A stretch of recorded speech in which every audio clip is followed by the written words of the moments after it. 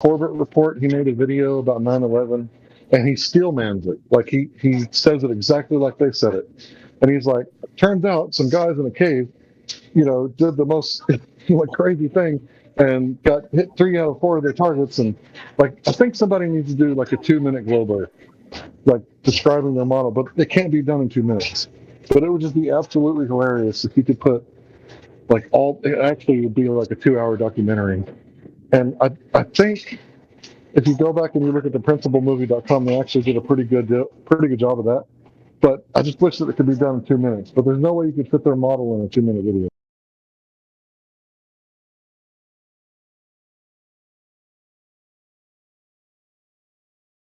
Are we allowed to talk about that country that's over there on the other side of the ocean or whatever?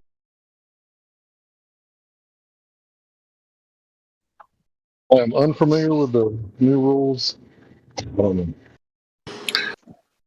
I heard that Ukraine was the most corrupt country in the world. I heard something like that too, but do I believe it? Well, Hunter Biden declared on the public record that it's the greatest, most well-run country of all.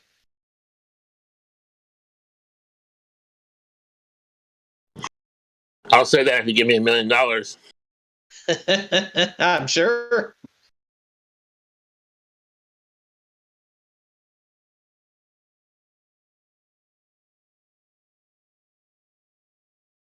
Well, the most interesting thing to me is that I was actually watching on Fascist Book that there were some Globers who were saying how stupid we are because Elon Musk is now using SpaceX to help Ukraine get free internet, blah, blah, blah, blah, blah. And then today, the free internet's not working in Ukraine, and they're saying, oh, yeah, that's because the Russians are jamming it. I'm like, well, did you forget that Russia has been jamming radio signals for 100 years now? Don't you think they might have a little more than just a little experience on jamming satellite signals? I mean, who didn't see that one coming? I just figure it's a big lie because he's not giving them free internet access. They're saying, oh, yeah, the Russians are jamming our signals.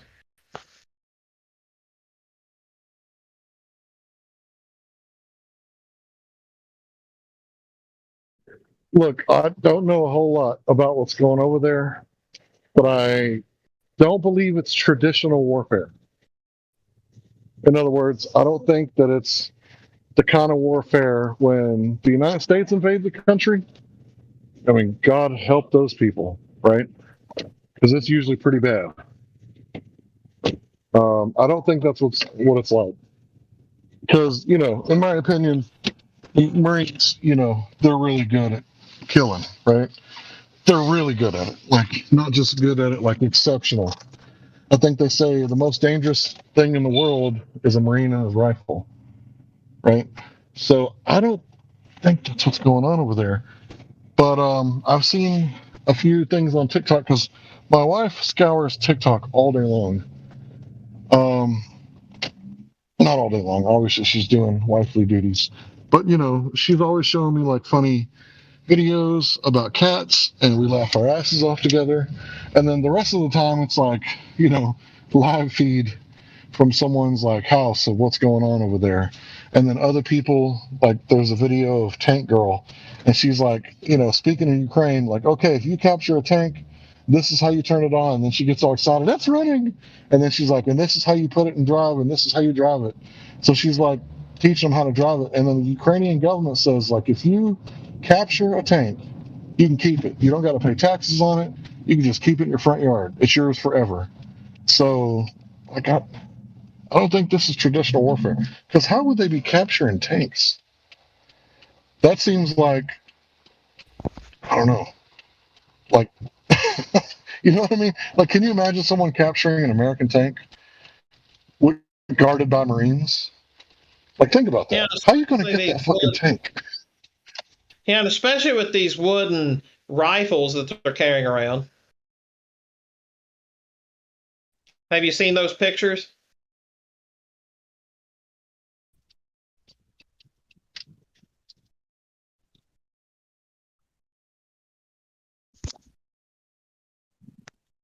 Yeah, there's a bunch of pictures of the Ukrainians carrying Yes, around I have looked through wood some of that cutouts stuff, of and I have seen what you're talking about. It does appear like crazy, there's isn't it? phoniness to it, yeah. Or almost like they're taking, like the one firefighter one, I saw this picture where they're showing, it looks like they're carrying some kind of, I don't know, who knows what it is, but it's definitely not a person. But it shows, and then they're all looking around, and I'm thinking to myself, this could have just been a random fire, and they were dragging something out of the way, you know, like it could have just been anything, and then they just point and say, oh, and they put this thing at the bottom that says, you know, 400 missiles hit, you know, Russia fired 400 missiles against so-and-so and blah, blah, blah, and it hit, and then it says, the official said. It doesn't say we said or we saw or we counted them, it just says the official said. I'm like, really? This is just fucking stupid. It's like, if anybody really believes any of this stuff is really what they say it is, and they're just crazy. But that's Yeah, my I don't know opinion. what we can and can't say. Like we're speculating here about what's going on in Ukraine. We don't got boots on the ground, and the people that are on the ground, I probably wouldn't trust anything they're saying. I'd be more Yeah, likely to exactly. trust Ukrainian sources rather than, because we did a coup in that country, right? It's not like this is happening in a vacuum where Russia is invading this country. This is cause and effect, right? I mean, we did a coup in that country. Imagine if like Russia did a coup in Mexico and then started putting a whole bunch of troops in Mexico. Us in Texas, we'd be pissed the fuck off, wouldn't we? I mean, think Yeah, we about it. would be thinking, oh, what the hell? Yeah, what are they doing down here? Now imagine, right? They take the Gulf, and we don't have access to the ocean or whatever they got over there, the sea. So they're being blocked off, and it's kind of like, well, everybody's pissed off at Russia right now, but it didn't happen in a vacuum, man. Right, yeah. Oh, yeah, I know it. Whatever is really going on probably has nothing to, whatever, yeah. I agree. I can't speculate either, no. Definitely not. I'm just saying, I just see a lot of stuff, and it's just the typical news. It seems like it's all phony to me. Maybe it's just it's just my opinion, but it's just how I see it. Well, this isn't new, bro. Russians have been supplying countries with weapons, and we've been supplying countries with weapons, for decades. The whole Oh, Cold yeah. War was never really a Cold War. It was just, hey, what would happen if, Russians supplied a country with ammunition and then the Americans went and fought over there? Like maybe we could take out the Americans' best and bravest genetics for like a century, and then when we do that, maybe we can, go and kill all the what do they call them? The people that eat those beans, soy boys. Yeah, maybe we can go kill the soy boys after we, send the bravest and best years. That's weird. There'll be nothing left but soy boys. Hmm. I mean, how else would you take us out? I mean, if someone said, "Would you like to go door to door confiscating guns in California?" I'd be like, let me think about it. Because there's Yeah, soy boys okay. over there. They got 10-round magazines, right? Hmm. So if I got 30, 60, or unlimited, no restrictions on the stuff, then yeah, I'm pretty sure I could dodge for 10 rounds. It's pretty good odds. Yeah, I guess, yeah. And while they're reloading, bada bang, bada boom. Yep, it's all Yeah, and I just posted in a picture of a soy boy guerrilla fighter there. Mhm. Some of them are kind of ridiculous. It's like, I was watching some of the news stuff on YouTube or whatever last night, and I was telling my buddy here, I was telling him, I just don't see it, bro. I don't see where the real fighting and all this is really at. I said, I think this is kind of staged something, that's all I said. And then as we watched it, and as I kept pointing stuff out, he started to look at me like, you know what, you might be right. There's something not right about this stuff. And I said, see what I mean? I'm not saying it's all fake. I'm just saying I think that it's storylined, and we're only getting part of the truth,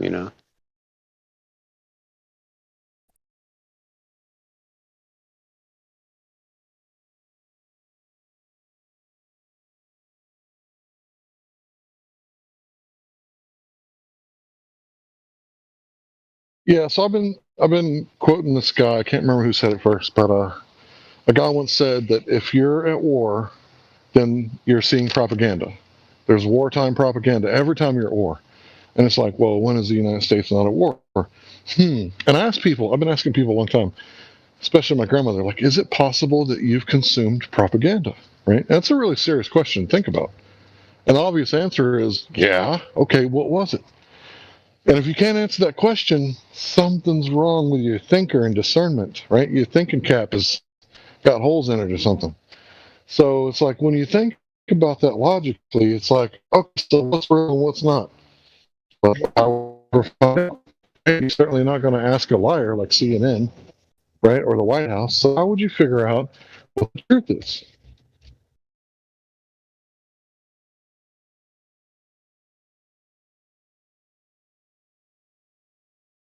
I would say discernment and experience. I guess that's the only way you could really know. Go there yourself.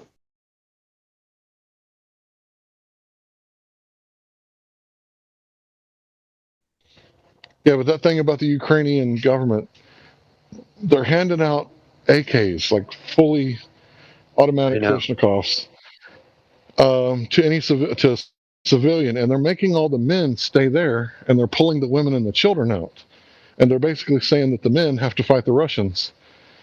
Yeah, I know. That's kind of the way I was seeing it. Yeah, it kind of seems that way, doesn't it? I was going to say that. And it's I was kind of going to like bring it up, but I didn't know if it was going too far with it. Because I know everybody wants it's to talk kind of about like it. this. So I've heard someone say this. I'm quoting, what's his name? That stupid comedian guy. But he's on YouTube, so he didn't get his channel taken down. But he said, so basically the American government and the Ukrainian government, they're perfectly fine with arming Nazis with fully automatic AK-47.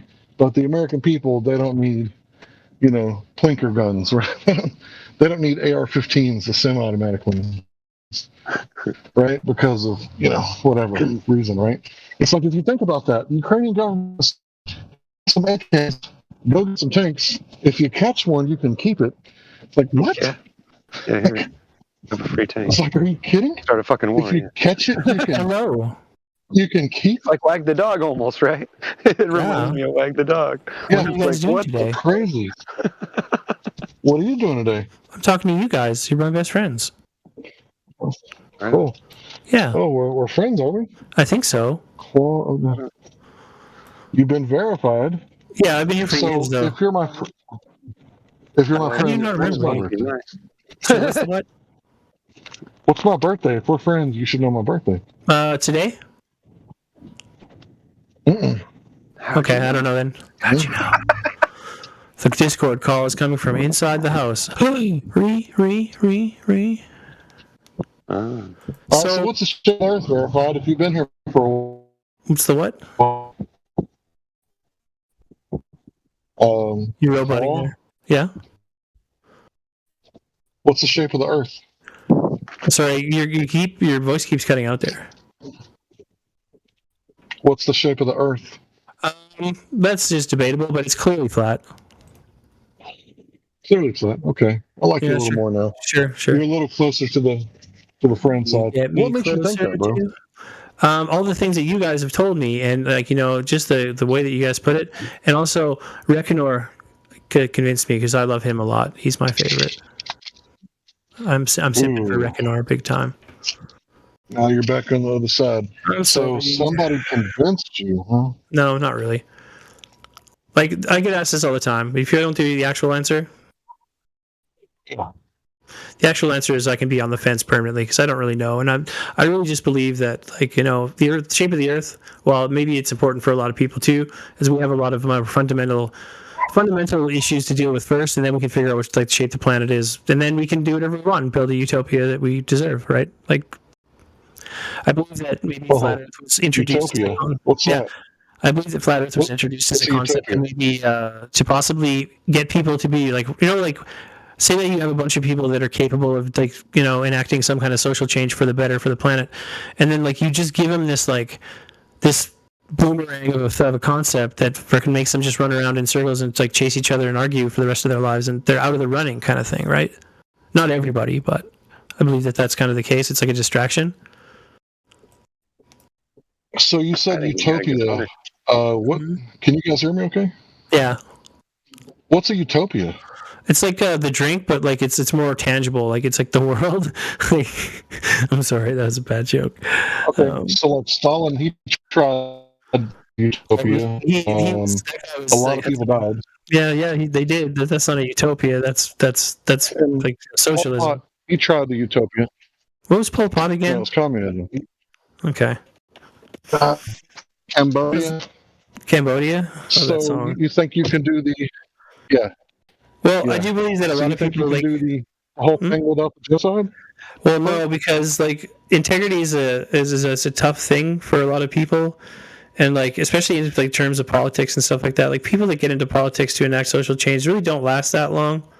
You know, something just comes up because like if you're going to rock the boat so much, you're not going to be in like you're not going to be there for very long if you go up against like the status quo's hard line policies. Does that make sense? So in this utopia, what if I were to complain like, "Oh, there's no bread," even if I stand in the line? Would you Well, like, "Oh, that depends on you can't you. really complain It about depends on you. utopia." Like it depends on you though. Like you know what I'm saying. Like it depends on your integrity and what you're prepared to do, whether it's good or bad, to achieve the goal of bread for whatever reason.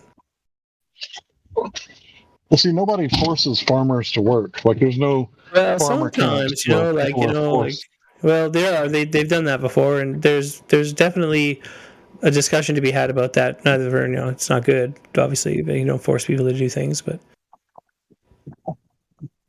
unless Well, how else would you get the utopia if you don't force people to do things? well, you see, that's where I come in, and like I would be the greatest, dictator. Like I listen to people, and I like to think that I am a I sensitive. knew you were going to say that. I can't even hear the I word do. dictator. I can't hear the word dictator the same again because I always just hear dictator. Yeah, but I knew that you were going to say that, because the spirit that possesses you, right? Because you're possessed by an ideology. Yes, It's the same What kind? spirit that possessed Stalin. No, see, I'd like to think it's different, even than my human, point of view. But who knows? Like, that type of. True, then how did I know what you were going to say? Well, sometimes Jordan Peterson says this. your intuition is actually a sharp. You're not a dumb man. You know what I mean? Like if you're being guided properly and your intuition is properly channeled, like it'll take you places. It'll take you anywhere, as long as you don't succumb to. Oh, but I mean, when I start pointing out, the millions of people that died, and when I say millions, Where? hundreds of millions, where 100 million people died Mhm. in the world over the past 100 years because of communism, right? Yeah, it's And not you might good. say, well, it wasn't communism; it was state-sponsored Yeah, it was. genocide. They defeated Yeah, the well, wrong these regime. states were communist states. Okay. The next like- thing you're going to say, well, the means outweighs the. What is it? No, I would never say that, dude. Like, I'm not a communist, so it's like I don't have definite problems with that kind of shit.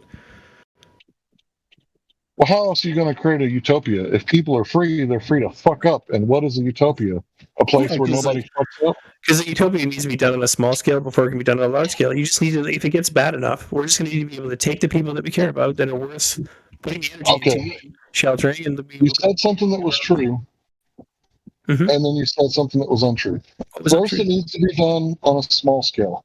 Yes. I agree. It can be done on a small scale with highly intelligent, highly motivated, Zero tolerance for the lie. highly moral people, right? Yeah. But that's not everybody.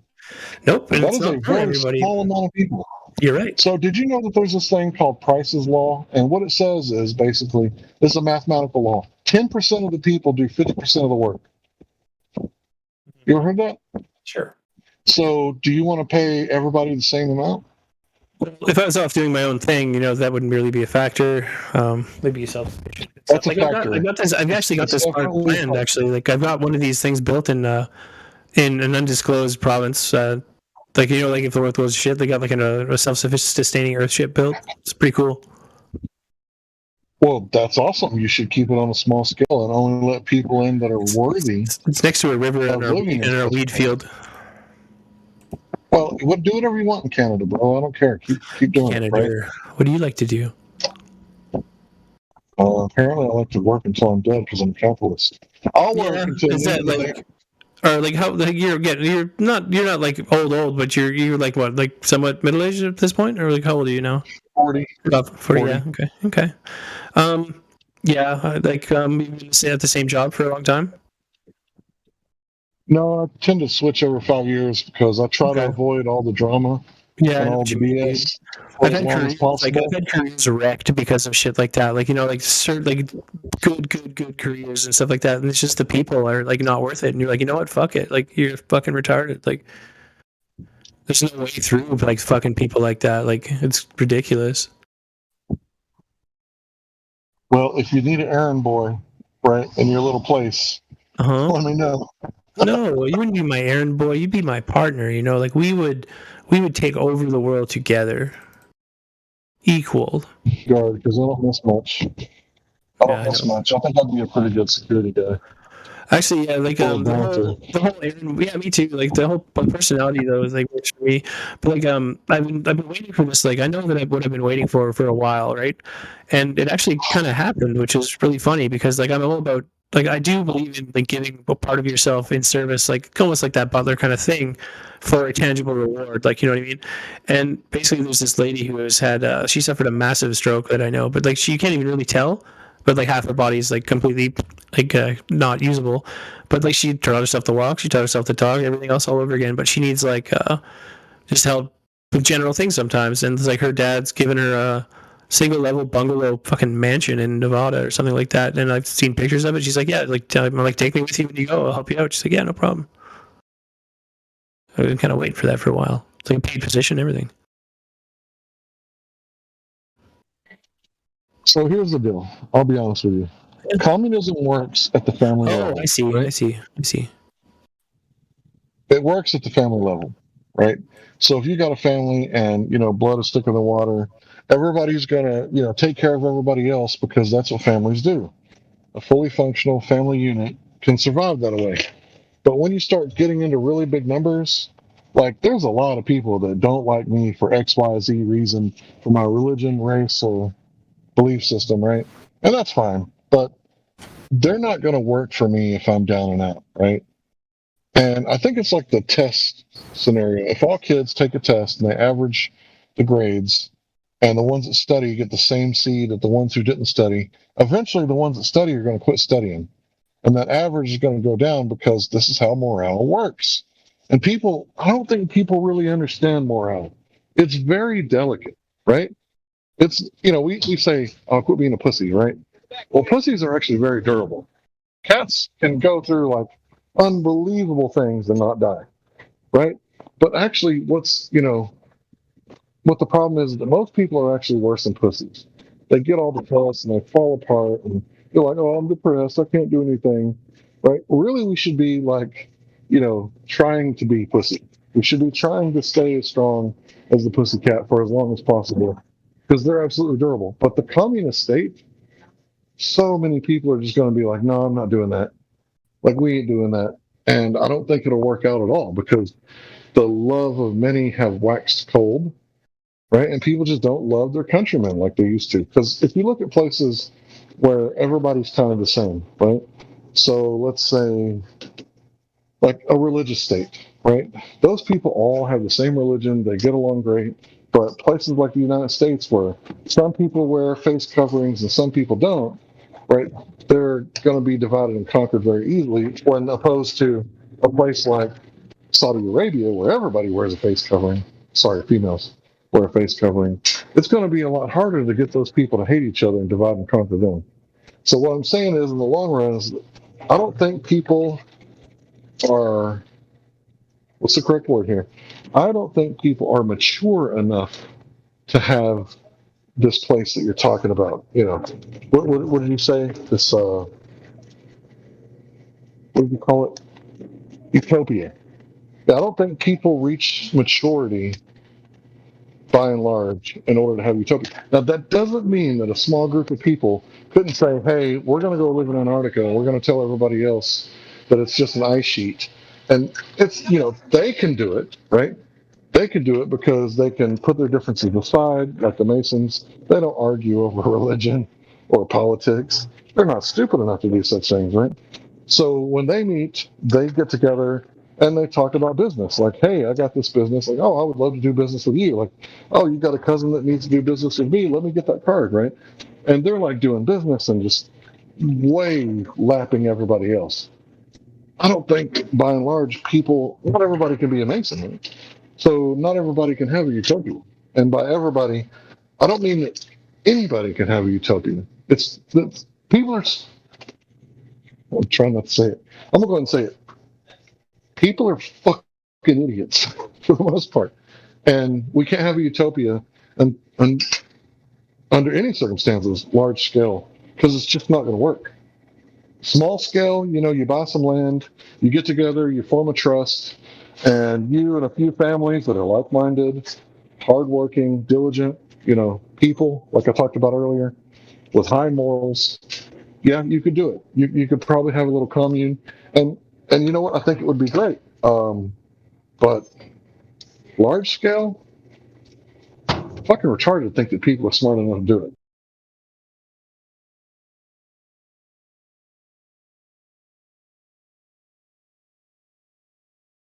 I don't even think you could do it on a small scale for very long. I think you would have to, I think it would have to have a defined number of people, a defined length of time, and that would have to be that. Because I think that what would happen is even if you had, say, 10 or 12 people, somewhere in that vicinity, 10 to 15 people, you would end up with one person who would then say, okay, well, you know what? We've got a sizable amount of wealth. Let's kick out 2 or 3 of these people, and then we'll just distribute the funds we'll sell out and distribute the funds between the rest of us, blah, blah, blah, and whatever else, and stuff like that. Well, that's what the trust is for, right? You notice I said there would have to be a trust. Oh yeah, but Hold on a what I'm second. getting at is there would be they would find ways, an enterprising bad actor could find ways with how many ever lawyers and whatever else to bury the thing in lawsuits, et cetera, to and crap like that. I think that would be the ultimate result. And so I think it could be. It's an interesting idea. I just doubt that you would find a number of people who would stick true to the principles from the beginning to the end, unless, like you say, you would have to have a trust, of course. But I think the whole thing entirely would have to be limited because you would develop free riders one by one, and then those who.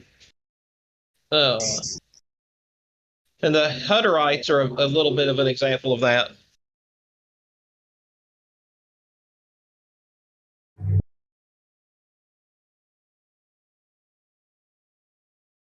The Hutterites?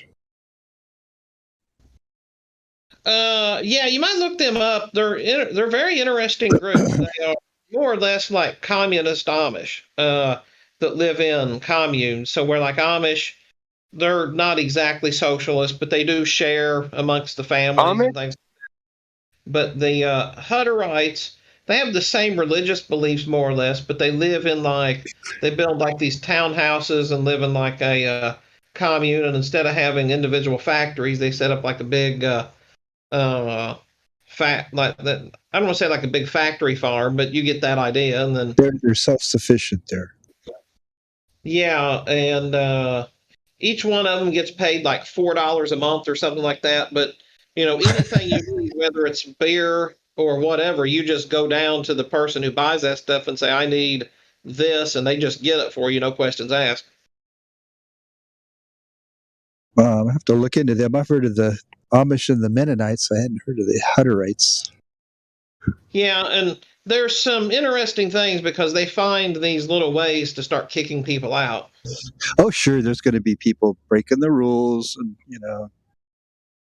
Well, no, the allegation is like, to some degree, when they start kicking certain people out, it concentrates more of the wealth, so to speak. Yeah, well, some people need to go, probably.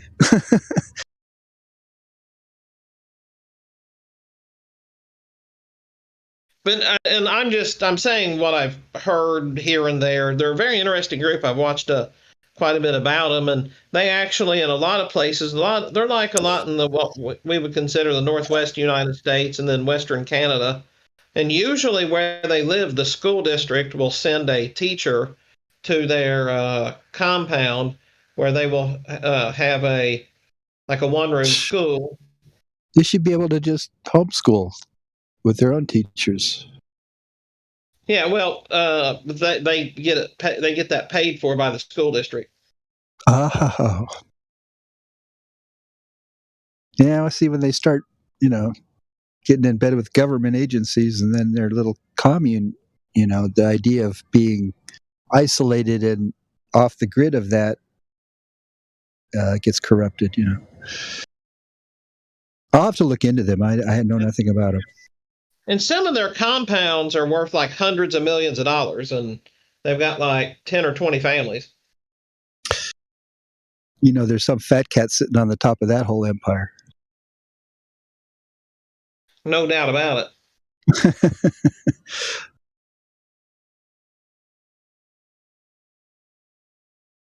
Oh boy. And they have like regular elections as far as like who holds what position and who's the boss of what for certain periods, and so they're all like in charge of certain things and this and that. It is very interesting. There's certainly no two ways about it. It's a very interesting setup. Probably their leaders are held accountable, unlike what we have today.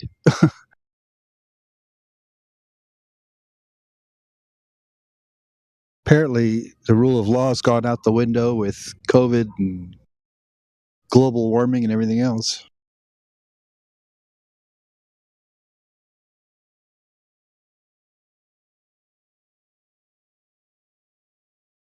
Now, do they use electricity and stuff? Oh yeah, they have. So like, because a lot of Amish, there are a good number of old order Amish, but a lot of Amish will have power tools and cell phones and things like that in their barns, but they don't bring them into their house. And they don't bring them in the house. That would be wrong. yeah, used to, like when you would drive past the Amish farms, you would see these little sheds out by the telephone poles where the telephone was in like a little enclosed phone booth. And so, they would make calls for work business, things like that. If there was like a health emergency, but they wouldn't go play on the phone. But in their house, they didn't have electricity. That's the Amish, of course. Mm-hmm. And now over time, a lot of Amish have added in like electric stoves and some other things just because of this or that. But so there's a big wide variety of the Amish that there's really not that many old order Amish out there that don't have any electricity and don't have any stuff. But still, a lot of them they will try to make a very strong distinction between what's family time and not have any of that stuff. And then, okay, well, now we're outside and this and that. And we can have our phone in the barn or our power tools in the barn, and we can have our cars with the black bumpers. But what they may do is they may very well, as they go to church services on Sunday morning and they're just doing their personal errands, they may very well take the horse and buggy out, but then when they're doing their work, they'll use they might use a truck.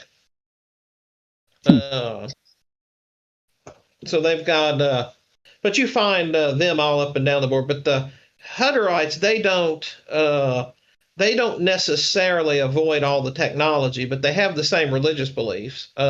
It's just that they were more or less like the Amish, more or less, were from Germany. But then when a lot of the Amish left Germany, some of them, or some of those brethren, however you want to say that left Germany, they then went to Russia. And then when they left Russia and came here, then they were Hutterites, but they still have those same belief system, of their Amish brethren. The Amish use the German Bible. Yes. Right. Like they make all their own clothes and they have a dress code and all that.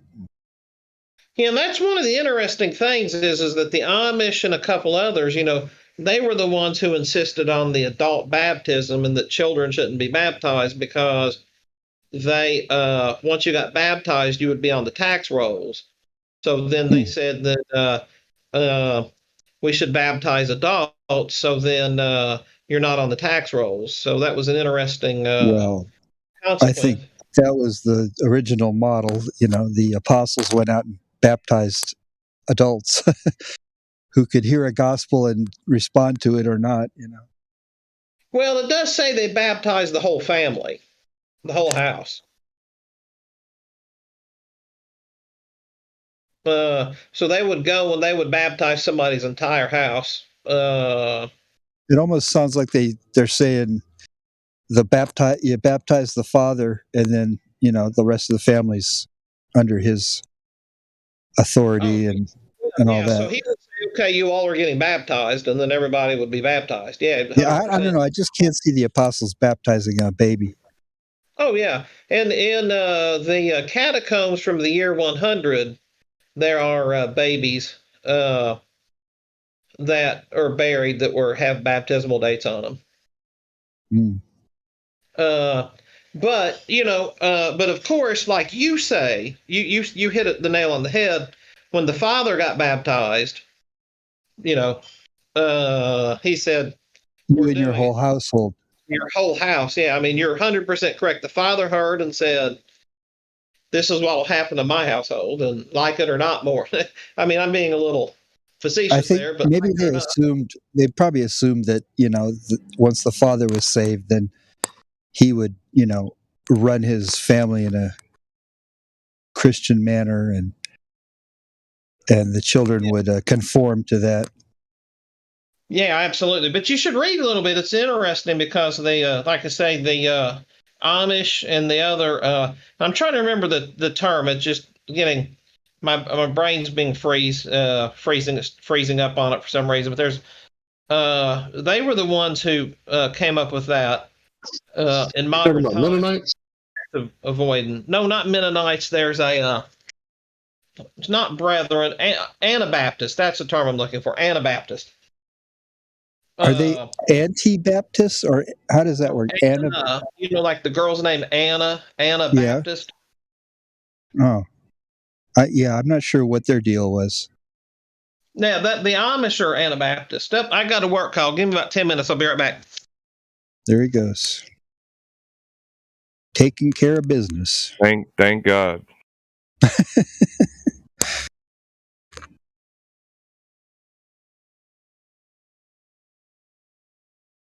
Just about everybody's mic is off. And the earth is still flat. It is. Isn't it beautiful? It just makes things a lot more simple. We got a search party of 8 billion out there looking for the curve, and nobody has found it yet. Yeah, where's that curved water? I'm looking for that. Search party of 3. You can't find the curve because of refraction. It appears flat. Yeah, but they say that if you use a white laser, it accounts for refraction. So they claim one thing, and then you give them the solution, and then they have nothing to say for it. They just look at you like you're stupid. Then come the ad hominem. Yeah, really.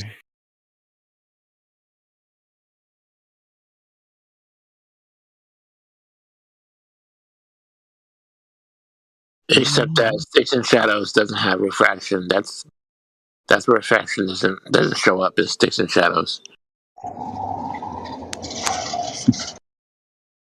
All you need is 2 sticks, 2 cameras, 2 people, and a laser. The globe is dead. The globe is dead. Yeah, we could just see too far for their model, so we got a problem. First person to prove it gets the truth for free. Mm-hmm.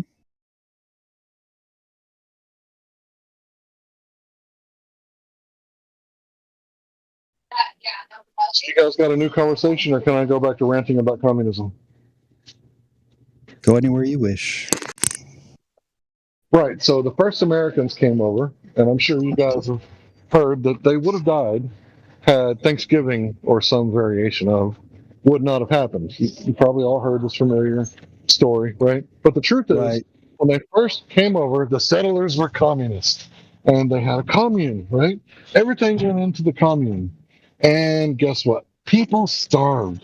Women and children died, right? And a lot of them were like really upset because they spent all this money, came into the new world, but the people that came over here were the aristocrat type, the fat cats that don't do labor, right? They don't usually work in the field, so they started starving to death, and maybe the natives felt bad for them and tried to help them out a little bit, right? But the next year they didn't do it that way. They were capitalists. In fact, the women and the children could be found in the fields, working the fields themselves.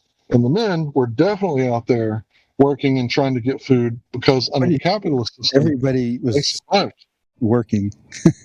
Right, right. Because they were tired of stepping over dead bodies and looking at an empty commune, right? It's like we better, So, friggin' build something here and get some food going, or we're all going to die.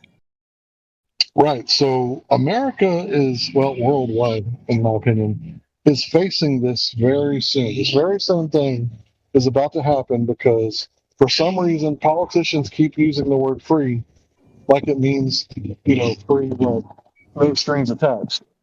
And that's not what free means, right? Free means that somebody had to get together, right, produce this thing. It required labor, and then you didn't have to pay for it because they did. So it wasn't free because they paid for it. So most of the, communists in America, they don't realize that the reason we have it so good here is because of capitalism. And, capitalism isn't perfect, right? God knows that we sell out our own countrymen for cheap labor south of the border. And, get in your feels if you want to, but that's a fact, right? It's a fact of capitalism. But guess what? Under communism, there is no middle class because it's equality of outcome for everyone. Everyone gets paid minimum wage. Doesn't matter. Everybody's going to get paid the same. That's the whole universal income that they want to do, these fucking communists. That's not going to work. Because what happens in America when the only people that are working, there's not a lot of natives to bail your ass out this time. And if they do see white men starving, I'd imagine they're going to have, feelings about that. And they're not going to be bad ones. So I would definitely recommend everybody to be as radically self-reliant, humanly possible. And then if they come and take you out like they did in Ukraine with the Holodomor, well, at least you did your best.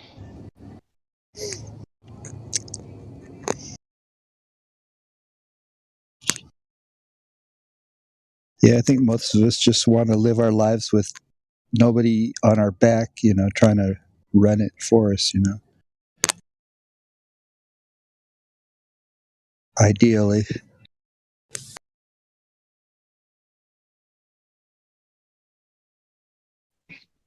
Yeah, but think about what I'm saying. Like right now, in this form of, this ain't really true capitalism. It's oligopoly, right? Right now in this oligopoly, what's going on is you're competing for jobs, right? Just like China, except for China, it's 1 out of 4 people, or there's 4 times the population. So there's 4 more people trying to get the same job that you're trying to get. So when they say, hey, tonight you're going to work overtime, but we're not going to pay you for it, you just go ahead and clock out and stay here, till about 3 a.m. Okay, sure thing. Because if you don't, they'll replace you with another Chinaman. And there's plenty to go around. So now, right, we're getting to this place where you're not only competing with Mexicans, you're competing with the machines, right? So you're competing against the robots and the Mexicans. And nothing against Mexicans, God bless you all, but it's the truth. It's reality, right? I'm talking about things that are verifiably true, right? And you know what? I got to say, if I was, genetically unfortunate and I would have been born 10 or 15 hours south of this place, I'd be doing the exact same thing. So I don't blame any of them. It's the system. They're trying to work it. That's what we're all trying to do. But my point is that if everybody's sitting on their ass and not growing food, You're going to need a lawyer maybe once or twice in your life. You're going to need a doctor once or twice, but you need a farmer 3 times a day, unless you're intermittent fasting, then you only need them once. But yeah, you're going to need a farmer every day for the rest of your life. So if everybody all of a sudden quits farming, you better fill that gap. And the thing is that nobody forces people to farm. Like, people automatically do it because people automatically know that, hey, if I grow it, they will come. Right? If you grow food, people are going to come for it because people live to eat. So if you got chickens, cows, eggs, fill in the blank, people are going to come for them because they love food. So it's really easy to understand that you better be self-reliant. It's very simple. So I know here in Texas, there's certain foods that just grow like nobody's business. Squash, okra, like, you don't really have to tend to them a whole lot. They just grow. So, I mean, you better find something. And I think the best way to do it is actually this might sound crazy after everything else I just said. If everybody planted one plant in your neighborhood, in your little cul-de-sac, and then everybody could freely go and take only that which they need, and then you could sell the rest. If you grow too much, you could sell the leftovers. But if one guy did squash, one guy did tomatoes, one guy did okra, one guy did corn, then you could each go into each other's garden and only take that which you need to feed your family. I think that's how communism is supposed to work. But it's supposed to be willfully contracted between individuals, and once you make the contract is the law. So if you all of a sudden have a falling out with your neighbor and you're like, I'm trespassing you, it's like, no, you can't do that, bro. We're under contract. For the rest of the season, anything in your backyard is, partially mine, and anything in my backyard is partially yours.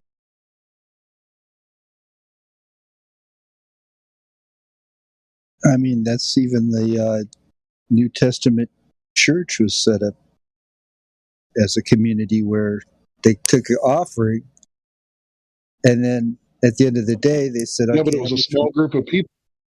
they say, now who in the group needs extra help? Here, take some money from the offering.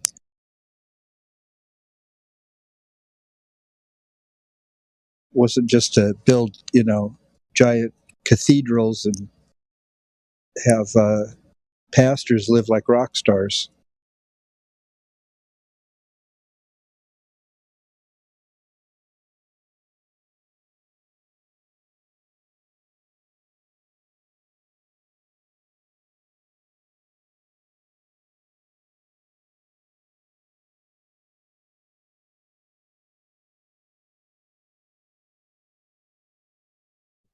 So with Christianity, they were a very small sect of people, right?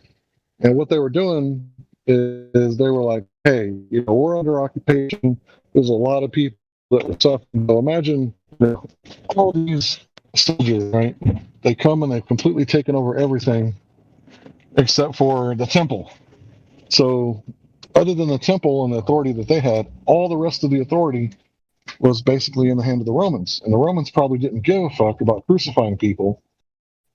They didn't care. So the Christians were like, look, a lot of people are suffering.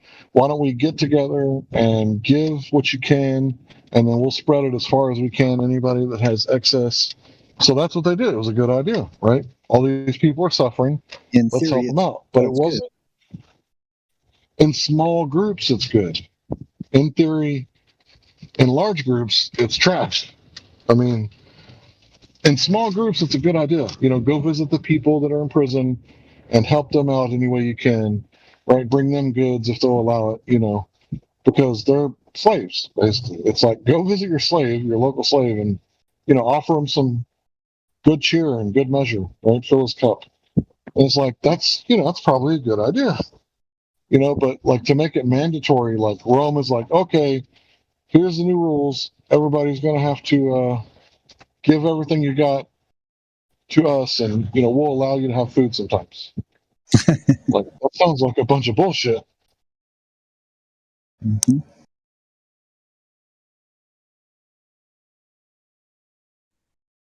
So, I've said this before, and I'm quoting somebody.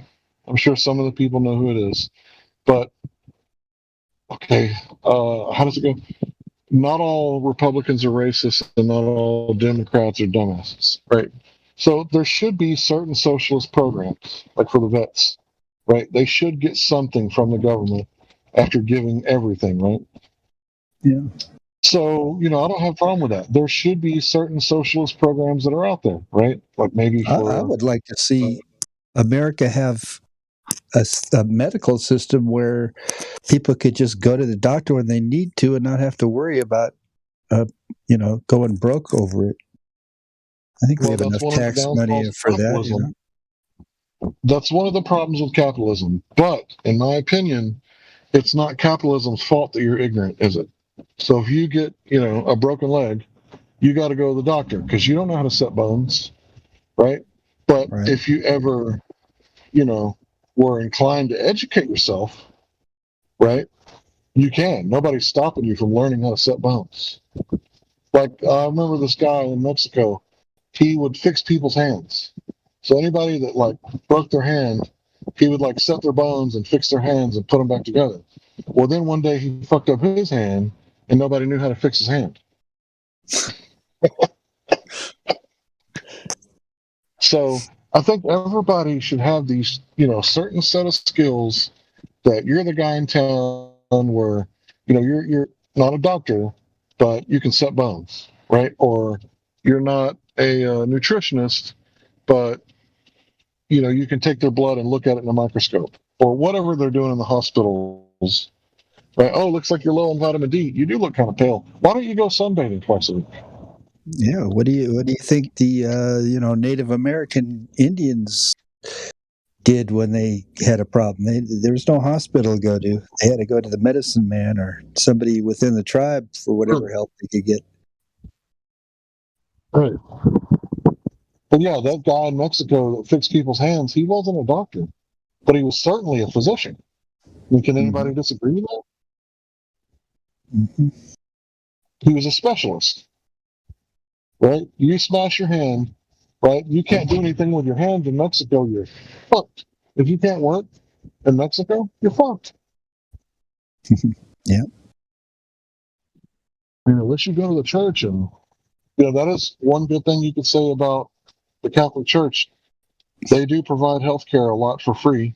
They just won't abort your babies, so boo-hoo.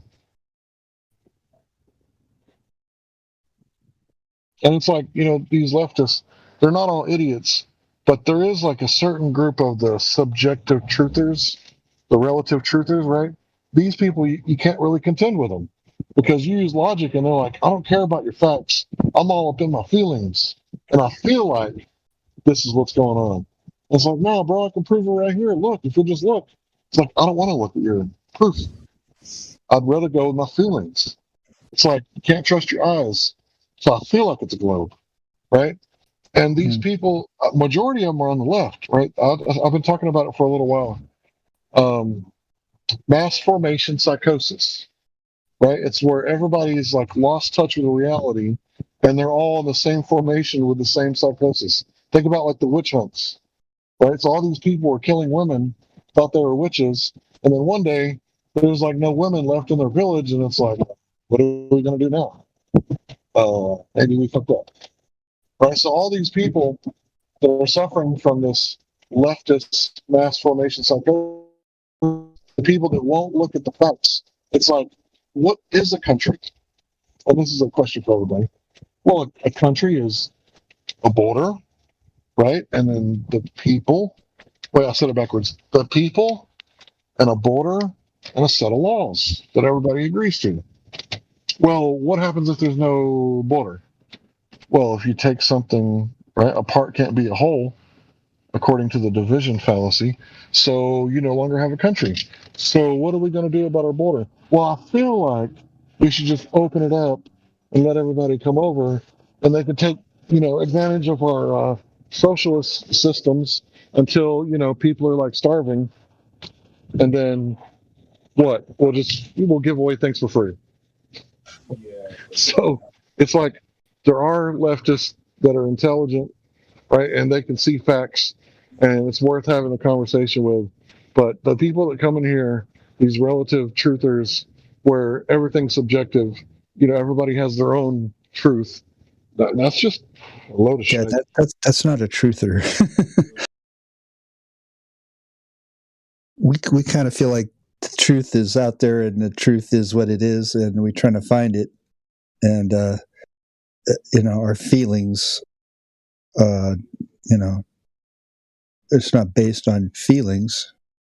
Feelings are a part of it, though. You have a gut instinct that what you're hearing is true. That's kind of like a feeling, but No, that's intuition. That's not like a feeling. A feeling is like, you forget your wife's birthday, right? And she feels like the reason you did this is because you don't care, right? But right. the real reason is because your grandmother just died and you got to do the taxes and all this stuff just piled up. And somewhere in the background, right, you forgot. It's not because you don't love her. It's because all these other variables. But the way that women understand things is they feel like the reason you did this or that. And then men are like, well, I don't know why they did this or that, right? It's not really about feelings. Like if your wife forgets your birthday, nah, who cares? Not a big deal. You forget your wife's birthday, she feels like you don't love her, or you don't care, or you don't pay attention, right? Mm-hmm. And that's not wrong. That's just how women are. Yeah, there's no, right or wrong, black or white exactly when it comes to the area of feelings. Whatever you're feeling is real for you, maybe based on misinformation, but, feelings are kind of a separate area of thought from just acknowledging what is real.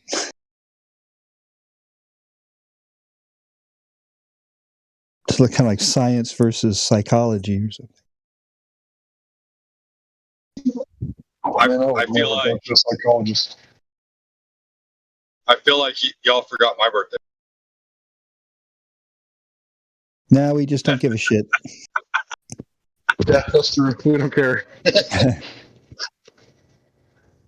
Yeah, like I don't celebrate my birthdays. I go to work and do everything normal on my birthday. The only thing that I might do different is eat a cheesecake for most of one. Now, wouldn't you be a little disappointed if your spouse forgot your birthday? No, I know how to go get my own cheesecake. Okay. Yeah. As far as I know, nowhere in the religious texts that I've read, people were concerned about their birthday. No, they don't give a shit. So, in my spirituality, you call it whatever you want, label it if you must, psychiatrist. But I really don't see it as relevant. Now, my children's birthday, that's different, right? Because they're my children. Right. That was the happiest day of your life when they were born. Dude, Yeah. almost passed out. And it must be celebrated.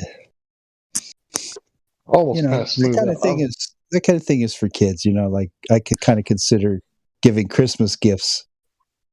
To me, that should be mainly for the kids, these adults, you don't have to give each other. We ain't done Christmas in a long time. Not on Christmas anyway. Yeah, I've sort of given up on all the holidays. I've slowly lost my emotional. We ain't had a tree in years. The Bible talks specifically about don't do like the pagans do and go out and cut down an evergreen tree and bring it in the house, chapter 10. set it up and decorate it. It says don't do that. Interestingly enough, Jeremiah chapter 10. the Christians say, hell with that, I'm having a Christmas tree. All right. And I like freedom. Yeah, they also like that. They also like that fish symbol. Right. Y'all know where the fish symbol comes from, right? Tell me, is that a woman's vagina or something? No, it's the story of Horus. A Horus? Horus, yeah, his brother up in 14. They only found 13 of them officiated. Yeah, everything's pretty much based on pagan stuff. The days of the week, the months, the holidays, you name it, all has pagan roots.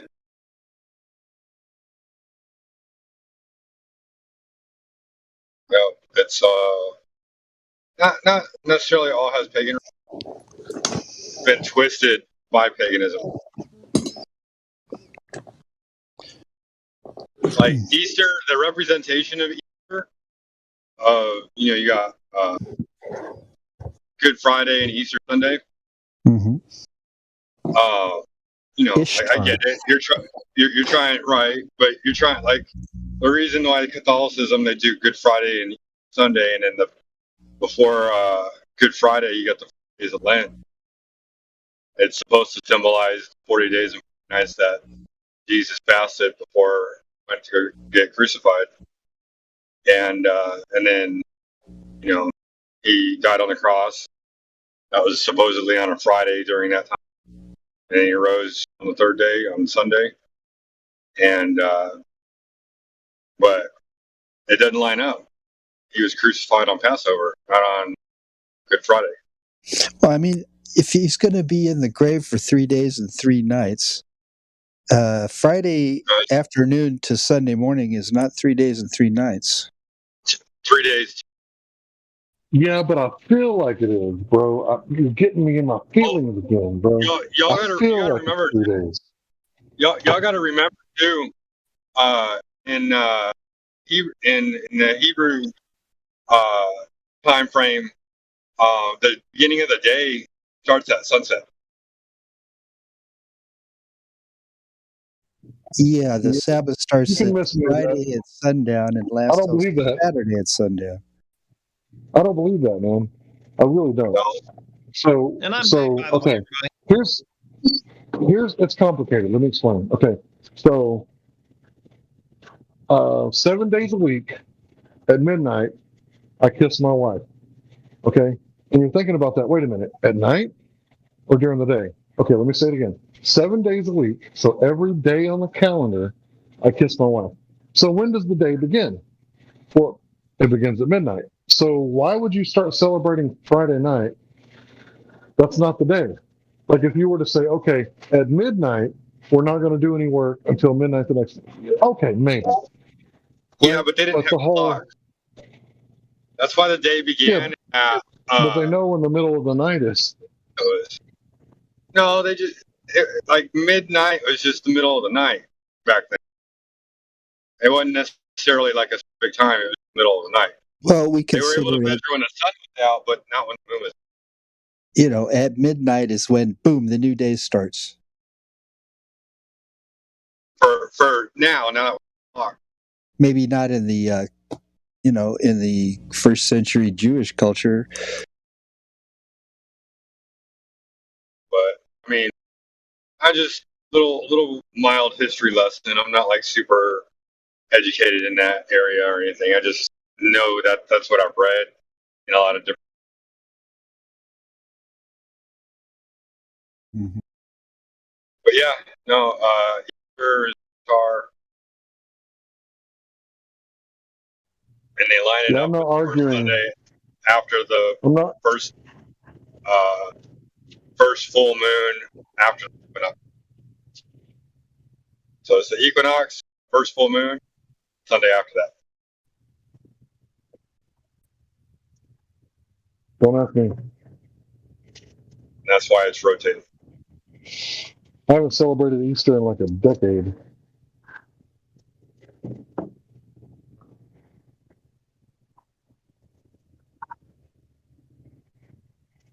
Does that mean you haven't prepared an Easter basket or go to church? Nope.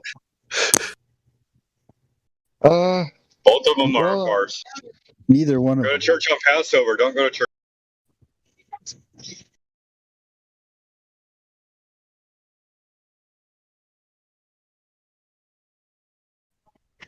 Yeah, I just Easter isn't my thing. I don't care if other people want to do it. More power to them. They can celebrate all the reproduction rituals they want to. It's none of my business. We have a religious freedom of religion in America. Knock yourself out. Yep, I concur. And if people want to celebrate Saturdays on Friday, if they feel like that's what they need to do, go ahead. I don't care. Me personally, I only celebrate 3 days out of the year.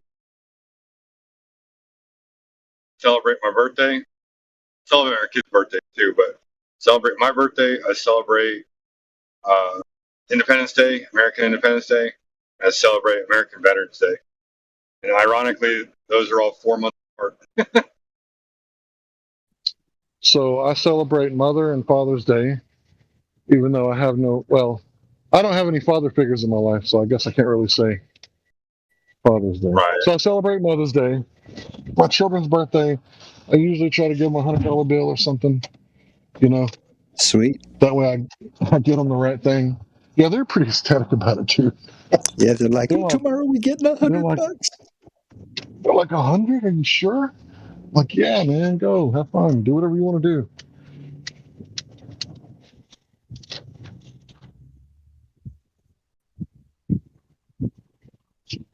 Because the way I figure it, $100 should get them close to like 60, 70 hours of entertainment. So if they buy like a video game and it's a good game, like they might spend like 100 hours on it. They never come out of the room again. Well, I taught them how entertainment works. Right? It's like, okay, if you buy this system for $500, you might get, 5 years out of it if you're lucky, if you take care of it, if you repair it, right? And then for each game you buy, if you get a good game, right? If you play it and try it before you buy it, you might get, this many hours out of it. And that's the goal in buying a video game. How much entertainment can I get out of this? Because if you buy a movie, unless it's one of those good movies like Magnolia or Memento or something like that, one of those, like Fast and Furious. You watch it one time, that's it. You can't watch it again. Why would you watch it again? Like you already know who's going to win the race or whatever, right? It's like watching Speed Racer. Like, okay, what are you fuckers doing in the trunk? Like, okay, It's kind of like you can't when watch it over and over again. we used to buy DVDs, sort of have a collection going, You find out that, hey, I've already seen this once, maybe twice. I really don't ever feel like, seeing it again, but I own it.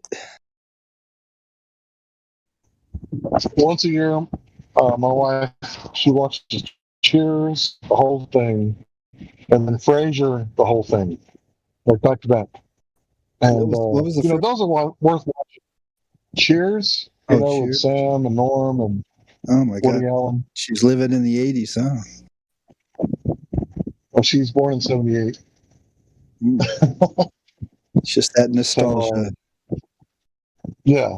Clinging on to So I'll something sit from there the and watch it with childhood. her. That's right. She had good memories I'll watch it watching with that her, show but with her parents, and all that. So. for most part of everything else, I'm not watching it with her. I might be sitting right beside her, but I'm on my computer doing different things. Right.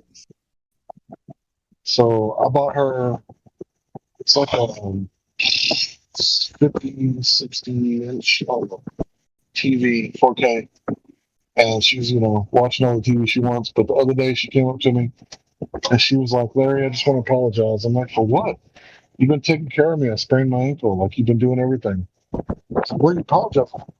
She was like, I wasted so much stupid amount of money on these DVDs. And it's like, well, I'm glad you realize that now, because this Hollywood bullshit, like, why are we putting it in our house? Because we know about Hollywood. Right. Are you guys Christians at all, or no? So I'm a follower of Christ. You can label me whatever you like. I believe what he said and believe what he did. But I don't really fit inside of any of your labels.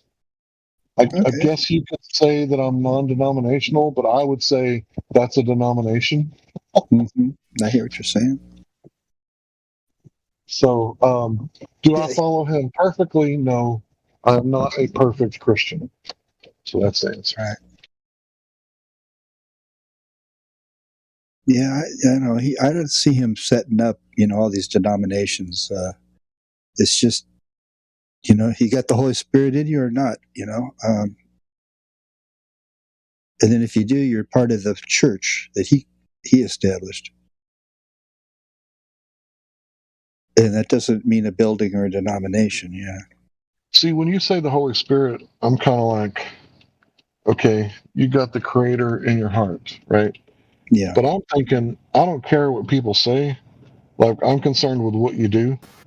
So if you have the Creator in your heart, then you'll have the fruits of the Spirit.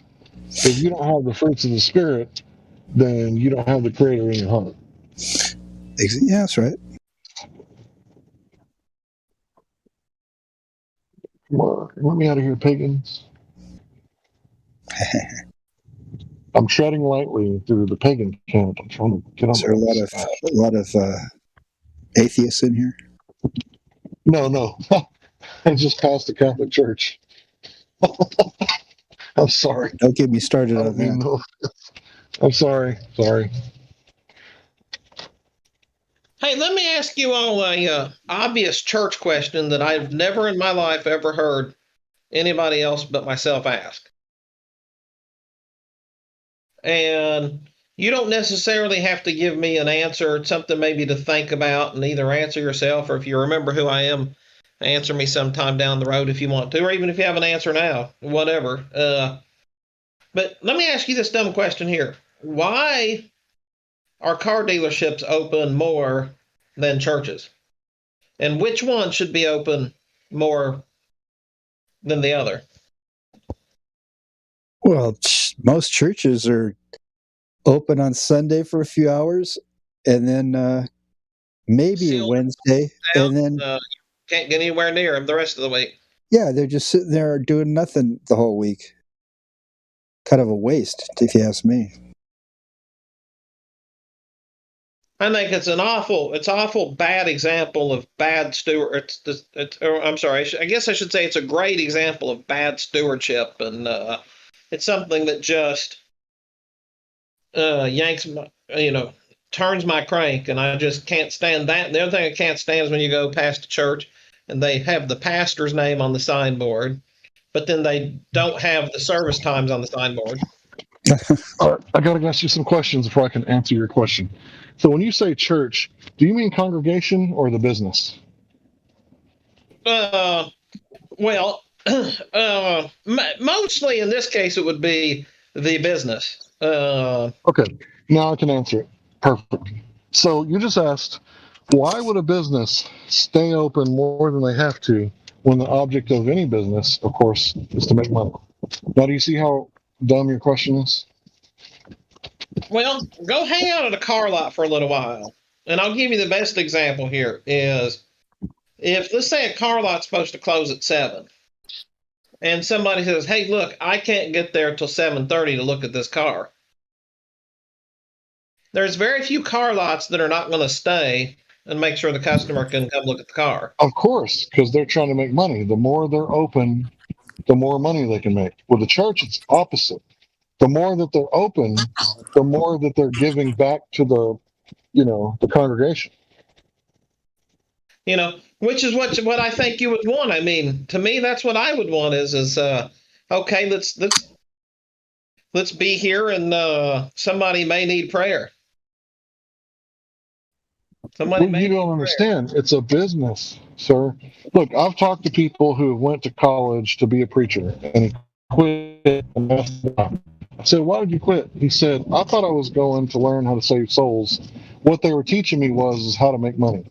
And I was like, okay, I got mad respect for you, bro. You realized that you were in a dirty situation and you got out.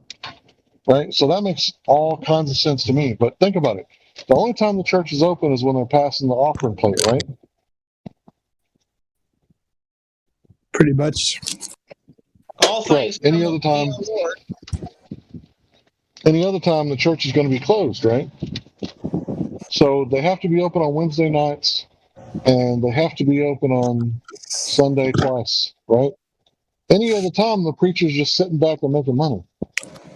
So let's say there's a crisis, he might have to go to the hospital, or he might have to, start a prayer group, right, on Friday night where he gets together with the men, and Saturday night the women get together and they study the Bible. So he might have to do extra curricular entertainment, right?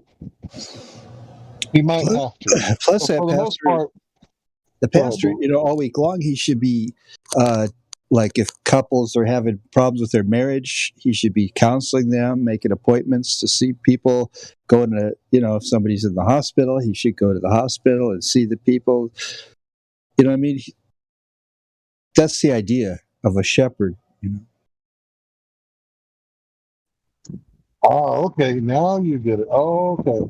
So Yeshua said these people are like sheep without a shepherd, right? And I would say they still are.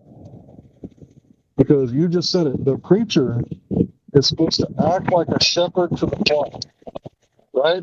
But if you'll notice and pay attention, the ones that I've seen don't, except for one. There was one guy, and the whole time I went to church, there was one guy who was a good preacher, and he was like in his 70s. So I imagine he was, closer to death or whatever, or maybe he was like that his whole life. But he gave me some money, and I went to pay it back with interest, which I didn't know was offensive. But I went to pay it back, and I added some money to it. I was like, look, bro, you helped me out. I'm here to pay back my debt. I got cash, and I got a little extra. So I was giving back to the church so that he could help the next person. Well, he was like, keep it. I was like, what? He was like, keep it, all of it. Just try to stay on your feet. And he's like, oh, and by the way, you need to get married. So since he told me to keep the cash, I got married. Right? I was like, okay, you know what? Since you're a nice guy and you helped me out, I'll get married. And that was probably the best advice. Because, man, it would have been a different life had I not married that woman. But yeah, so my son was at my marriage. Little bastard showed up. I'm really glad he did. But, it turned out for the best. And I think that's what all preachers are supposed to be doing. They're supposed to be going, you know what? I'll tell you what. If you'll get your life together, I'll help you out. And if you help me out, I'll get my life together. I think that's what they're supposed to be doing. But he was the only one like that I ever saw. One preacher, I went to his church, and a guy stood up and he said, look, I'm not from this church. I was like, but that's nowhere in the Bible, what you're talking about. It's against the Bible. And I was like, dang, that dude stood up against the preacher. I didn't know you could do that. And then this other guy, he embezzled the building fund, and because he was a commissioner at the time, nobody charged him, but he lost his license. So he just opened up a church out of his house, rinse and repeat. And that guy, that same guy, he was doing marriage counseling and then had sex with the woman that he was counseling. So Yeah, this type of stuff goes on all the time. Yeah, that wasn't very nice. So, when people talk about churches, I'm like, there's good ones here and there, but by and large, 10% of the people are doing 50% of the work at a church. So More like 10% of the people are doing 95% of the work. yeah, and that would be the person that volunteers to be the janitor,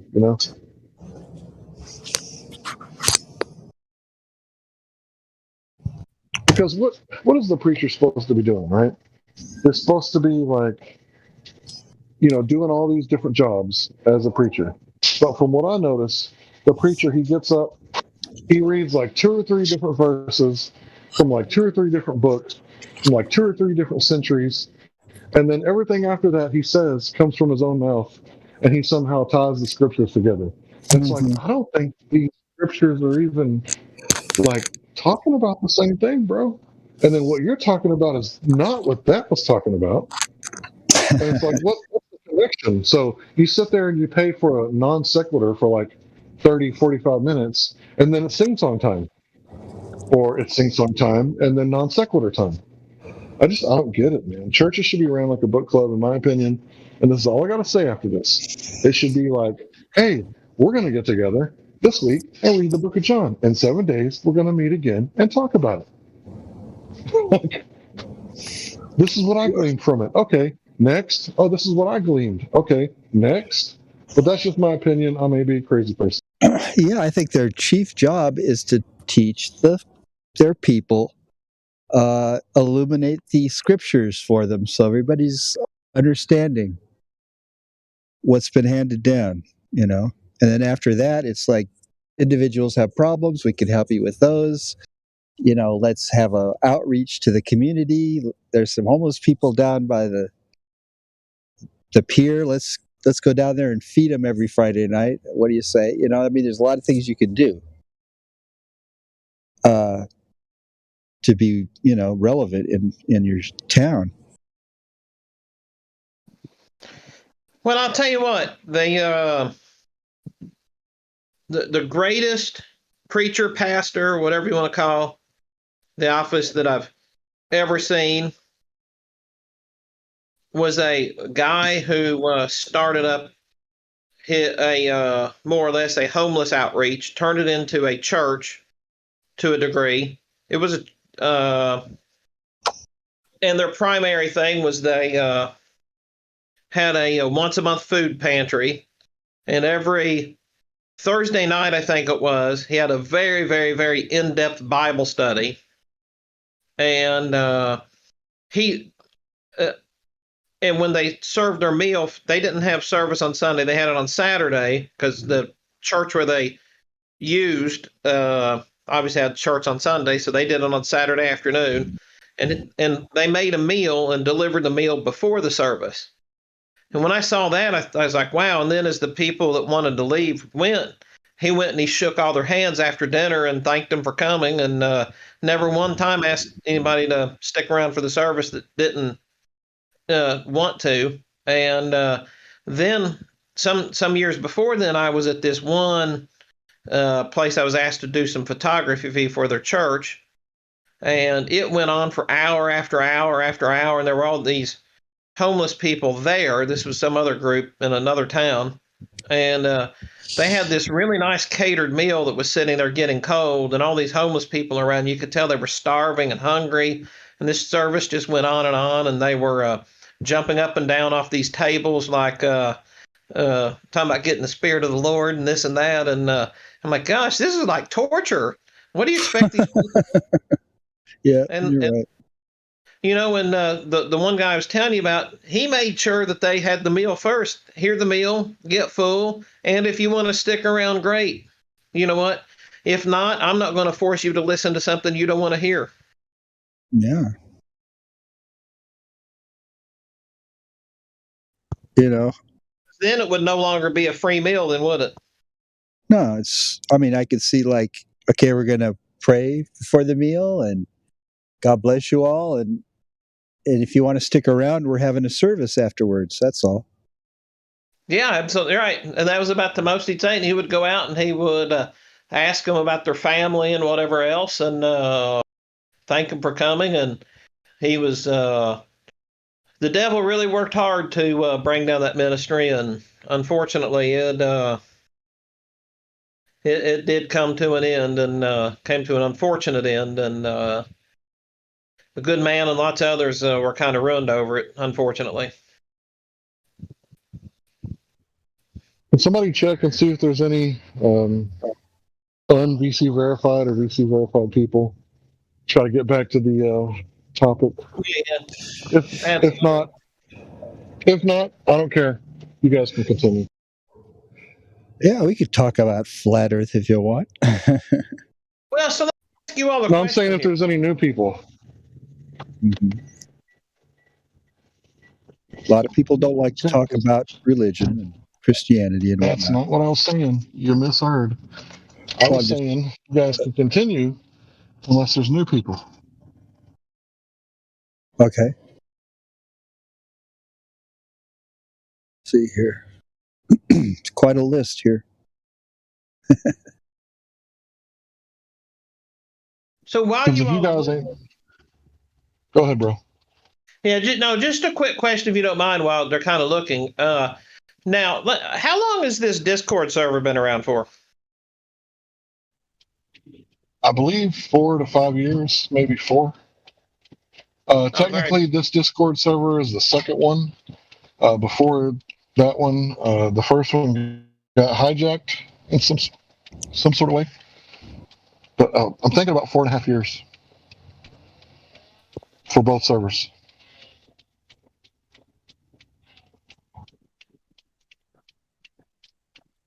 Very cool. Very cool. Yeah, I definitely wasn't here to see it get built, but I'm glad that it did. Yeah, And in the beginning, I was kind of like, screw the rules. I want to talk about the V thing, you know. But I learned my lesson, you know, and they put up with me, and they were real kind because I was on the fence for a long, long time. On the fence about what? The shape of the Earth. I was landlocked, and everywhere in East Texas you go, you see the piney forest, and the horizon is artificial because it's in between the trees and the sky, not the ground and the sky. So I couldn't make any observations.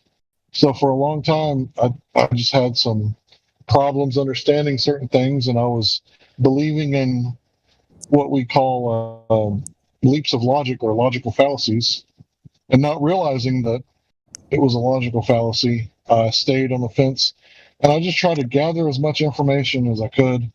But if you heard me debate, you would know, what side I was on. If you heard me debate between 2017 and 2018, I think I was kind of absent around that time. But if you did hear me debate, like you knew what side I was on. I was on the side of truth. I just didn't know. I didn't have all the truth, but it wasn't my fault because I wanted it. I'll put it like that. Yeah, all we're looking for is what's real, the real truth. Whatever that may be, good, bad, or ugly.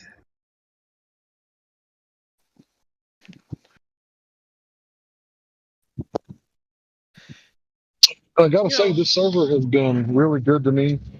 I haven't been as good to the server as it has been to me. They kind of let me get away with saying a bunch of stupid shit sometimes.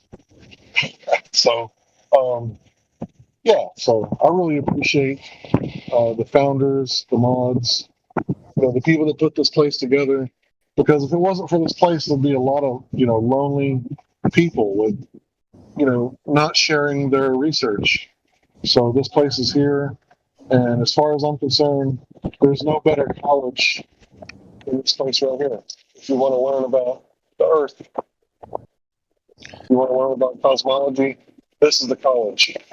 You can go to another college and you can pay $100,000, and you can have a title put next to your name that says you're an astrobiologist. But as far as I can tell, those people ain't learning shit. Not like we're doing here.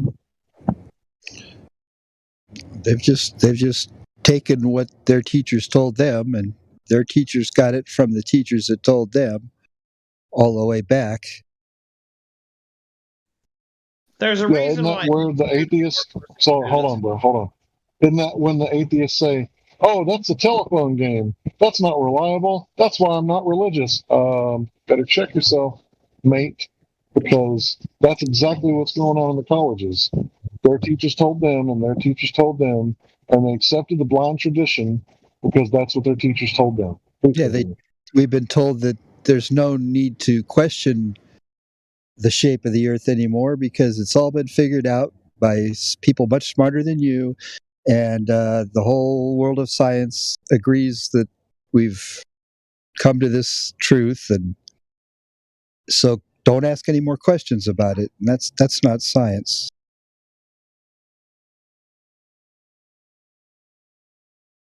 Well, yeah, and as I was saying there as well, and that's a good one, that it is the telephone game. You're absolutely correct. And to add a little more to that, there's a reason why A students work for C students.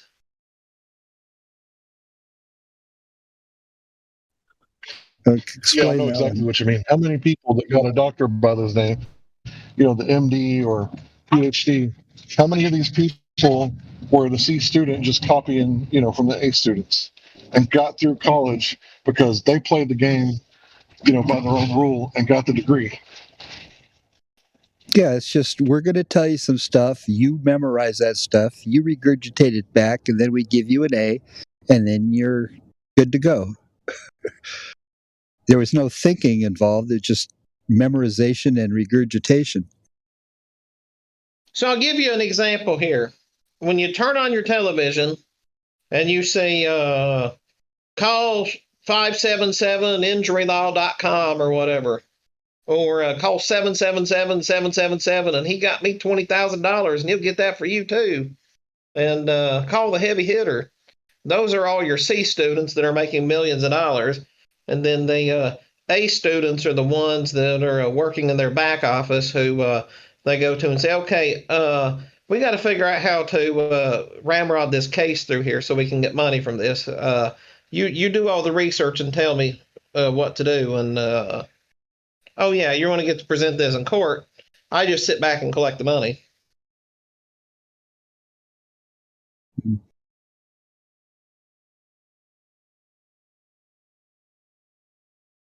Morgan and Morgan and a lot of those places, they got a whole back office of all the A students who do all the legal research and do all the preparation and everything. And the C students were running their side hustles and everything else. And they come out and were killing it.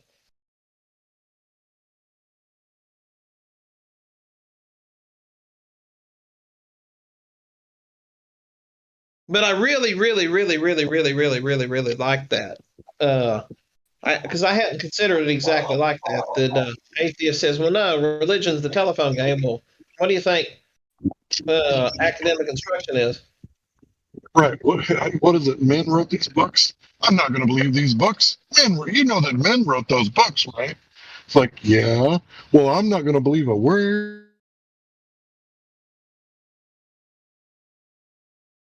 Yeah. Let's see right here. Copyright. This was written by a group of people who make money off of selling books. I think sometimes people are called men. Oh, is that a flaw in logic? Well, I feel like these people are highly educated, and these, people from 2,000 years ago, I can't prove that, but we'll just go with it. They were basically farmers and cavemen. What the hell do they know? And it's like, bruh, are you serious? That makes sense in your head? Like right now? So I'm not dogging education, right? What I'm dogging is the Rockefeller educational system, right? It's an indoctrination system which is repeated affirmation and indoctrination instead of education through demonstration. That's what the problem is. When I teach you to fish in East Texas, because we got trees at our lakes, you have to learn through demonstration. If not, you're going to catch trees all day long and zero fish. Boy, those are fun days catching those trees, aren't they? Tell me about it. I had a hell of a sunburn. So what did I miss? I've been away for a couple hours, but I heard Hank for quite a while actually talking about freedom and, liberty, and that's a really good topic that I like to hear. And I discussed with people, and actually I was in my local dollar store this afternoon picking up a few items, and I happened to pass by this veteran, and I know because I see the yellow print on their hats, and I usually like to say hi and thank you for your service. And so I said that to this gentleman. He's in a chair, like a electric wheelchair, and I said, I'm a veteran also, and we started having this little chat. Turns out this guy is 80 years old and was a B-52 like in the bombardier section, I think, from what I gathered. But he could have been any rank, any position. I don't know if he was a pilot, but he flew and the B-52 Flying Fortress in Vietnam. And he said he's not happy about what they did. Agent Orange on everybody. He's not happy about it. And anyway, he was looking at me, and this guy's a Christian, and we had just a really great talk, and unbelievable, unbelievable. Like, had this discussion where it turned to spiritual matters, and he goes, it's no accident that we met here, right? I said, I don't believe in accidents. I think we all knew each other. Here's this 80-year-old man saying, I think we've been here for a long time. And I started talking about information, and I said, yeah, information has to have a writer, an author, so your personality. So we had just a really, and honestly, having the conversation with this guy, he goes, you seem pretty free. He asked me if I'm a Christian or not, and I said, honestly, I don't know. I don't know. He goes, you know what? If you connect with that creator inside of you that we all have through God or Jesus or whatever the Savior is, he goes, I see the Christ in your face. He goes, you have life, you're young, you have life in your face, and I see the shine of the God, of the creator in your face. Mm-hmm. I said, I don't need anything. Dude, that was a really good compliment, right? Because I believe that beauty comes from the inside out, and then our face is a projection of our inner self. We project micro expressions. I'm sorry for cutting you off, bro. I was just saying, I don't think you realize like how powerful of a thing that was. Oh, you know what? I totally do, because I tears started coming down my face, and I'm crying in the dollar store having this great discussion with this gentleman, and we're having this spiritual discussion, and he goes, you seem very free to me. That's what this guy told me, and I said, I feel pretty free. He goes, you're young like a child, but he goes, you're not childish, though. He said that, and that's all I've ever hoped to be, is like, there's no one that wanted to be Peter Pan more than I. I didn't want to ever grow up. You don't want to lose the wonder of living. I suffered greatly because I didn't know how to operate as an adult. Now I realize like a lot of that stuff wasn't really necessary. I put myself through undue torment and torture trying to conform to something I didn't agree with, and I told this guy, I said, in the very beginning, I said, yeah, a lot of us took that oath. I said, I take that very seriously, and I intend to uphold and support not this Constitution that's a piece of paper, but the ideals of freedom and liberty and, justice. And so that was a really great discussion. And I mean, just wow, who would have thought that would have happened? And we talked about all kinds of things. It was like I was in this time where, one thing else, and I'll leave it at this because I don't want to rumpus it, but I'm having a really good night, and I love you guys so much. But anyway, what did this guy say? He goes, God, see, he said so many great things, but I don't know, it's kind of slipping my mind right now. But I don't know, so like all kinds of my whole life flashed in front of my eyes having this talk with this guy. Because like my father was 87 years old. He passed a couple of years ago. It was like really bad. I grieved for a couple of years even before he died because I figured he was way down south on his boat and he's sick, terminally ill. I go, I'll never be able to go see him. I had no resources, couldn't go. So having this talk with this guy is almost like reconciling in some way. I don't know how to describe it, or just like having this conversation. And what I've just figured out is there are angels and they are here and we are them.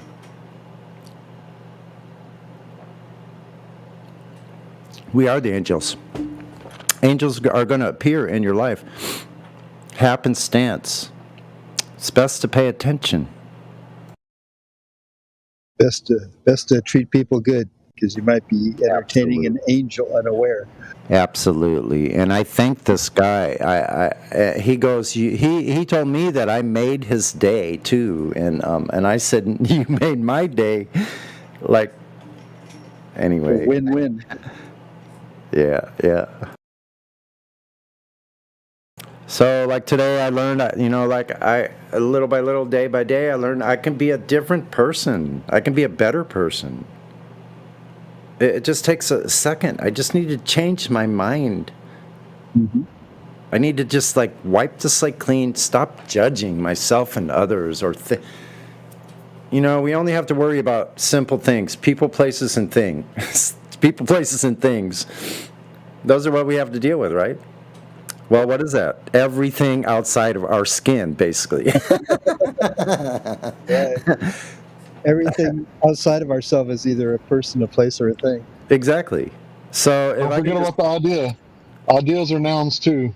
So person, place, thing, or idea. Idea is also outside of that's yourself. true. Or ideas or concepts. That should be added. Absolutely. Yeah, I agree with you there. But So these are the problems. So if I'm going to be able to like move through life on a daily basis, then I'm going to have to learn how to be comfortable within my own skin as I possibly can. Oh yeah. And that's the goal, And now my goal is longevity, and I think I'm doing really well, I don't know. How old are you, if I may ask? 63. Oh, I thought you were a young guy. Yeah, me too. I woke up one morning and I'm like, looked at the calendar. I'm like, holy shit, 63. It doesn't make any sense. This guy told me, he goes, I had no idea. He goes, you look so young. He goes, age doesn't show on you.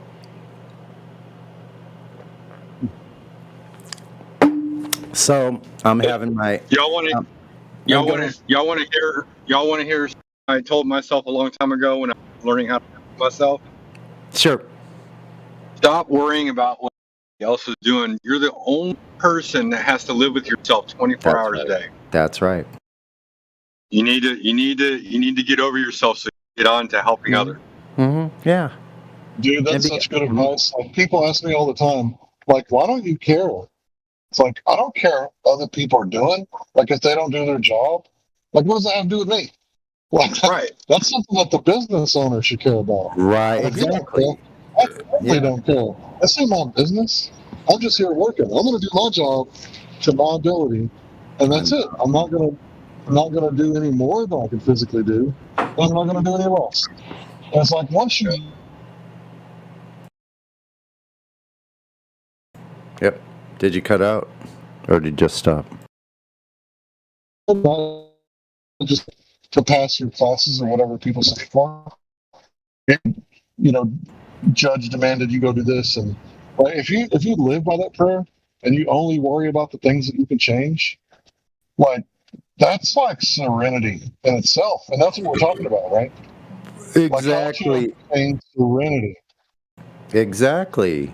Well, there's serenity in changing those things too. Like, you actually have to put action into it and see it through, see the plan all the way through, so that way you can enjoy the fruit of that. Well, you ask for the wisdom to know the difference. So God grant me the serenity to accept. That's a key word. Accept the things I cannot change. The courage to change. Another good thing. I can't. The courage. So that I require, like, God grant me the courage to, the courage. Hold on.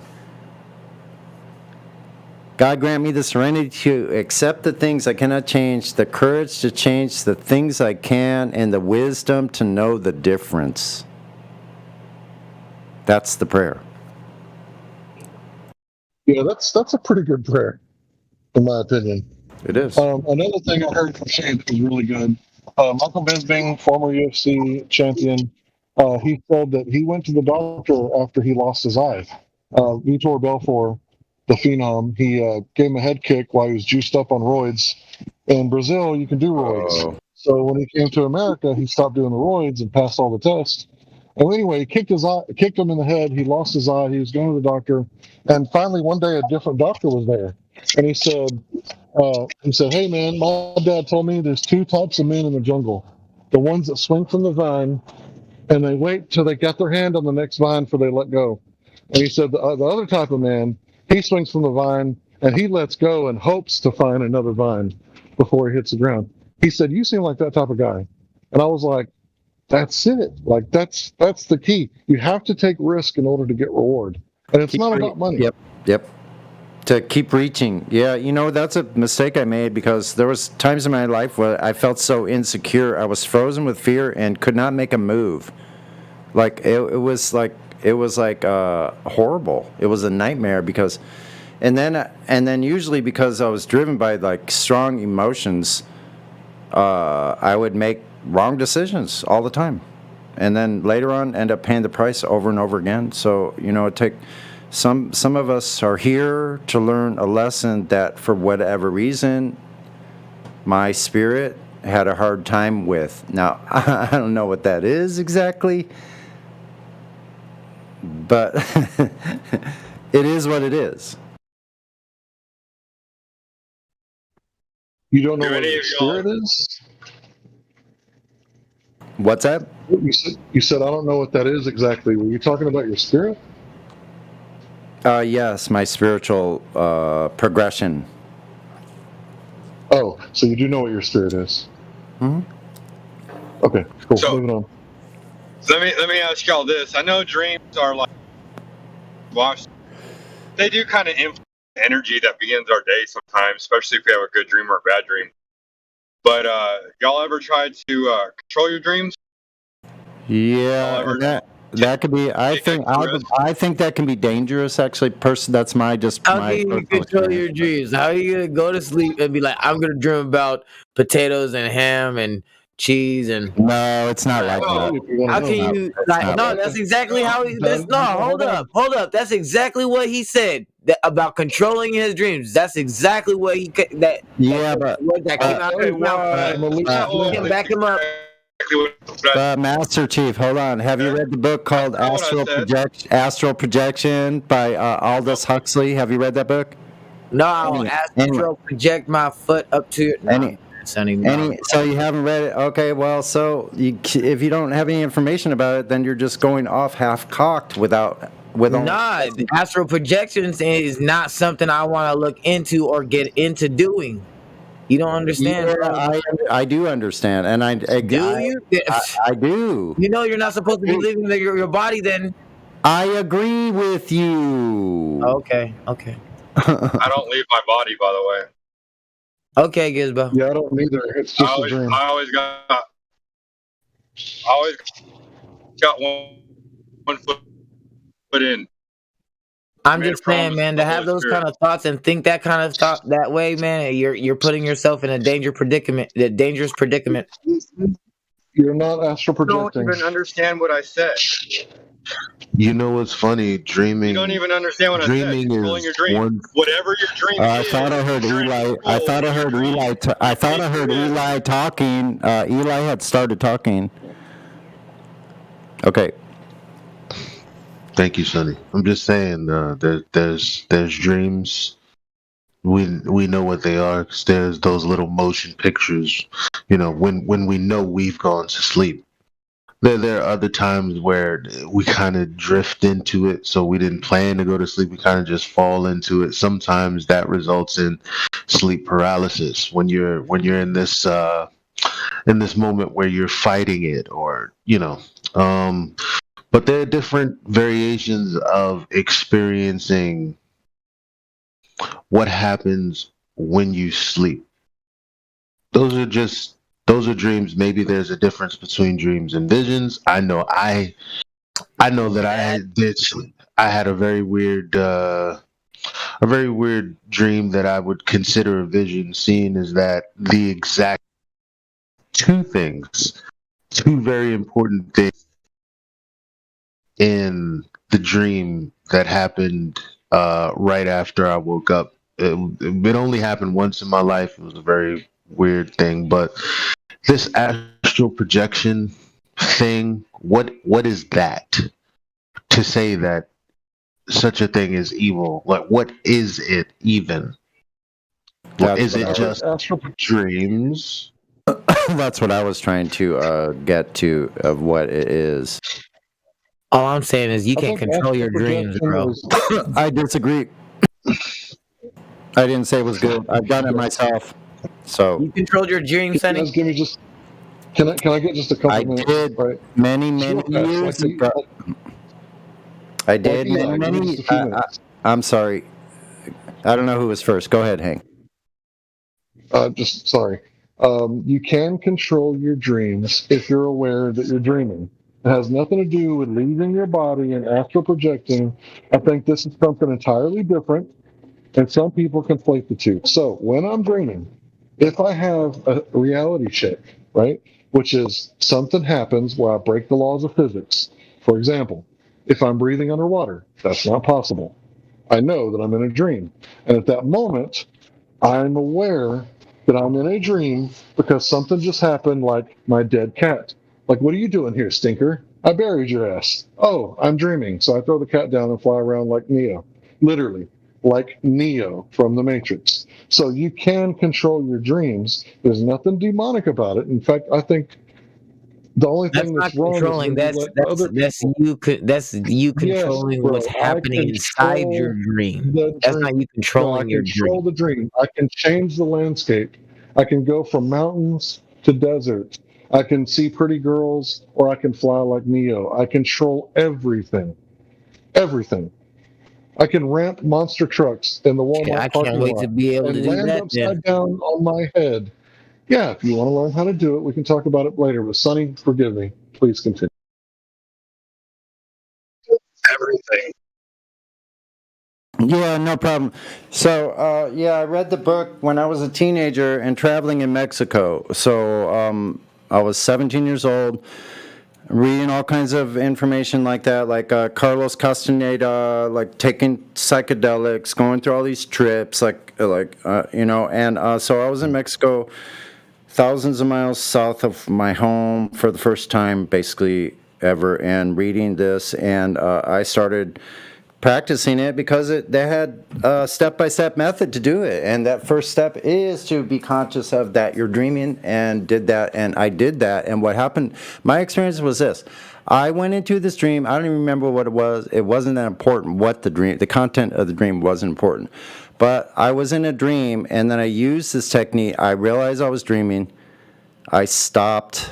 I kind of refreshed myself. I laid back down. The dream started again. I changed it in the middle. I woke back up. I refreshed. I laid back down. So I changed the dream 4 times. The ending was different. I changed the ending. I went in, and then what happened was I realized that this was scary as fuck. And I had been in dreams before where I learned how to fly. Some lady taught me this. Some shaman lady in my dream taught me how to fly. This took a period of 10 years of consecutive dreams. I didn't have any control of that. This is just what happened in my dream life, and all kinds of weird stuff that I would consider visions that Elijah is talking about, where it doesn't seem like it's a dream. Even I'm sleeping and I'm actually in another place, experiencing a scenery like battlefields, fighting in battles with a sword, or being on another one, like when I was a child, had a high fever, of being on pirate ships, like fighting on pirate ships. Like I see that like a film. I didn't understand it. So I still have these visions. I have these visions to this day still. When I dream, and I'm actually, it depends because I don't always remember the dreams. But when I do, they're usually very powerful, and there's something going on where I'm moving. I'm either flying somewhere or trying to fly somewhere. And when I've flown over land, once I learned how to fly above the trees and could maneuver up and down and levitate basically in my dream, I flew as far as I could, and then I just would lose awareness. So I flew. I wanted to fly as far as I could. I would start with an intention in my dream of I want to see if I can fly across the Atlantic Ocean and go to Paris. See if I can fly and see the Eiffel Tower. I've been physically to the Eiffel Tower. I've been on top of the Eiffel Tower before. So I would try to go in my dream, and I couldn't make it. So far. Stay tuned.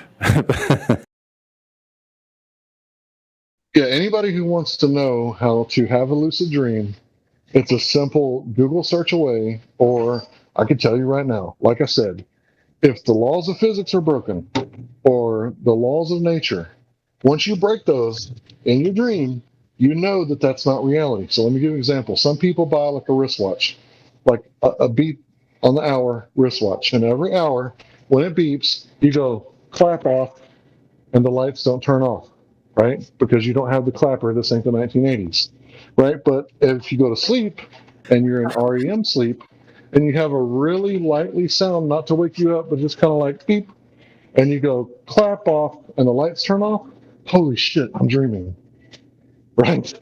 And at that moment, you trigger your lucidity and you have control over everything. So what I did was I wanted to see if the earth was flat. So I went up to, like, let's say very high altitude, and I woke myself up screaming because I'm scared of heights. Literally, I screamed myself awake. So I was like, okay, I'm scared of heights. I'm going to face this. We're going to get in a monster truck, and I'm going to ramp these cars. And I was doing great until I landed upside down on my head, and then I scared myself awake again. So the next time I was like, okay, I'm going to do it a little different. Like, I'm going to fly low to the ground like Neo. Because, you know, Neo is not getting no altitude. He's just, like, barely above the towers in the city, right? So he's above the tree line. So I was like, okay, that's how I'm going to do it. I'm going to fly low because I'm scared of heights. And after I did that, I can fly anywhere in my dream. I can go to the desert. I can go to the mountains.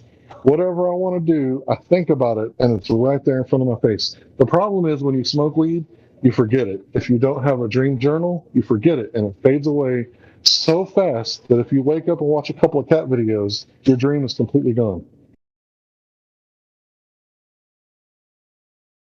So Yeah. let me ask you about a lucid dream, if you don't mind. Go ahead, Brett.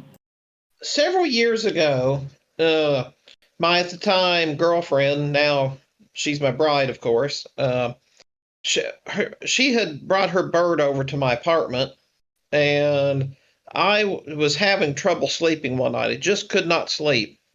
And in fact, I never actually was consciously aware I went to sleep. I was just completely, entirely awake, laying in my bed. And then eventually, I heard the bird squawk and say, all this darkness makes me feel like I'm at the bottom of the food chain. And then I realized I was asleep, and then I instantly got up. And, I've had other dreams like that to where, like, I never was consciously like I was going to sleep. I was like dreaming that I was laying in my bed, like I was laying in my bed with everything just like it was. And then either I rise up out of the bed or something, that breaks the laws of physics, or the bird talks or something stupid like that. What do you think about that? I think I'd refer to what Hank was talking about. I looked like he was about to just chime in and say exactly that it's if it's breaking the laws of physics, like flying or something like that, or the bird actually saying, I feel like I'm at the bottom of the food chain. I don't know. Makes me feel. Go ahead, man. Makes me feel like that's the only thing that makes me feel that we're being monitored by, if aliens existed the way we thought aliens. You know what I mean? Or a higher power of some sort. That higher power of some sort. Who else but the creator, right? Somebody's looking at the. Because the dream is happening, right? We're not the dream. Right. There's the dream, the characters. So there's the medium, the characters, and then there's you also. Mm-hmm. And yeah. I was under the misapprehension that, well, if I'm dreaming, I can do whatever I want because everything else is a figment of my imagination. But it's there are very rigid lines of or limitations, I'll say, that I'm aware of because they've been made aware to me if I did something wrong in the dream or something that, like, I want to do something really, really bad, not bad like murder somebody, but I want to do something like I desire it a lot. But then it can't happen because it's not just up to me, it's up to the other person too. You know what I mean? And then the question becomes, well, do I force the situations to happen? Do I create the situation, or is that even the right thing to do? Like, these are the things that, like, I'm being a righteous person inside the dream because I'm thinking, well, if I was awake and if this was reality, then I would do this. Doesn't really, I don't think, yeah, I don't know. But the bottom line is the dream is happening to me. Even when I'm aware of it, I'm not happening to the dream. Yeah, that's true. That's true. That is true. Like, because the dream is happening, like our regular life of being conscious and awake, we're unconscious in this process. We're unconscious. So that's a good point that I try to make, that we're not our thoughts. But I think there is something streaming through in this information. I know it is because I've gathered knowledge from places I had no reason to know any of the information, and I do. I didn't read it. I didn't look it up. It just came to me. I don't fucking. It's like that's way with music as well. It's just like I have very little to do with it. I just became an open receptor for the information and this electronic. What it is, like, it is electrical. This information comes through. You can sense it. Yeah, so one time I had a dream, and it was a lucid dream, and I thought to myself, I got to take this with me to the wake world, and I was like, I got to take it to my conscious brain. Something happened to your mic, Hank. Something happened to your mic just now. You sound like you went into a tunnel. So give it a couple of seconds. Usually it clears up really quick. Mic check. Yeah, now it's good. Cool. So I learned something in my dream, and I wanted to bring it to the wake world, and I lost it because I woke up, and my wife was like, "You're awake, check out these videos." And I knew that I was supposed to immediately go to the dream journal and write it down. But she had me watch like 1 or 2 cat videos, and I fucking lost it. So the rest of the day, I was like, "Man, I lost it."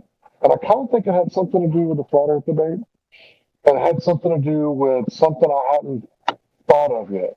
But it was like such a good argument. I think that's what it had to do with, but I can't remember what it was. And it's like the dream world. Yeah, bro.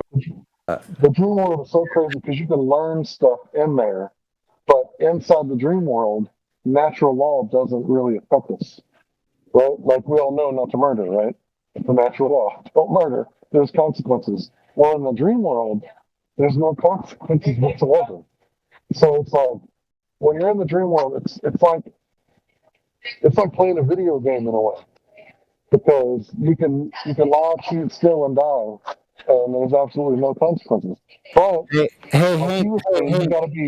Hank, I don't want to miss any. Nobody wants to miss anything you're saying. I'm wondering if you can go out and reconnect and see if it gets better, because I want to hear what you're saying, and I can't understand it.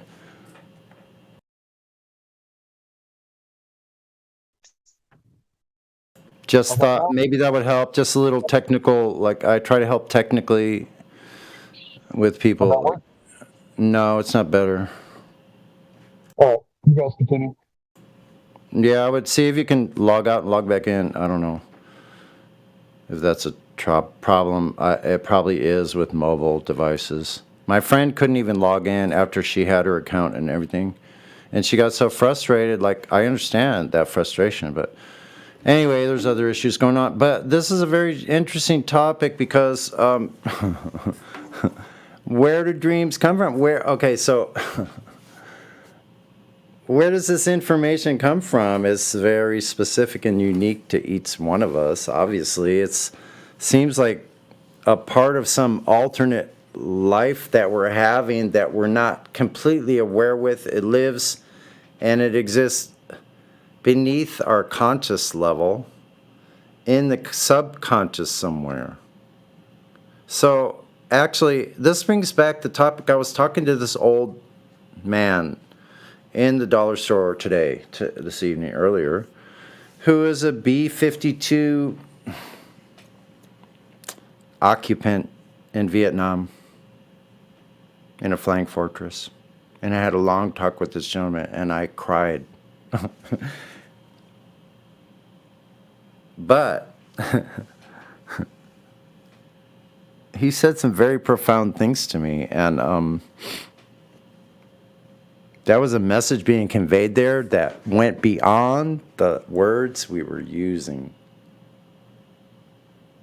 I don't know if you get that. But we're there trying to have an English conversation. Meanwhile, whatever was transmitting and receiving between the two of us was having activity. There was like this spiritual transference of information between us as relatives. Like we all came from the same home office, right? The same home base, wherever, we came from the same place. So we had this conversation about dogs as well. And you like see how this lines up. When I see dogs, they see me. They have a personality, but what happens is most times a lot of dogs will just come up to me, they give me this look, and they get this look in their eye like, holy shit, you again? Like we see each other again? And I feel the same thing, and I go, oh my God, my old friend. And we sit there and we basically communicate with each other because we haven't seen each other in a really long time. And they're all our friends. We've been there before. This old guy told me, he goes, we met before. What are you talking about, Sonny? What's that? Are you talking about dog whispering? Well, you have to hear the whole context, bro. So anyway, this old man and I were having a conversation, and we realized at that time that we have met before. So that's my experience. That's just today, just one day. Only a brief moment of today. Actually, that whole conversation was probably less than 15 minutes, where we discussed almost our whole Sonny, I don't know if you could hear me. I'm Yeah. really glad that you got to connect with that guy at like a spiritual level, like some sort of metaphysical level. I don't know the right words to put, but I think I kind of understand what you're talking about. It's like you synced up, like your spirits were synced up together. I don't know if you've been to any kind of groups or kind of. I'm not talking about some weird, like strange, like hocus pocus, leftist, freaking weird Scientology or anything bizarre, Kabbalah. Like, I don't believe in any of that crap. But I know there's communication between us spirits. You're not going to understand it in English, but it's happening regardless if you want to admit it or not. You don't have to. You don't have to say this happens. You could deny that it happens to me if you want. That doesn't change the circumstances of the situation, of my experience. So, like, I could care less what people think about it. Like, it's not a matter of opinion. It is my subjective experience. So people could say what they want about it. That I have nothing to do with people say about that or me or whatever. It's none of my business. See, I learned how to stay out of other people's business. Like, I learned to mind my own business. Stay out of other people's heads. And I don't let people get free rent inside my head either. That shit's fucking high. It's cost a lot. It's expensive. Not renting no space in my head for free. Fuck that.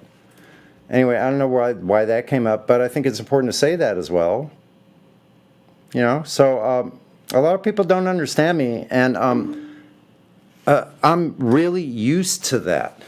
It doesn't bother me. It may take a lifetime for someone to get to know. Like, I'm very complex, but one thing, the last thing I'll say is this.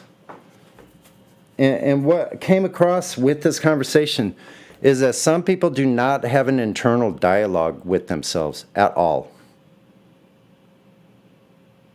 They only have chitter chatter going on in their head. Well, that's going on anyway. That's not me. I just let it do its chitter chatter. Fuck it. Go on. Like, go have fun. I'm not paying attention to you. Like, and it just passes. And then I can live freely. That's it. I don't know. Freedom is in the mind. Freedom has nothing to do with your physicality or where you are physically at all. Nothing to do with it. You can be as free as you want.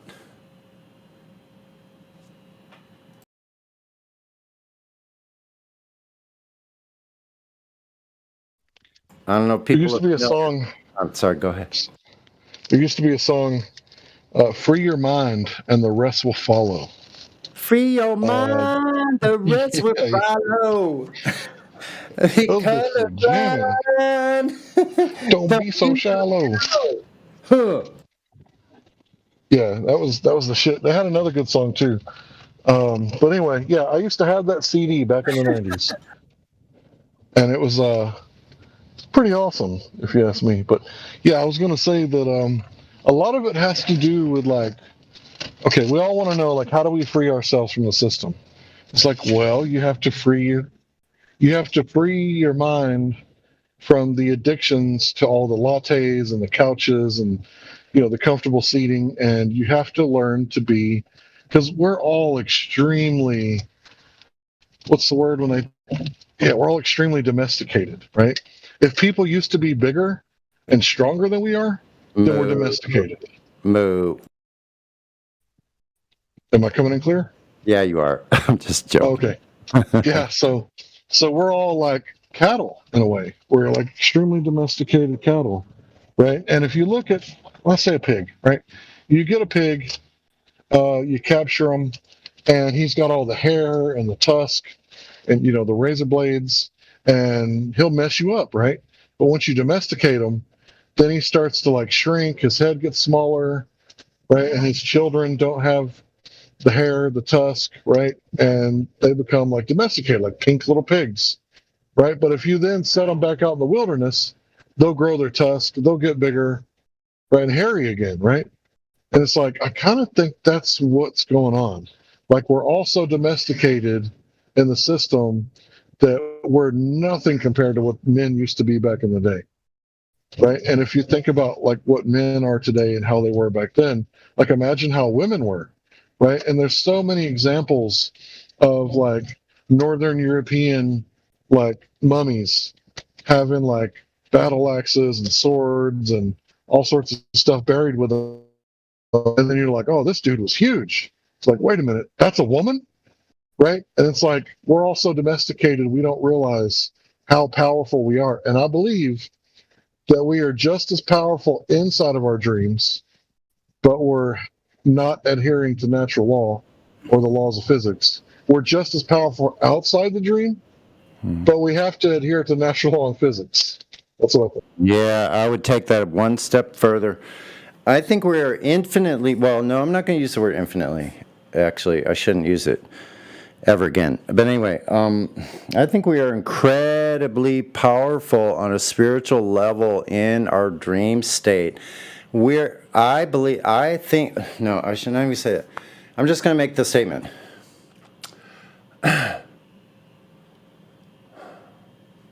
So we're incredibly powerful in that state.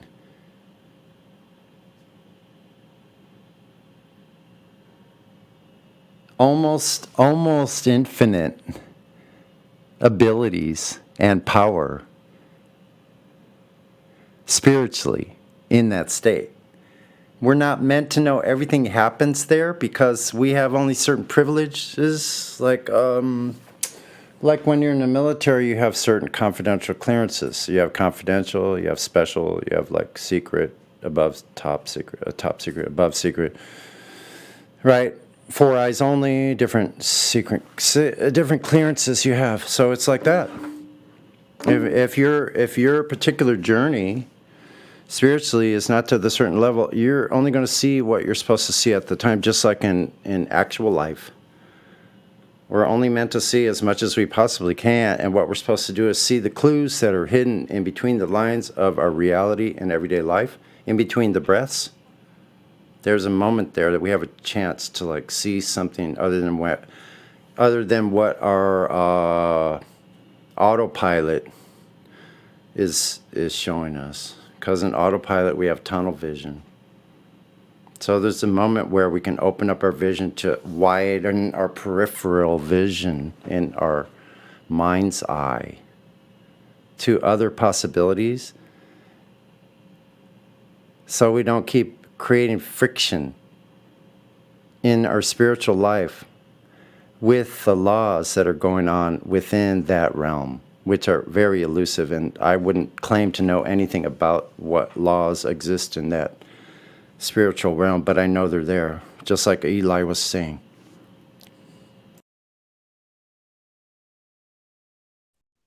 So the laws of physics and nature in a dream can be broken, and man's law can be broken, but it comes with consequences out here. So if you break man's law, like for example, if they say that you can't harvest rainwater or you can't have a wood burning stove, right? Right. Then you can break that, right? That can be broken. Oh yeah, But there's absolutely. consequences. But if you're self-reliant and you got your own land, you're out in the wilderness. Love that Mexican music, by the way. Yeah. It's like if you're self-reliant, who can govern you? Yeah, especially if you know how to become invisible.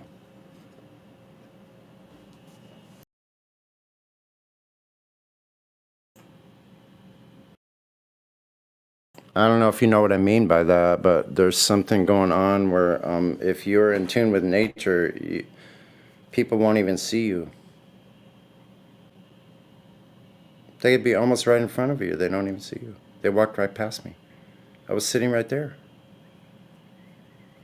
They did not see me at all and walked right past me. And I was just sitting, vibing, breathing, and listening to the bees go bzzz and the wind blow.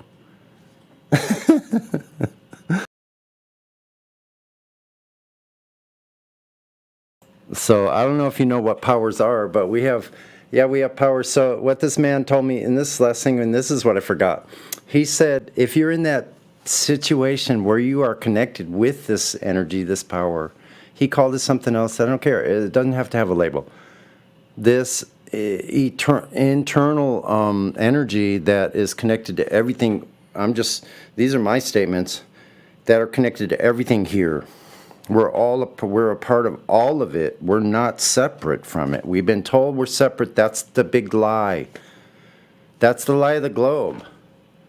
That we're separate from nature. They had to separate us from our true nature. So I'm telling you, you have powers more than you could possibly imagine. And this man told me something I already knew, that he goes, if you're in that state, you are protected and nothing can harm you. And I experienced that. Most days I experience that every single day. I'm in this bubble. And I told him, I said, I not only feel that, but I feel like I'm in this bubble of protection where that I'm here to protect others, and that I'm a guardian. If someone's weak and being harmed by something bigger, I'm supposed to step in physically, if necessary. That's my job. And I've saved several people's lives. I'm not like bragging. It's that's cool, bro. You realize that you're a sheepdog. My brother died. He was dropped by a girl. Like, I've been swimming since I was like 4 years old, right? Like, I was always in a pool every single day. I lived right by the airport. My mom was friends of the Cardinals baseball team in the 60s, the same time as NASA, like that neighborhood I lived in. After that neighborhood, I was playing in the yard, and when they landed on the moon, like I remember it was nice a day. I just went in like, okay, cool. What? I'm back outside. I'm back outside. Fuck it. Who cares? They're landing me. Great. I'm just out here to play. So have fun with all that. I was like that even then. Really. So I don't know, where was I going with that? Hold on. I go too far. I'm sorry. Someone remind me, I'm really old, and it streams through, and literally, then I go, oop, it like a phonograph, in my mind, it goes. Tss. It gets off the track, so I apologize for rambling on. It's so good to be able to talk to people, though, that I can relate to. I'm going to shut up for a second. You were saying about your brother. Oh, my brother? Yeah, okay. The girl dropped him in the pool.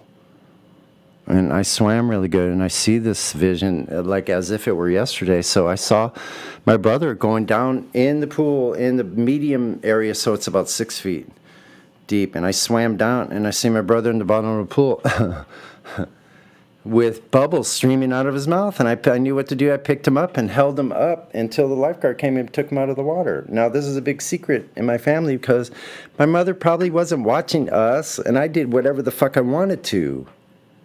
Even since I was a little kid, 6, 7 years old. That's how I got killed. I probably was killed. Anyway, I got bit by this dog, same time, same period of time. And so anyway, my brother, I left him out.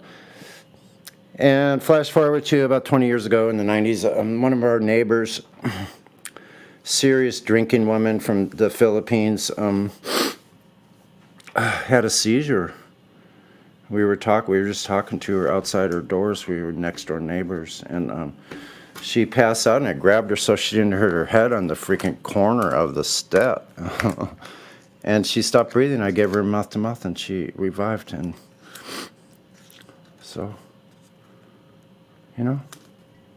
Yeah, the people who want to separate us from nature, they also want to separate us from each other, and they want us to believe that, you know, there's different races and different religions and all this stuff. And in my opinion, like, it's all made up. It's all like, it's like when you go to an office and there's like all these like walls, right? And they're meant to, you know, keep people from hearing each other talk while they're on the phone, right? Trying to make sales or whatever. And it's like, there's all these walls in life that keep us like separated. But in my opinion, there's no race. It's made up.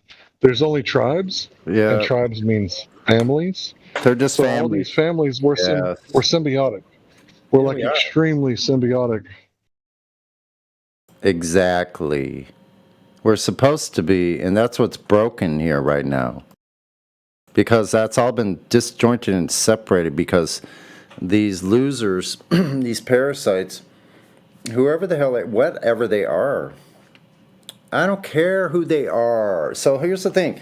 There's a lot of us here that will do the things that I'm talking about. I will stand up front of somebody with my physical body. I'm a force to be fucking reckoned with. I don't stand down for any man. I don't stand under any man's authority. None. Ever. Whatsoever. Under the threat of force, I don't fucking care. I'm not afraid let me ask you a question. to walk forth. I'm not afraid to walk forth and look and defend myself. Like, I will stand up and be vocal about defending myself. Like, people don't, I'm not going to allow someone, I will, like, vocally let them know out loud that I won't permit it. 1 Corinthians 6:12.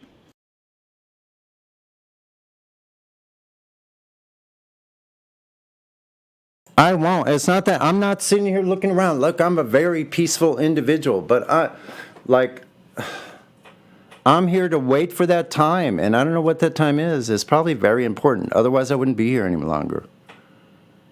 There's a lot of reasons. There's more reasons for me to not be here any longer than there is for me to be here still. I know I'm blessed and gifted that I should not be here. Because I've died many times. You said something that triggered a memory. The other day I woke up and people were talking about the relative truthers, right? The subjective truth, right? And I was like, I would seriously love someone to like stand up, look me in the face, and smell my bad breath because I just woken up and I had dragon breath. I was like, tell me that I don't exist. Like, look me in the eyes right now, motherfucker, and tell me I don't exist. Yeah, listen, I just have to be honest. That's the most blue pill bullshit, half woke fucking crap. That's the thing that makes me the most fucking ill. Fuck, you're not fucking woke. You believe half of the fucking bullshit of all the mainstream crap going along with it for whatever secondary fucking benefit you're getting from it is just fucking cowardly. I'm sorry, I have to speak out. And I speak in generalities because I'm going to keep personalities out of everything I do. It's about principles. Like I can think about personalities on my own in my own time all I want, but when I'm speaking with you in the public, I keep it to principles. Period. I try to the best I can. Now listen, I am human and I am a goofy individual, and you've heard me make a fool of myself, and I don't care about it. Like I'm not. Like somebody else may trip about it, but I don't trip the fuck about anything. Nothing. I'm already moved No on. way.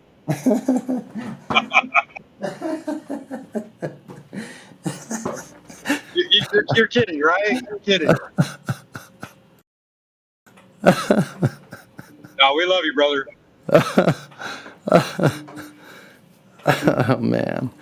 Like, see, if you don't realize that this is the best days of your life right now, today, you only have one fucking day, then you're missing the point. You better start your day over right now. I don't care if it's whatever time it is in your zone. Hey, I got one for you. Every day you wake up, make today better than today. And if you have a bad day, you go to bed that night. If you wake up, it'll be that much easier to make today better than yesterday. Well, yeah, actually, here's a really good thing. Like, if I could do this and only this, I'd be well ahead of, like, how anything else in progress-wise. Like, just like you said, if I make it that the only thing I judge in a day is not other people, it's not myself harshly, it's not critically to other things, whatever, people, places, and things, but it's like the only thing I judge is how did I do today compared to today? Did I do better? Did I make a little progress? That's it. Simple. Yeah. Hey, let me read you 1 Corinthians 6:12. I know it's not a Bible area. Oh, please do. I'm probably going to cry. Okay, I'll listen. It goes along with what you said. All things are lawful for me, but all things are not helpful. All things are lawful for me, but I will not be brought under the power of any. Meaning that you try to do good. Yeah. You discern good from evil, but you're not going to let somebody else bring you down. Yes, exactly. And so like that says it very simply and concisely, right? Yeah. Yeah, that's very cool. Like, thank you for reading that, because like the Bible more and more just rings out, and it took a really long time to be able to hear the words and that they actually have meaning. So, I even said the earth is flat to the sky, and he just kind of smiled at me. I mean, this dude was flying a B-52s. He knows it's flat. He's like, yeah, I was stealth. That was so freaking fun. I mean, this is like a dude that's 80 years old, and like we didn't agree on everything, but did we find common ground? Yes. That was fucking awesome, man. Like, see, like now in my regular belligerent state as a young person, even young adult, whatever, like being just irresponsible, belligerent, and like just reacting to everything emotionally, taking shit personally, like making up bullshit excuses for all kinds of things, my behavior and other people's, like just all that stuff has to go, man. All of it. It's not our belief systems that are problem. It's not our belief system, our particular belief system. That is the problem. The problem is that we have a belief system at all. We have to wipe them all out, get rid of all your belief systems. How are you going to take on new information if you're stuck in a belief system? You have to wipe it clean. How are you going to take in new information? Period. You can't. So fucking get rid of all of it, and then maybe you'll start seeing things that I'm talking about that are unseen. Rest my case. Or they're seeing you're just it's a block because you have a belief system. You're so wrapped up, refuse to see anything outside of it. Yeah. And I don't care which one it is. Yeah, what you have happening in this world is paradigm paralysis. It kills more people than cardiac arrest. can believe whatever you want. You just have to. You have to know that there's other beliefs out there. There might be facts that you're missing, and those facts lay out the actual truth. They remove the belief from you, and comes knowledge and wisdom after that. Yeah, because look, if you're operating within the confines of a belief system, then you're being kind of regulated by your own kind of boundaries, and so you're just going to be seeing what you've always seen in that where you are there. So how could you possibly see anything that's totally out of the box of your belief system if you're running in the confines of that belief system? So just get rid of it. It's not being productive. It's not proving Don't think outside the box. Like if you're thinking inside the box and thinking outside the box, and you have those two concepts, just get rid of the box. Yeah, exactly. That's what I'm saying. Yeah, excellent. Yeah.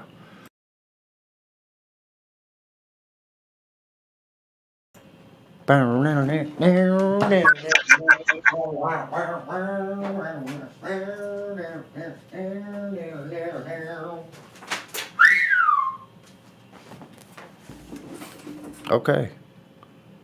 Wow.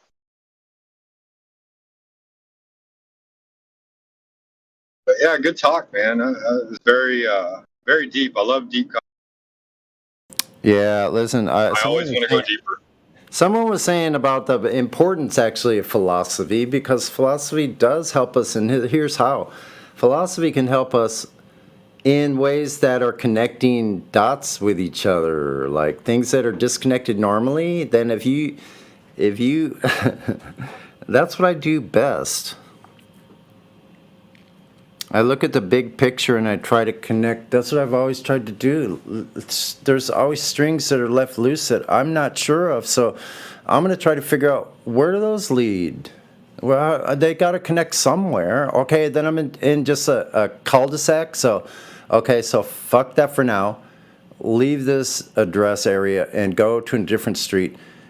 Go somewhere else. Like, I don't know how to describe this process it is a process that I'm talking about. Of investigation. It's a process of investigation. Like, think about it like this, and all of the old art that hangs in like museums and stuff like that, you see them and they're all nicely framed, right? Well, you have all that canvas and you don't even think about it, but there's still part of the painting behind that frame wrapped around the back side. Mm-hmm. Yeah, and there's like staples probably holding it into a wooden frame. That wooden frame was worked by somebody's hands, a craftsman, whatever level. So there's, that's why I learned it. Check it out. Here's some of these things I'm talking about. Did you ever read the Celestine Prophecy? No. No. Has anyone here in the panel that wants to speak read the Celestine Prophecy? While we're waiting for someone to speak, have you ever heard of the pencil philosophy? Can't say that I have offhand. It was an old video. This guy is talking about number 2 pencil. So you just see this pencil, and it's so simple. But somebody had to cut the wood. Somebody had to make the graphite. Somebody else had to make the graphite. Yeah. Somebody else had to paint the pencil. Somebody else had to put the graphite into the pencil. Somebody else had to stamp the number 2 on the pencil. Somebody else had to put the metal wrapping around the top. Somebody else had to make the eraser that fits into the top of the pencil. Thousands of people came together just. Yes, and then listen, I like good pencils. I wish I had some of the original number 2 pencils when I was growing up. I think the graphite was a different quality. Now, as a luthier, a person that builds guitars, I found that in the nut. So I use number 2 pencils. I'm putting the graphite in the nut to make the string slide through my nut so it doesn't bind up there, and it plays much better. It stays in tune. That's pretty cool. Isn't that interesting? All that thing. Nice brick. The tree was growing like the winter, like it got chopped down. Who knows where the wood? That's crazy. If you follow that, that's part of the Celestine prophecy. The first chapter, and it is that basically there's no coincidences, and that's a fact because I was going to a recovery meeting. This is 25 freaking years, more, probably almost 30 years ago now. 30 years ago.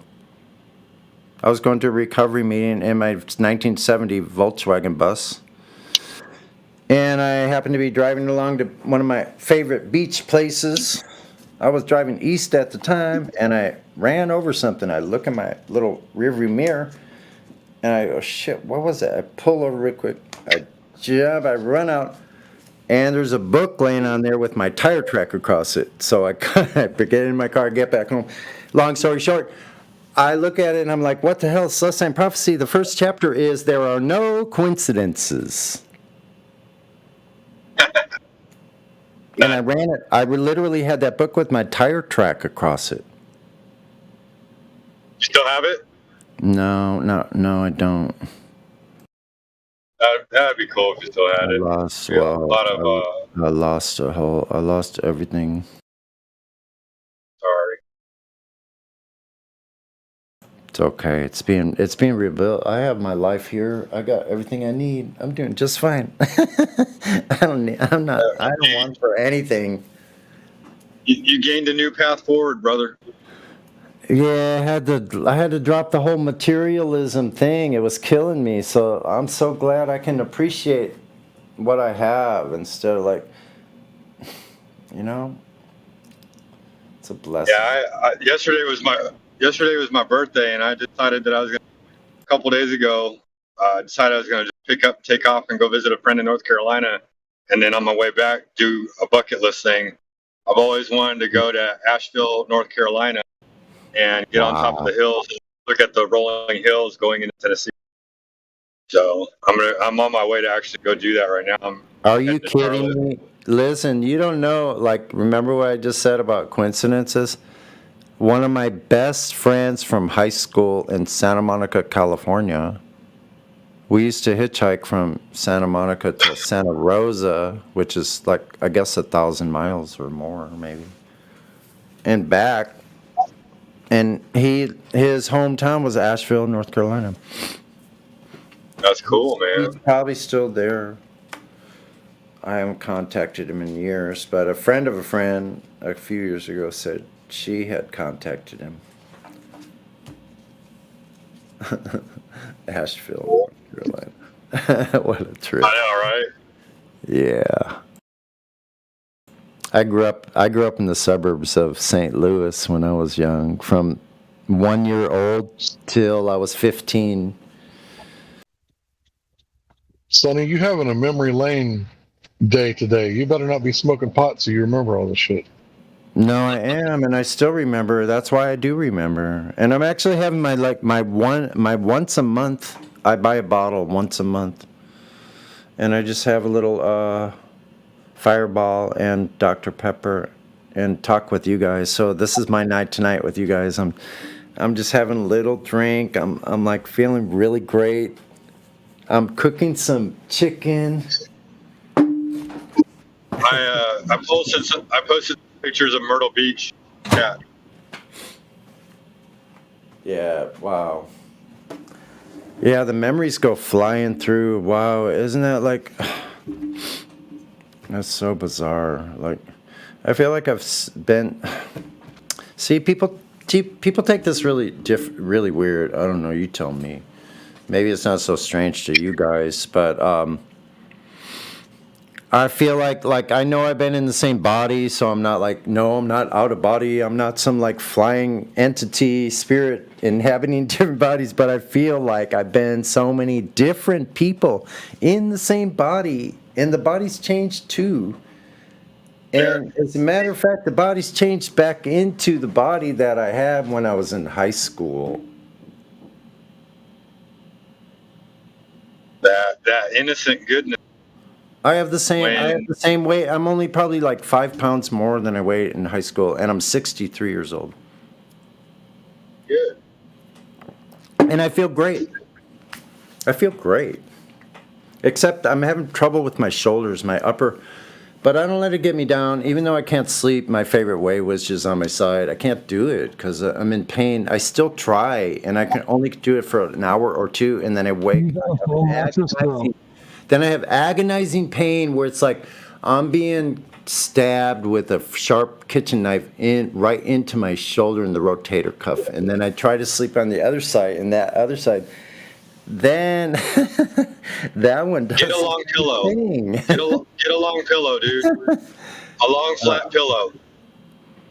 Bro. And sleep with your leg over the pillow. Yeah. That's what I do when my back hurts me. I do everything, all the above. Yeah. Check. Double check. Do you got a foam mattress? No, I have a really pretty good. I have a single. But it's a really good, like an 8-inch spring mattress. It's the most comfortable spring mattress. Like, it's cushy. Like, it doesn't even need a box. It's so comfortable. It's beautiful. Like, I can sleep in that really well. Do you have a topper?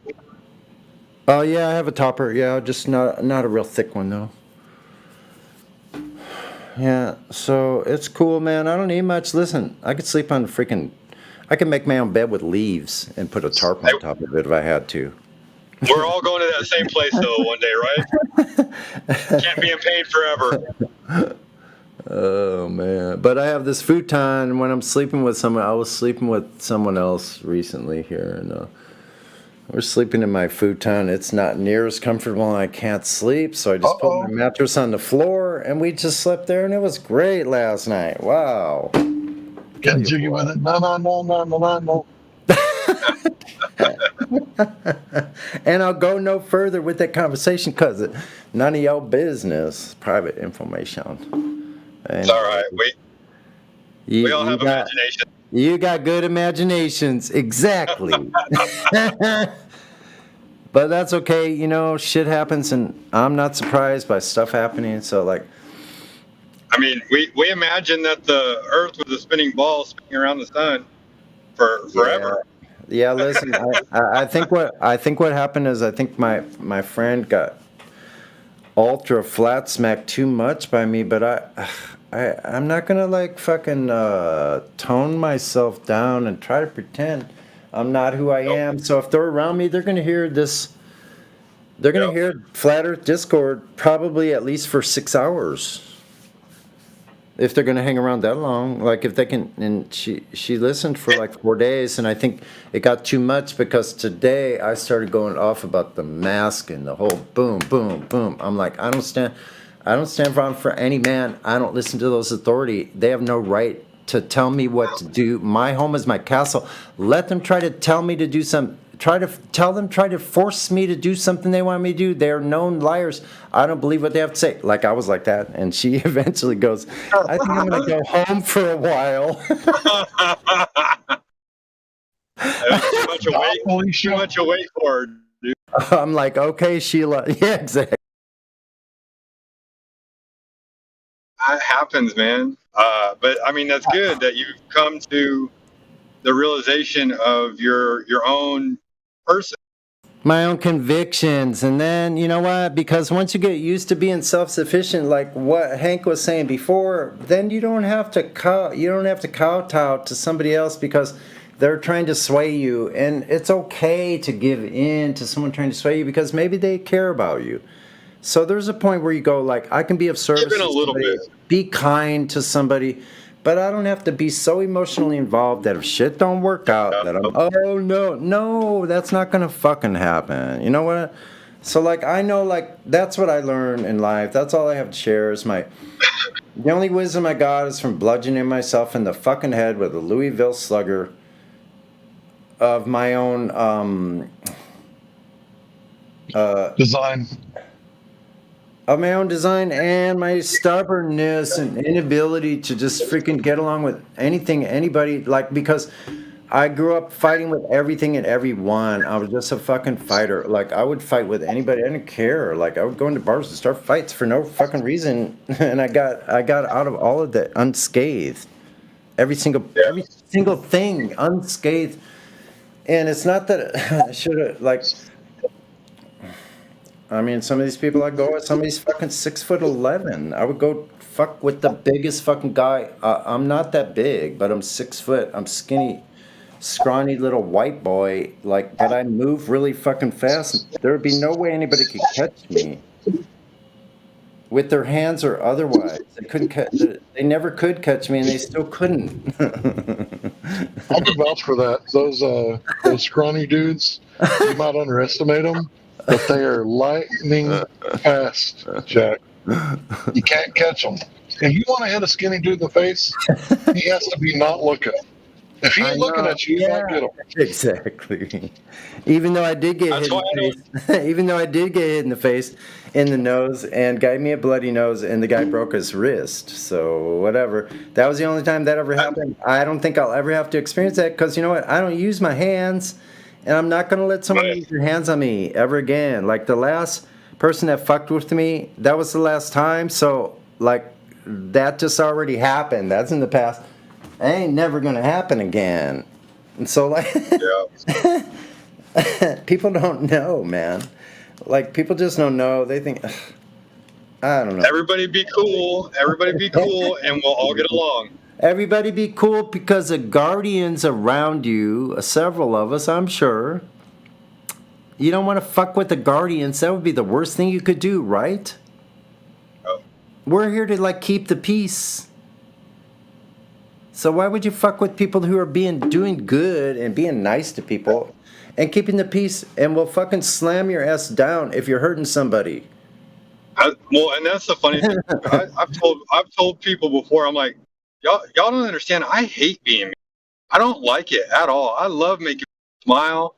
I love like touching them at the heart and like flirting with their soul a little bit and making them feel good and all ticklish and everything. Exactly. I love that shit, dude.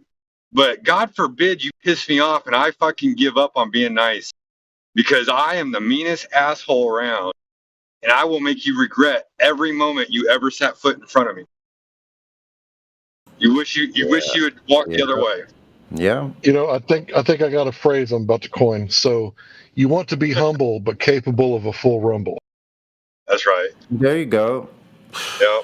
And therefore, I've never had to have a full rumble because, like, I don't have to.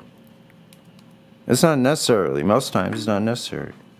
Better to be a warrior on armor at war. Hey, Dave. Have y'all talked to Ido or Ido? Let's talk with Ido because I've talked long enough, and Ido is not server muted. Is VC verified? Go ahead, you guys. Come on, y'all. Hello, Ido. Welcome to the server. What say you? You can tell a story, or you can tell a globe matter, or a flat earth story. We're open to all conversations. Can't talk about the juice. Kool-Aid. No talking about the Kool-Aid scare. Kool-Aid. I prefer purple. I don't know what y'all like. Not grape, purple. Discord dropped me like a Neil deGrasse Tyson microphone again. Did I talk? Your mic's on. Did I talk? Go ahead, Ido. You're clear. We're reading you on the radar now. You're closing into Flat Earth Discord 24/7 live. Are you reading us? You're measuring level. E-I-E-I-Do. Looks like you're on level flight at a heading of about 275. And on this plane we had a globe. E-I-E-I-Do. With the gravity here and a fraction there. Here bullshit, there bullshit, everywhere some bullshit. He's not gonna talk. Ba, ba, ba, ba, ba. We can say we efforted to talk to him. That's it. Continue. All right. Come on, Ido. Is it Ado? We could leave them alone. They might be AFK, so no worries. Still good talk. They'll come on if they want to. So how old were you, Sonny, when you came to the understanding of the person you are, and that you don't need any more affirmation from everybody else because you know you're trying to do your best?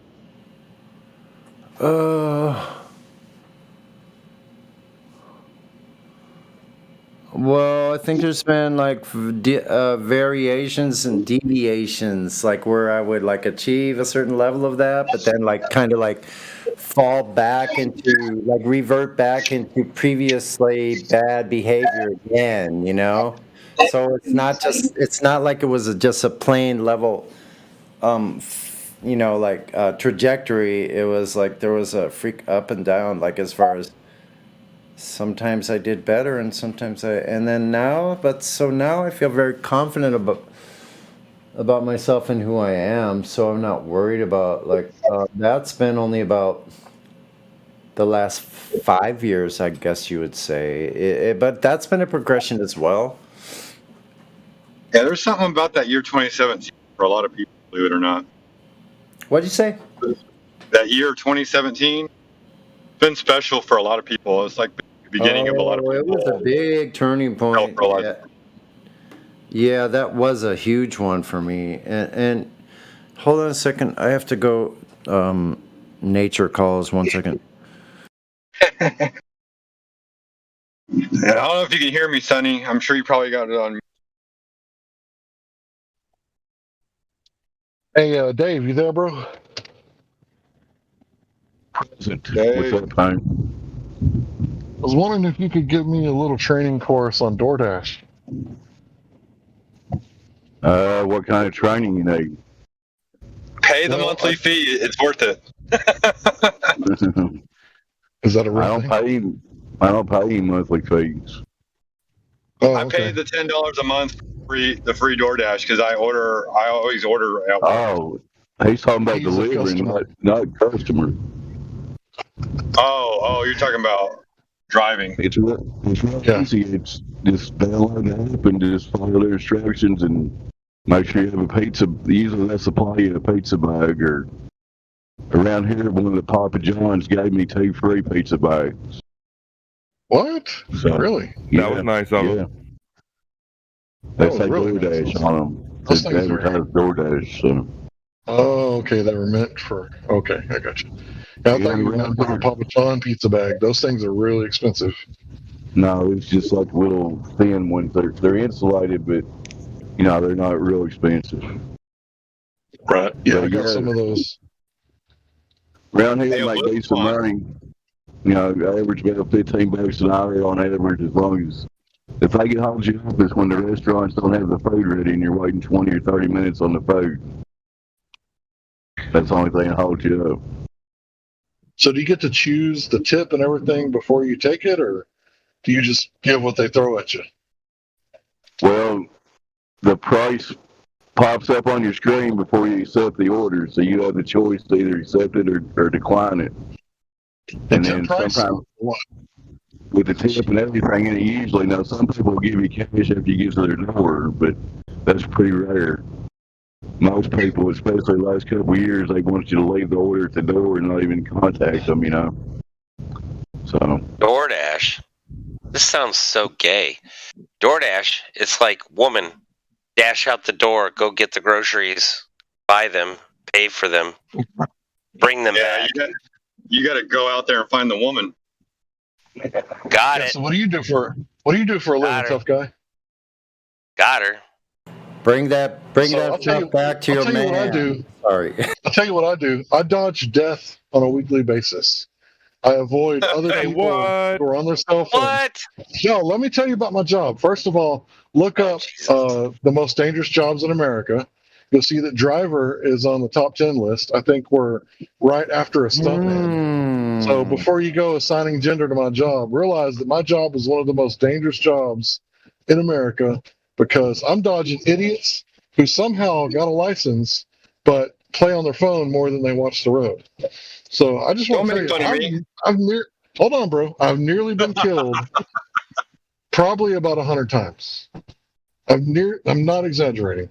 I've nearly died because people don't know how to drive in the past 20 years, probably about 100 times. Look, my wife is female. She's more likely to die from driving than me, so.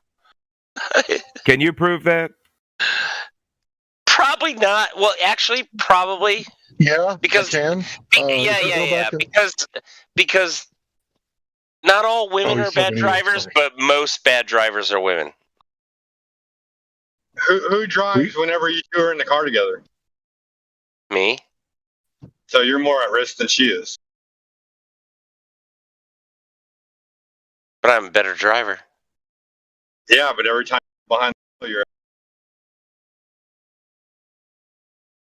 Anyway, she dashes and brings groceries. She hasn't died yet, but she brought the most groceries. You're risking your life. I am not.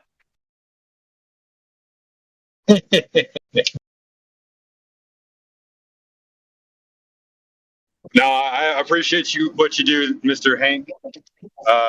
My aunt, she died last year. She was a truck driver. I had a lot of respect for her. I've seen some very good women drivers, actually. The best woman driver I've ever seen that I was in the car with was coming back home when I was in the Navy from an Amway event. But this wife was the wife of a freaking like top-notch SEAL team member. Jesus Christ. Yeah.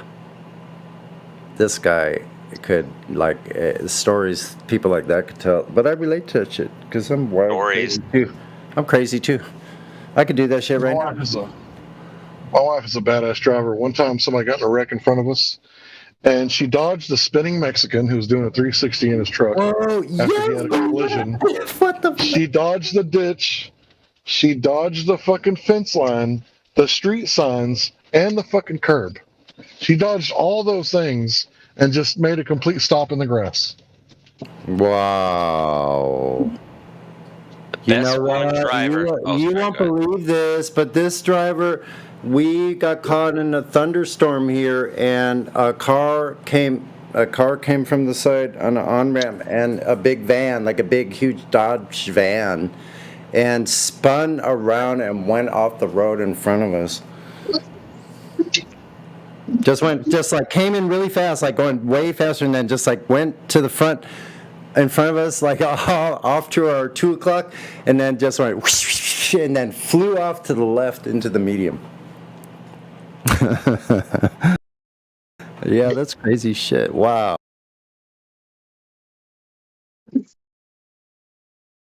Best woman driver I've ever seen was the one where I was popping a wheelie on my motorcycle going too fast, and she pulled out perpendicular, and she actually stopped, therefore preventing my death. That was the best woman driver I've ever seen.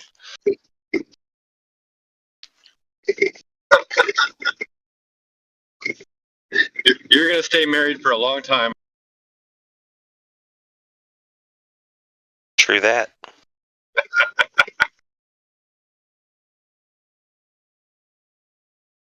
How are you popping a wheelie in traffic? Oh, well, it was at a red light, and it turned green, so therefore I had to hammer it. But she was pulling out from McDonald's, like I said, perpendicularly, and I was full straight up, 100, straight up. Man, if she didn't have a head on her shoulders, I would have been pancaked. I owe her my life.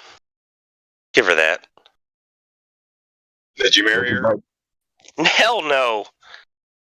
Looking I was back going now, 90 miles an hour, and I looked at her in the rearview mirror. looking back at it now, that happened on a flat Earth, didn't it? What's that? Say it again? That entire incident happened on a flat, motionless Earth. It was very flat. It was very motionless other than my motion. She was countering the Coriolis.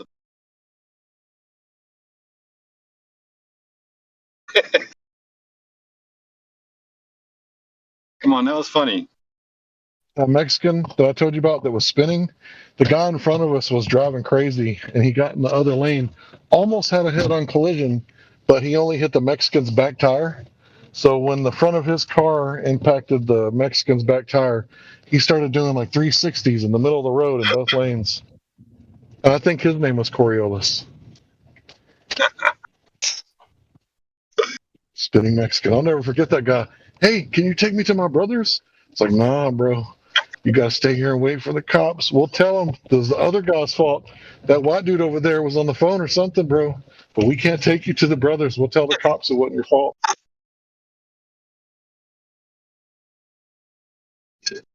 Okay, I'm gonna do a sound check in a minute here. 1 second.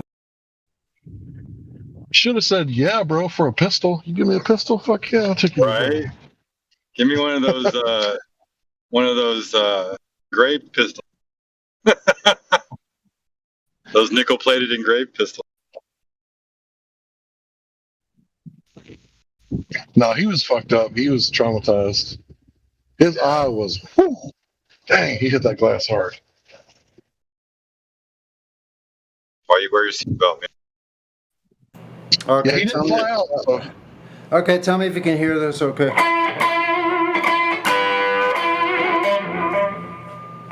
I'd say turn it down about 10%. Take it down. Okay, I can't do that. Yeah, 10%. Little hot. Y'all must have your mics all the way up, or your earphones all the way up. I have the speakers on medium. Sounds good, dude. Sounds good now.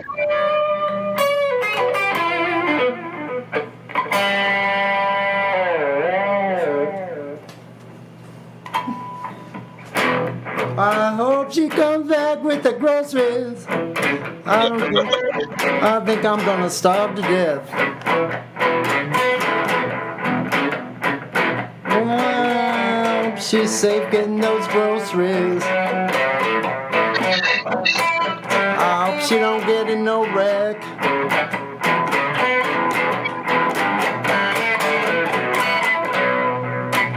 But oh Lord, I'm so hungry.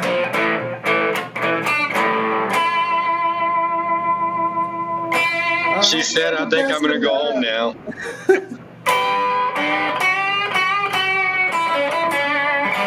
Joe Biden's going to sniff some necks. I think I'm going to go home now.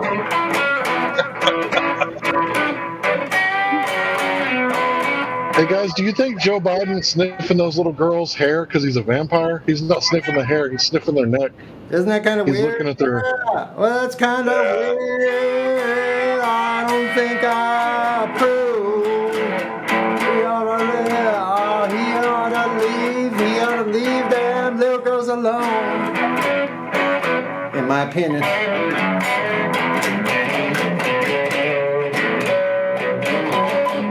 Where's she with those damn groceries?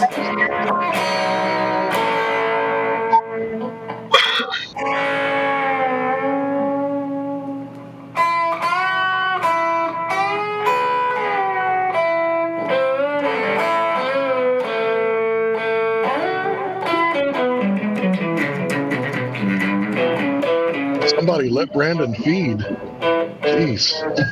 Let him feed before the photo op.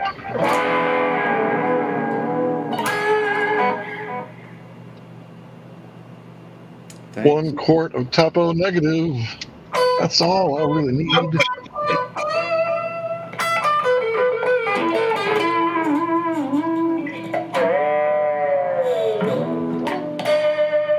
Let me feed or you're gonna bleed.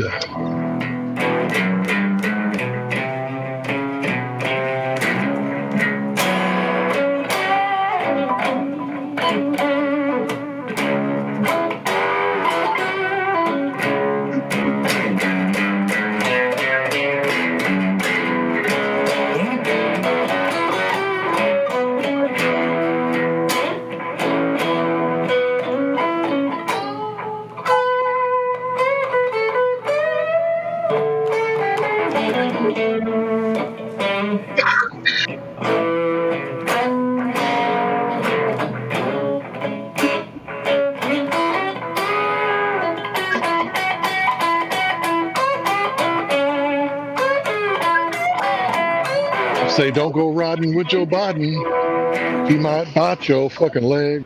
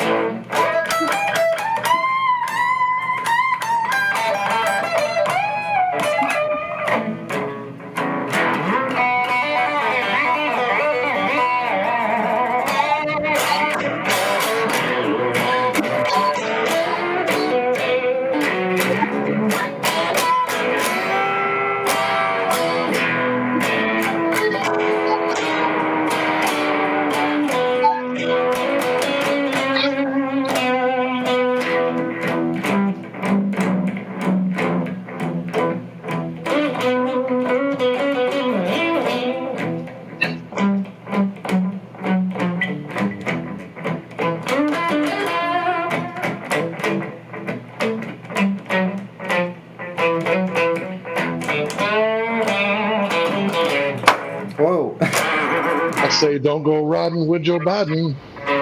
He thinks that everything is for free. I'm not talking about Medicare. I'm talking about you're a walking blood bank, don't you see?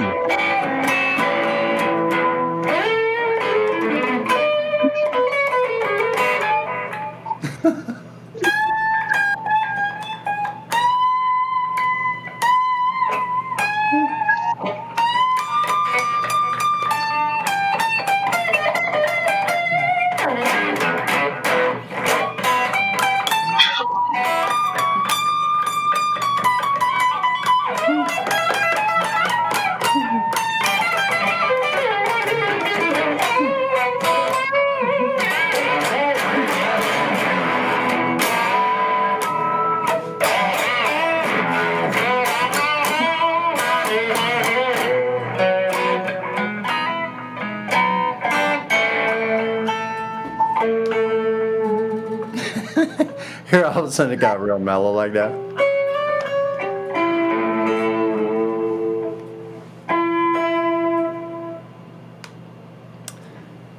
I tuned while muted for you guys.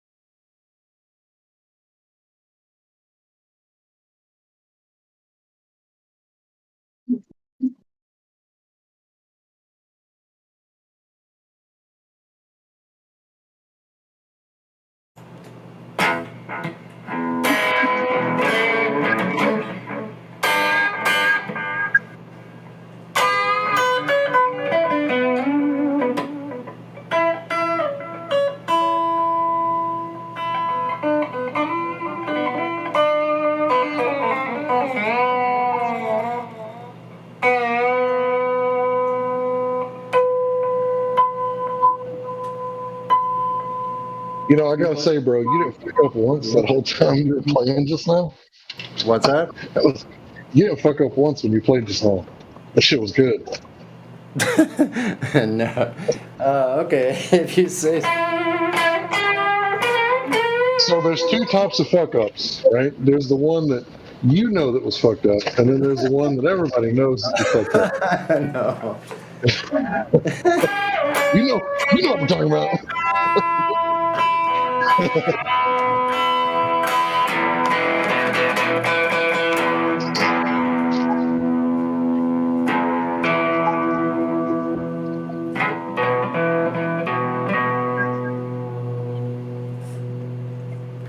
So they say when you mess up, you just keep on acting. Like you're not supposed to stop and be like, I blew it. You don't stop acting, you stay in character until they say cut. Right? Because if they're recording you, you might have fucked up a second ago, but 3 seconds after that, you do something really awesome, and they'll be like, "Oh yeah, do that again." You'll be like, "What?" You'll be like, "Well, after you fucked up, you accidentally did this, and it was really good."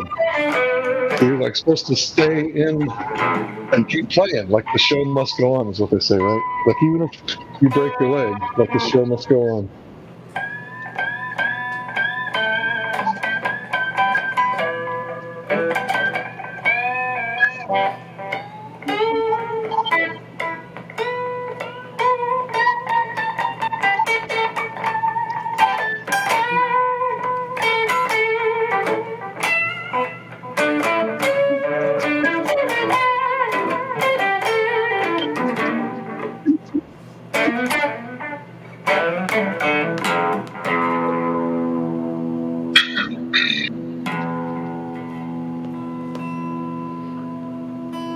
So how was ladies' night? I think I missed most of it. It's the first one I've missed in a while. Really good, the best ever. Oh, I might have to go back and watch that. Yeah. Next time you guys tell me I'm Robot, and I'll probably go watch it. Oh, that sounds horrid.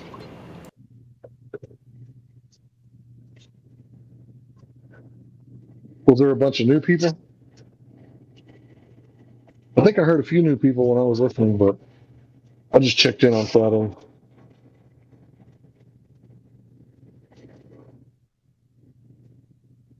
Dude, after having a week off work, I want another.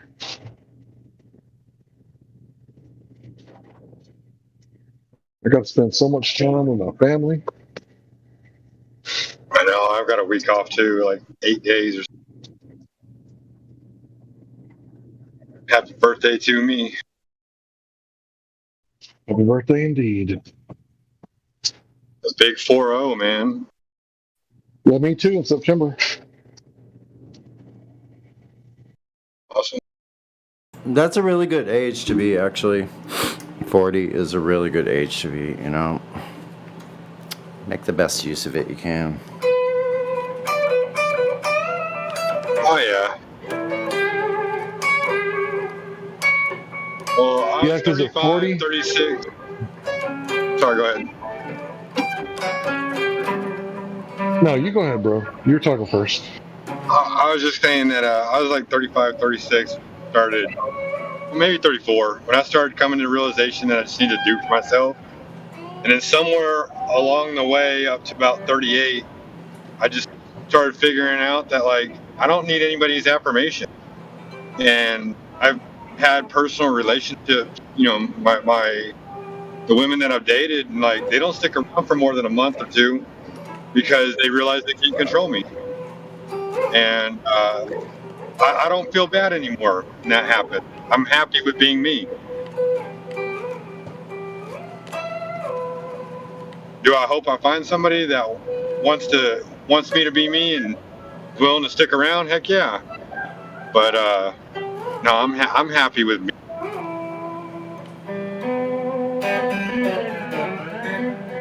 Happiness is key.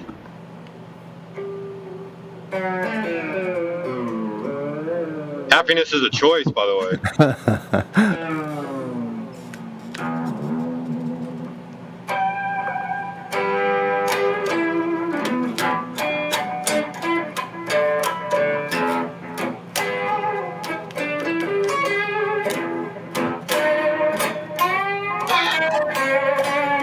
How much more you making?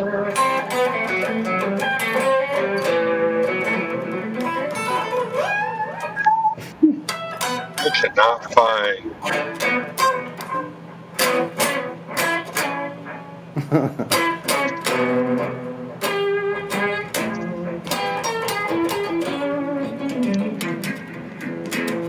I don't know where I'm going.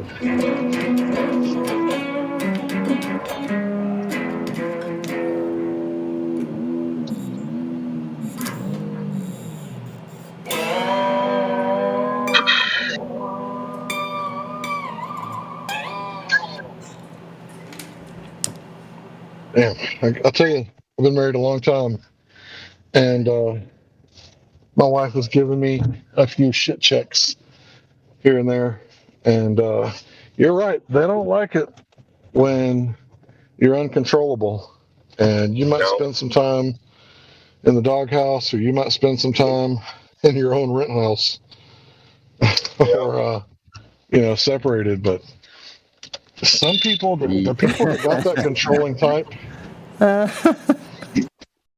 that controlling personality, that I don't know.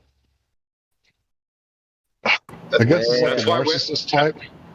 That's why women like small dogs.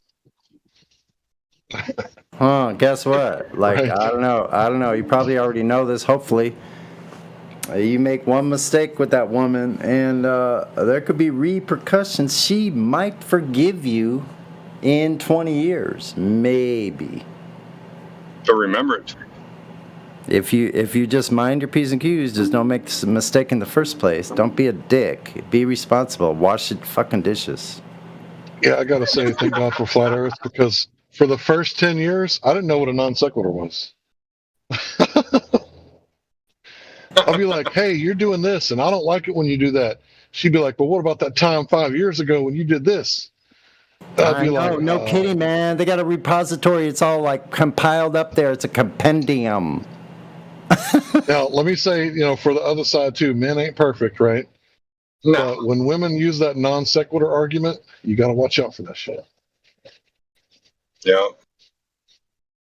They'll be like, 10 years ago on March 13th, you said this. I'll be like, did I? Did I say that? But my memory I know, man. Like you forgot, or like Valentine's or some ubiquitous. That's the wrong word. I don't know, something like that. You forgot our Valentine's until like 10 o'clock at night that one time. Yeah, and she's like, you know what? I don't need to use this now. I'll just take it deep down inside, right? I'll bury it until the day that I need it, and then I'll just unbury it and be like, out of jail free card. Yeah, you know why? Yeah, because you know why, right? You're gathering this, right? Because it may become useful in the future. Absolutely. Little file cabinet there, put it in the file drawer. It's just sitting there waiting whenever it is necessary to use it.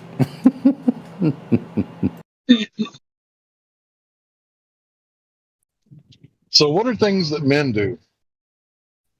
Like the number one thing that men do is they don't listen, right? Because if they did listen, they're not emotionally involved. We're not emotionally involved. That's the biggest. That goes over everything, right there. Because we're not so emotionally divested of them that we're not controlled. We have to think in front of us. We can't be thinking of what's going on around us all the time. We have to think further out. And so we get detached from what's happening locally. Some of that is true. All right, I got one for you. My wife was in my car. She backed out of the driveway and knocked over my motorcycle. And she came in the house and she was like, "Oh shit! Why'd you park that there?" Yeah, that's what she said. Yeah, you fucked up, bro. Why'd you park it there? So anyway, I was like, you're joking, right? I was like, you're trolling me right now? Like, you're not serious? She's like, no, I'm serious. I'm like, no, you're not. You're joking, right? And she's like, come outside. I go outside. I'm like, what in the fuck? Right? But I didn't ever like... This, I got a similar story I'll tell you. But go ahead. I didn't get mad at her, right? I didn't like freak out or anything like that, right? I just let it go. And then, like let it go. And then I never brought it up again. But if I would have did something like that to her, she would have brought that shit up like every time. Every time. Oh, so check this out. I had my car parked. He was my girlfriend at the time, and later on I got married. Now we're divorced. But she backed up, and when we were in the beginning, I was parked in a one-car garage and parked behind the garage. She backed into my car and comes in. She's like, "I just hit your car. Why'd you park it there?" I'm like, "Because there's nowhere else to park, and I don't live here. I'm visiting." And I was like, "Wait a second. You backed into my car. You didn't look before you backed up. What if a little kid was walking by and you ran over the little kid?" I made a huge big scene about it.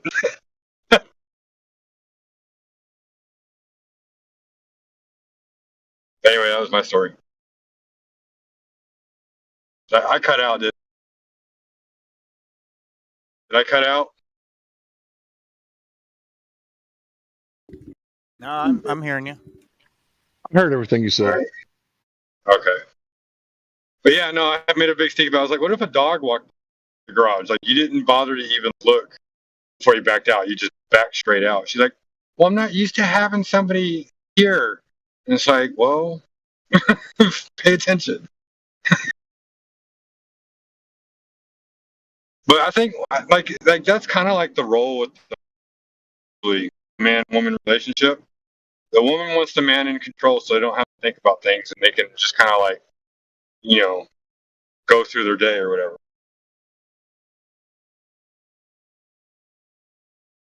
I think there would be a lot more balance, but media has ruined for all relationships. Men, women want a man that's in control,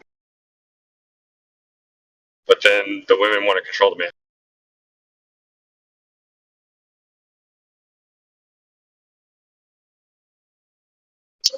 I'm probably gonna get chewed out on ladies. Probably got some ladies watching. Oh, I'm gonna call him out. I hope he comes to ladies' night. Yes, I'll be the center of it.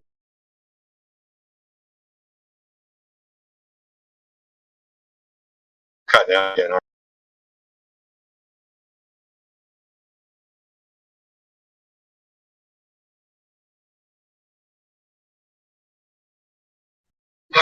Yeah, that time you were cutting out a little bit.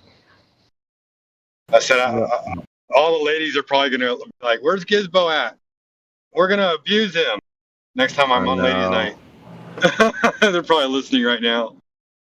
But yes, I'll be the center of abuse. It's okay. I'm used to it. That's what women don't understand. Like, I'm a good man. I'll take it, but I ain't gonna do it. I'm gonna do what I want to do anyway.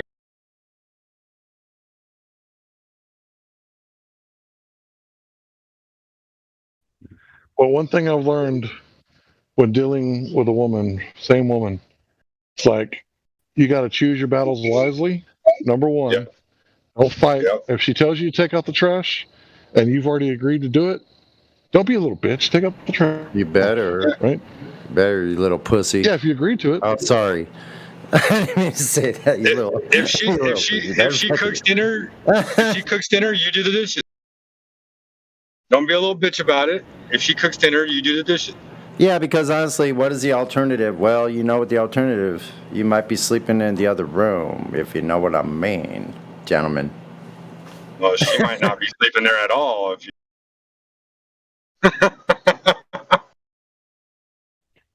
So number two, learn to negotiate. Right? Conditional acceptance. Okay, well, I'll rub your back if you rub my feet. Okay, so that's number two. I know. Number three thing you need to know for a long-term relationship: when things go sour, take a fucking walk. Don't come back until everybody's calmed down. Right? Yeah. Don't be mad. Don't be angry and all up in your emotions, or her in emotions. Yeah, because there may be some authority that will get involved and make sure you're removed if you are being. That's the thing about being the man. Yep. So all she has to do is say, no, I'm calling, get away from here. I'm like, oh, my shit's in there. Wait a minute. It doesn't matter. If you're on that bad of a case. I've always got a backpack. I've had the police call. She had the police call on me, and I just go willingly at that time, because it was about, But anyway, live and learn. That was in my 40s. Congratulations. Welcome to the 40s. Don't make. I'm 20 years ahead of you. Don't make the mistakes I did. Right. So.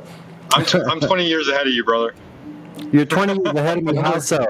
How so?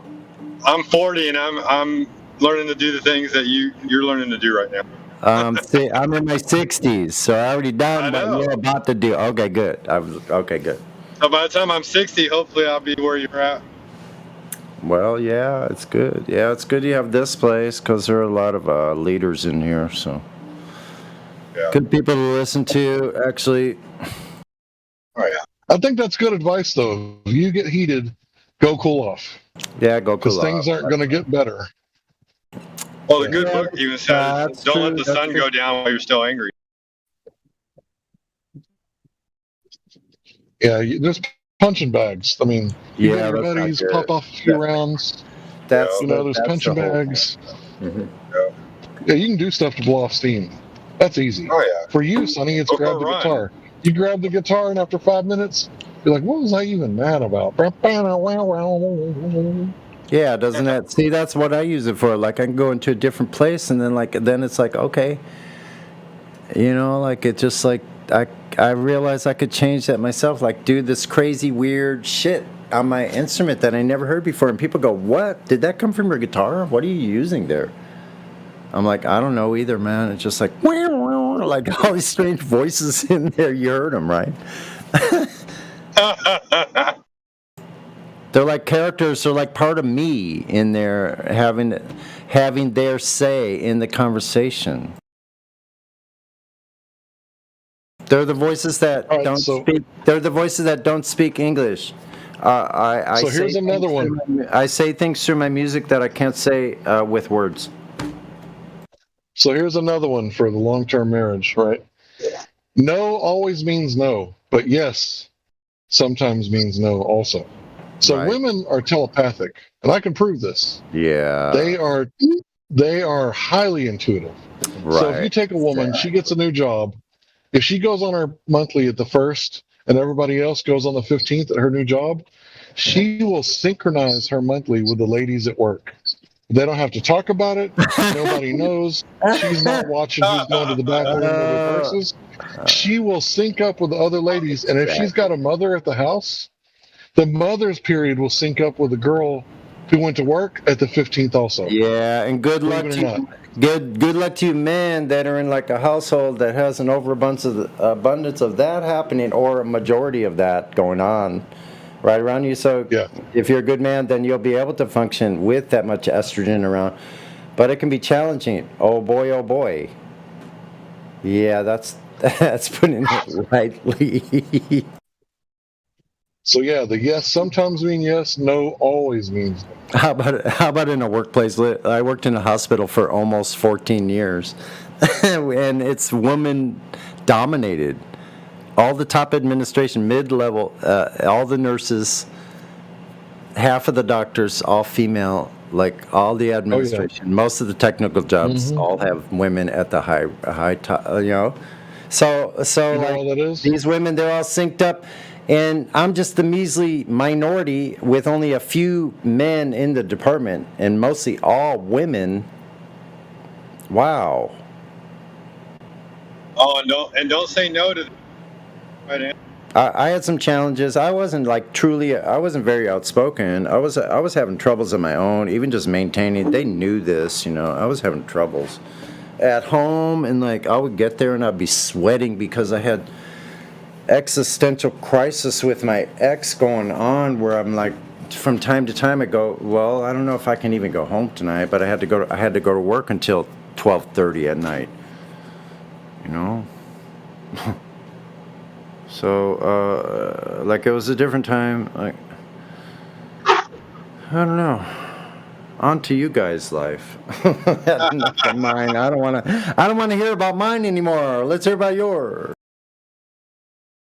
Well, like I said, I'm 20 years ahead of you. I work in a hospital also as a ER tech. Really? I know all about that. I know all about your job. Oh yeah, that's why I'm planning on getting out of it. Hopefully, gonna get into cybersecurity soon. I'm glad I got out when I did in 2013. Oh yeah, everything changed then. Yeah, that's when I started learning, and then all of a sudden I was in the middle of this freaking fiasco with the medical situation, and like it was crazy. Working with mostly women, man. Yeah, nice getting out of that. Yeah. Well, I don't need them anymore. I was telling this old fella in the dollar store tonight. I said I'm almost at the point where I don't have to rely on them if I want greens, like green food, I don't even need the grocery store right now. At this point, I don't need the grocery store to get greens. And in the summer, I have so much fruit, I can't even eat it all. There's hundreds of pounds. I'm going to try to find more ways of just gathering larger quantities of this fruit. It's a resource, and it just sits there and it falls to the floor and gets washed away with the rainstorms. It's wasted. So, like, I do 5, 6, 7, 8 pounds at a time, but that's nothing. In the late summer, these 2 trees are dropping 100 pounds of fruit a day. Well, no, not that much. 20 or 30 pounds of fruit a day. They're just dropping out. Yeah, 20, 30 pounds easily. And they can produce 200 to 300 pounds each per season. 200 to 300 pounds each. Collect it, distill it, make brandy. I know. That's what I think I'm gonna do. Actually, literally. Yeah, seriously, distilling is a really great hobby. Yeah, and not only that, I can make preserves with it and store a bunch of those jars, just store them away in really sturdy crates, and they last freaking, I bet, 50 years. Go freaking store all that shit away. Like, I've been preparing for the apocalypse for actually several years. The revelation of truth.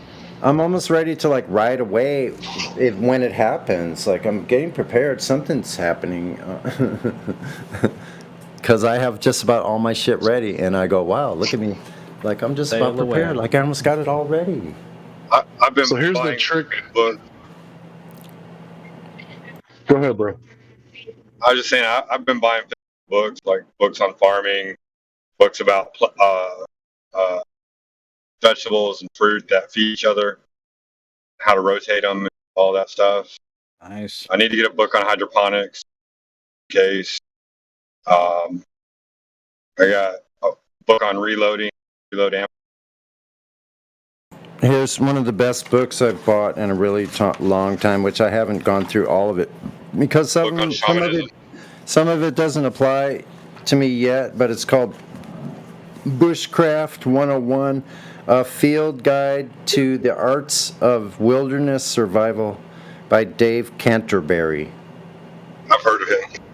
Yep, Yeah, he's on 101. TV, and he was on TV. He did TV series. Dude, don't just collect books. Do the things. I am doing the things. No.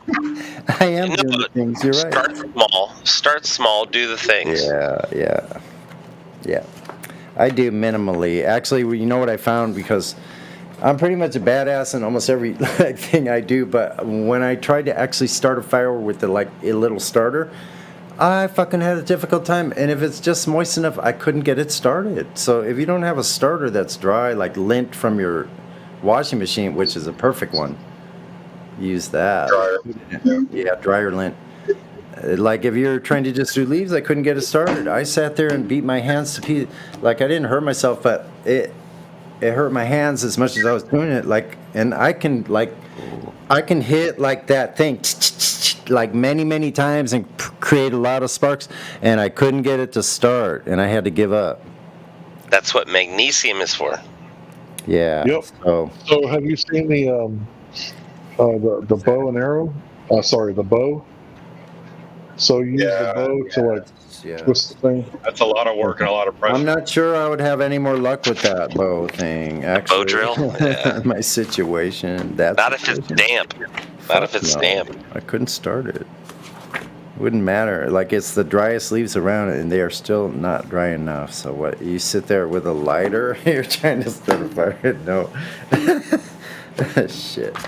You know, you could take an old shirt that has holes in it, and just toss it aside, and then like cut phrase out of it, and then use the phrase. Yeah.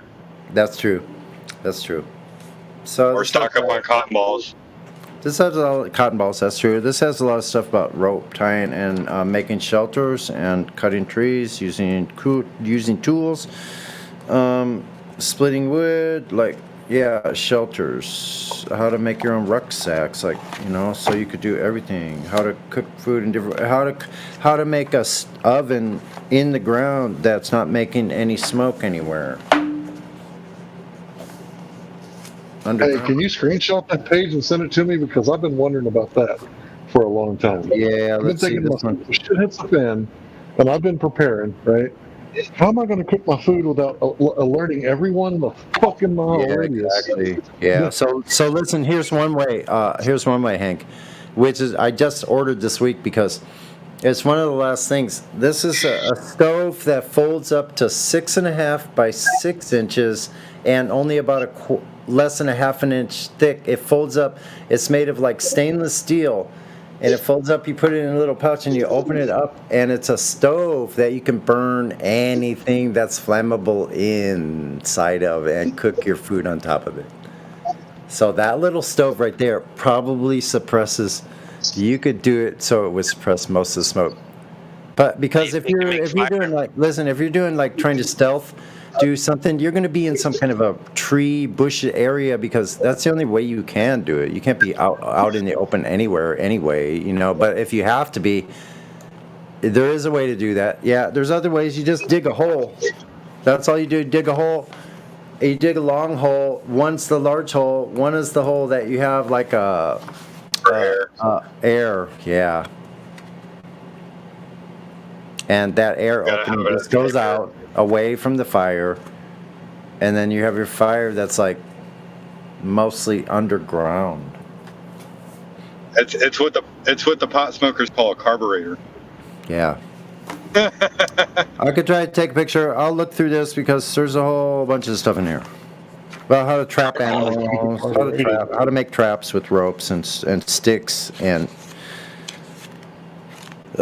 See, feather stick to do fires. That's what he was talking about. You make little curls on thin wood, and then you can get it. But still, I bet if you're just trying to hit a flint, you wouldn't be able to get that started if it's too moist. Char cloth. Yeah. So, bird's nest is good. Char cloth? Charcoal, yeah. Not charcoal, char cloth. Char cloth. Oh, okay, I have heard of it. Yeah, you take anything organic, put it in a tin, any metal container, totally closed off, you poke a hole, put it over a fire, an existing fire, and it chars it. Right. Then you put it in a sack, and then if any spark whatsoever that hits it will ignite it, and it will burn hot as hell. Hey, awesome, man. I'll remember that. There's also magnifying lenses to start fires in the daytime if you have enough light. Yeah. Friction, fire sticks, like that's what I have. The bow is there. Charring tins. Here it is. I found the page you were just talking about. Charring tin. Yeah. Oh, anything organic, even if it's just dead weeds, it doesn't matter.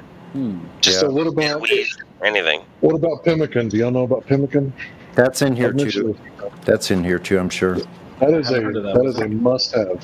So pemmican is when you take some meat and you dry it out, and then once it's dried out, it looks like jerky. Then you grind it up with the fat, and it kind of turns into like an energy bar, right? Well, that pemmican can stay in your pocket or your rucksack for like months on end without going bad. And once you're starving, you enter into ketosis, and you're eating pemmican, you're going to be a very dangerous person in the woods because your senses are heightened. You got like an extra cognitive boost, like everything is like moving in slow motion because you're hungry in hunting mode, which is the opposite of Thanksgiving Day. You're all lethargic. Somebody breaks into your house, just take the TV, right? So when you're in ketosis, you're burning fat instead of carbs. If you've never done it, it's worth a try for a week.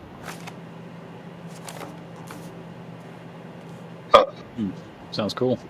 I'm gonna look into that. I need to burn some fat.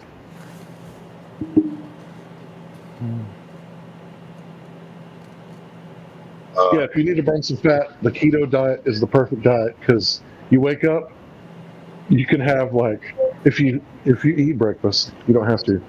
You don't have to eat as much and you don't have to sleep as much. But when you eat, you're getting steak and eggs, bacon and eggs.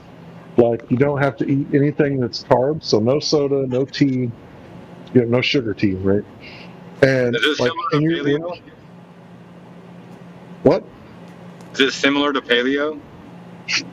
Real similar, but Keto is ketosis. generally just low carb diet. Ketosis is all nonsense. It's just a low carb diet. That's all. Have you ever done it, bro?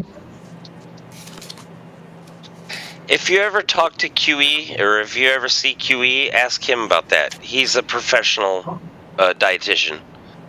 Ask him about that. He will tear you up, and he will say ketosis is completely bullshit. It's just low carb, man. It's old school. It's longer. It's older than this nonsense ketosis bullshit. Well, I'm going to say that some of you who've been listening to me for a while, you know there's two Hanks, right? One Hank is on fucking fire, and then the other Hank is kind of forgetful. And I'm sure you guys know what I'm talking about. Oh, yeah. Sometimes in the same sentence. Oh, yeah. sometimes in the same sentence. I only know the fire one. Is the forgetful one on carbs? Yeah, the forgetful one is in yeah, he's on carbs. That cheesecake, To answer the guy's question about what paleo means, so paleo has nothing to do with macronutrients and the amounts of them. Paleo just means unrefined. So like the only kind of sugar that's paleo is maple syrup or honey. Okay. And everything else is just vegetables and fruit, right? No. It's not a reference to any macronutrient like fat, carbs, or protein and the amounts of these. And it's not a reference to any particular type of food. It's a reference to what you do with the food. So you have a type of food that's sent through a highly refined process and then put into a package, and you unwrap the package and eat it. That's not paleo. Paleo just means minimally refined or not refined at all. Gotcha. That sounds pretty good, and I like that. Okay. Helps a little. Seems all so in other words, if man made it, you don't eat. Sorry, bro. So in other words, if man made it. Sorry, bro. Give me just a second. If man made it, you don't eat it. That's what it means, right?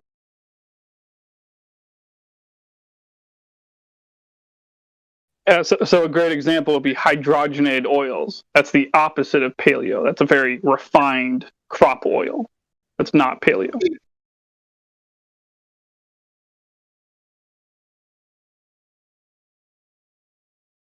Or like glucanates. Yeah, or anything that's just, doesn't grow on trees, doesn't grow in the flesh of an animal or in a fish in the ocean, It's anything that's truly refined and artificial. But that kind of explains the whole bread thing. Then it's like bread is a mixture of a bunch of things. But I'm guessing wheat would be okay for the fiber.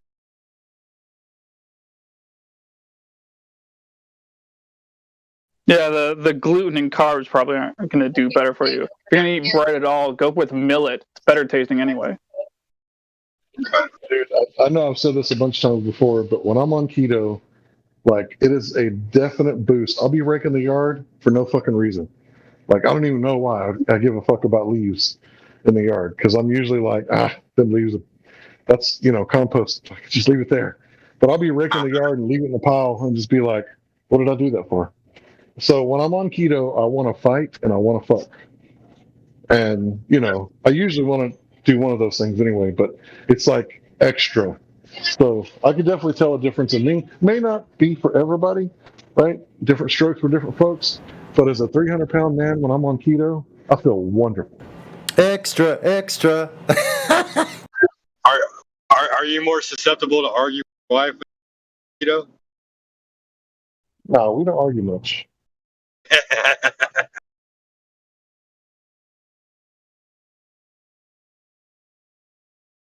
But speaking of a force to be reckoned with, I bet she is a force to be reckoned with. My wife? Oh yeah. Yeah. Oh yeah. Oh yeah.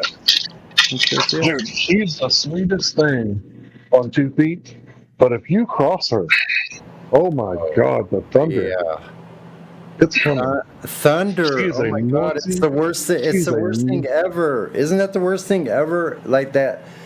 I've been in some horrendous storms, but I haven't ever been in a storm that's more horrendous than that when a woman is angry. Like that's it, man. That's it. I'll tell you a story real quick. One time she got ripped off on a weed deal. She gave this girl $80, and all of a sudden she stopped answering the phone. Oh, she went to this girl's house, and she got out. And I was like, no, don't get out, don't get out. She got out, and then she started stabbing that bitch's pool, and it was like a prison scene. I mean, she shanked that Oh, bitch hell like no, you 15 didn't. times. She shanked that pool like 15 times in 2 seconds.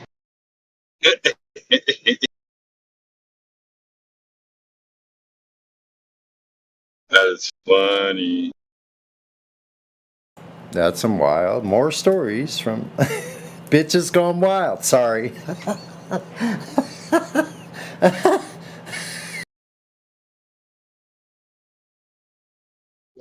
In so much trouble. No, you ain't got to apologize, bro. The women are gonna hate me. I know. They're probably like, Ladies' "That's night. fucking Sonny. We're gonna get his. We're gonna get him." We love you, ladies. You're welcome to come in here and talk. I know. How come we never So, see you at times like this? I know. They only come here during ladies' night. That's it. Let's talk bad about men for a second. Let's do it. Okay. So let's talk about men. They don't listen, right? They be entering into contracts that they don't know what the contract is because they weren't listening. And then when the wife is like, hey, remember we talked about this? You're like, babe, I'm sorry, but if I didn't understand the contract, I'm not, obliged to follow it. Yeah, that's fair. Fair game. I'm not saying that's only a minor infraction. Like, listen, even if you're wrong, it's only a minor. I would think a minor infraction, basically. It's called informed consent. In her mind, In her mind, that could be a minor infraction, but you know how that goes. It kind of goes any which way, depending on the situation. Results may vary. Results may vary. Don't rely on someone else's results. And rarely has anyone thoroughly followed my path.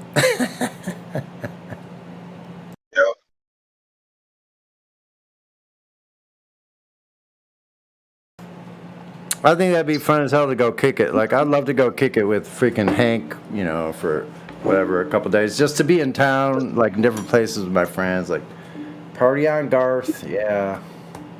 Yeah. Hang out for a few moments, just... Oh, yeah, bro. If you came here, I would buy a bass amp, and we would fucking jam, bro. Yeah.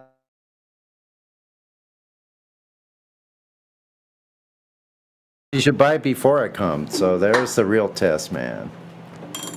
Yeah. Just get ready, because it might be necessary.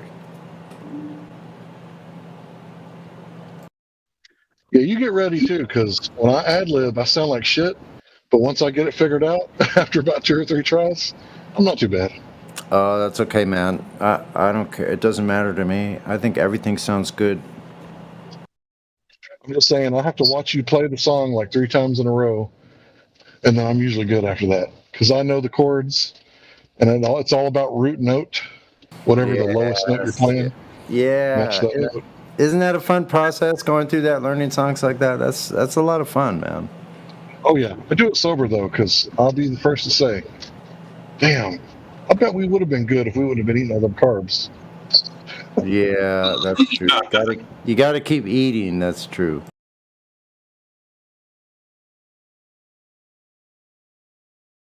It helps if you're pooping as much as you're eating, at least. If not pooping more than you're eating, that might be helpful. Go out to the woods and eat some clover, eat some greens. Some wild mustard is growing all over the place. You'll go home. That's what happens to me. I go out to the field and eat some greens. Not very much, a few flowers here and there. Just eat a bunch of greens, some clover, small handfuls. Just chew it up and spit it out. I hear dandelions are really good for you. The mustard is good, and then you go home, and what's going to happen is you're going to empty out. It's going to empty you out. Boom! It just all empties out. It's like the best thing ever, man. Then you feel free and cleared out, like. Yeah, I hear dandelion heads are really good. I used to eat honeysuckle. That was really good. Dandelion. Eat some dandelion. Speaking of dandelion, those are good greens. That's what I heard. They're like beneficial for preventing infection, helping with infection. All kinds of stuff. Actually, I'm trying to find out right now, which I've been neglected to do. I'm trying to find out what willow looks like, because willow has acetic acid, I think. Acetic acid? No, acetic acid, which is like acetylsalic is aspirin. So it's what they used before, like native tribes. It's willow root. Willow root. Willow root. I thought it was the I thought it was the branch inside the wood, even. It might be, but I think it's more in the root. Like if you get the edge of it, you can dig deep enough and catch one of the ones that's coming up. Because I think I found one of those plants. So I'll find out. And then boil it. What it looks like. Boil it. You'll make a good aspirin drink or Tylenol drink, I should. I'll have to do some different types of willow. I hear boiling grapes for you. Yep, I saw there's a pomegranate tree that's starting to bloom, and my quince trees are just barely starting to little root nubs. Let's see. Edible, medicinal. That says it's a tree. I don't know. This could be. It could be. I don't know. I think it has to be more moist, like close to a river. For willow? Yeah. They're usually a northern. They're usually like above the mason. I'm trying to see what the leaves. They grow better up there. I'm trying to see what the leaves look like. This is just short, squat, like. They're long and flat. They're long and flat. Yeah, that's what this looks like. Long and flat with a bunch of long, spindly looking branches that you could make a chair out of. That's what they do with it. The branches are really, really thin, like vines. Yeah. They weep down. Pretty sure that's what this is. But they don't have the leaves. The structure of the leaves doesn't look like the salix that I'm looking at online. Oh, that's a weeping willow. Oh, that's different. Oh, okay. I don't know. I thought it was all the same. I guess. I'm not sure. But there will be a bunch of let's see. Berries. Is it elderberries? There's mulberries, but there's two different kinds of things that are like mulberry. One of them you have to cook, and the other one you can't eat the seeds. What the hell's a mulberry bush? Yeah. I think it's mulberries. But talk to Battlemon. He knows a lot about that. Yeah, he does. I know. It's really in depth. I love listening. I've only been looking into it for about 3 years, so I found a lot out, but there's so much more I want to know, because I've heard that these really like prickly looking plants, like even with the thorns on them, are really healthy to eat. That you just cook it and those thorns just like fall off. And it's like eating like kale or spinach. But I need to find which one. Now, one of the things I did find, generally speaking, they say if it has a milky sap, you want to stay away from. But with the exception of wild lettuce, is the strongest natural pain relief that you can find. Basically, it has a milky sap. You have to process that though and cook it down. That's different. But the other ones with pretty much almost everything that has a clear sap, like just watery, like they're watery and they have flowers. Most of it you can eat. The leaves, wide leaf plants that are growing, most of the weeds. But I don't. This is not medical advice or nutritional advice. Make sure you do your identification of your plants before you ever attempt. Make sure if you're not sure how to identify your plants, you go with somebody that's qualified as a guide. Thanks. Those pointy leaf ones are the ones you got to watch out for. The ones that have that little razor's edge. a little sharp edge, a little knife edge. I want to go on a mushroom excursion. Like, I want to go with people who know their mushrooms. Talk to Like, Battle Mod. you know, yeah. And I'm not talking about the Nita muscaria, you know, trip your balls off. I'm just talking about just like mushrooms. Yeah, mushrooms that you could eat. Battle Mod's been planting mushrooms all over his property for all his life. All different species. I love mushrooms. Get a little saute with some green peppers, some red onions, a little chicken. You know what? I can make the bomb ass omelet with what are the really big mushrooms? Portobellos. Yes, portobello and freaking goat cheese, spinach, and cheddar.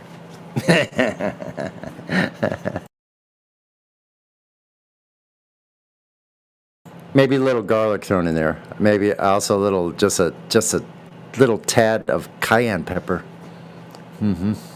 Oddly enough, mushrooms like portobello, having a variety of mushrooms, probably the healthiest thing you can do for yourself.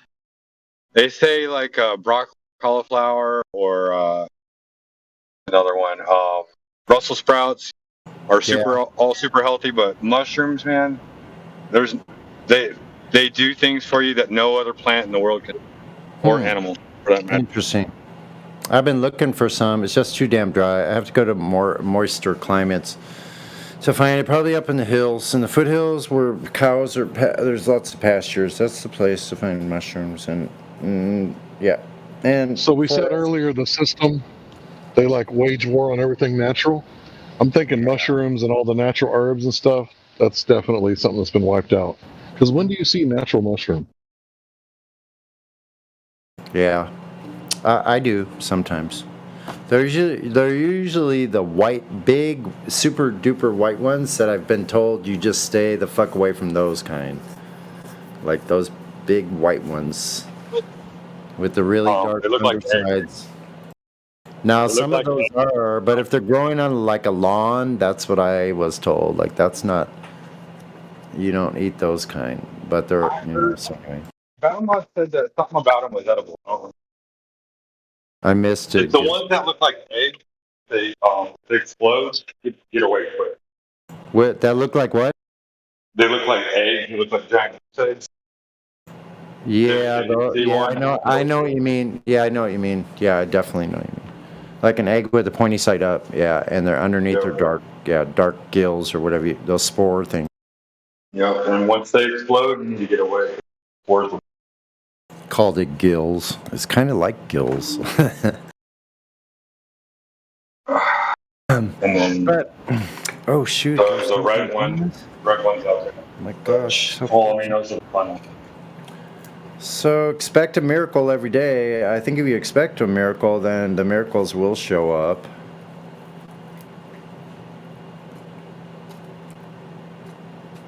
Yeah.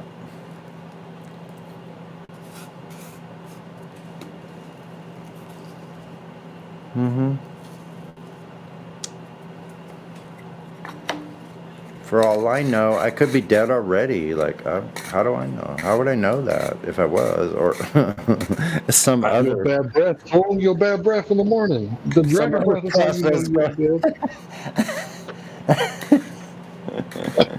It sure fucking feels like I'm alive. I mean, I got bruises on my arm.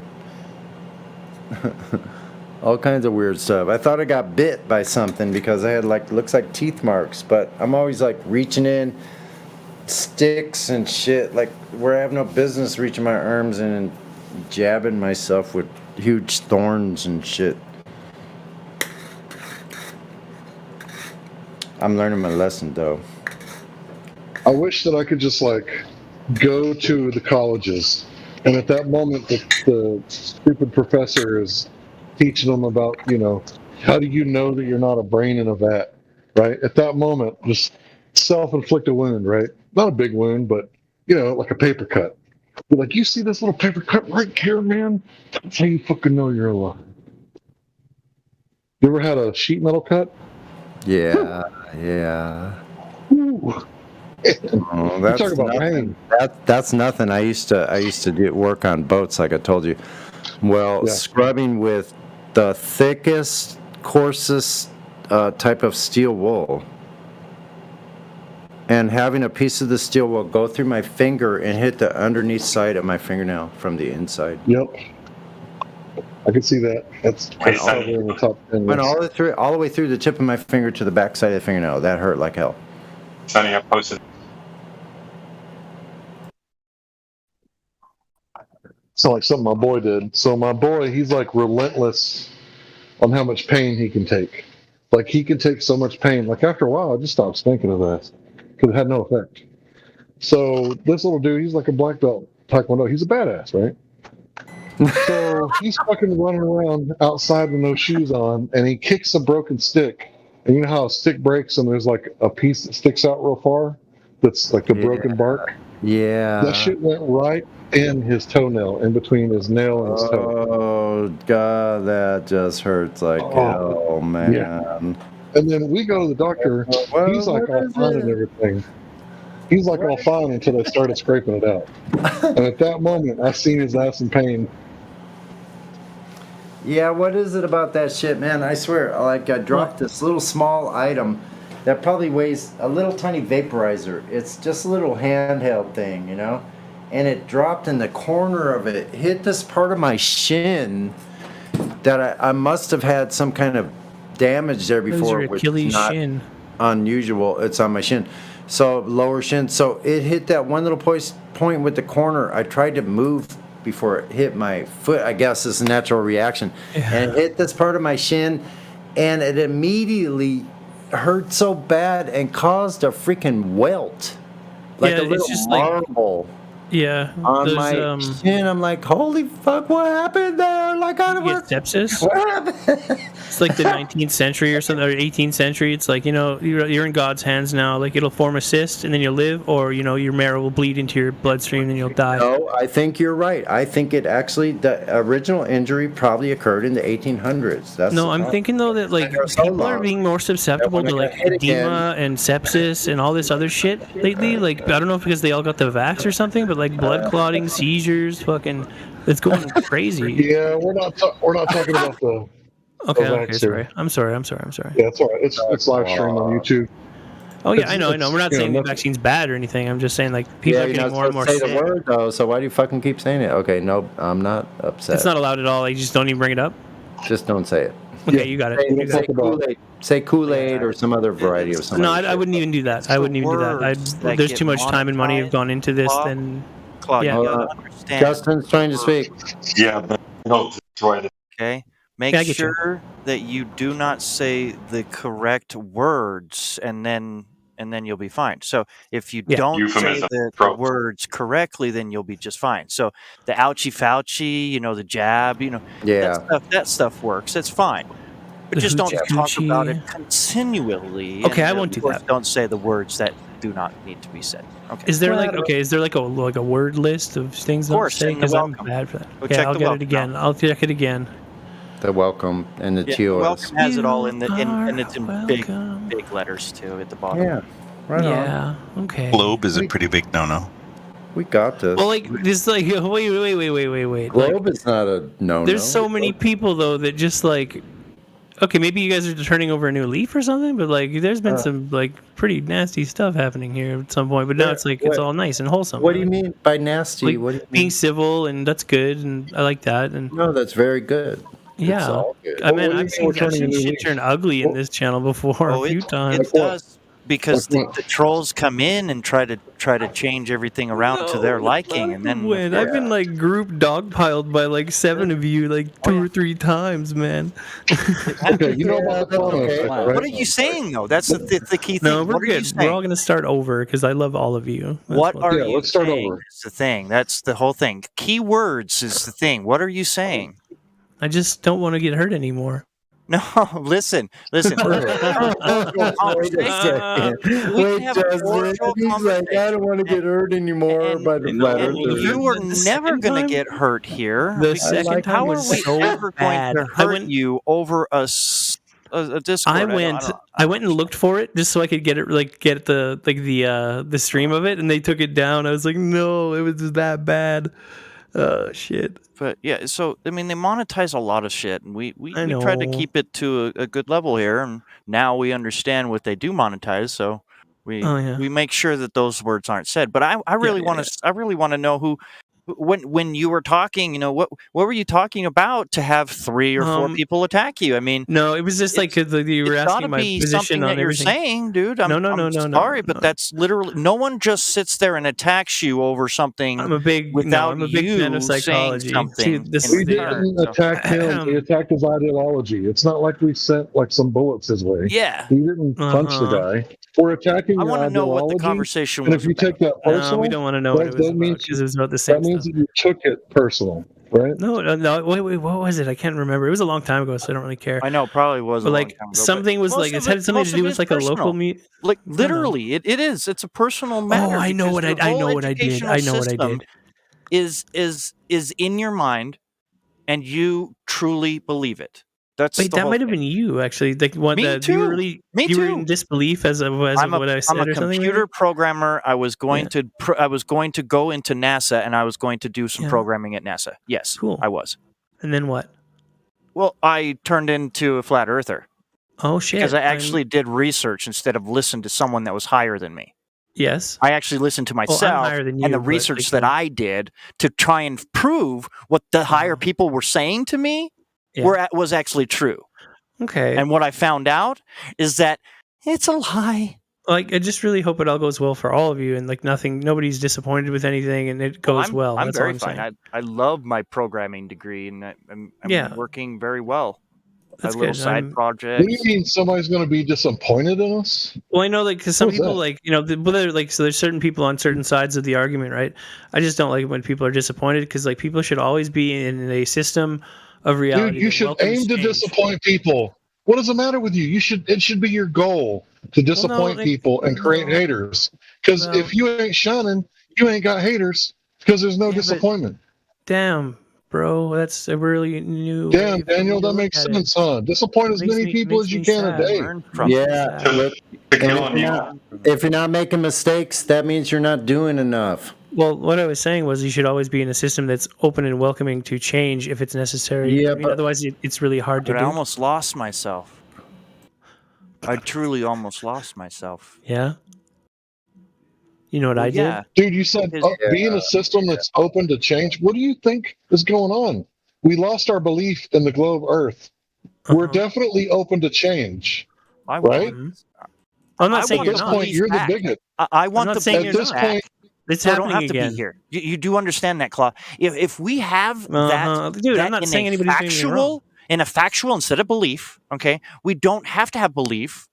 Okay, if we want, if Yeah, we can nobody's get saying into a anything. factual, then I want to shut this server down. Why are we here? I don't know. We're talking about stuff. You know what I'm saying? If we Why are did you say here- you want to shut the server down? Yeah, I don't get it. If you have proof for the globe. Oh no, or I'm not proof saying any of that shit. You guys are kind of like escalating. No, that's what shit 'cause I am. Personally, Yeah. me. Okay. Yes, you. If I am proven to test myself, if Mm-hmm. someone tells me how to test myself in reality, not just piece of paper or TV or anything like that, in Yes. reality, how the Earth shape is, and of course, if it proves to be the globe that they say, I will personally get this server shut down because everyone in here will know how to test it. Wait, like, why would you get the server shut down? Like, who are you again? No, because everyone will know how to test it. They won't need to Oh. come in here. Yeah, but then we could. Yeah, No, no, that's I'm not pretty talking legit shit. That because happens. just That's hold on, bro. 100% legit. Hold on. Justin is a pretty serious dude, and if he came to me and said, "Hey, Hank, I got this new way of measuring. I want you to try it," and then Please if I try measured it, it Hank. and it turned This out is to what I be a would globe, do. yeah, I would listen to Justin because he's a serious dude. He don't joke around a lot. Not that I've heard. I'm not joking here. Oh hell no. I cannot joke in this environment here. Right. If I am This is joking hallowed in this ground. environment, you'll know I'm joking for one. Yes. But I clarify when I'm speaking very clearly. Okay? Yes. And as you can understand, Claw, I don't know if you know me. No, not personally, but Okay, but I was here at the beginning. yeah. I've been here since the beginning, and I have not missed. I pretty much have Yeah. not missed a day. How many You years is know, this now? Is it like been of going being here. go? I'm over 8 years of Oh. my research, but the Discord's only been around for like 6 because Discord's only been around for 6 years. So like, As soon as do you Discord think? came out, we had a Discord for Flat Earth. Yeah. Like, do you think like at some point like it might end and stuff like that? Is it a thing like that you I guys know could the document truth will come out. the entire like saga of the Flat Earth Discord? Yes, Like, the is there truth will come somewhere? out. I don't. No. See, you want to pinpoint it on the flat Earth. No. See, that's what they Wait, always what? want to try to do. The flat Earth is just to blow your mind up. Okay, Yeah. that the two words together are just supposed to trigger you. Yes. That's To it. ask questions. Okay, so that's what it's done to Yeah. everyone, and I can say that with the utmost respect of everyone in here, because of the fact that it twists your mind when you see those two words together. With Yeah, I all believe of what I you believe have it's a good have springboard. It hasn't on it your hasn't educational triggered me. system. Now, I'm saying it It lights has a that trigger fire. effect, okay, because of the system that you were in. You know, it Yes. was all globe and round, and then you see what flat. It's like a mind. It's like the you know, Matrix. it It is is a kind of the Matrix thing, like a thing. blue It is. pill, It's red pill. truly a Matrix thing. It's a red pill as soon as you Yes. see those two words together. Yes. I am Yes. telling you from a personal effect, okay? When I saw Flat Earth come onto my YouTube channel, my mind said, "What the It's fuck?" like a contradictory brain exercise to being able I to was ask questions in a researching proper springboard. UFOs, Mm-hmm. and it Yeah, outer space.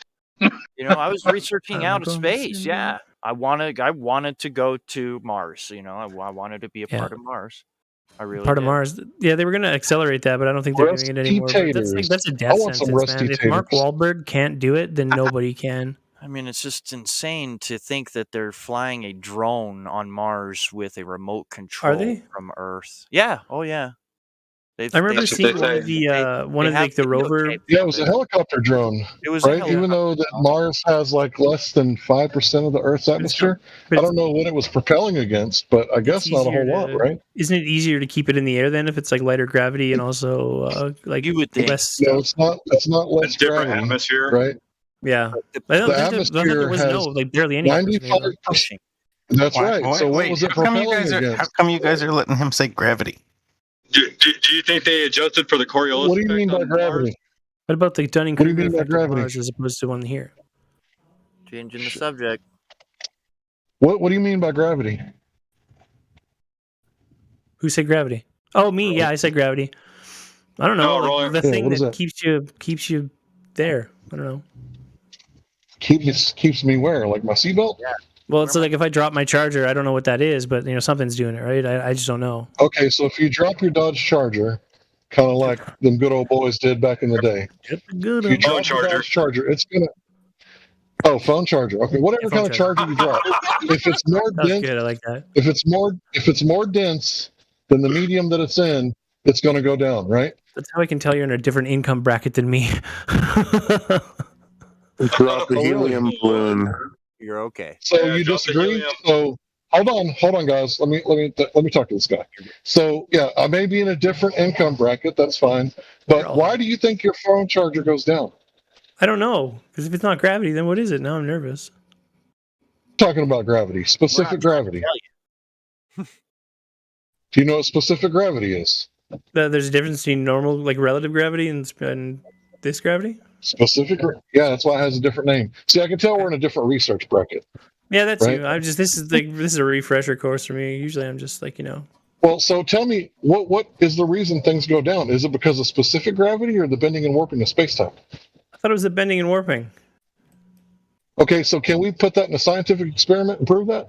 I don't know. I can't. Shucks, fella. That's sad to hear. Heavens to Betsy. But we can do it with specific gravity. We can run it through a slew of experiments in your bathtub for no money. That's for no right. money. Cool. Would you like to hear how, or you want to remain ignorant? No, you can tell me. Okay, so let's say you got some ice, right? Yeah. And you put it in a glass of water. right? Then you manipulate the relative density by removing the water, right? Yeah. So you manipulated the relative density between the ice and the object, then the medium that it was in, right? And when you increase the, when you remove the water, right, the buoyant force goes down, and what happens to the ice? Goes down. It goes to the bottom of the cup. So when we say specific gravity, that's what we're talking about, and we can prove it.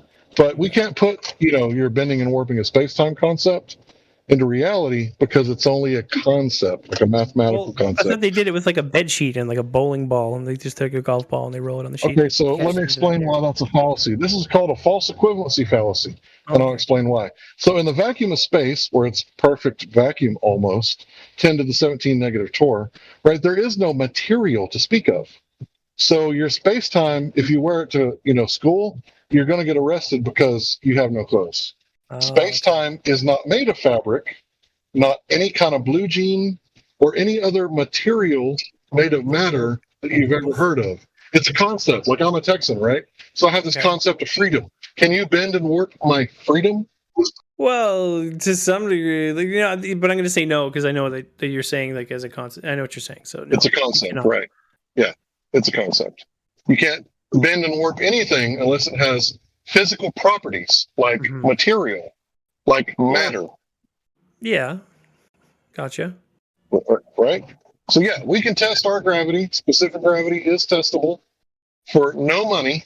Any scientific experiment you want to come up with, we can test it, because when you manipulate the relative density of an object, it will cause the object to go down and to rise. So why do things fall down here on Earth other than birds utilizing aerodynamics? Why do things fall down? Mm-hmm. You can say it. Specific gravity. Gotcha. Density. Right. You guys make it continue. Yep, you can actually manipulate something, and you can prove this yourself, and it is a scientific experiment you can do yourself that would prove what Hank is saying is absolutely true and can be verified over and over again.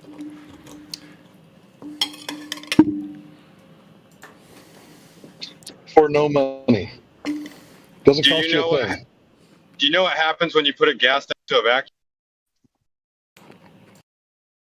What? Wait a minute, hold on, before we go on, that's too fast. Oh. Yeah, that's too fast.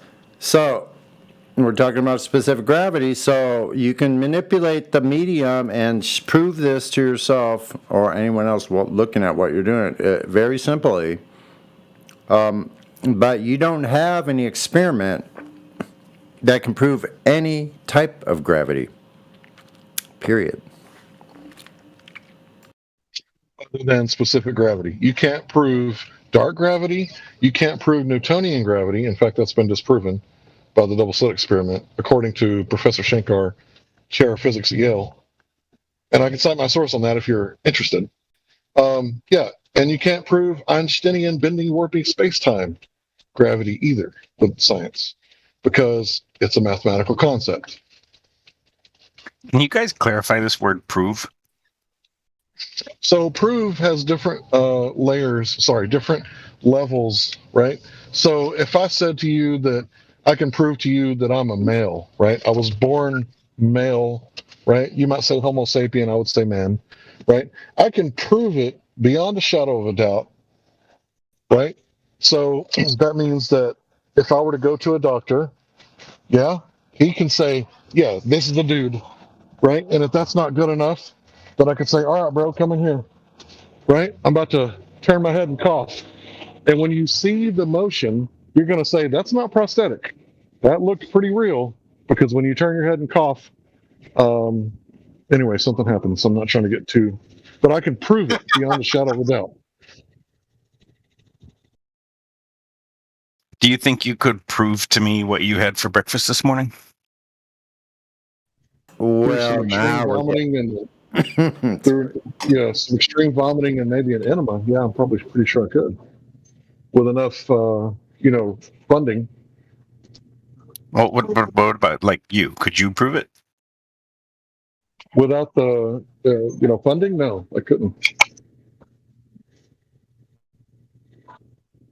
I can prove gravity doesn't exist. Not the way they say it, anyway. You know how? How? Drop a helium balloon. I mean, the helium balloon certainly goes up, but I don't. I mean, other stuff goes down, so I don't really see how it proves anything. Well, where's the gravity? Is helium matter? Does helium matter? I mean, No. I guess. No, is helium matter?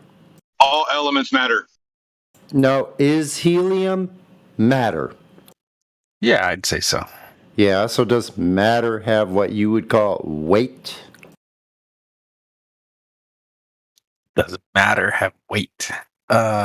That's not usually what I think of, and when I think of giving matter properties. Well, it has a specific weight, and there's guidelines, there's tables that we use to find out the weight of these structures. It's right there on the table of contents. It has a weight. Or So the anyway, table of elements. why isn't weight being affected when it's close to the surface?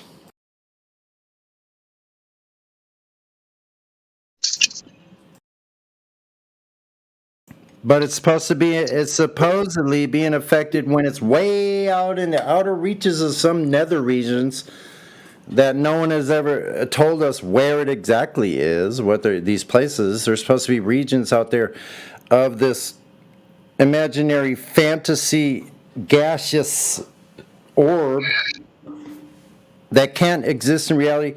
There's supposed to be gradients of these gases. When was that? Can you validate? Where was that validated? When was that validated? Oh, okay. No problem. I expected crickets there because there is no freaking answer to these questions. muted. This is what we've been asking for 5, 6, 7, 8 years. We've got no answer. We ask these pertinent questions. Sonny, he got muted. There's these pertinent questions we've been asking for all this time, and we get no logical response at all, let alone anything with depth and meaning as far as what's the excuse that Earth is, I mean, no excuse. Earth is not a ball, measurably so. So, like we talked about beliefs before, that's okay if you want to believe something that can't be proven and has never been verified, that's fine. But we have something that you don't. If you're doing that, we have reality on our side, and we can verify what's been told to us geometrically and go test it on Earth. That's it. Go do it yourself.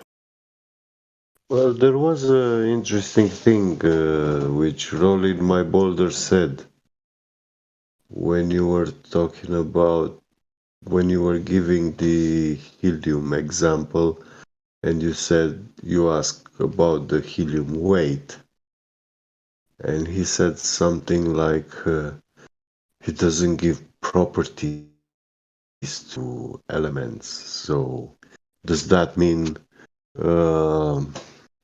for example, copper doesn't have the property to conduct electricity,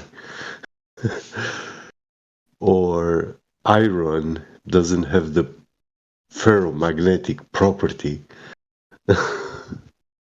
Well, we know those two are factual. What do you mean factual? Well, there's no debate about, well, copper conducts electricity and iron is ferromagnetic. is magnetic. Yeah. So It's that's not in ferromagnetic. question. Because we can It's test not that and magnetic. see. Iron is Copper doesn't conduct, it ferromagnetic. So ferromagnetism is a magnetic property. So iron is not magnetic. It is ferromagnetic. Okay, I never heard that before. Yeah. I'm learning. That's Ferromagnetic. So there's different types of magnetism. There's electromagnetism. Property of an element to be attracted to a magnet and to turn into a magnet itself even when the magnet is being removed, it still keeps that property to behave like a magnet. Oh, you saying iron does that? Yeah. Iron does that. Copper can roll down a piece of flat gold, and it is being held up. It doesn't roll off like it would any other kind of rolling thing, like a ball bearing made of copper. Rolling on a piece of gold, it will slow it down, and neither of them are magnetic. Silver can melt ice. It's another weird property. Yeah.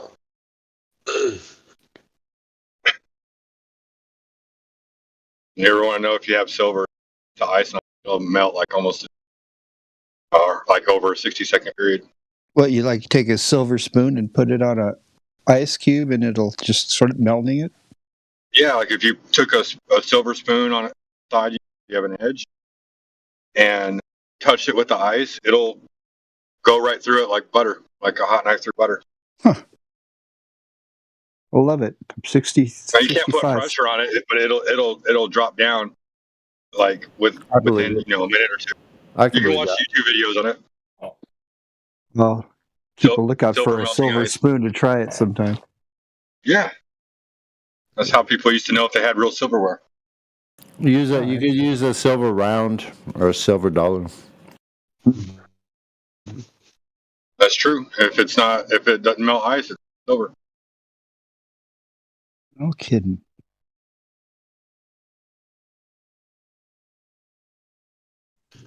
Okay, I gotta ask, why does the silver break the bonds of ice and turn it back into liquid?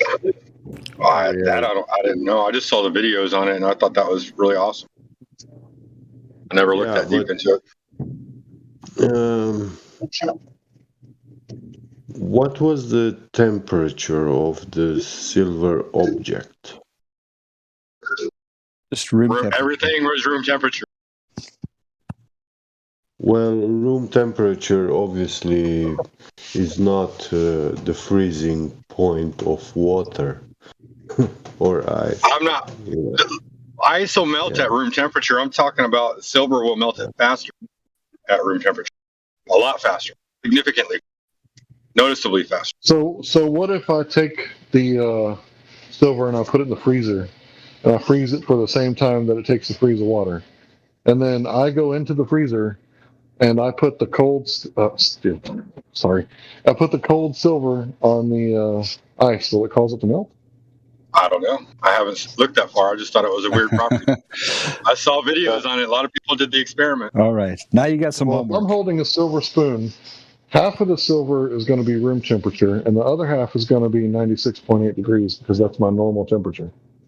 And then once I touch it on the ice, then it's going to start to cool down, right? The spoon will, but it's still going to be somewhere around, 90 degrees, 85, 90 degrees. Right. So the temperature was going to cut the ice down, turn into water. But you're saying that the silver, one of its properties is to melt ice. So I got to see what video you're talking about, or I got to do some research on freezer. Just go to YouTube and put in a search, silver melting. Mm-hmm.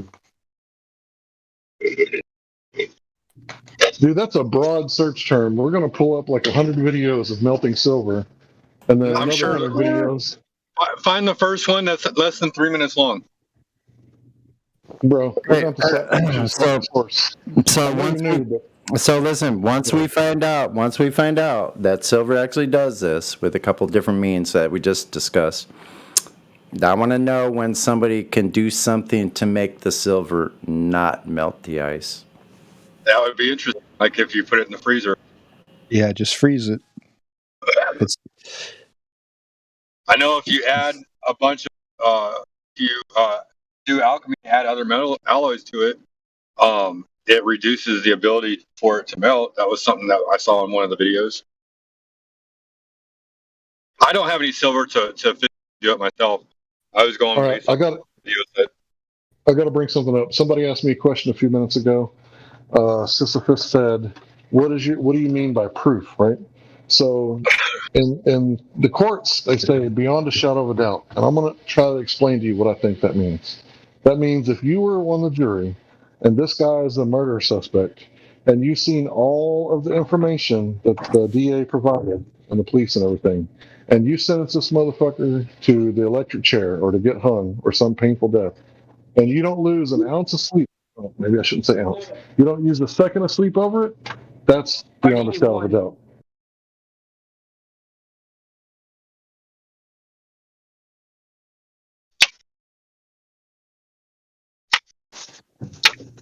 So, like, if someone said to me, hey, I bet the mansion that you can't make this, object, this ping pong ball, go down by only manipulating the medium.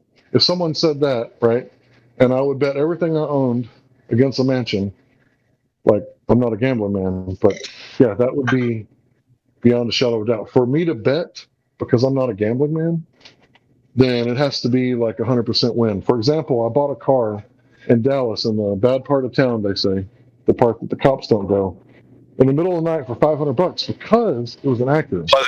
Pleasant Grove? No. If you're talking about Dallas, you should know what I'm talking about. Pleasant Grove or Oak Cliff. Oak Cliff. Yeah. I bought a car for $500, 3 o'clock in the morning, because I knew the parts on that car were worth more than $500.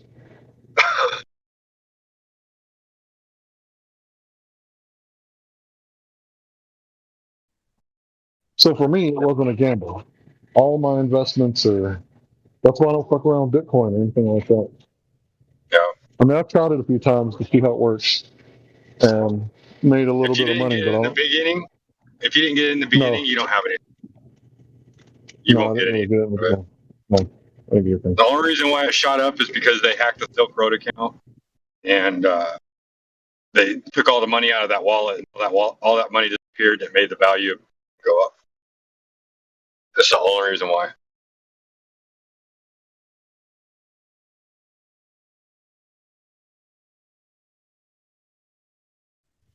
Yeah, so I hope that's a pretty good, explanation of what proof is to me. So proof is anything like over like 99%. But the thing is that if you do the test, right, and you do it 100 times, and that 101 time you do the test, you get different results, that's a problem. That's a huge problem. So like the other day when Sisyphus tried the salt and egg and water experiment, and he failed, I was like, what? What do you mean he failed? And then I went and did it myself, and I ground up all the salt, which took forever, though it took me like 25 minutes. But I did the test and it passed. And then he told me that he was using tap water, which I don't know why he used that. But I guess he doesn't have distilled water. But when I used distilled water, it was in a matter of minutes. I just had to get enough salt in there, and I don't have any like kosher salt. I only had the Himalayan rock salt, and I had to grind it up, so it took 20 minutes. But yeah, I would like to see him do that experiment with distilled water. But the fact that he failed one time, that's a problem. There must be some variables that he didn't have under control, because he said there was a pile of salt at the bottom of his water container. And I'm thinking, well, that sounds like an absorption problem. But the fact that, one time it failed, that's a concern for me. Well, no. Yeah, then you found out he used tap water and you used distilled water and he used different kind of salt than you, so that makes sense.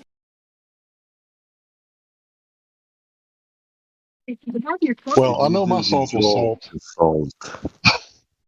Go ahead, bro. Sorry. You didn't dissolve it. You're supposed to mix it, stir it a little bit with a spoon when you put salt in water.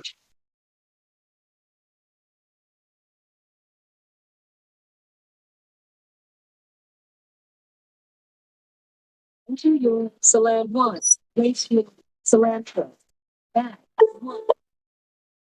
Where are the ladies at? Not here. Not today. Well, I take it back. KJ's been here all day. Is she gone now?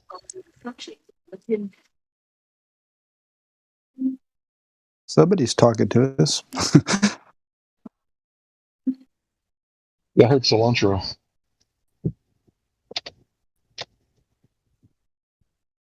Dude, my fucking ankle hurts. Ugh.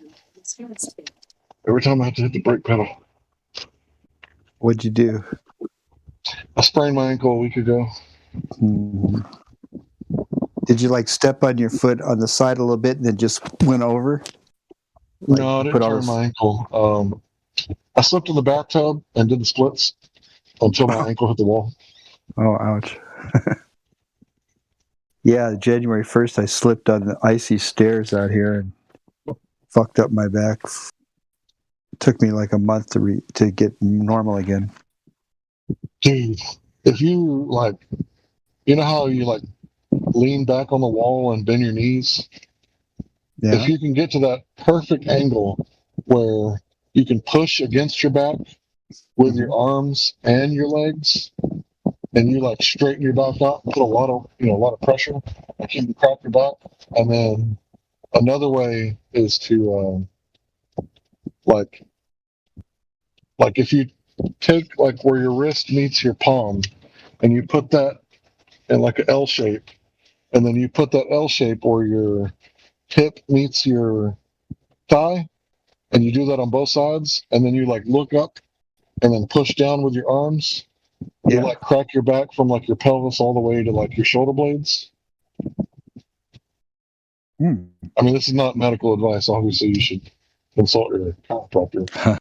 Yeah, I've had to do that quite a bit. I have scoliosis. I have a twist. I have a curved spine, and it flattens between my shoulders. And I have spasms in my rhomboids. And I don't know if you know what that is, but if you ever had your rhomboid spasm, you will definitely know it. And it will incapacitate you. This little square of muscle that goes oblique angle to your spine, up to your shoulder blade. If that reacts like mine do, I can hardly move. I can't move. I can't turn my head. I can't freaking move my shoulders. It's excruciating.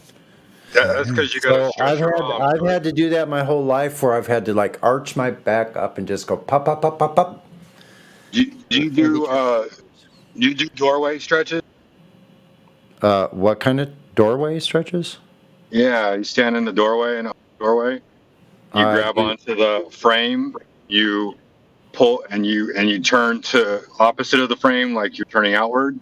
Right. And pull across your body. That's how you stretch your rhomboid.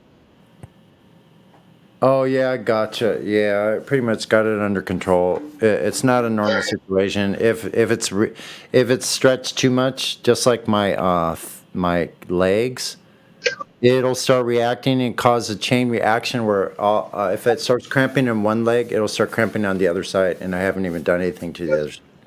Wow. You mean like those Charlie horse type? I'm sorry, I'm not trying to laugh. Yeah, Charlie horse like from hell. Oh my God, those things are awful, man. They just How about try one from your inner thigh. I have damage to my knee, so the inner part of my left knee. So this is the inside part of my left knee going up from my knee, up my thigh, and then crossways. Like it goes like horizontal. It goes like diagonally across underneath your quadricep to the pelvis. And that reacts, and it feels like I'm being cut with a knife in my inner thigh, and I can't stand up straight, and I can't straighten my leg. Does it just come on all of a sudden, or how does that work? Yeah. Yes, it comes on all of a sudden. Like you're laying in bed all of a sudden. It starts reacting, yeah. And I've had it where I just laid there and go, okay, I'm just going to breathe through it because I feel it reacting and not move. And I feel like it's like a snake inside my leg, and it's going, it's moving around. It's like twisting around in my leg, and I'm just like, please, no, please don't do that. Like, please God, make it stop. It's just like that. Have you ever seen a ring dinger?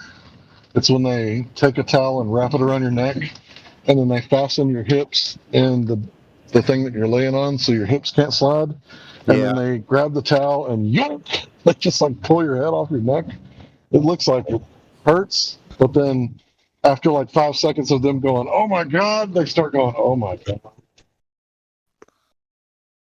Yeah, but I've got lower back problem too. So that's no big deal. I don't care. I'm just glad they don't hurt all in the same day.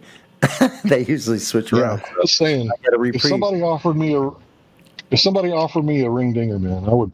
Me first. A ring dinger. What do they do? That the massage parlor or something? No, it's Houston chiropractor Gregory Johnson. He's got like compilations, and you can just watch people just like every time that goes crack, and they're like, "Oh my God." He's like, "Did you feel that from like your hip to your neck?" And they're like, "Yeah." I'm like, "Oh man, I want that so bad." I watch like chiropractic stuff, like dang. Watch chiropractor videos. Yeah, my wife had spinal meningitis when she was a baby, and they, basically said that she was never going to walk or talk or be normal or live a normal life. But that little bitch, I seen her take a full size, old school now, not modern material, old school dresser, right, the stand up kind, and she tossed it out a window. She's 100 pounds. She weighs 100 pounds. What? Yeah, you must have got her really pissed off. No, she was cleaning the room that had burnt in my grandparents' house. So it was a, smoke damaged dresser. And I was like, "Hang on, I'll be right over there to help you out." I don't Next thing think I know, she said. You didn't move fast enough. She goes, Yeah, I didn't move fast enough. "This got to go right now. It's not on your. It's not on your timeline, sir." She Because I fucking got picked this. it up and threw it out the window.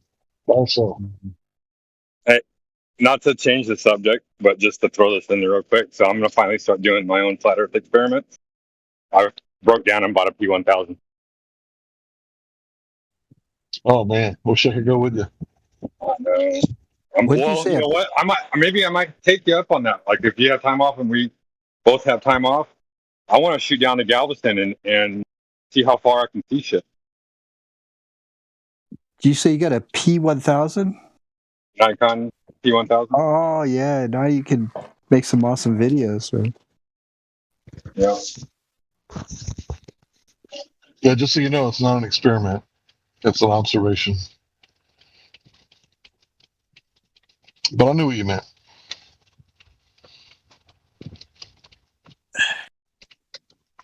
Its camera has crazy ass zoom.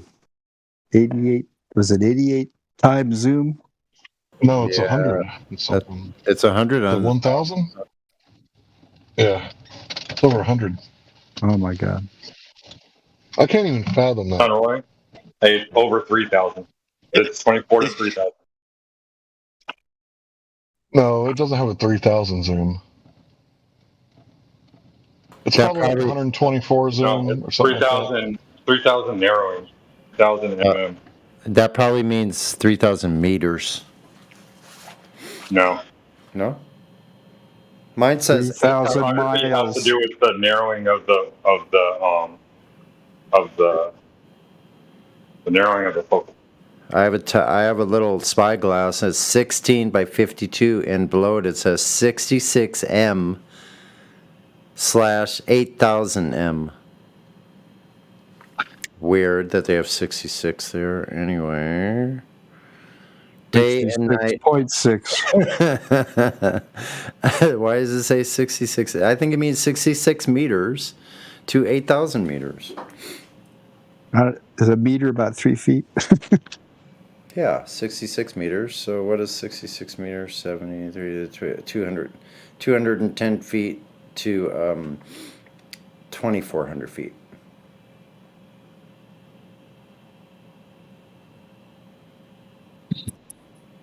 $24,000 feet. Wait a minute, 8,000. 24,000 feet. Which is 24,000 feet. 10 miles is 50,000 feet, so it's about 5 miles. Did you get that camera online? It's not a camera. It's a spyglass. No, I'm talking about Oh, the other sorry, my bad. gentleman I'll back off. with the Nikon P1000. What'd you pay for that bad boy? 1,700 with all the lenses. 17. Ooh, you got all the bells and whistles. 17, dang. And a tripod. But the tripod was like $60. But it came with like 15 filters. I think I used P900. Even a P600, someone was saying, is not bad either. Older keep your eye on the sky now. You see anything weird, you can get a good close up of any, unidentified things you see up there. Get ready, yeah. We don't know. I don't know why you got muted either, rolling my boulder, but I have no idea.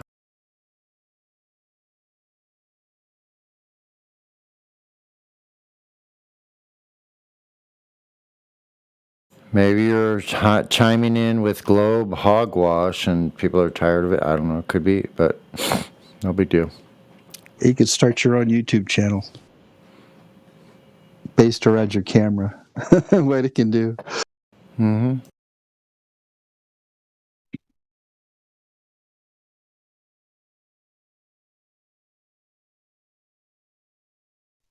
Hey, Roland, if you get back in here, I'll unmute you, bro.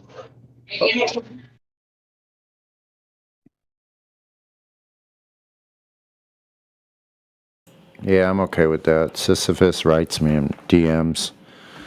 He's pretty cool. You're all right in my book, Sisyphus. I'll talk with you, man. I don't. Starting to get over differences, Sorry, y'all, I was on mute. Yeah, I don't know. Maybe I might start a new YouTube channel and monetize it for my own Rumble channel. Stay off of YouTube. Anyway, hopefully you'll come I back. don't think anybody would mute that guy because he usually, he's usually pretty good. I don't understand why he's muted. It could have been Justin. Maybe he was chiming in the middle of the conversation. I don't know exactly. It did start moving kind of fast for at times, so I don't know.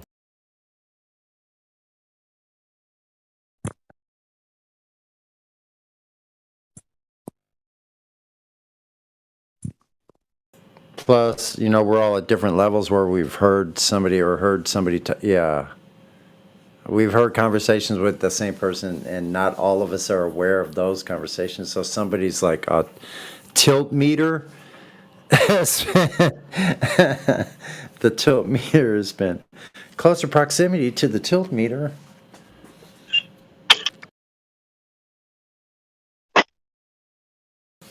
Flat earther gets tilted.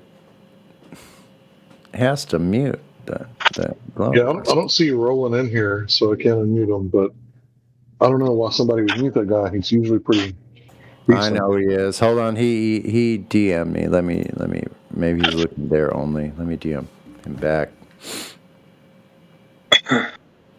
He seems pretty sincere. He's one of those guys that probably did it for himself, and I hope he's reporting when he finally wakens up. Oh, there we go. I'm writing him back. Come on back.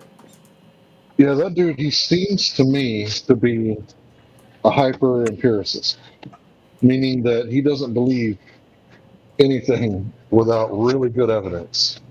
Right. And if that's true, then he's a future flat earther. I told him, come on back and we'll unmute you. Hank's got my back. Well, vice versa. I have Hank's back, but whatever. This is short and sweet. Thanks. So I don't know if he'll get the message. Thanks. But you're right. No, I meant observation. Do an experiment. Yeah, you're good, bro. You're good. I know what you meant. The right words matter, man. That's right. And if you say experiment and QE comes in here and he's like, what do you mean by experiment? You better recant real fucking fast.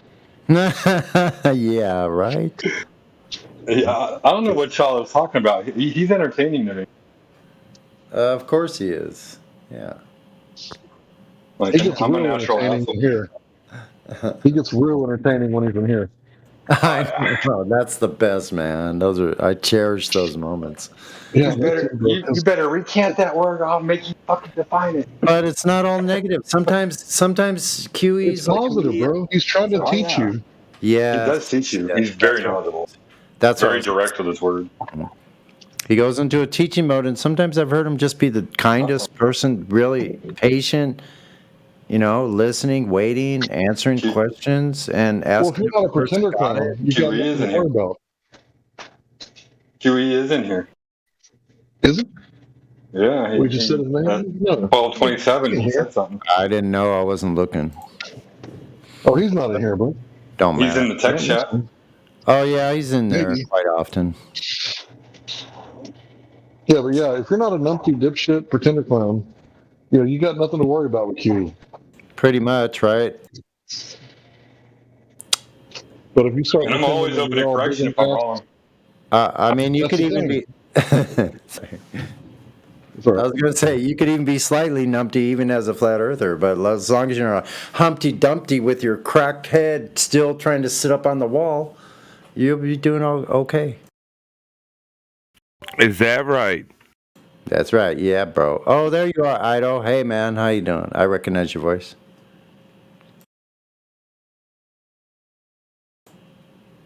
You got to take about 10 bull rips just to be able to talk. In three words, I recognize your voice. That's pretty good. But welcome back. Is that Piscius? Or Piscius? Hank, don't make me come over there and create you again. Right. Create me? Is that right?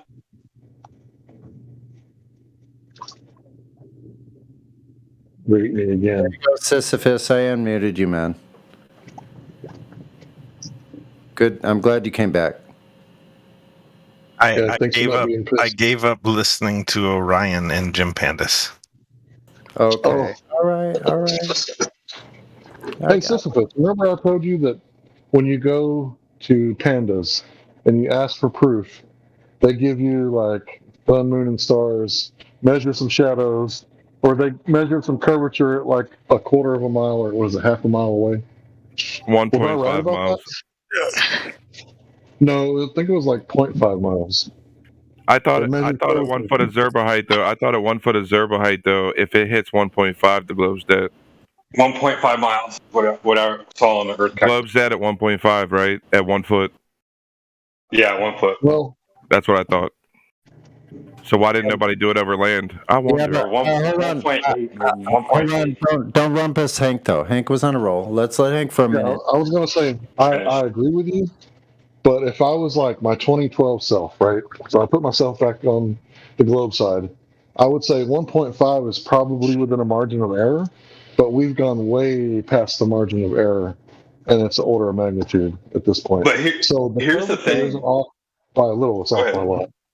Go ahead. But here's the thing. In that video, if you watch the whole video, at one point he set the camera on the ground. So there's a 0 foot. Yeah. Like he has to move the camera because the waves are coming up. He's barely up off their water. Yeah, off the water. No, he puts it on the ground. What are you guys talking about? See his hand. He's off of what, Sonny? What did you say? He's barely. You could tell he's barely off the water level. Yeah. What are you guys? No, he actually sets it down like he lets go. You can tell by the way the camera shakes that he lets go. It's sitting on the ground for like maybe a half a second, and you can see all the way out. We're talking about the Anacapa? original BLM, SN, whatever. The Anacapa video? Hold on, bro. Give me a second. We're talking about the guy who made the video that gave the shit. We're talking about the guy who made the video where the screenshots from the Black Swan imagery come from. Oh. Yeah, but the Black Swan's already been debunked. No. Okay. No. Show me. Show me how right now. Yep. I want to see it. I mean, the Black Swan has been debunked many times, whether you believe or agree with it. It depends if you believe in it. Yep, you're right. We would like to see how, where. Yeah, I would like to see how right now. How, where, and when. That's all simple. We just need to know how, where, and when because you said it's been debunked, so we need to know how, please. Well, wait. Yeah, how is I said it has been debunked, but you may not like agree with Okay, the well, methods or whatever. You've never seen a Black okay. Swan debunk video? Yeah, okay, we agree. Show us how it was debunked. What are you mean when link you like YouTube videos of people No, talking about it? maybe this. Maybe show us how the video debunks it. In what way does it debunk it? How?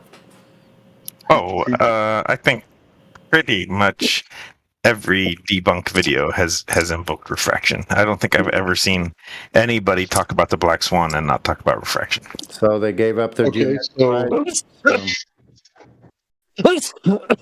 Okay, so they say refraction, and did they provide like the mechanism of how the diffraction actually does this, or they just use the word refraction, and because that happens between the two media? Yeah. What about the now all of a sudden, Yeah. Sorry. So Didn't mean to because interrupt. I'm sorry. refraction happens between two media, they're going to imply that it happens to a greater degree with only one media. I need to know how they come to that conclusion. Yeah. Because with two media, yeah, we can see refraction, the bent straw in the cup of water, but it's not bending at 8 inches per mile squared because there's only one interface between the two media, or shall I say three media, in this case because of glass and water. But you get what I mean. So I need to know at what rate are they expecting it to curve with one medium? And is that 8 inches per mile squared? Because that's what it would have to be. And if they can say that this is happening, I would like to see a demonstration. And you can't use, the video as a demonstration because you're begging the question that the Earth is curving, which we can see too far, which completely disproves that. So you're begging the question again and saying, well, the light is bending at the same curvature rate as the Earth. That's why it looks like that. That's double begging the question fallacy. Yeah, and I've already debunked refraction on many different levels. Do you want to know how? I do. Good. Okay. Your refraction is coming from a surface that is facing away from you and is below your elevation by 70 feet. What's going to happen to the light when it hits that surface that is angled away from you and below your line of sight? Yeah, you lost me. At the Black Swan, if I'm at the beach, hold on, I'll explain real simply. If I'm at the beach, the Black Swan, 1 foot above the level, I have my camera there just like Bo. At 10 miles out, 67.67 feet of elevation drop is occurring at that distance, even just slightly past oil rig habitat. So, at the same time, at that distance, besides the elevation drop, the light is hitting a surface of water. If it's on a ball, it's facing the other way, away from the observer and below their elevation 70 feet. Could you please explain to me how the light is going to maneuver itself from that position to the observer's eye? It does. Explain it to me. Who said it does? I'll mute your... No, I'm being nice. Yeah, explain it to me how. I don't know who said it does. Okay, I know you didn't. But please, okay, do you have the explanation? Can you explain how hitting a surface... This is light we're talking about. What happens to light when it hits a surface, reflective surface, that's pointed away from the observer? You mean like what if light hits a perfect mirror? Is that what you're talking about? Yeah, exactly. Okay, yes, exactly. Yes, you're with me. I sort of am, but what about when it hits things that aren't perfect mirrors? I'm not talking about whatever it does. I'm talking about what it does specifically in the Black Swan. Well, yeah, but nothing in the Black Swan is a perfect mirror. The horizon is at 10 miles, if not further. It's supposed to be on a surface that's pointing back the other way and below the elevation of the observer. How does the light traveling to the observer and from that position? I have to plead that you're not talking to the smartest of the Globers, and Okay, so just say without you some don't kind know. of Just say you picture, don't know. I just don't understand the question. I'm Just sorry. say you don't know then. It's Okay, yeah, I don't understand the question. I don't know. Okay, good. So I've debunked any of their debunks of the Black Swan. I just debunked But all not of to them. me, right? Like if I can't understand what you're saying, it doesn't debunk anything to me. Yeah. Okay. Well, you bring a listen. Well, you bring a PhD in here, or a professor, and have him come and talk with me. I'll be glad to speak with him about it, or he or she. I don't care. In any field, to explain to me how the light is traveling. I wanna see it. So if you could bring me that expert, I'd be glad to talk with them.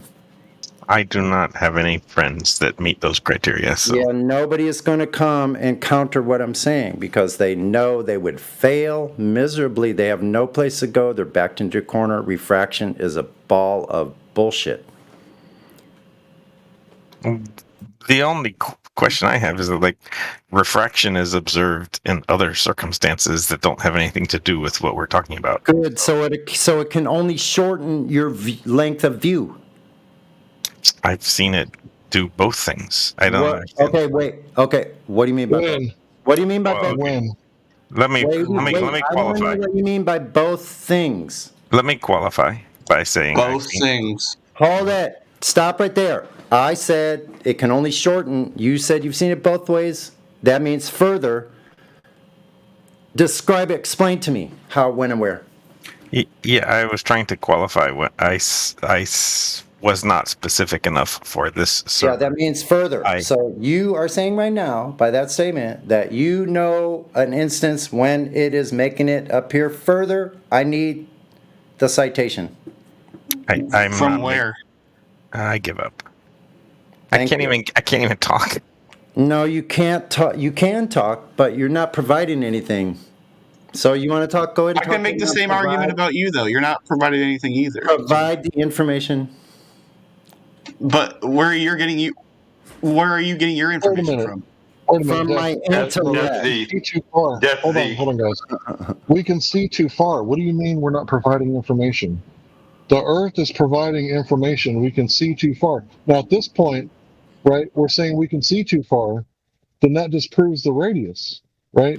And you guys are saying, no, right? You can't trust your eyes, right? What you can trust is that light bends at 8 inches per mile squared, because if it looks flat, then that means the Earth is curved, and that the light has to be bending at the same rate of curvature that the Earth has.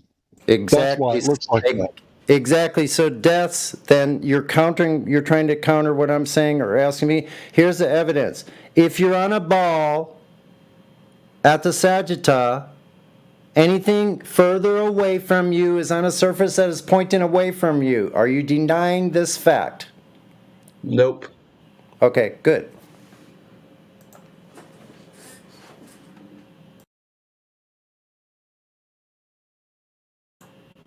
That's the fact. I provided the facts. You were saying that we were lacking facts. Those are the facts. Is a ball on a surface further away from you, angled away from you? Yes, it is. I just want to say I understand what you're saying perfectly, Sonny. The other side of their water hill has a light reflection over that, right? Their little hill of water they think's there. Anyway, I just wanted to say, I don't know why they don't understand it, because I do. I'll shut up.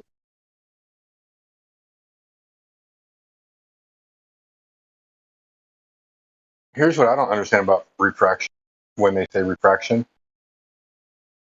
When you zoom in on it, you see it. And you zoom away from it and you don't see it anymore. Why? Does the refraction go away? It's not refraction, right? Refraction is when the light hits the boundary between two media, right? So what they're talking about is like heat waves. Right? Heat waves causes the light to slightly distort, but they're saying, no, it's not slightly distorting. It's a huge amount of refraction with only one media. But when you zoom out, it goes away. So why does it go away when you zoom out if you're having this infinite refraction? That's what I don't understand. Why you're believing in the globe, where does refraction stop? All right, guys, imagine this. I want you all to listen very carefully. Let's say that when we made these observations, we couldn't see past 1.225 miles times the square root of the observer's height in feet. Never. We never saw past it, right? And there was a group of people on the internet called flat earthers who were saying, well, the reason you can never see past the geometric horizon is because, refraction, right? You guys would laugh your asses off and constantly be in here trolling the fuck out of us, and we would never have a legit conversation because it wouldn't be worth it. Because we would be total fucking retards.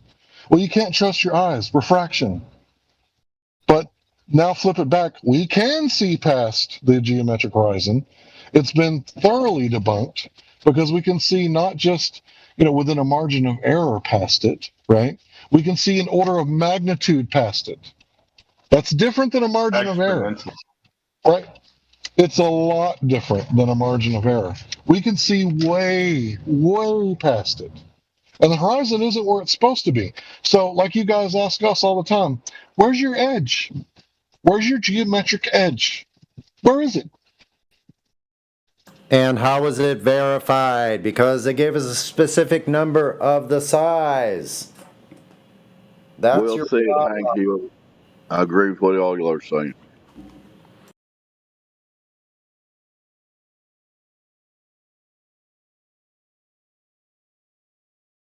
Did the Glober leave?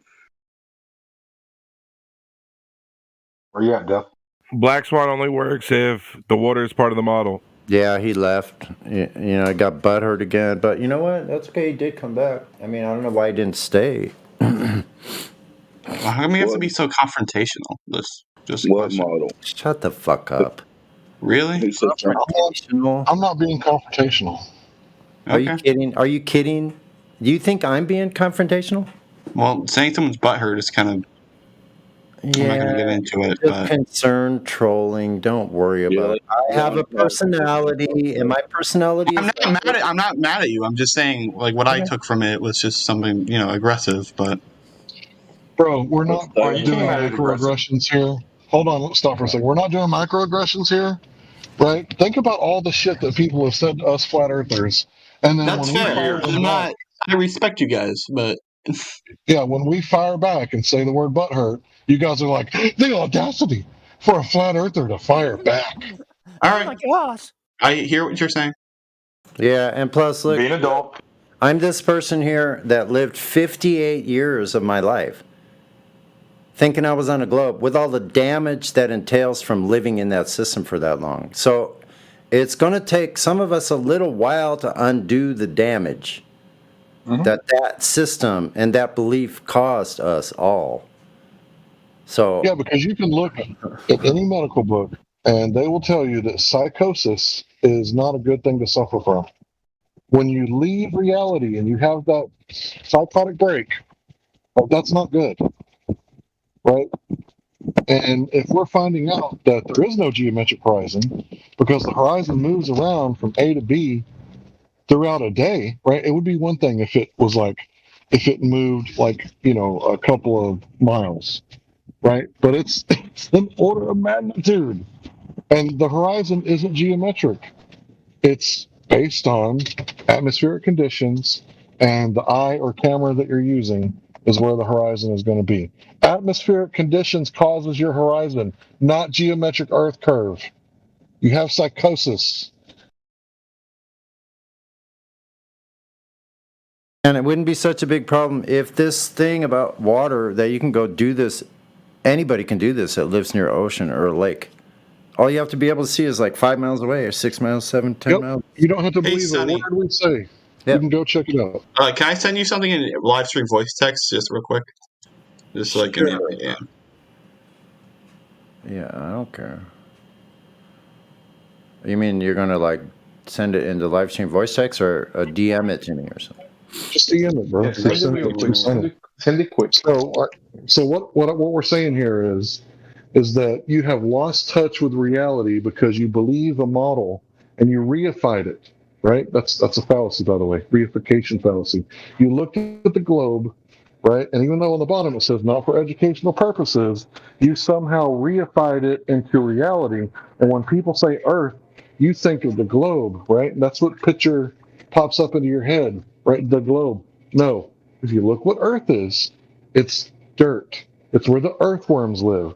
It's the sand between your toes at the beach. When I say Earth, you should picture dirt. If you don't picture dirt when I say Earth, you have psychosis. You think that the Earth that you live on is like the model that you were shown. When anybody who sells Porsches knows the difference between a model Porsche and a genuine Porsche. Right. So part The of word Earth literally means dirt. So part of this little psychosis thing that's happening is part of it is this belief, or yeah, it is a belief, of thinking of Earth in your mind as some sort of object. I don't care what object it is. If you're thinking Earth is an object, that's the clue that we're trying to give you that you're in the Matrix. Oh my God! Is there a channel I can post this to? But it's not letting me post any images to the. You laugh, but you won't laugh later. Yeah, you can send it to Gemsy, and Gemsy will share it for you. Sure, the person who just Gemsy. Yeah, send it to Gemsy. I know it's hard to understand because he's Mexican. No, it's not. No, I was just confused if it was him or. Okay, just don't worry about it. At the risk of being racist. Sorry, I just joined. Can y'all? Mexican is not a race. Oh, sorry, Dave Hinkle. Please say it I again. know, that's what makes it so freaking funny. Gemsy knows what I'm talking about. I love you, Gemsy. No. Say it again, Dave Hinkle. Did you say Bandejo? Oh, thank you. And give me joy in my heart. So it's a little low. Can everybody be quiet so Dave can talk? Am I getting rumpus? Just Yeah, a catch little me bit. up on- I just got here. Is this a glober, or you think you live on a globe? This. Yeah. Look, this. My mic working. He needs a translator. He's from Kentucky. Deaths. Just kidding. I'm actually from Canada, but It's fucked up. No, I'm talking about Dave. I know. Sorry. You think you live on a globe? This. I'm talking to you, Death. Yeah, what's up? Do you think you live on a spinning globe? Yes. I'm All right, sincere. all the humor aside. Go ahead, Dave. Why do you think that? It is really a question. Who lied to you, sir? Who lied to you? Please tell us everything. Hold on. He asked if it's really a question. He probably expects an answer. It's a really sincere question. Why, Hang on. I mean, the only reason you think that is because somebody told you, right? You have no first-hand experience. I've never. No, I don't. I think I believe that. That the Earth. It doesn't make sense. That's all I'm gonna say. Fair enough. Y'all go ahead. What doesn't make sense? Okay. Yeah, go ahead, Sonny. You got it. What doesn't make sense? What part of what? Like, what doesn't make sense? Could you be more specific?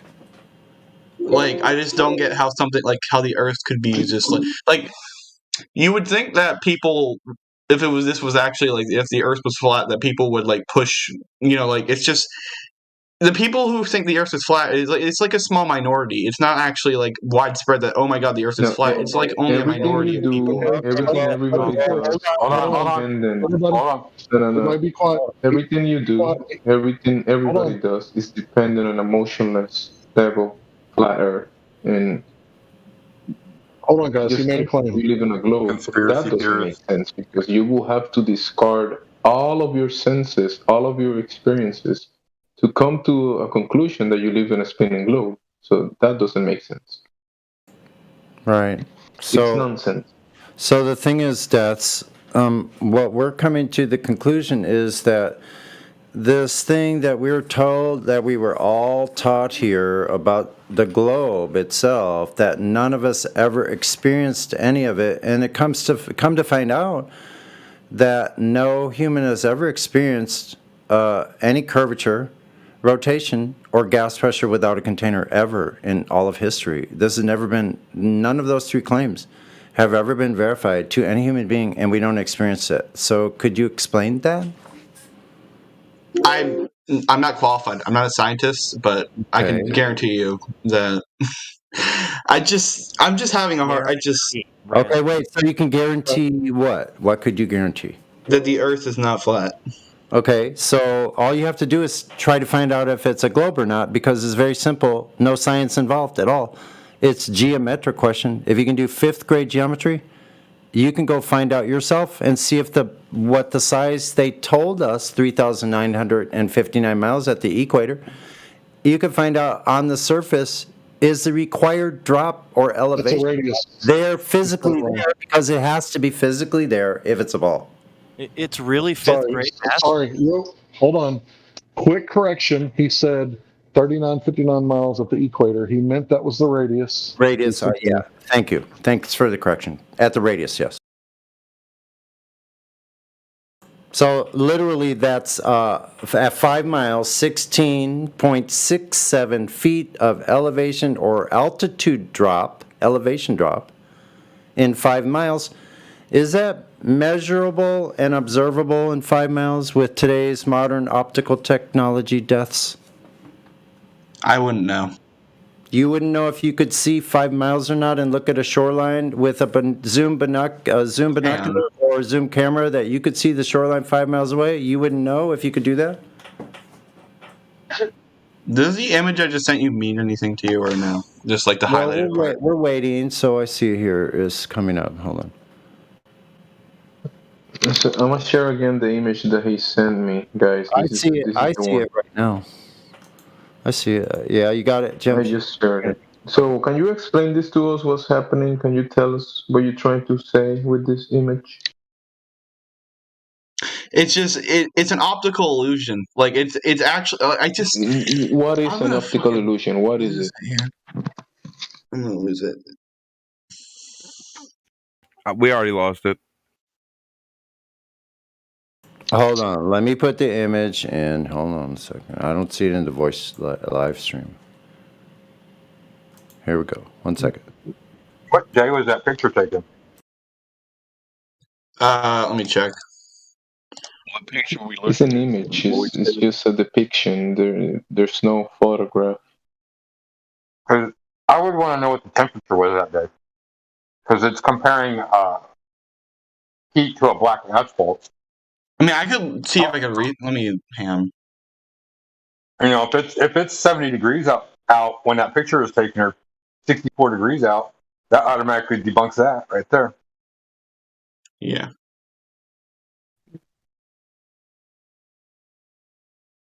I can probably get the day and the weather if you really want me to. If I can try and find that image. Okay, let me see if I can. It better be 110 degrees in Michigan. Are you talking about a photograph? Yeah, I sent him something else. I didn't send just. Send it to Jamesy. Send it to. Oh, what you shared, Gizbo? So where's that's the one that I posted at 4 minutes after. So I'm looking at the original. 1 second. So where it's this distance from Mount Baldy and Indiana Dunes National Park on the southeast coast of Lake Michigan, roughly 60 kilometers across the water from the city of Chicago, which lies on the opposite bank. At that distance, the skyline should not be visible as the curvature of Earth takes... Yeah, exactly. So 60 kilometers, do you know how much drop that's supposed to be?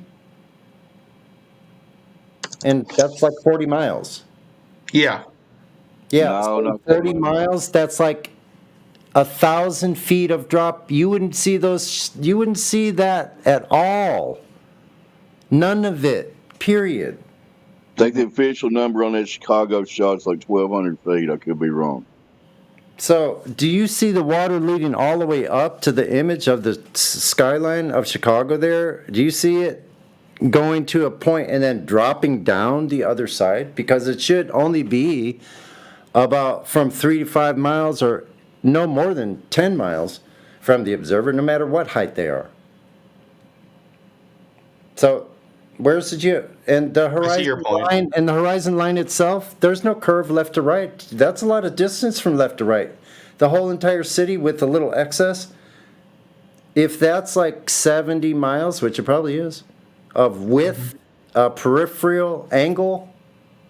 What is it? How much drop in 70 miles left to right? That would be measurable also. You could put a ruler up to this picture right here, this image, and you would see a drop left to right. We never see it. I disagree. I disagree with that argument.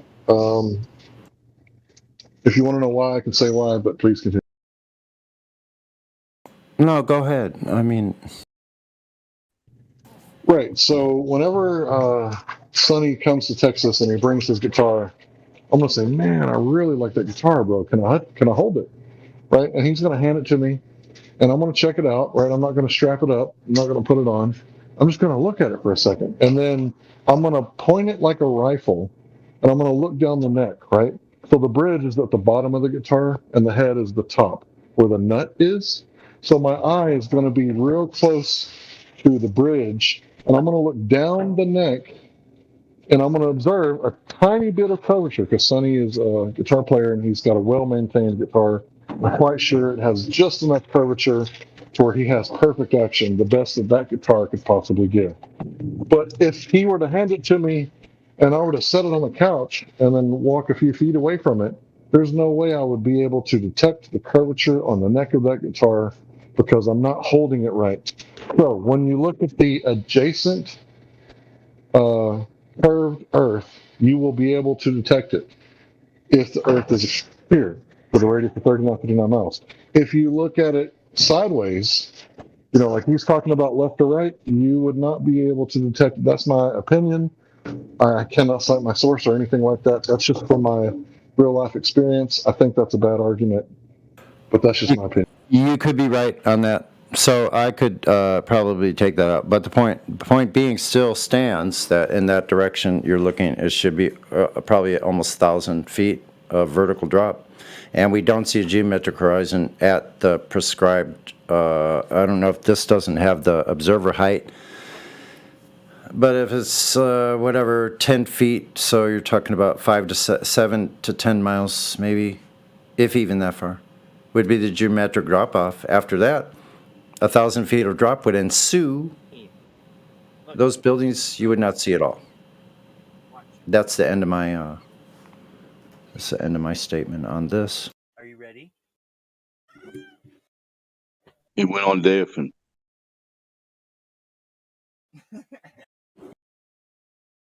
I think that's kind of rude. No, he didn't. Did he? I'm showing him on deaf. Yeah, I'm still here. My Discord's just glitched. Oh, okay, no problem. Yeah, sometimes you mistake that. You go like, damn it. Go ahead. What do you think about what Sonny just told? I'm out of here. No, I wouldn't leave. I understand. I like how you guys, argue with, I like it. I just like how you guys like use your how do I fucking put this knowledge of the Earth. Yeah. Of reality. Thank you. Yeah. Yep. Thank you. That's a good way to put it. I appreciate that. Can you respond to what the points that Sonny made? What do you think about that?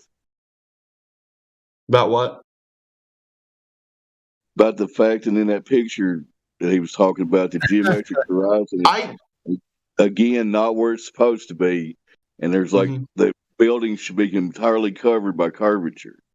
Is there like what would you consider like to be like what would you consider like to be like how would you say like your stuff isn't like fake or like compared to everything else? Here, I'm going to help you out. It's repeatable. You can go out and do it yourself. Go ahead, sir. I'm going to use the very image that I posted there that you sent me at 4 minutes after. Where is the geometric horizon in that image? Can you post it again, Sonny? Where, Orkar, just tell me this. Where is the horizon, period, in this Post it again, Sonny. I'm not sure which one It's at 4 minutes after, but I will. Hold on. Yeah, just post it again. Okay. So where's the horizon in this image?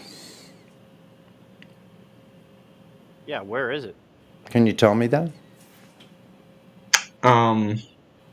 Actually, can you tell me the weather too? Wait, no. I don't couldn't find the weather. I couldn't find anything on the weather. All I know is taken Let's not go 2008. there. I just want to know where the horizon is. Is it at the intersection where the water and the buildings are? That right there at that line? Yeah, I think so. Okay, good, because they say that's 60 kilometers. Okay. You know what that means? What does that mean? You have the elevation drop of 60 kilometers, 8 inches per mile squared. It's bigger than the globe model. That's what it is. So that means at 60 kilometers, if that's the horizon, figure out what the globe radius would be at 60 kilometers. Let's see. So it's about 40 miles. So that means it's 4 times the distance of the Black Swan. It's amazing. Somebody help me out here. So at the Black Swan, but this doesn't just go It's in the hundreds. times, it's going to be incremental. So it's like the square. So hold on.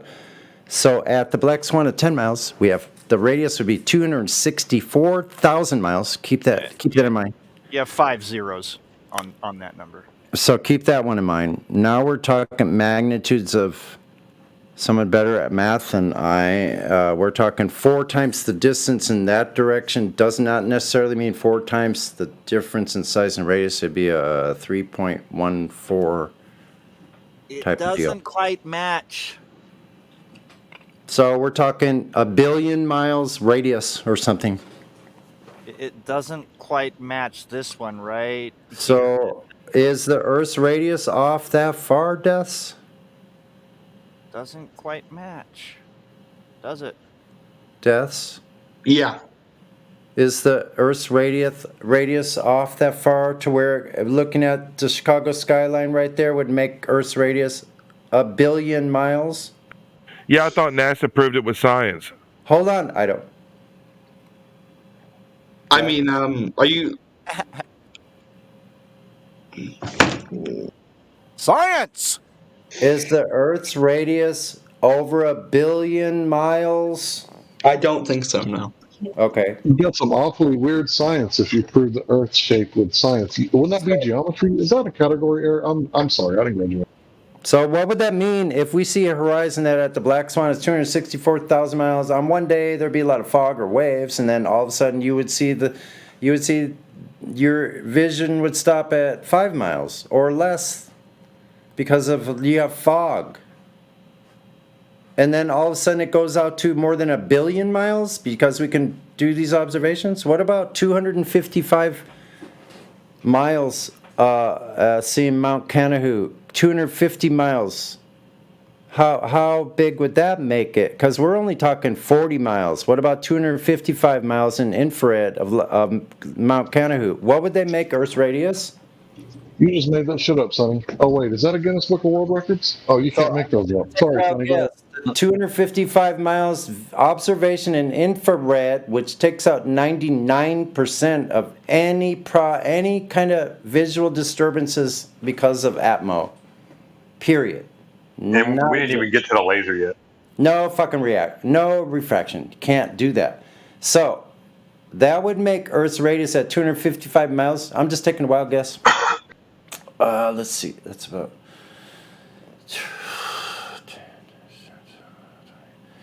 Probably like the size of the solar system. No, it's about 10 to the 23rd power. 1 times So 10 that's to the 23rd power. It would be the how much bigger Earth's radius would be. 23 zeros.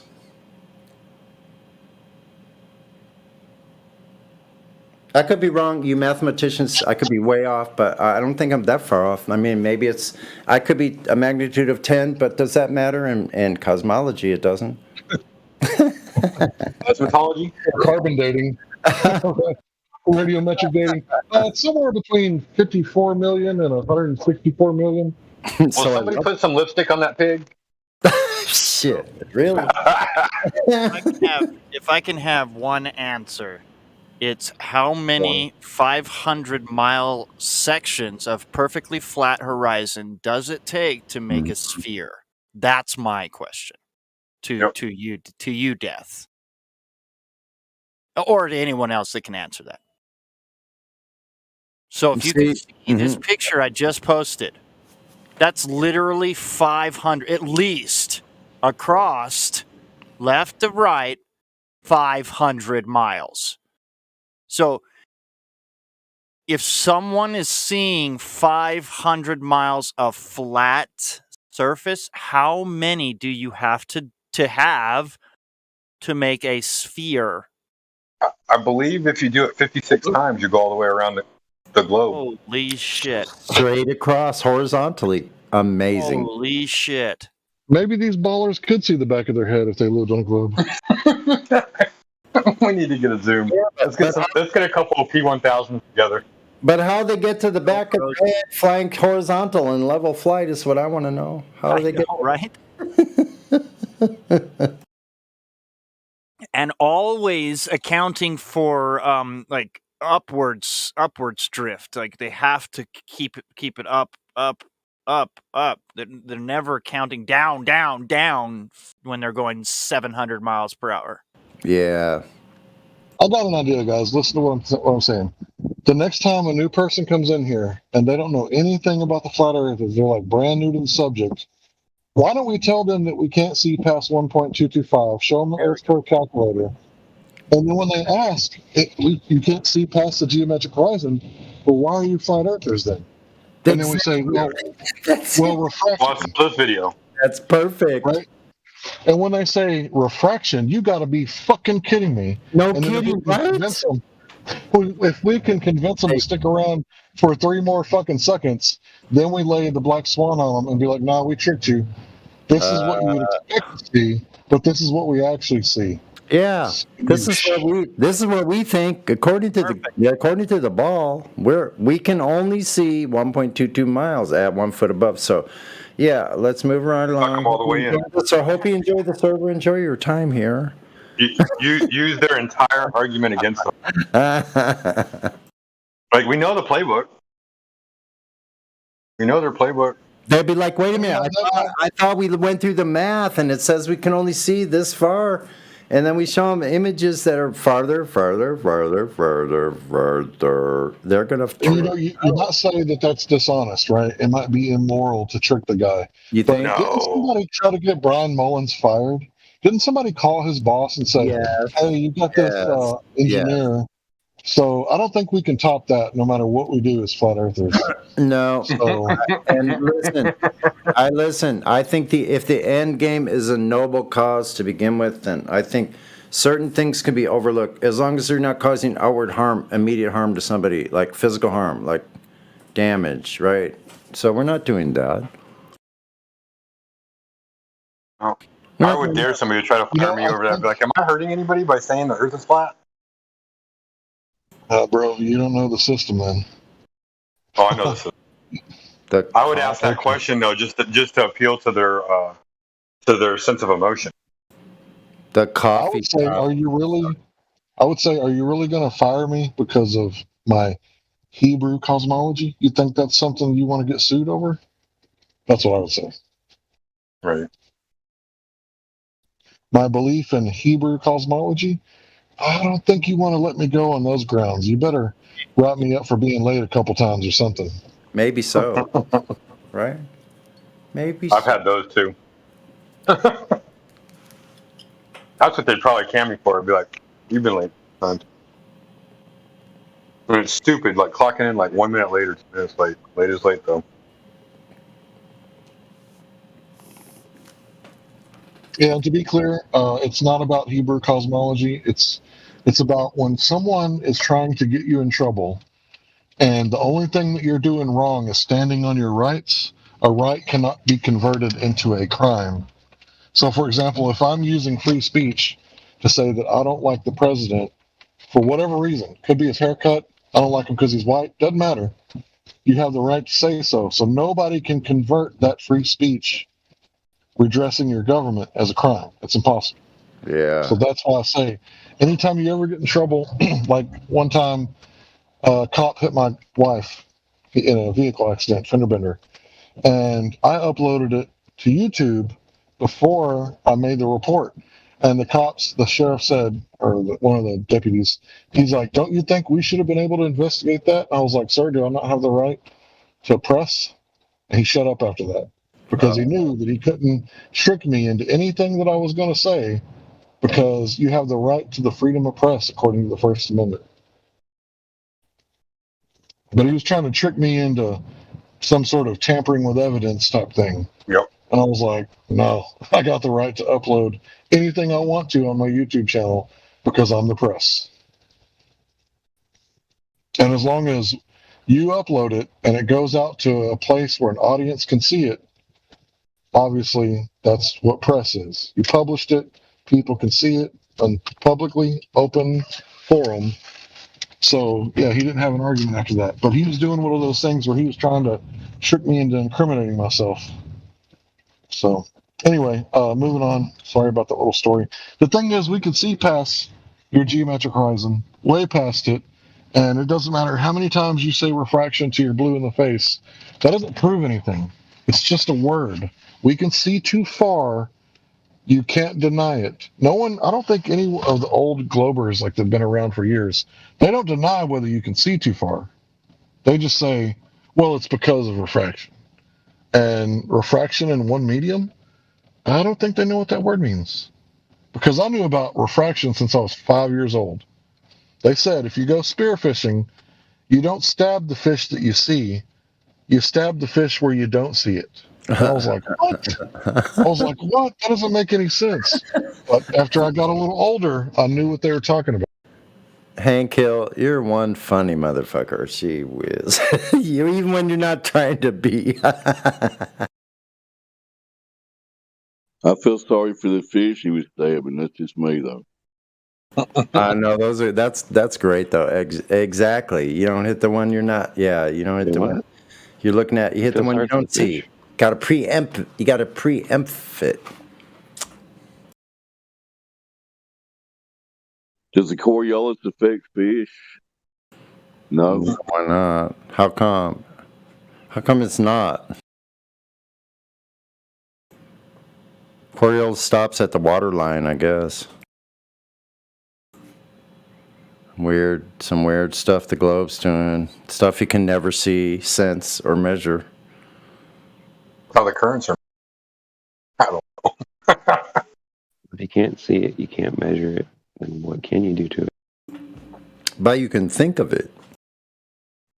That's the one. You could think of it as something, but whatever that something is, I don't know. Kind of like it's not a globe, but you can think of it as a globe, right? Exactly. Sure, why not? Yeah, why not? Mm-hmm. If I can think of myself as a woman or anything else, then why not? Why not think of the Earth as a crazy horizon?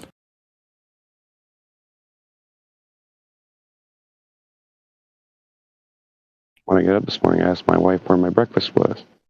She said, "What? What do you mean?" That's my new saying. It's derived from the, Hunt from Red October. It's like, crazy Ivan. The horizon's going to starboard this time, and it's going to go to port the next time. Then where's that horizon going to go? Crazy horizon. Did we lose this? No, I don't think so, but he did log off. He did, yeah. Oh, well. Did we scare people? Oh, I'm sorry. Well, he made pretty brave concessions. He deserves the same sincere tag. I don't know how to give it. It's not easy to make those concessions when you thought you're coming on with something and providing an image and then being bludgeoned with your own image that you provided. I agree with Hank. He seems sincere if somebody wants to tag him there. He does. He'll probably be back. Yeah, I don't know how to tag people that aren't here. Yeah, it's really none of our. Until I can find them. It's really none of our business if they come back or not, but a lot of them do. So it's out of our hands. I'd be confident that the people that are supposed to come back do. Yeah, I mean, look at how many people are here, right, in the server. There's a reason why people come back.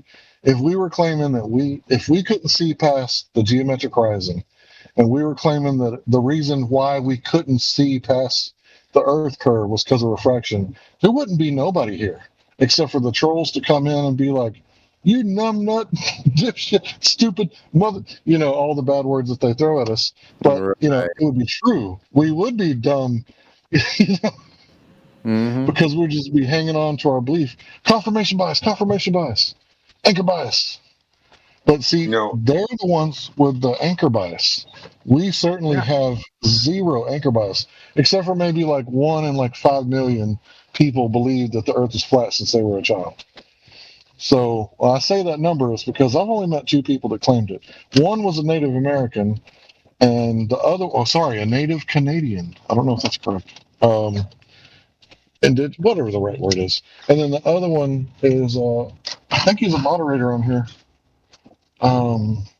Crackville. Yep, absolutely. We've all talked to his mom, actually. She was a flat earther. Canadian you're talking about is Marlena the pilot, right, Hank? I believe that's correct. The Native American, Native, Indigenous Canadian. I don't know. I've heard of the her. Indian woman. Her Native North American. Her reputation precedes her. She was on the server here. I've heard you guys talk about her. Yeah, she was cool as hell. I don't know what happened to her, but I did talk to her before. Yeah, she was telling stories about when she was learning to fly an airplane. She already knew it was flight, stuff like that. Right. So what do you think this B-52 pilot or whoever this guy was I was talking to, what do you think he thought when I told him I come up like this young little whippersnapper until I told him I was 63? So what was his reaction? And I come up telling him, I said, and the earth is flat. And What he was just his smiled, reaction? really big. He smiled really big. But we didn't talk about anything else because we were on a different level. Okay. You gotta have a feel for the conversation, I understand. Yeah, we were on a higher level. We were on a spiritual plane of like, we known each other before. This old guy told me, he goes, there's no mistake of that we were meant to meet each other. Some, Yeah, that's cool. some 80-year-old B-52 occupant in Vietnam telling me this. Dude, I love those old dudes. I've been interviewing veterans like my whole life. You know, because I've never been in the war, while everybody else obviously has been in the war. And I just ask them questions, you know. And I've been having those kind of conversations that you're, so I can relate. Like, they're definitely like lovely people, veterans. Yeah, and listen, I didn't used to have this kind of respect for older people when I was growing up and I was a young person. Anybody that had any kind of like, I didn't give them the time of day, and I just thought they were all assholes. I just assumed like you're in the establishment, puke, give you the finger, and tell you to fuck off, without even hearing, like being human about it. So now I'm adult enough that I can actually appreciate these people, you know, and like, because I'm getting older too, you know, and I appreciate the knowledge and the era that they lived in because, like, I'm a living dinosaur myself, and can you imagine what that's like? Let me ask this real quick. Sonny, what do you do for a living or a job or for your profession? I was a machinist in the Navy at the end of the Cold War, right up until the 89 when the wall came down. I got out in 89. I worked on a big repair ship, and I repaired submarines, fast attack Los Angeles class submarines like the ones in Red October, and I've also been on Ohio class ICBMs, and I've built parts for all of the above, as well as other auxiliary ships in the Navy that needed parts built. He's also a sailor by hobby. Sailor before I got in the Navy. I sailed thousands of miles before I got in the Navy on sailboats. What about you, Hank? Don't mind. Yeah. Anyway, so I do a lot of things. I'll stop there. Go ahead, Hank. Sorry, Sonny. I'm just trying to make a point real quick. I've delivered pizza for 20 years. I've done a slew of other jobs, including factory work, roofing, construction, destruction. I've done lawn, or I don't know what they call that, mowing the lawn. Let's see, I've So what else have I done? Here odd jobs here and there. Try different things out. But I've done flatbedding. I've been to Maine in a flatbed pickup truck. Maine to like Florida to like Texas over like 2 weeks. Anyway, I've done a slew of jobs. Me personally, I was in the military for 3 years in the infantry. I did a bunch of customer service jobs after that. Eventually, I got into being a paramedic. Been a paramedic for 14 years. Wow. And I just want to use that as an example, like for all these Glovers that come in here and think that you have to be a scientist to go out and do your own research. No, you don't. And there's a lot of Glovers in here that are a lot smarter than the scientists that are out there. Right. Yeah. I think we have a wider variety of skill sets and occupations. Like I've had basically like 4 different occupations in my life. But all you have to do is have a passion for something and you'll excel at it.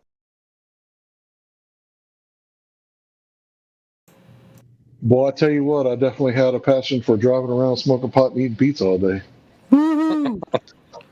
We used to smoke pot driving 10,000 gallon diesel jet. Wait a minute, Jet A fuel at LAX fueling. What was I fueling then? DC-10s. No, that was the little lift trucks.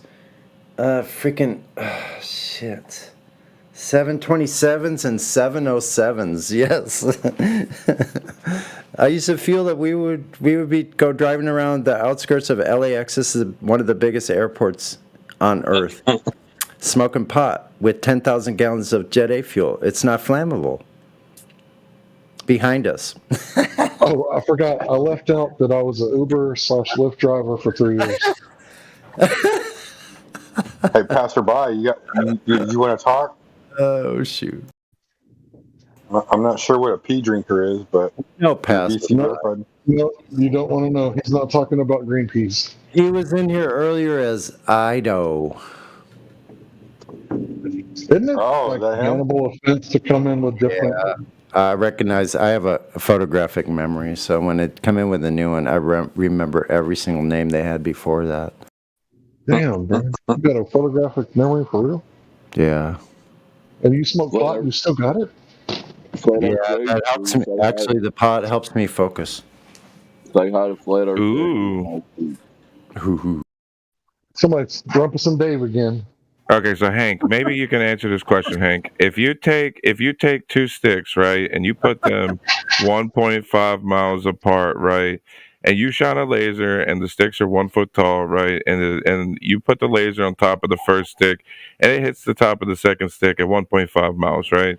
1 foot tall from what? The ground, right? The earth. No, the ground is not level. The earth, right? Water. The ground could be. But the earth is flat, correct? Is the earth flat or no? The ground, which is the earth you're talking about, can be slanted, tilted, undulating. It could look flat, but the whole thing could be moved up at an angle that you don't see because of your relative viewpoint. No, can't do it that way. So around here, we like to identify all possible variables, and we like to leave room for unknown variables, right? And we like to consider any variables that you may have to bring into the equation. But yeah, I would probably use water. But if you did that and you actually hit the spot, I would say that disproves refraction. That's true. It's not saying that you shouldn't do try things out along those lines. But you just, like, if you're going to say you're a foot up from something, you got to know exactly, okay, how are you determining that is 1 foot above sea level or whatever you're talking about? Let's say it's 100 foot above sea level. How are you going to make sure that that's 101 foot above sea level at both locations? That's what we're talking about. It has to be specific. Water always finds its flatness. That's right. That's why we don't have to worry about doing it on the land, because water finds its level. We know this. We can use that. I don't know, dude. I don't trust it. Well, really? You don't so trust, really, they you don't trust what? I don't trust it. I'm with you. Really, they should call it water. Sorry. Don't trust the water coming out of your tap. Don't trust it, I know. dude. It lowers IQ in children, according to Harvard. Think about that, Sisyphus. Go and It's drink not that shit. It's not Sisyphus, but anyway. I know, but he's the one that used the tap water to make his egg salt experiment. Oh yeah. Oh, I see. I think I did too. It would still work. But yeah, if you did that little test, right, or if you did that little observation, and the laser from the top of the stick hit the top of the stick every time, I would say that would be like a next to impossible shot. But if it did that, I would say that would disprove refraction, because according to them, refraction is causing the light to do all kinds of weird stuff. You can't trust your eyes. And weird stuff that you'd never see. Don't trust it. Only stuff that they say. Yeah, but it's not over a reflective surface, so can refraction even be at play? It can't. It doesn't even exist. It's not even real. Refraction exists, but it doesn't exist the way that they're claiming that it does. And if it does, then they need to show it through demonstration, rather than assuming curve and then assuming that, well, then the light must be curving or the laser must be curving because we know the Earth curves. That's a double begging the question fallacy. I mean, one more begging the question, then you're out.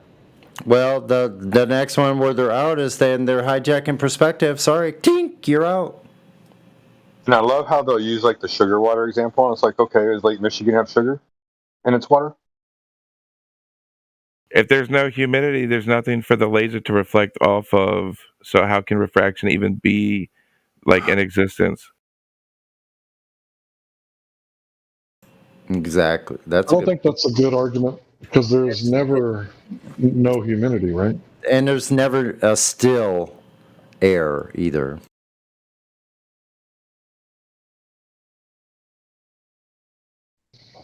Man, I kind of want to go to Dallas and like tell people that, hey, there's flat earthers that claiming that they can't see past the geometric horizon, but because of refraction, right? And then as soon as they say, well, that's dumb, be like, sorry, I said it wrong. I'm a flat earther, and you can actually see past it. Here's the proof. What do you think? By the way, we should go do Globers are some the free ones- preaching. No, yeah, we go as Globers. Like, yeah, guess what? Yeah, these Who said that? Is that Texas boy? They're freaking. I know what I'm going for Halloween. All right, let me ask you. We know we can't see past the geometric horizon, but these flat earthers are saying otherwise. Take a look at these pictures, will you? All right, Tex, I'm gonna ask you a question. Are you a big old boy?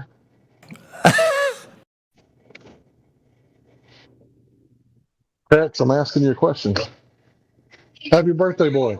You hear me? Me? Yeah. What do you want? You said we're going street preaching? Yeah, we'll go street preaching down in Deep Ellum. Oh shoot! That was... Dude, I'm gonna ask you again. Are you a big old boy? Am I a what? Are you a big boy? Are you a big boy? Big boy. I mean, I guess I'm 5'10", 220. You're from Texas and you didn't understand. Big old boy? What? I don't know. All right. We I got don't follow all that lingo, dude. I've lived all over the United States, and It's all right. I've always just spoken my own lingo, I guess. Okay, here's the deal. If we have to throw hands, you fight everybody under 5'10". Okay? And I'll fight everybody I carry all the time. I carry everywhere I go. No, bro, we ain't trying to hurt nobody. But I can fight too. We ain't trying to hurt nobody, bro. Okay, so I can fight too. Okay, I throw cinder blocks and I can grapple like a motherfucker. If I can ever get the Texans to shut up for a second. So, God damn it. here's a qualifying Texan test. Do you understand a fool for your stockings? No. Oh shit! Oh, Kenny, you don't count. Shut up. Texans only. Hey, Sonny. Wait, I'm waiting for an answer from the Texans. Do you understand a fool for your stockings? A fool for your stockings. Yeah. A next part of the lyric. I believe. Hmm. We got a new Okay, VC I know it verified. might be a little obscure, but from the little old band from Texas, y'all. ZZ. Mm-hmm. Oh, okay. So I haven't listened to music in about 4 years. go do some more research on your ZZ Top, okay? Because you're lagging a little bit, but I'm willing to forgive that. I've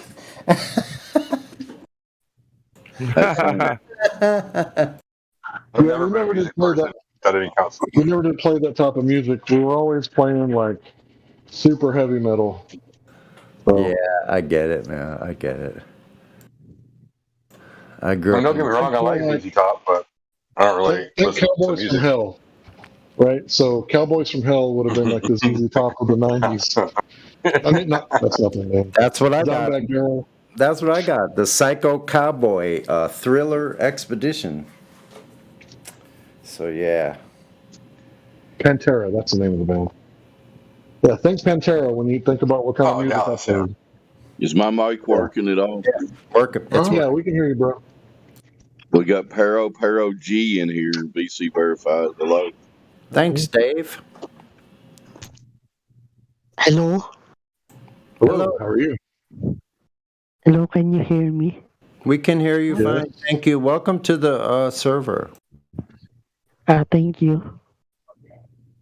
Sure. Do you have any questions?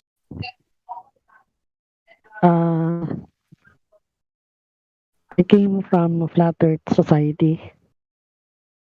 You came from the Flat Earth from there? Society? And what did you learn? Yes.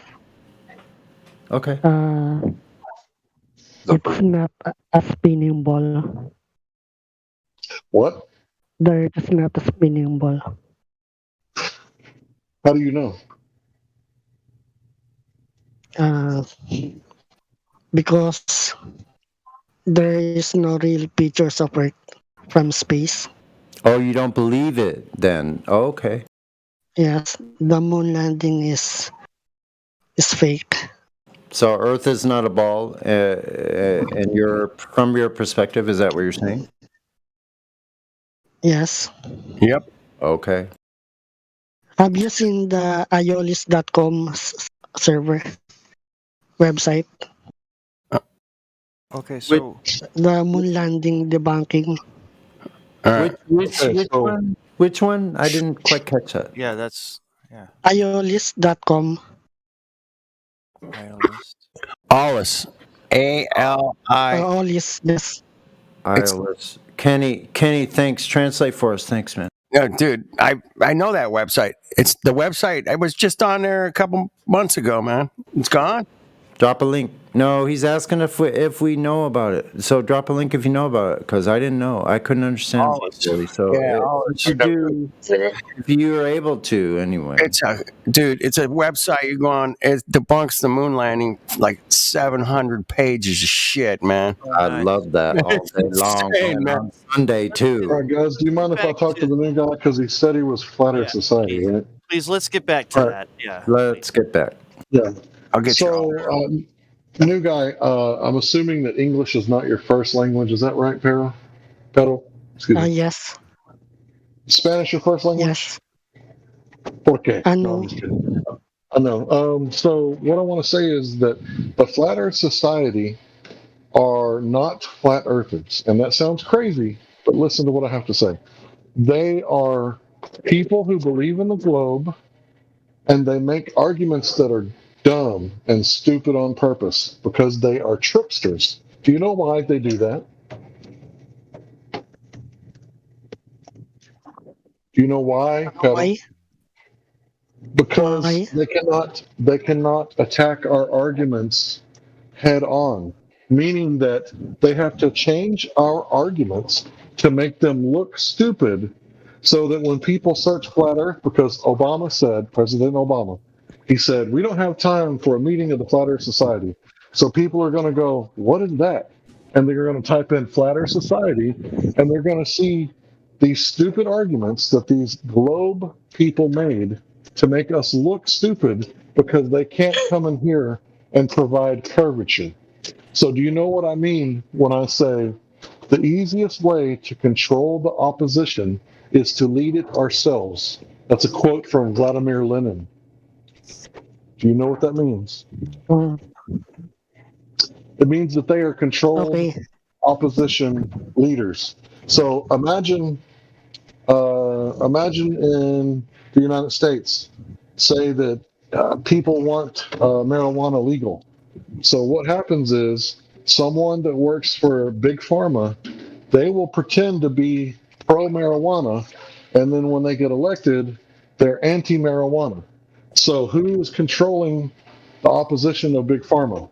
It would be one of the Big Pharma guys who pretended to be, right? Do you understand what I'm saying? Pretended to be for the marijuana, but he's really against it. Do you understand? Yes. All right. I understand. When you say flat Earth society, that's a red flag to every single one of us. We're going, what? You came from where? So you're going to have to do some explaining.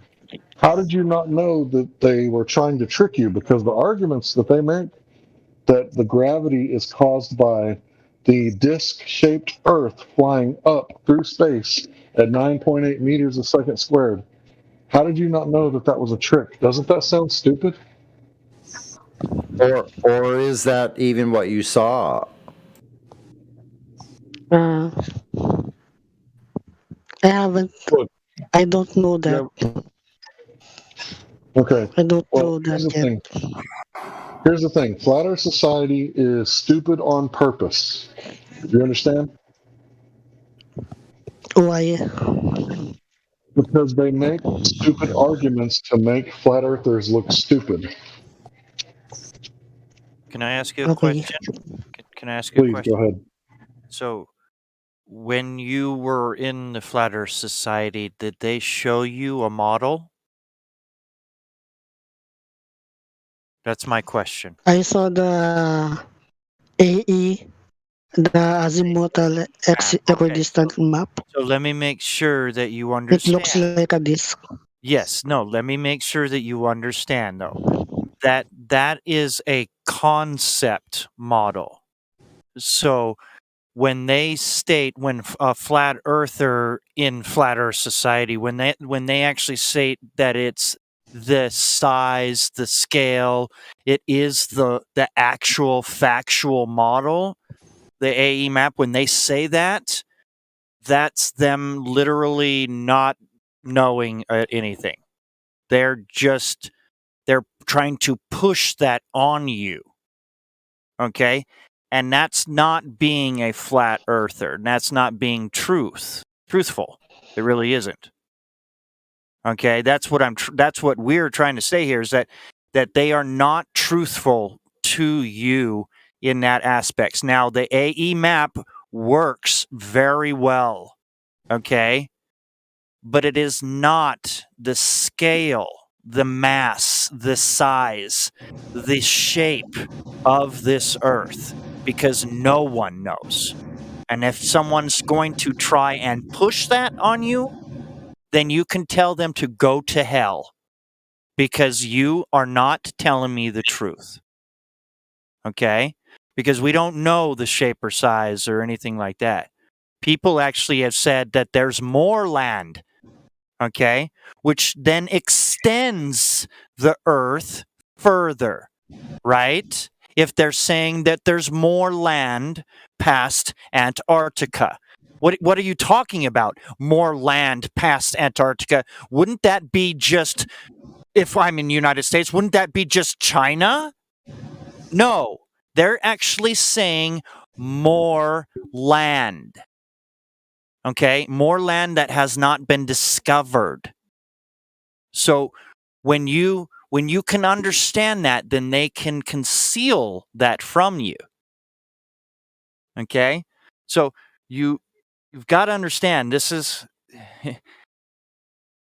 bigger. This is way bigger. And the Flat Earth Society makes it small. They do. They try to make it small, just like the globe tries to make it small. Yeah, so if I could interject for a second, just to make sure you understand where we're coming from, Pato. that none of us in here believe that Earth is any kind of object, let alone an object that is flying upward like a disk, as a third disk from the sun, still in the heliocentric model. None of us in here believe that at all. So do you understand what I just said? Like realm. That's a yes or no. Yes. Okay, thank you.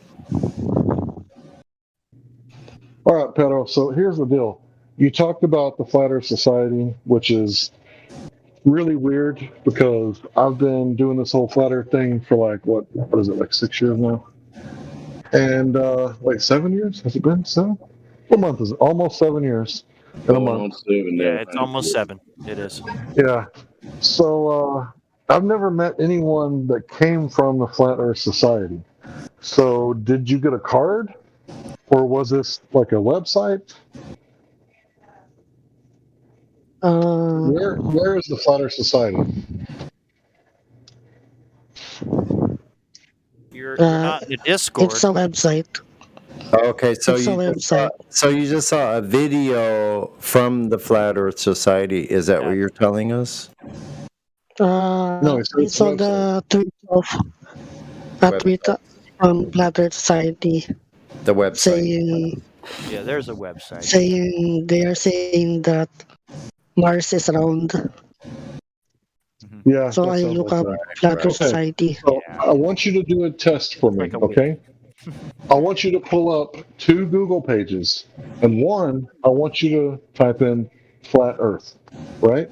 And then I want you to find real Flat Earth content made by a real Flat Earther, like myself, someone who's taken the measurements, and they know that it's flat because they've measured it and we can see too far. Then on the other search, on the other page, type in Flat Earth Society. And you'll see that when you type in Flat Earth Society, all their stuff pops up on the top of the search, right there where you can see it.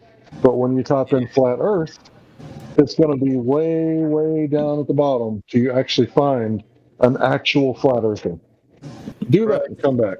Yeah, so Pedro, did you come here primarily so you could get más informaciones concerning, what the Flat Earth Society was told you to find out, is this what otras personas and Flat Earth believe? Is that right? You want to find out more informaciones para ustedes?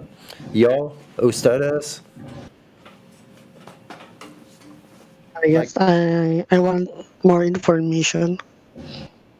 You want to know what our ideas are, what we actually believe? Is that what you're trying to find out, what we actually believe? Because you saw the Flat Earth Society information and you want to know if it's true?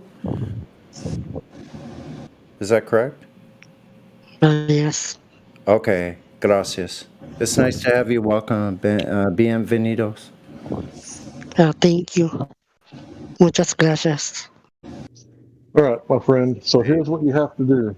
You have to go down below, and there's information A to Z. That's a lot of information. So people all over the world have taken measurements over large bodies of water, mountain ranges, you name it. They've taken measurements, and we can see too far. That's not the argument at hand, right? People on the other side that believe in the globe agree that we can see too far, but the question is, why can we see too far? And the flat earthers believe, well, we can see too far because we've disproven the curvature rate that they have given us with a globe with a radius of 3,959 miles. We've disproven that because we can see past that. We can see too far, and the horizon is supposed to be a Earth curved caused horizon. But that's not the cause of the horizon. The cause of the horizon, in reality, is due to many things.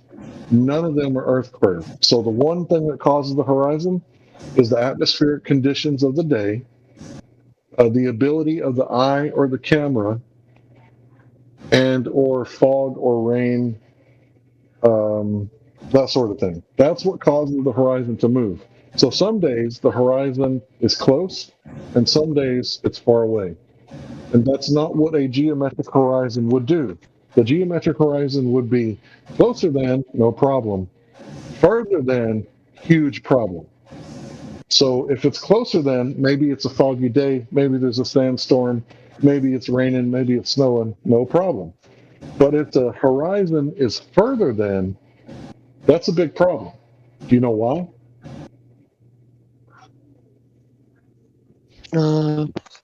Because it will be covered by the bulge. Exactly. You got it. It should be covered up by the bulbs. So, we have lots of information here. You came in and you said Flat Earth Society.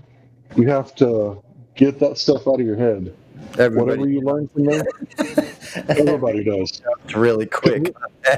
Even I was looking at Flat Earth Society stuff from like 1982. Back when I was like 2015, I was like, what is this guy talking about? 9.8 meters a second squared. No, it's not. I didn't think that at the time, but now it's obvious. But yeah, we've all been. Do you know the telescope in England? You can see New York from England. That's stupid. No one would ever say that as a flat earther. That is a bad argument, right? So they say that you should be able to see New York from England. Let me ask you a question, my friend. When you have a senorita right in front of you, her hair is very big, right? But as she starts to walk away, you look at her hair and it's getting smaller and smaller and smaller, and the further she walks away, eventually you can't see her hair anymore. Is that right? Nice. Right. Is that because the Earth curve, or is it because when objects get further away, they appear to shrink in size and get smaller? Is that right? Yes, that's right.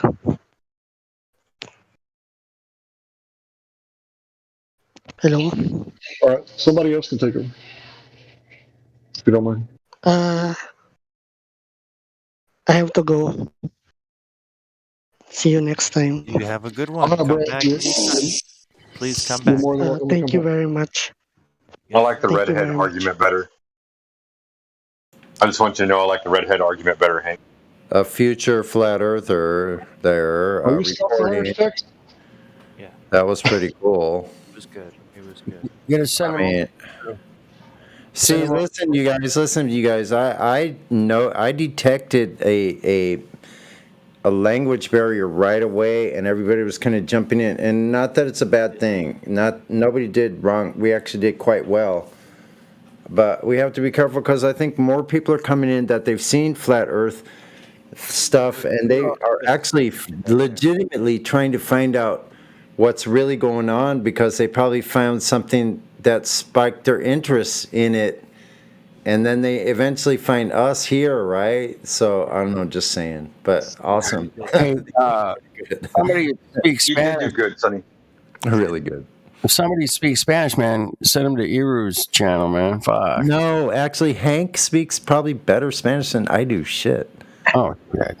Then you got. That's not true. I got. Are you a coconut, Spanish, Sonny? I got a 3 or 4 year old Spanish level, so necesita chichis, me gusta leche. And that's about. Sí, la leche es un muy gusto, sí. Una Niquito, una margarita. Especialmente pero uno desayuno. What I'm saying?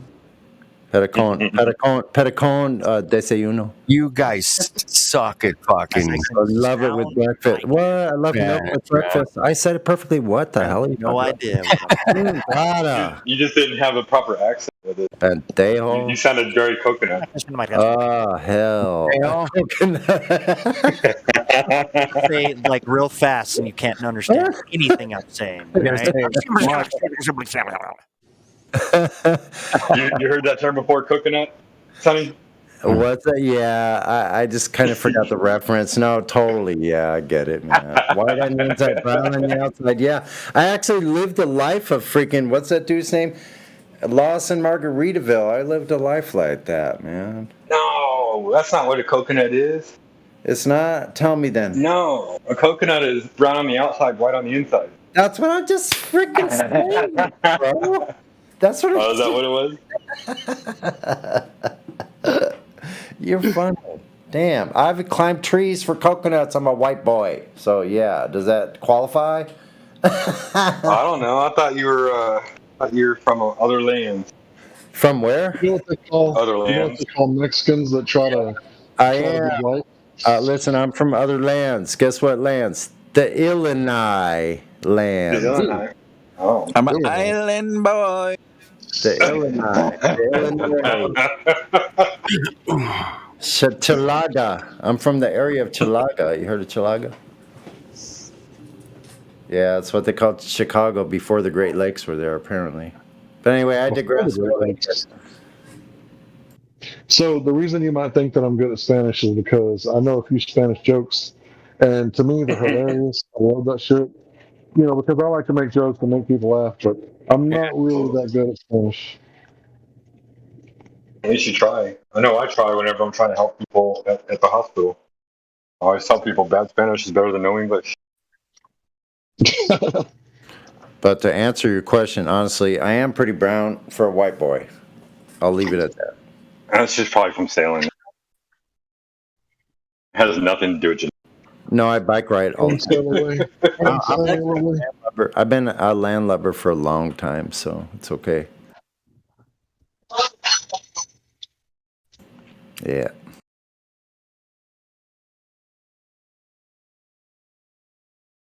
Hey, that Matt Powerland stand-up thing that he did back in 2015 or 14?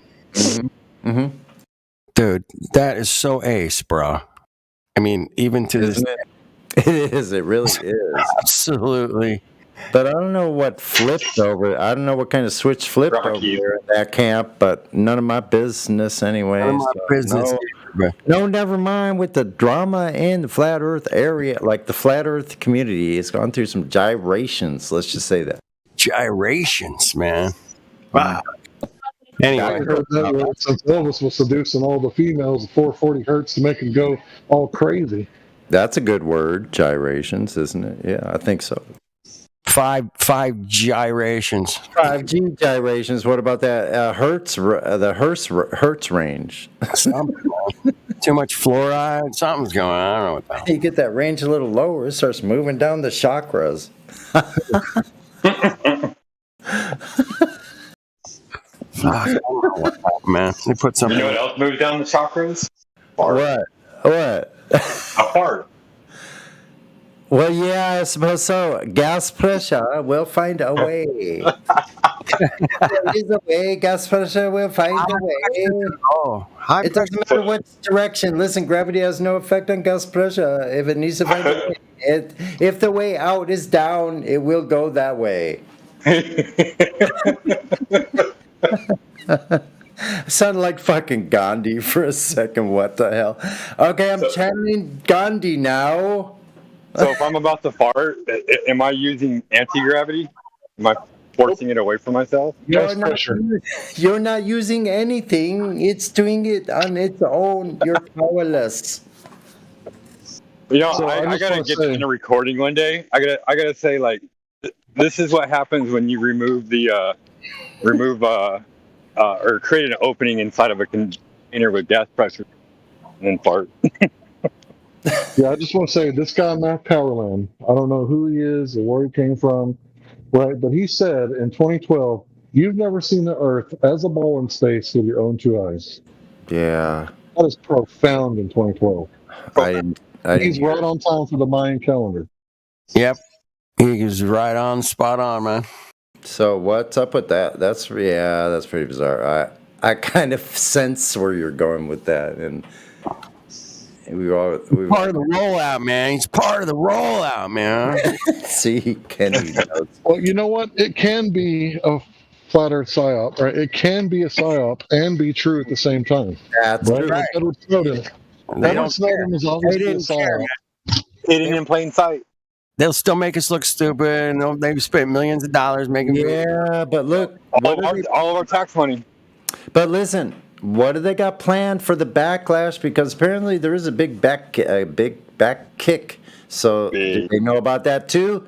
Hey, how did they plan for that trajectory? That's why they're doing Ukraine right. Yeah. Hey man. Oh no, that nuclear power plant's going down. Yeah, they're just tickling the bear in different places. That's all.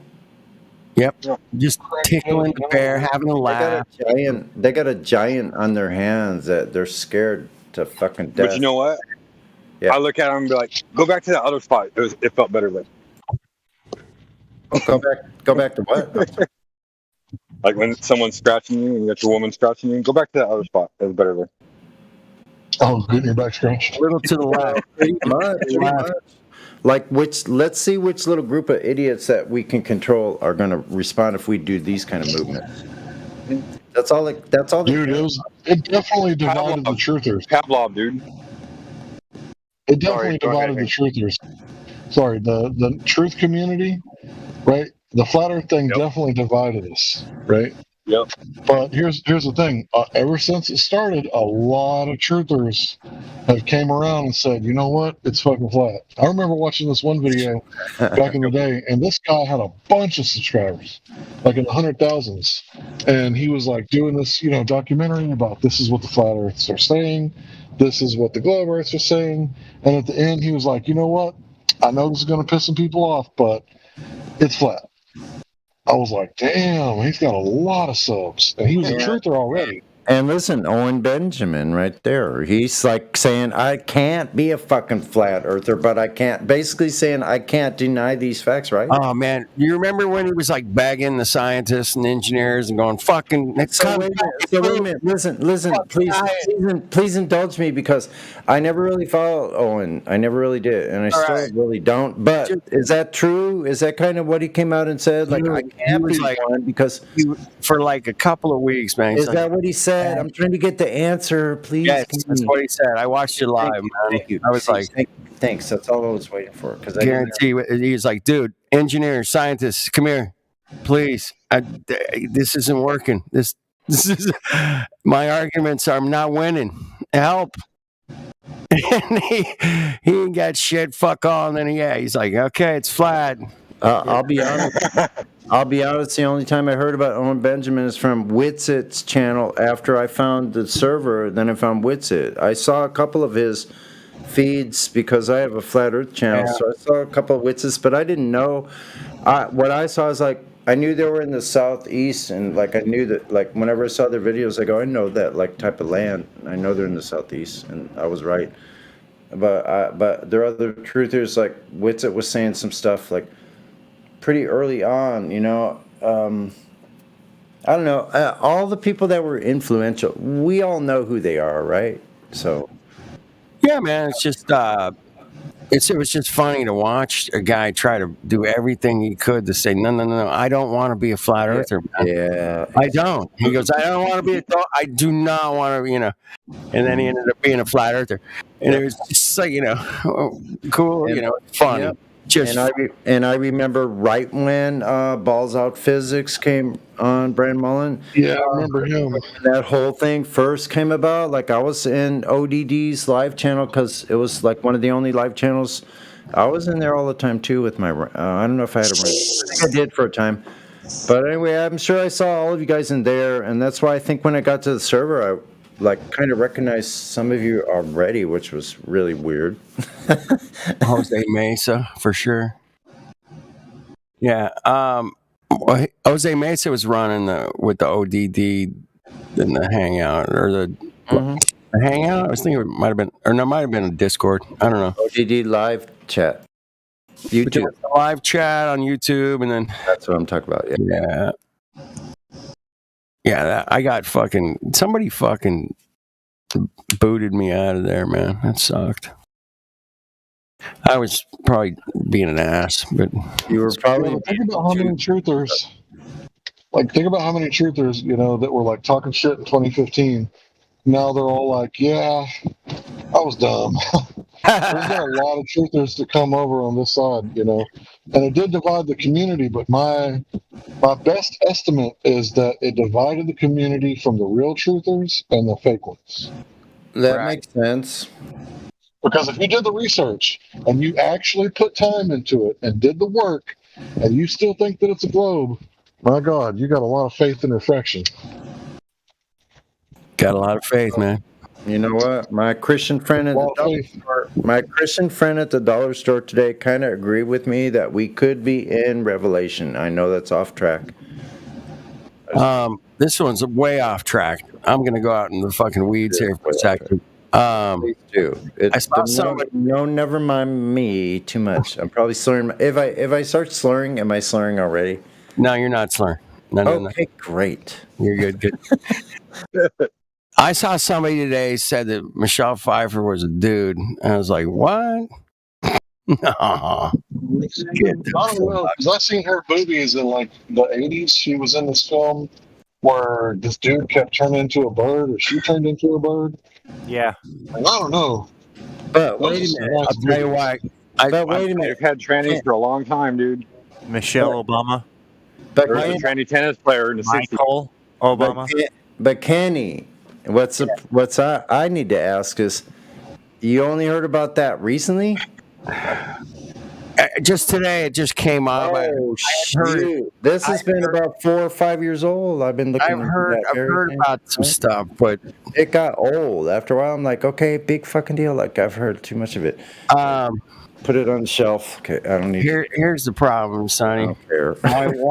My wife, yeah, is almost a dad lookalike. Oh. You look at I shouldn't be like like that. Okay. Oh, confirmation bias. Yeah. Can I explain our dude a question? Yeah. Do you have that math power line footage? So I spent the last 10 minutes. I just put it in the live stream voice text, didn't I? Yeah. I spent 10 minutes trying to find it. I can't find it on the internet anymore. It's in the live stream voice text, man. I just put it in. Cool. Have y'all ever heard of Mag Truth?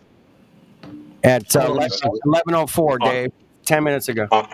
On BitChute, there's a guy named Mag Truth. Have y'all ever heard of him? I remember watching that video in March. Sorry. I'll shut up. Did you say Mag? No, go ahead, man. I can discuss it later. It's Mag Truth. Mag Truth. Yeah. I've heard of Mag Truth, and I've heard of Mig Mag too, man. Here's another kick out. Yeah, we used to hang out with Mig Mag back in Freechan. Mig Mag is a cool dude, man. Mig Mag's dot to shit. Yeah. Yeah. Mag Truth. Every celebrity that's a woman is a. That's a man. I know. He's like, you need to wake your ass up. That's a woman. Yeah. That's a dude. That's how they do Look at the shoulders. Look at the chin. You gotta look at the. That is a woman, 100%. Wake your ass up.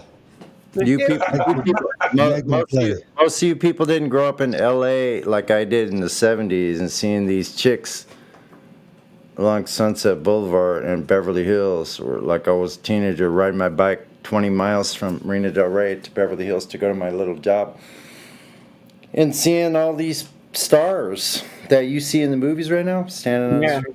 That's what I grew up seeing them. Yeah. As seeing them as little kids younger than me. Wow. 13 and 14 and 15-year-old Angelina Jolie walking around. What's her name? So was she a woman back then? Who did I see? They say that she's That's a dude. The one from God. What's her name? From no. Wait a minute. The room. What is the room inside a house that protects you? Remember? What's her name? The safe room. The safe Panic room. Panic room. Jodie Foster. Panic room. Jodie Foster. I saw her before. Jodie Foster. I saw Jodie Foster when she was. She's I actually met. Listen, I actually met. Who is the girl with the famous parents that were like around Bela Lugosi era? Their famous site. They started with silent actress, and it's a young female actress in the family. What's her name? Drew Barrymore. Drew Barrymore. I've met John Barrymore before. Right on. Mm-hmm. I'm surprised anybody knows who Bela Lugosi is. Yeah. I played classical guitar when I was 17 years old for Don Barrymore. Nice. He's a woman. He's got no facial hair. He's a woman. No, this dude. He was in. This was like the son of the silent film actor, right? Or something like right around there.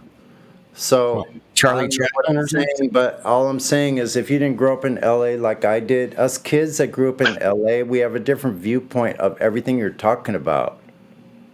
With these, like, there's things you don't know that we literally saw growing up on the streets of LA. Yeah, you I can't describe it to you because you weren't there, and there's no context for you. So there's no sense in trying. But I'm talking about the satanic, ritualistic, weird, freaky people doing strange things. These are the same people that are abducting children, like the things that we don't really want to talk about in here, that I grew up as a child, that we just sort of knew these things were going on, that there's evil people in the city doing really weird shit. So you saw the refracting pencil? Oh man, I can't even describe the things I've seen. I've seen people in LA that literally. I know what you're saying, dude. No, you have no idea.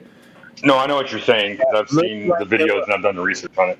I've seen actual human beings with 2 legs, 2 arms, and a head walking around in LA that looked like they were from an alternate reality. They didn't look real. Spooky. Seen it myself. There's a lot of fantasies going on in there in Hollywood. Do you have any video links of anybody that might have had video back then and then posted it for evidence? Nobody had video back then. Video didn't exist. Nobody. Video?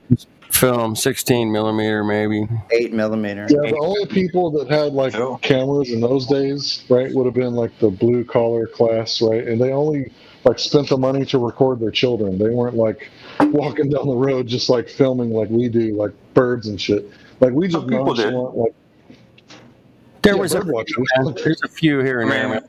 You can find some. Right. But your average, person didn't have a camera. Is what I'm trying to say. No, I understand that. I'm just saying, like, surely, at some point somebody's going to come across some obscure evidence and post it on the internet. It's going to be in an obscure location. I saw Angelina Jolie doing it like a satanistic, fucking talking about getting some kind of weird satanistic. I saw that too. Yeah. Shit, you saw that? Yeah. I was like, whoa! And she, she's like, they just wanted to do this weird thing and whatever, She kind of played it off. That shit kills me. It's just part of the show, It's just part of the show, man. That shit kills me because I'm like a huge John Voight fan, or I used to be back in the day. So anybody ever remembers the movie Anaconda? He was like the old scary white guy that was like Baby Benj. And he's been in like a ton of films. And I fucking love that guy as an actor. I thought he was great. But Angelina Jolie, I can't even believe they're related. Yeah. So yeah, once the system gets a hold of you, man, you're fucking toast, man. So have you never seen the decrepitness of Hollywood fucking Boulevard? You have no idea how sickening of a place it can be on this earth. You think of Southern California as this beautiful fucking place. It is this beautiful place. It's some glamour, man. Come on. And you're in this place where you think of it as like the stars, everything's perfect. No, you're strung out. You live under a fucking bridge. There's rich people right up above you. They don't give a fuck. They're throwing their garbage down on you. And all you can do is sit there and shoot up just to survive. So if you haven't seen any of that shit, like it's about when you live in a Skid Row. I remember when Skid Row was cool and they had tents before everybody came and tore it down. I've seen they put them back up, Hank. I travel through these groups of people my whole entire life. So they got tents now? Is there a tent city? There's tents everywhere, man. They're all over fucking place. Here in San Diego too. So you guys think you should move there and be homeless? Not so much where I'm at, man, but Not too far. There's a But bunch. not too far from where you are, there's more than probably 50,000 homeless living on that are unregistered in cities that are 12 miles long along the Santa Ana River. That's in Orange County. One. They blew them all out, Sonny. There's at least 9,500 homeless. They The fucking. last, that's about I don't know 3 where. in I don't San know. Diego, in the city alone. That's not the rest of the county. That's only 10,000. But LA is a complete fucking nightmare right now, man. Homeless. It's LA has approximately about 60,000. 60,000, man. Living in their cars or on the street or. 60,000. Wrap that around your heads, folks. 60,000. That's an entire football stadium or baseball stadium. In one That's city. Dodger Stadium, completely packed. In the place I grew up in that I was telling you about in Los Angeles on the coast as a teenager in the 70s does not exist anymore. No, it doesn't. It's gone. It's gone. What? Yeah, the Venice, California I grew up in 1975, 1976 to 1985 doesn't exist anymore. It's a homeless encampment. It's just a Thank bunch God I'm a country boy. Country boy. Wilson. skateboarder guys on bikes, fucking, homeless everywhere. It's at night. It's fucking dangerous. You better protect yourself. Yeah, it's wicked. You better know your way around, man. You better be a fucking ninja. Go with How do you protect yourself? Don't go out alone. You go with a team member, and you better know your shit. How to protect yourself from all sides. So wait a minute. How do you protect yourself in a may issue state? In a what kind of state? Where they? So in Texas, it's a shall issue a handgun license, or it used to be.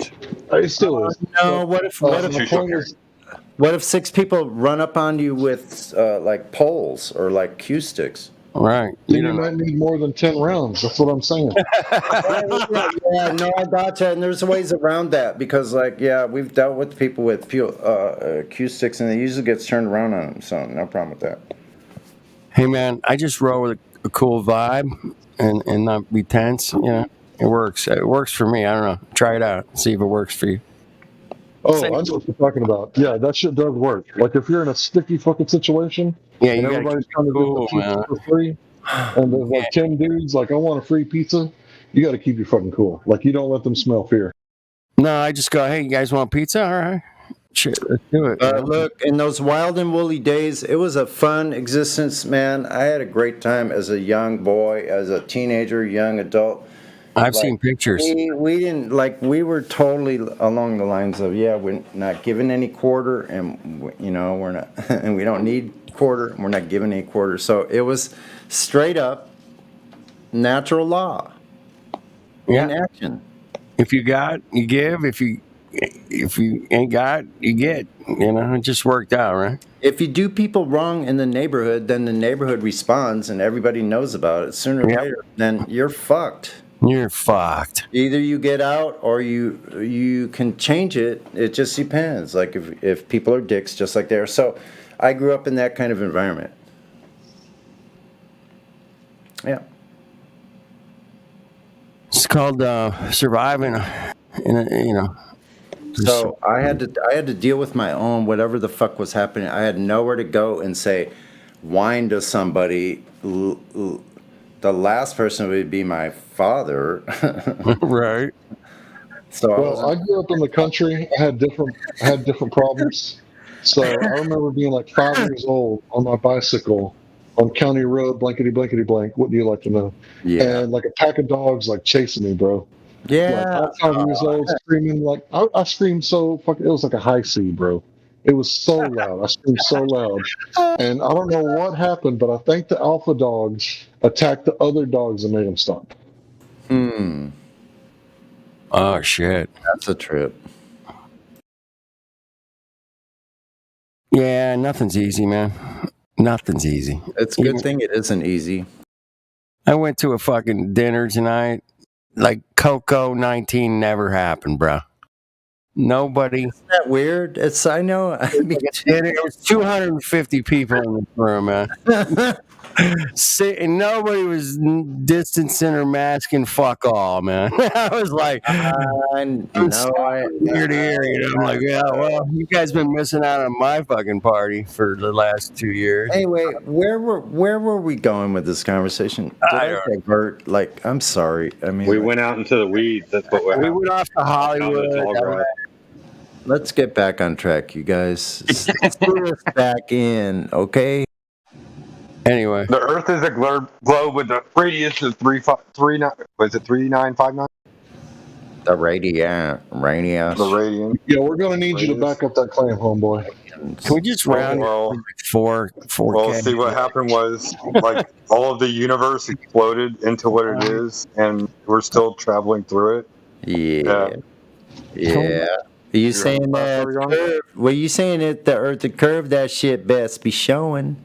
Wait a minute, I got a question.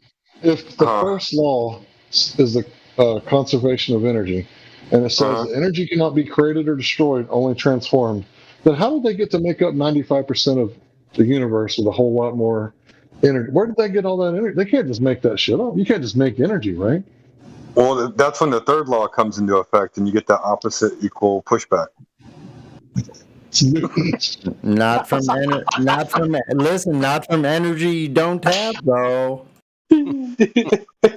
So you already done ran out. You ran out already. You're fine. How do you know it's not? How do you know there wasn't energy pushing back? Because it imploded on itself before it pushed out. Because you ran out of gas. That's how I know. I'm telling y'all, we know their playbook, man. We gotta start bringing them along. Their own lie.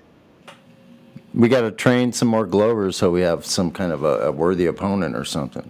Come on, bring more Glovers in. We're going to say, what was that, Hank? What was that?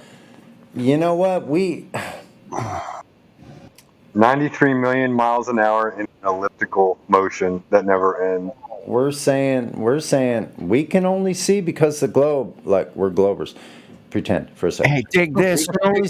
We can only see to the geometric horizon. These flat earthers are saying we can see further, and I think they're full of shit. Can you look at these images? Black Swan. Hey, does anybody know how fast the universe is expanding? I know the number. But anybody else know how fast? According to the inflation theory, the universe is expanding faster than the speed of light. And you might say to yourself, well, this is obviously contradicting Einstein. But see, Einstein said that nothing can move faster than the speed of light. And technically, the universe. The closer you get to the speed of light, the heavier it gets. Hold on, bro. I'm about to tie it up. Nice little bow for you. So Lawrence Krauss said that nothing isn't really nothing, right? There's really bare bubble universes popping in and out of existence. So the answer is that the universe is nothing. That's what's going on. The universe is one of those bubbles that popped in and out of existence. Thanks, Lawrence Krauss. Okay, well, I think that's directly related to the square centimeter, the pressure of the centimeter squared. That's per square inch or centimeters of the given area of the flatulating area is what's involved in the motion of the gas pressure moving out in your expanding universe.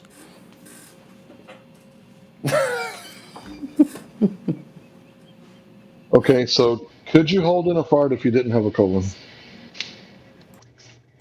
No gas pressure without a container. Thanks. Moving on. Yeah, you do that all the time on dates. Where does it go? It's reabsorbed. And you reabsorb it and then poop it out next time. Do you try to like sniff it up so she doesn't smell it? No, that doesn't happen with me. My wife is like a hunter. My wife is downwind. She stays away from downwind. Hope she doesn't smell this one. It was a nasty mouth. It's a burp later. There you go. See, it has to go somewhere. There has to be a opening in the container. It's always moving, though. Yeah, there it is. It's moving from one medium to another until it reaches. Oh, that's so evil, y'all. The pee drinker has to say something. That's You got the the pee best drinker. thing. What the hell are you talking about? That's the best thing you said all night. Laughing one? Yeah, yeah. Man, how did you Why get would that anybody role? want to get out of the globe? How did you get that role, man? You earn it, Justin. It was made up especially for him. Oh man. Yeah, you clearly earn it, Justin. Yeah, I got a question. Okay, and you might think that this is a joke, but this is a real question. How do you get all the sperm out of your urethra before you drink the pee? Holy shit. Is it going to matter at that point? Come on. Yeah. Well, I'm just going to wait for him to say you don't. So I think we need a new rule, everybody. Yeah, you don't. You know. Okay, what rule? I'm totally confused by that statement or that question, and I'm not even going to ask you to expand on it. Okay, hold on. I'm going to Go back repeat to it. the live stream and repeat it. I'm going to repeat it for you.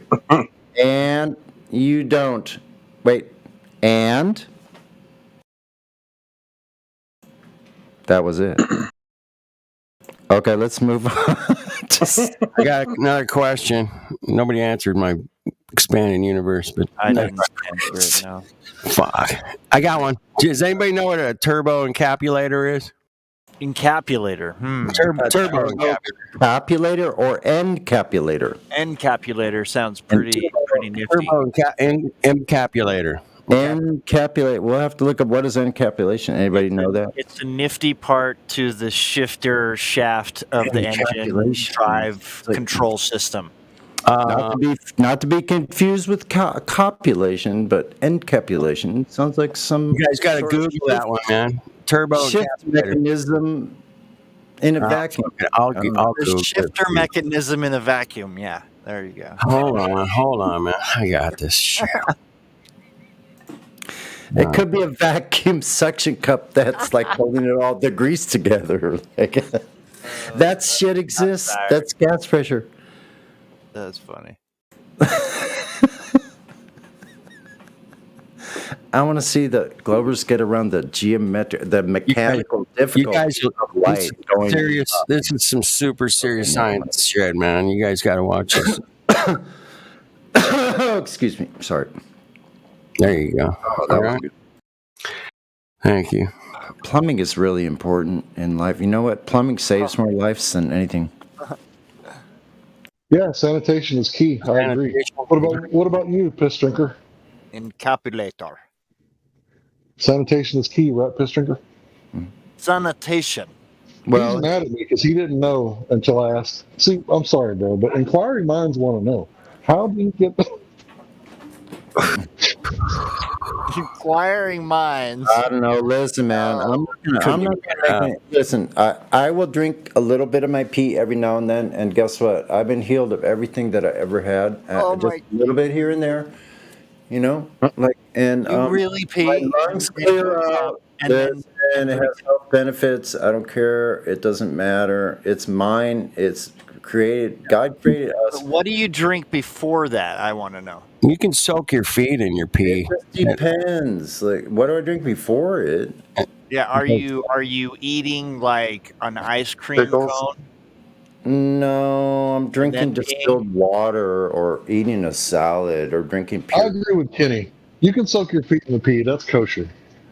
But drinking it, man, you got to be sick. You got to be desperate. You got to be really sick and then want to get well. Yeah, I agree. My sister, listen, I'm not joking, she was on the news. Went into the canyons and got lost for 4 days, and she said she had to drink her piss the last 2 days to survive. Yeah. Okay? Because she had no water. Right. And she was lost because the thing is, where these canyons are, where they went, there's a map that you have to follow. And if you go off that map, you will get lost. Yeah, you're fucked. You're fucked. And it's literally like helicopters have to come in and get you. And that's what happened. They had to fly her out.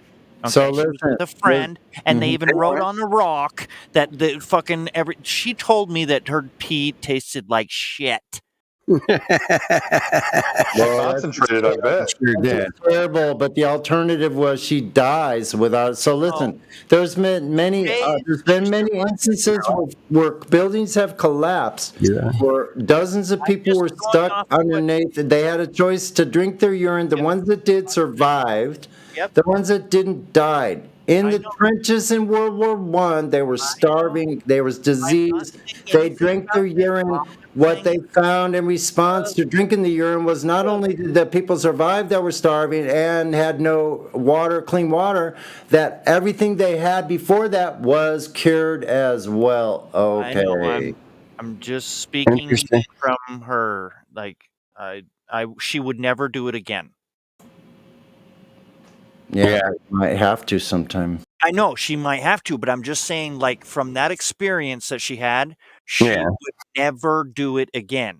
Yeah, girls are they're more sensitive. That's because she was dehydrated, I've for never done it one. myself, so yeah. Sailors have had to do that and survive too. When it So comes to you that know. point, I may do it because I'm not fucking just gonna pee on the ground if that's the last fucking shit. Yeah, so listen. No, you're not gonna. Why is it that if you step on a stingray or a jellyfish or anything like that in the ocean, the first thing they say is to pee on it? And it makes the pain go away like immediately. I experienced this. I'm just I've got saying a funny there's some story. toxins in it, but there's also healing effects as well as survival effects. So anything having to do with your skin is healed by this substance. Now you could do whatever you want, and thinking about the internal properties of it being on the inside, it came from the inside. It's the cleanest distilled water available on Earth is from your urine. It's called ultra. I just wish I could just take all the nasty Plasma ultra distillate. It's called a plasma distillate. It has a sediment in it, though. It's not distilled. It's purest It has a water. sedimentation rate. in my distiller. 98% of it. 98% of it is the purest water known to man. It's the most studied substance that comes from a human being. What? Say that again. Yes. Did you know that $50 million to $75 million of cosmetics comes from harvested urine? I got a fact. Okay, this is true. So Dr. Brzezinski is using. Hold on, guys. Hold on. Dr. Brzezinski in Houston, he was curing people and extending their life, not just any cancer patients, but the cancer patients that were told to go home and die. That is your only hope. And those people were like, fuck it. I don't want to die. I don't want my little boy to die. So I'm going to go see the guy that everybody's calling a quack. And when they went to him, like he was curing a really high rate of cancer. I'm talking like he was curing. Now, I don't know if I'm allowed to say this or whatever, but he was claiming that he cured 98% of people with like stage 4 pancreatic cancer. That's like the worst kind that you can get. And stage 4 is like, you're done, right? So he was curing those people. He found something in urine and isolated it and started synthetically producing it. And obviously, you know the rest of the story. He got shut down, and people were strawmanning him. And they did a study where they didn't go by his recommended doses. They gave people way too high of doses, and those people died. And now when anybody cites, the medical research on Dr. Brzezinski, well, he didn't kill anybody, but the people that were strawmanning his stuff, they certainly did. And I think those people need to see trial because, the people that kill people in studies and they weren't following what he did, they were like, fuck it, let's give them like 3 times as much of that medicine. Let's see how they do. That's murder, right? As far as I could tell. But, I'm no expert, I'm no doctor, I'm not a DA, but yeah, it came from the urine. Medical advice. I am, it's not medical advice. So I am not a doctor, right? But I think that if I was really fucking sick and I had, stage 4 pancreatic cancer. Drinking my pee, baby. I'd probably try. I'll drink your pee. I'll drink your pee, Hank. Not mine. You can't have mine. Might hear me. I don't know. That's mine, bro. You can't hurt That's my private property. That's my private. You can't have. That's my private property. Yeah, if I could only tell the whole entire story on here, I would, but I can't. $1,000 a liter. I am not able. No, honestly, I'm not able to tell you the whole story. All right, everybody, shut up. Sonny, finish up your story, bro. I want to hear it. I just said I cannot tell you the whole story. Oh, you can't. I mean, okay. I thought you meant like we were being too loud or some shit. Yeah, natural laws make. I can't tell my story, fuckers. Shut up. That's what I thought you were saying, but no. No, listen, when someone tells you that you're going to die unless you take this medicine, then you don't take the medicine and you don't die. As a matter of fact, you get healthier than you've ever been in your life. There's a problem there. And you know what? Whatever. Do that would be nice. Yeah, let's go. What room? I'll just leave it at that. What room? Check in? I don't care. Let's go. All right. That's good enough. I got the gist. I'll get the finer details later on, man. I mean, if you're told that you're going to die, right? All of a sudden, that's like, well, I'm a pretty clean dude. Things change. If you're told you're going to die, like some objects or some, treatment plans that were off the table, now all of a sudden they're on the table. So, you don't know what you would do. You don't know how far you're willing to go. Yeah, you might say, hey, man, I heard about this thing called the Gleason method, or maybe Rick Simpson, or I'd try anything. Yeah, Rick Simpson. That's a good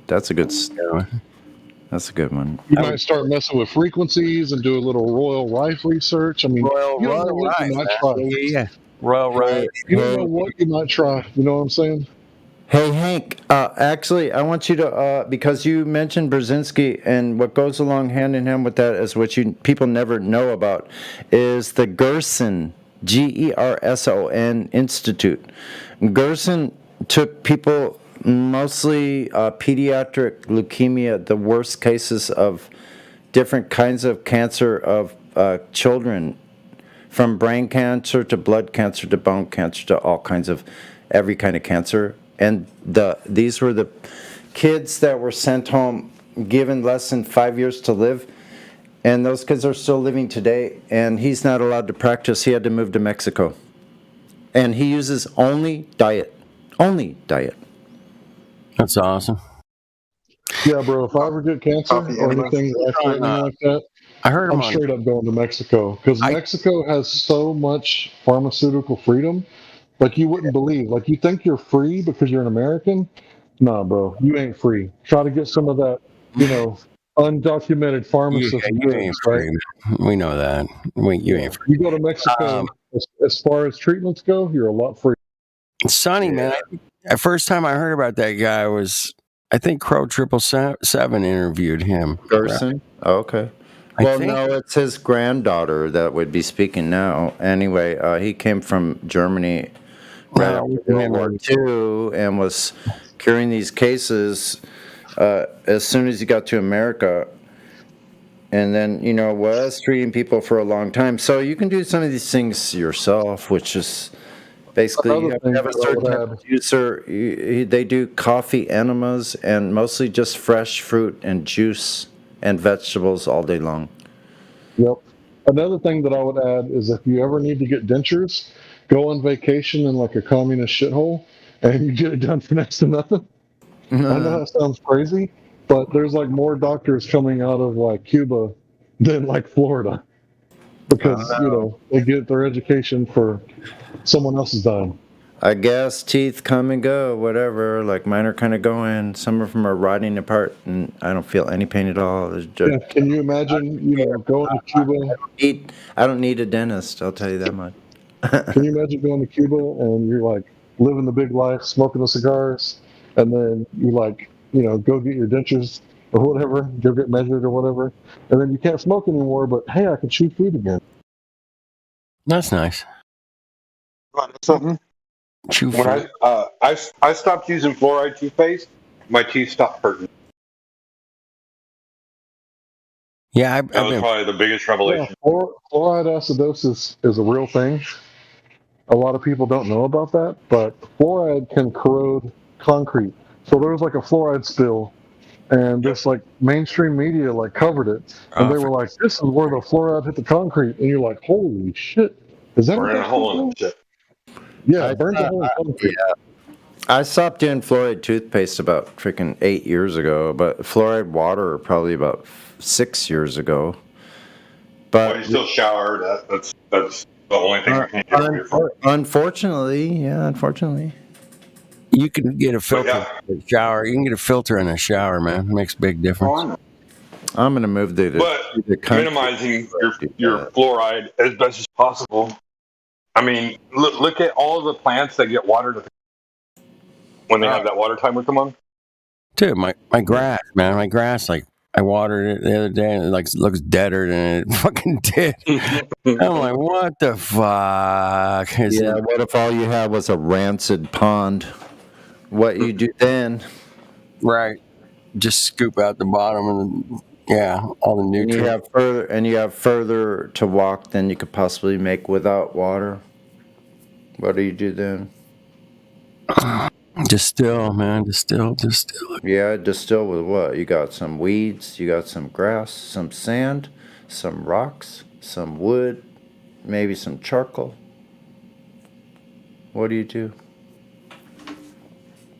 Got an empty bottle. Fucking minimum. You're gonna boil that shit in some kind of. You make a filter. Make a filter? Yep. Yeah. I like it. Survival, man. Yeah. Like primitive survival shit, man. Like what's his name? Got mauled by the bear and then had to cut his horse open and live inside of it for the night so he didn't freeze to death. That's a great.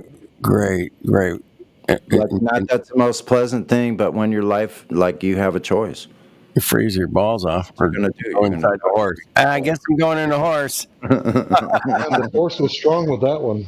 We're all in there. Sorry there, Bucko, whatever your horse's name was. The horse was already damaged, broken leg or something. Yeah. Wasn't that the Revenant? Mm-hmm. Just a nuts avenue. Yeah, pretty crazy. It's amazing what you can live through. Oh, that's brutal. Exactly. All right. Dude, like I've been down for like a week, man. Sitting on my ass so long that my ass hurts. And it's like I'm looking at like what happened. How the hell did you sprain your ankle, man? How the fuck did that happen? I slipped in the shower and forgot about it, and it started hurting like a week later. I don't fucking know. So I don't know how that works.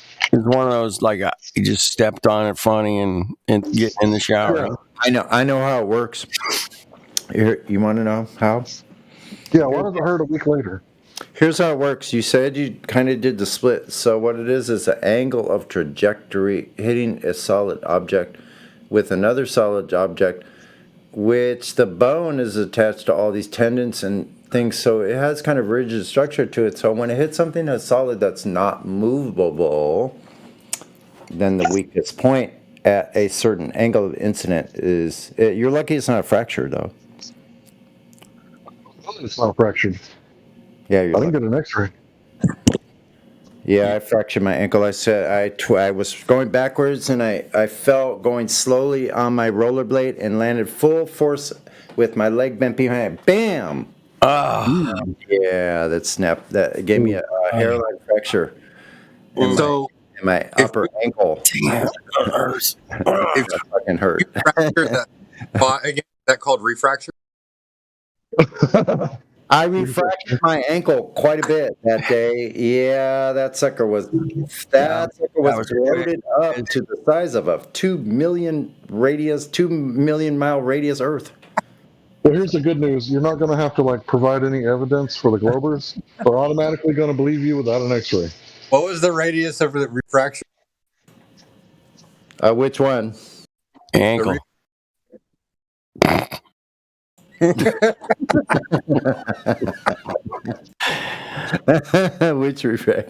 Which refraction was it you're talking about? Was it Hank's refraction, or was it Sonny's, or was it Kenny's refraction? What a great life, man. No shit, right? I love spending time with you guys. I shit you not. Yeah, some of you guys are pretty funny. I'm agreeing. You guys are all funny, man. Awesome, man. I'm entertained. Well, Yeah, the best joke I heard tonight, I'm talking about the first law of thermodynamics. This dude rebuttals just like a Glover with Newton's third law. Like, what the fuck? Third law, the third law. That's funny, though. That third law ran out of gas before it got there. No petrol in that tank. Prove me wrong. Dude, man, that was like on the spot right there. I was like, well, how would a Glober respond?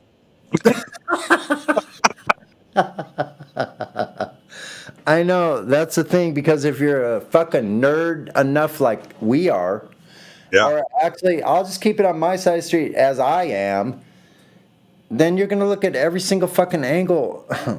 Every single angle. Good luck with, like, I got a lot of time on my hands. So I can spend a lot of time looking at different angles, which I love to do. It helps me with my music. Which sounds great, by the way. Thank you. Everybody take a deep breath in through the nose, out your mouth. Now laugh. Don't you feel better? You feel better. I feel better. I don't know about you guys.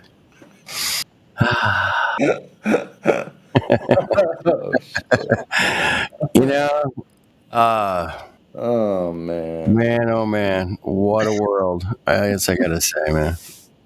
Just when you thought everything was cool, you're like, wow, that's not cool. I know, I got to it. Is this my last joint? You're just about to run out again. You know what I have? I'm a month away from Uber, but that's okay. I'm gonna make, because you know what? It's not today, and today's just fine and dandy.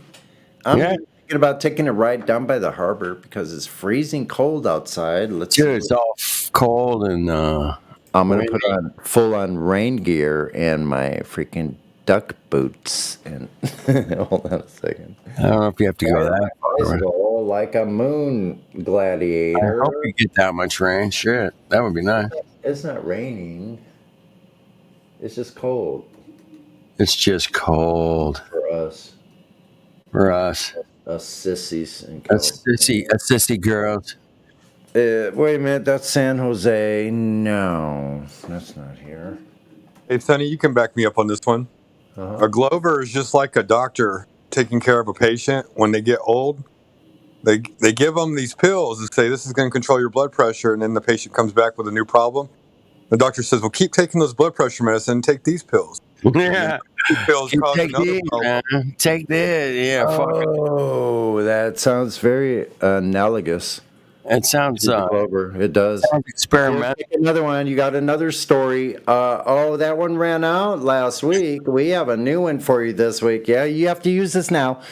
So when this happens, you go to this one. This pill works for this one that week. You might have to go to a previous week, which means you're traveling back to the past in time with your storyline. but this new pill, it costs $1,000 a pill. I can't afford it. Well, that's all we the Jason pill. If you run out of money, go back to the cheaper one. Just go back to the cheaper one for a while and use that story again. If it's $1,000 a pill, we can go on vacation to Mexico. Viva la Mexico! Here's 3 trial pills. Try these. Shit. Oh, man. So you got the medical system run by the Rockefellers and the money system run by the Rothschilds, man. So Then you get a system of a down from the people that survived the Armenian genocide. Brutal, man. Yeah, that Armenian genocide, you know what they did to them, right? Yeah, I do. I got a really good friend who's Armenian, man. I know all about it. Fucking shithole. They disarmed them. Shit, man. They disarmed them, and they were like, oh, now that you guys are disarmed, we're going to the desert. March to the desert. And when they got to the desert, they killed them. 1 million. 1 million Armenians. It's March. Kill him. Yikes. Scary, scary shit, man. The Young Turks. Don't Google that. Because the Young Turks is like all that leftist bullshit where they're not even real leftists. Fuck them. Fuck them. Fuck them. Cocks. Fucking cocks. I hate cocks doing it. And, you know. What's worse than a leftist rather than a leftist who's actually a statist pretending to be a leftist? Nothing's worse than that. Right? It's a fucking cock world, man. It's cock world. Wait a minute. I was muted the whole time. I was calling you guys fuckers because I was like talking. I'm like, they're talking over me. Well, no, I didn't hear you, bro. Just fucking now, what happens? All of a sudden, they just ignore me. Like, okay, now I'm chopped liver. I'm sorry, I was muted when I was thinking all that. So anyway, back to the report from lovely San Diego here. On this evening of Saturday, March 5th, high surf advisory. We can learn more about that. No, I don't think so. Mostly cloudy at 11 p.m. It's 11:57 now. 54 degrees, 10% chance of rain, 64% humidity, and the winds are at 10 miles per hour from the west. Interestingly enough, today, Saturday, we have a few minutes, 3 minutes left of Saturday. There was only a 5-degree difference between the high and low all day Saturday. Wow. Thanks. Thank you. That's nice. The low was 54 and the high was 59.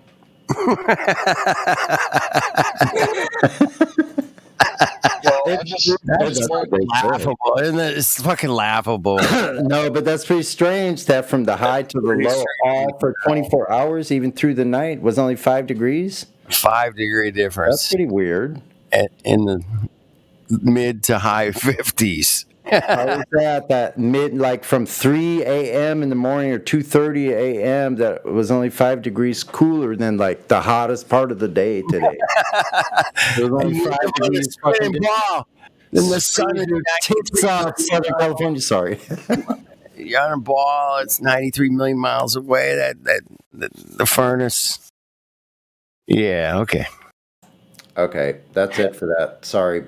55 degrees. So I just got home. I just worked 9 hours on my halfway sprained ankle.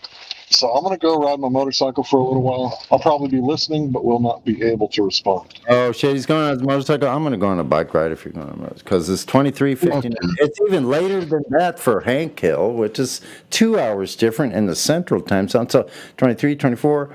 It is 1:59 there.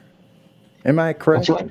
Yeah, 1:50. That's right. It's 2 a.m. on Saturday night for Hank Hill. He's going on a bike ride. Sunday morning.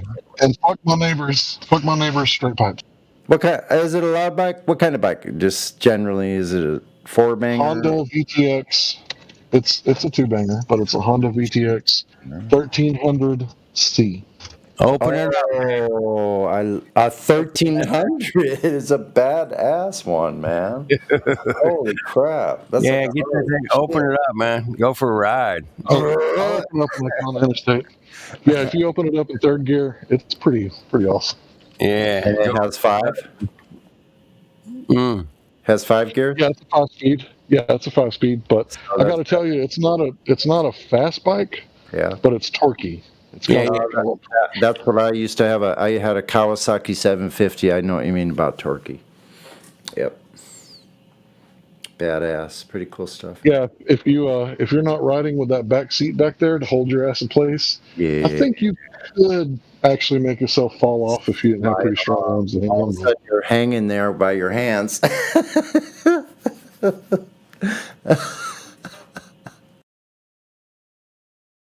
All right, well, be careful. Have fun, Hank. Thanks. Cheers, man. It must be colder there. Let's see what it is. And what is he near Houston? Closer to Dallas, I think. In Dallas. See what the weather is in Dallas, Texas. We're going to send a flat Earth drone out there to this area. Holy shit, in Dallas, Texas, 67 degrees right now. Get out of here. And where I live, it's 55. 54 degrees in Southern California, bitches. Right. Oh my gosh, Dallas, Texas had great weather. 80 degrees was high. 57, that is a full 67, 77. Oh, man. 23 degrees difference between the daily low and high versus 5 degrees difference in San Diego. Watch out for the drunks out there, Hank, man. Yeah, because look, Hank, humidity is 92 degrees. I mean, 92%, sorry. 92% humidity. Damn, it's 67 degrees. Yeah. Fahrenheit. I mean, that's comfortable at 67 degrees with 92% humidity. You're like, oh, okay.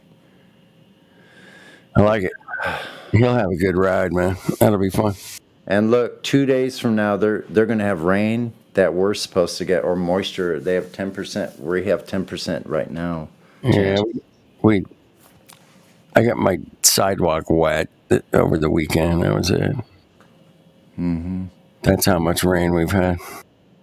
No, there was more rain. I think there was more rain. There was more where you're at, man. Yeah, because that fucking low bounced down there where you guys are, and it skipped us. I throw all the homeless garbage in the creek bed because when I know the rains are coming, it's going to wash all that shit. And believe me, it washes everything. Mattresses, blankets, everything. All downstream to where the park people go pick it up. Thank you. No. Fuck yeah. No, listen, because they throw their trash all around. And I wrote a little note that said, I'm being really nice about it. This is my area. The next person who litters in this area, okay, this is just, don't take this literally, face down in the creek. So anyway, like I said, I'm being nice today. Going surfing. People need to listen to someone who's trying to make it better. So I've pulled boots out of there before, put them up off to the side where they could dry in the sun, and then the next day someone had picked them up, and their feet are dry probably today. Right.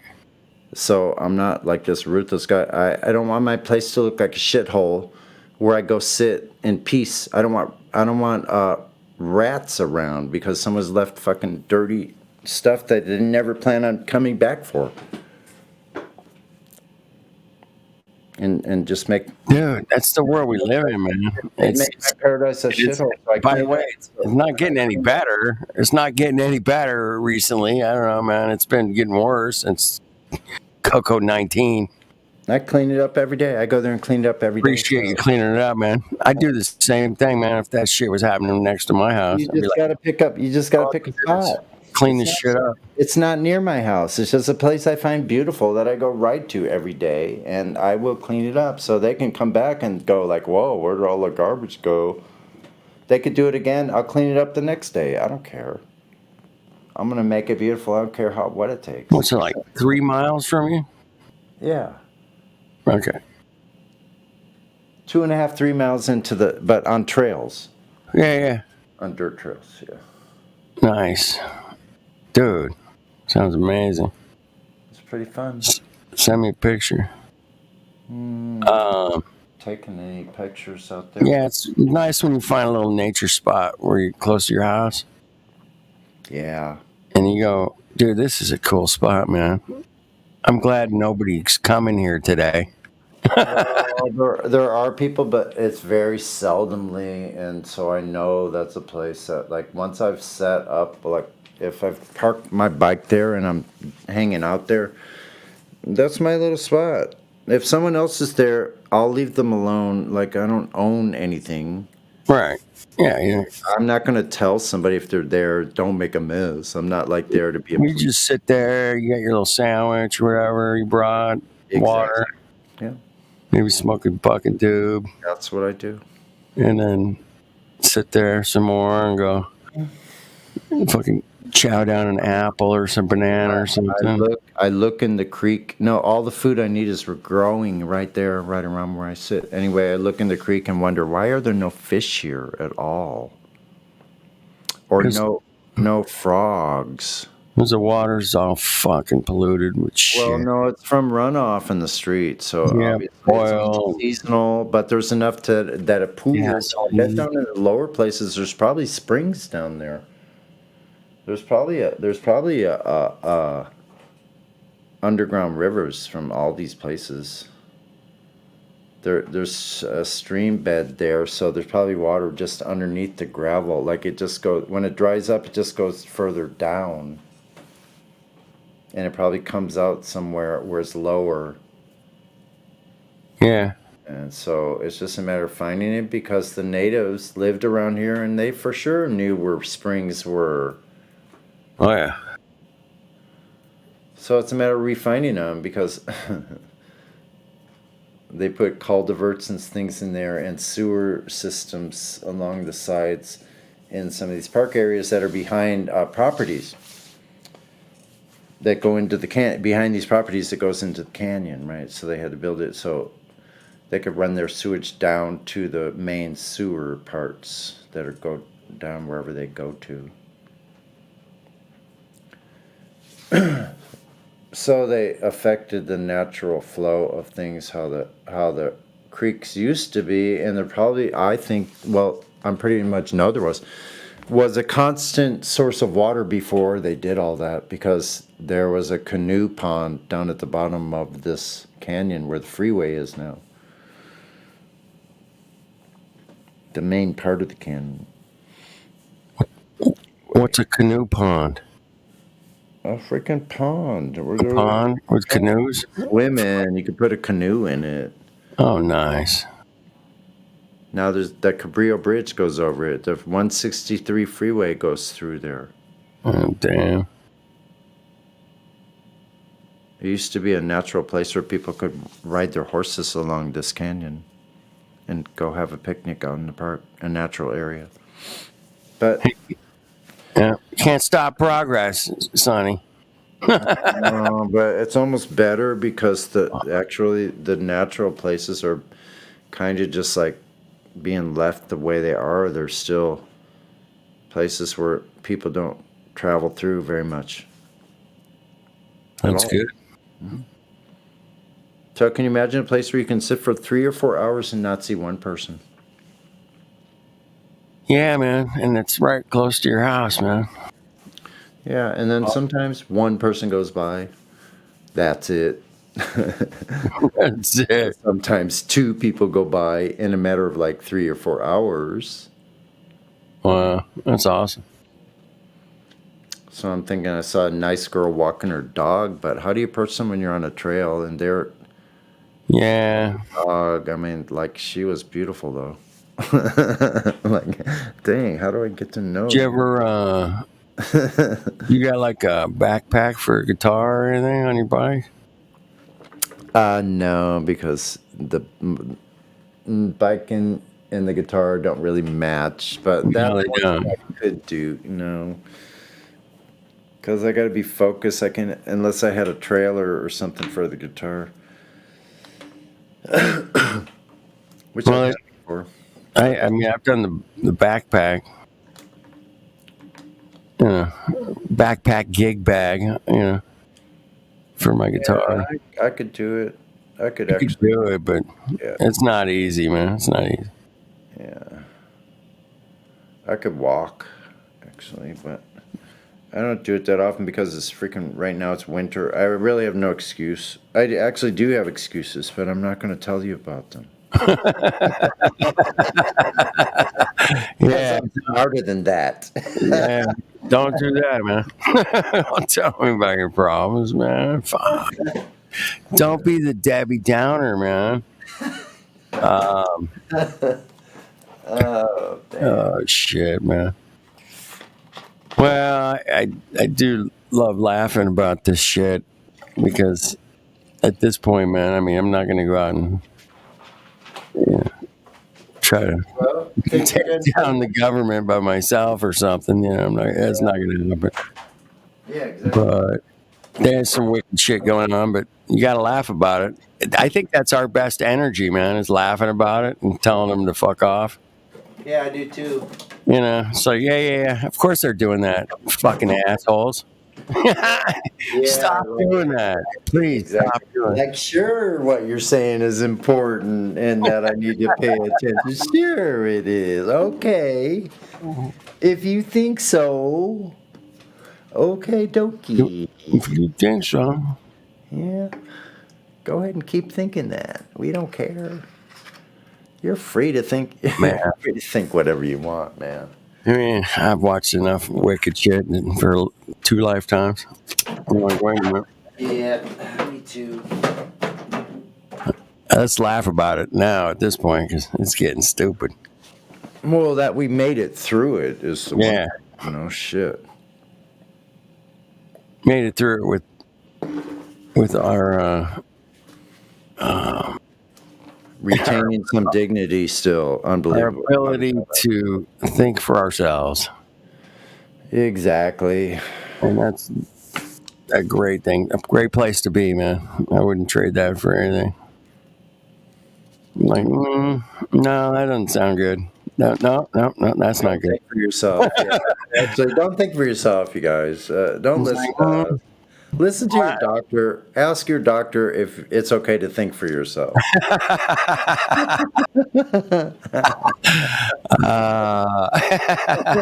Because you won't give medical advice. That is classic, man. I'll remember that one. Ask your doctor if it's okay to think for yourself. Oh, no, don't do that. Somebody's got a squirt bottle, man. I hear a squirt bottle. The doctor's going to say that if you think for yourself, you better keep your mouth shut, especially if you're a doctor. I know. It's okay if doctors like, it's okay if you think for yourself as long as you listen to what I'm saying and do what I tell you. You can think whatever you want.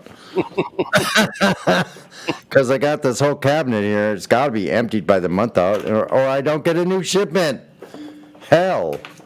What's wrong with these patients getting in the way of my practice? I watched some health dude in Australia come out and go, you got to make your own decisions, but there's a mandate, and we should do the right thing, but you got to make your own decisions, and then, I understand there could be some problems with this thing, but he said it like 3 times. It's like thingy thing. It was still push, thingy, man, pushing this thing for a whole year, about a year now, man. 2 years. Well, they've been pushing the whole agenda over 2 years, but the actual substance that they want to give everybody for free, it's been about a year since they did that. And there's a lot of potential things that could be bad about it, but what do I know?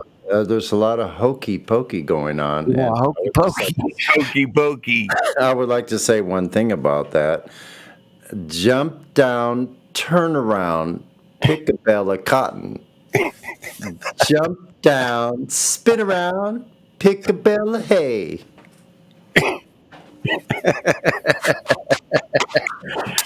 Do the hokey pokey.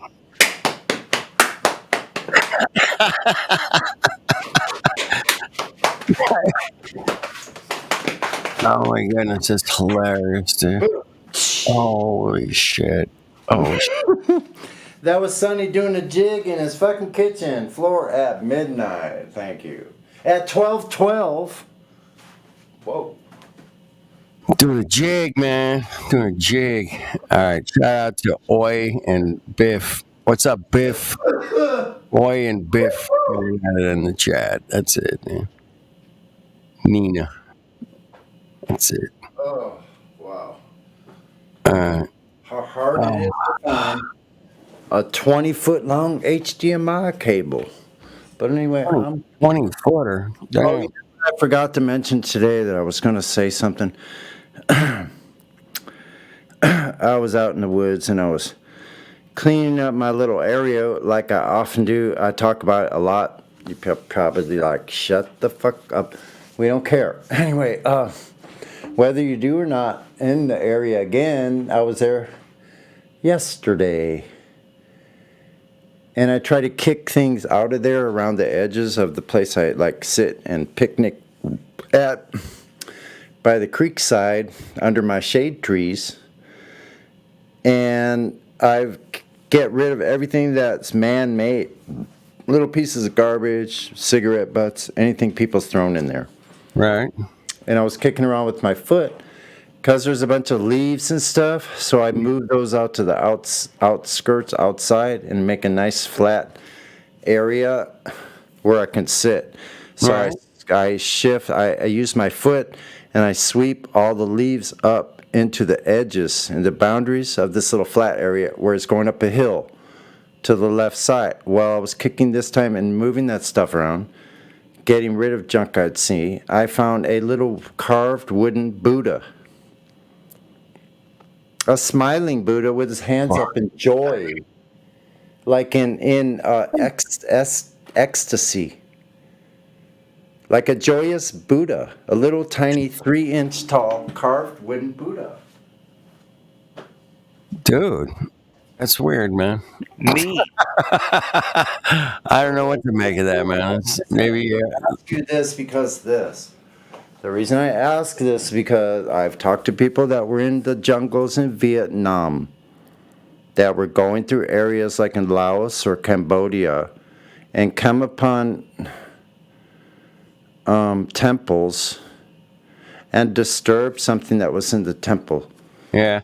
Picked up a Buddha statue and got fired on immediately after they picked it up, and shit storm until they went back and got rid of it. Take it back.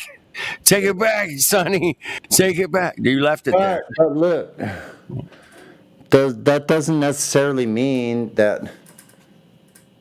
I think it might have been something that like I was supposed to find, or else I wouldn't find it. It's in the area I go to every day. You'll respect it. That's why, because you know what it is. Yeah. Well, I don't know. I'm not sure objects have that kind of meaning. But I've heard stories like I just told you where apparently sometimes they do have some kind of physical, I don't know, reaction in this world from an inanimate object. Is magnet an inanimate object? Well, is the Buddha statue an inanimate object? It's a good question. Most likely, yeah. It's just a fucking piece of wood or plastic or whatever. Yeah, so I put it up on my mirror on the corner of I have a big mirror with a big frame, and so it has enough. It's wide enough that I can stand the little statue up in there on the corner. So interesting. That's cool, man. I could take a picture of it. Get a little Buddha memento from your. That was your reward for cleaning up the place, man. I don't know, so I rode home carefully that day.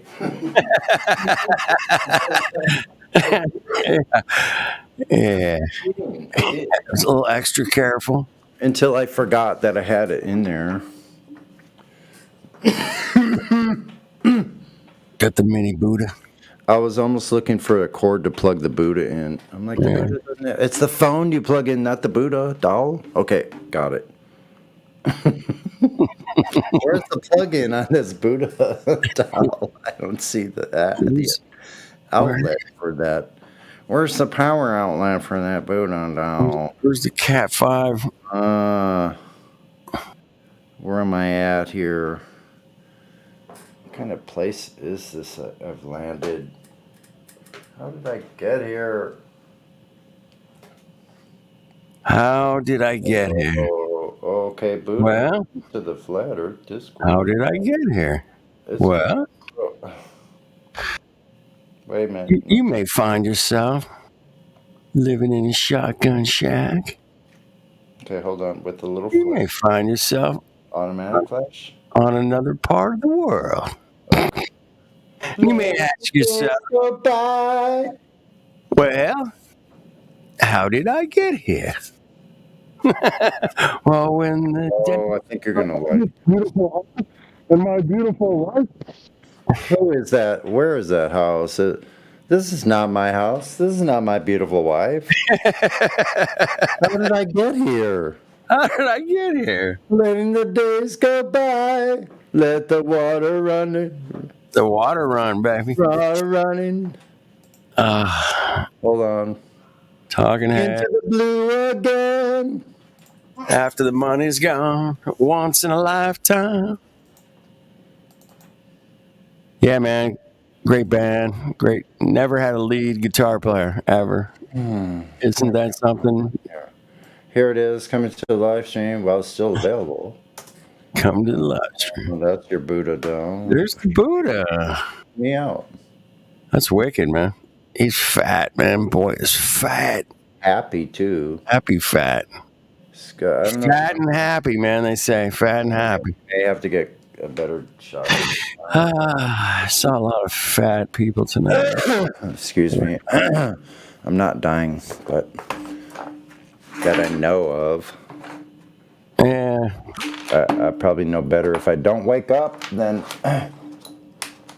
it's all perspective at this point. All right, I got to go to bed. It's later. Better too. I think. Cheers. Here's the smiling Buddha. Dude's happy as hell. Wait for the second picture. Oh, coming right up. I think this takes any.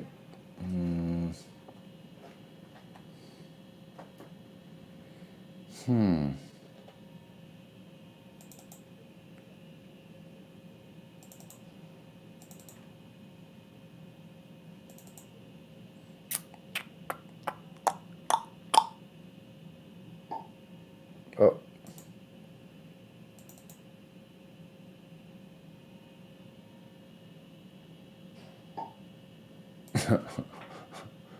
What's that? Stop. Let's see. Oh. So quiet in here, man. I thought it's like Saturday night on Flat Earth. What happened? Glover's be wowing.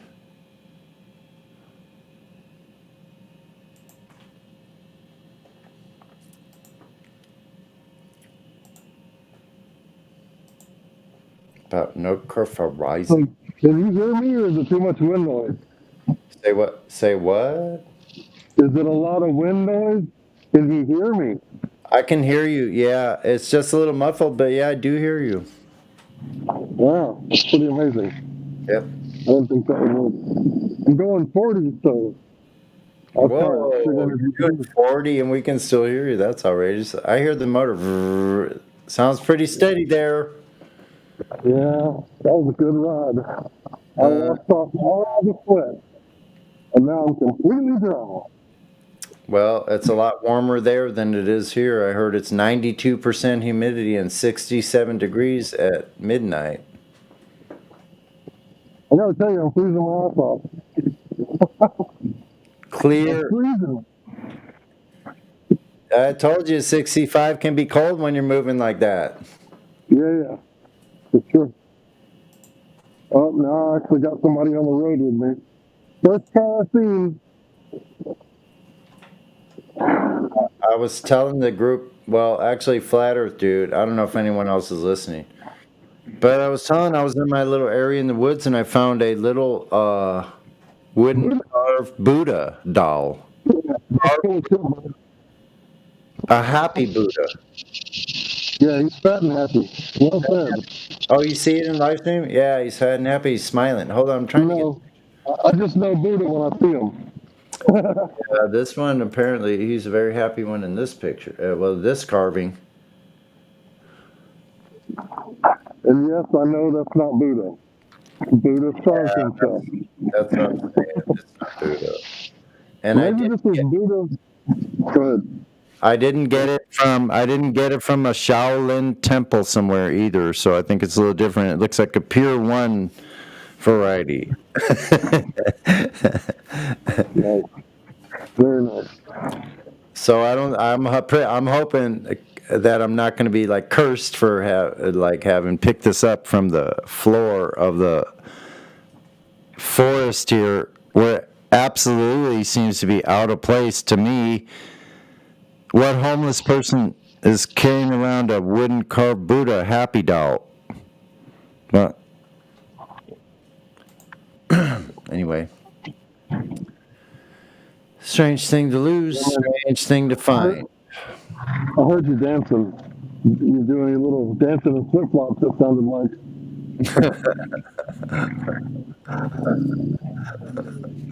You heard my little song before. I heard all that. That's just funny. Jump down, spin around. Yeah, people think I'm being people think I'm being racist. It's nothing to do with that. My grandpa picked cotton. He quit school in the 2nd grade and picked cotton. Yeah, so man. I don't know what race has to do with it. He was pretty fucking white. It just he only means. Yeah. Go ahead, man. He only had 1/16 Native American. So he was pretty white picking that cotton. I never picked cotton. Well, I take that back. I found a cotton plant right here in the city. I know where one cotton picking cotton plant that I know about in the whole entire city. I know right where there's only one. Only one. Not even a pair of them. I don't know how this cotton plant survived there. One seed. Crazy stuff. In all of LA County. San Diego County, yeah. Excuse me. Sorry, I forgot you're in San Diego. Yeah, I got sick. I think I got sick literally because my plumbing. I've never heard of that. It was a water bad or something? It was all plugged up, and they said that the plug was 65 feet down. Oh. Well, the building is 120 feet tall, and I live on the 8th floor. So if it was going straight down, it would be on the 2nd floor, but it probably wasn't going straight down. It was probably maybe like from anywhere from the 4th to the 2nd floor.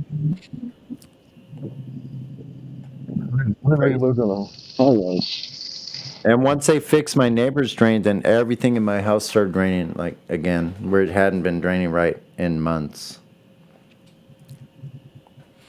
Craziness.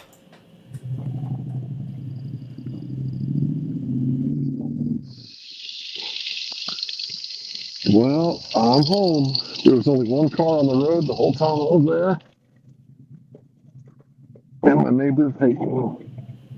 Guaranteed. Springtime in Texas. Yeah, but we pretty much ride our bike year round. Yeah. I'm done. Have a good night. Peace. Yeah, have a good one. Nice talking with you, Hank. I gotta go to sleep.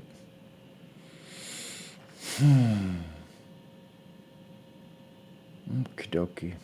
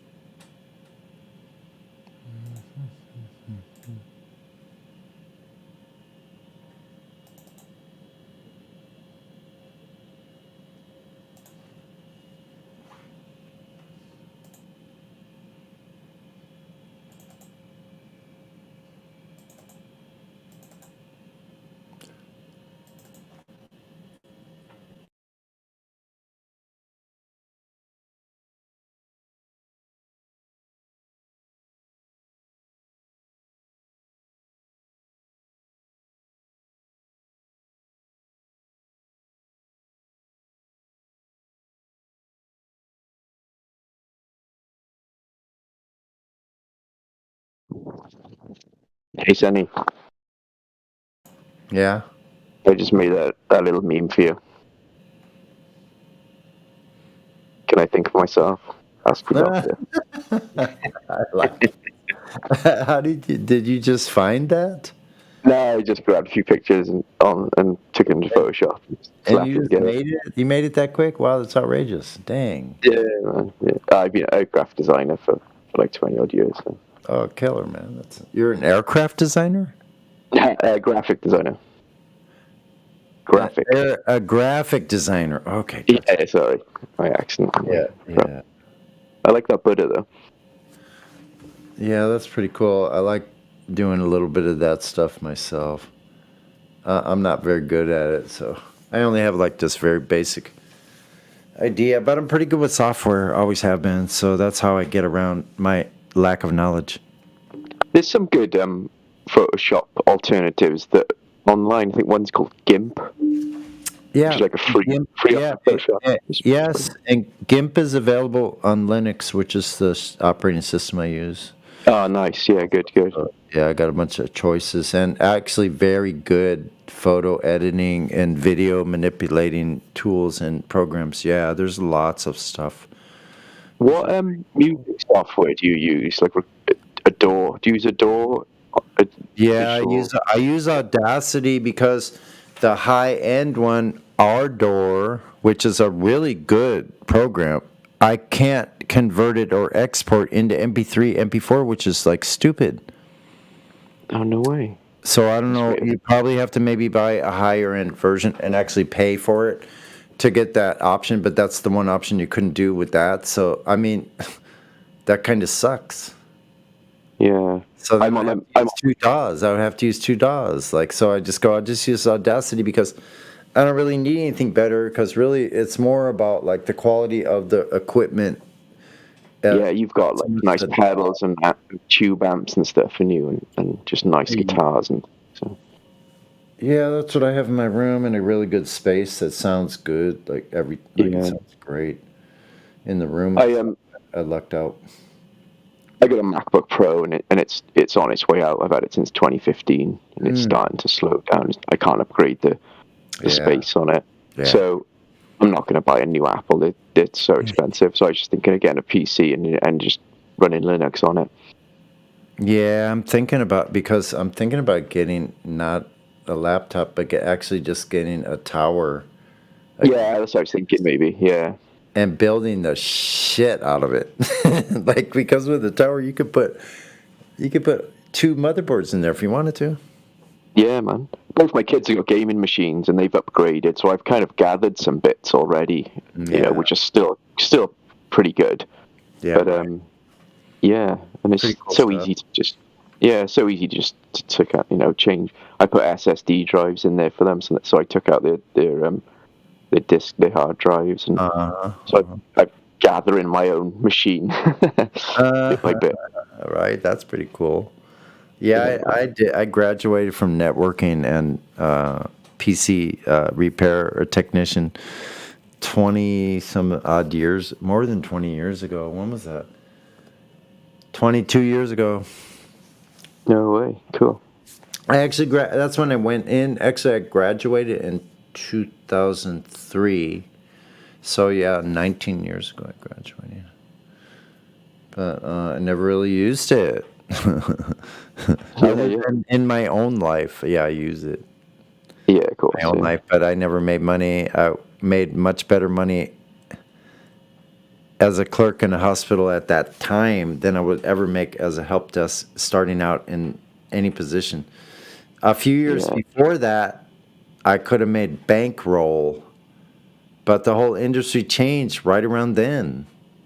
Oh, man. Where everything went overseas. All help desk stuff went overseas. Boom, boom, boom. So all these companies where you would start as a network engineer in the help desk department is where you would start. They sent all that overseas. Yeah. So then you were like, okay. But I heard that there were kids that were just out of these trade school, tech schools in IT, could walk into almost any place in t-shirt and shorts and sandals and ask whatever they wanted. Damn. As a network administrator, right?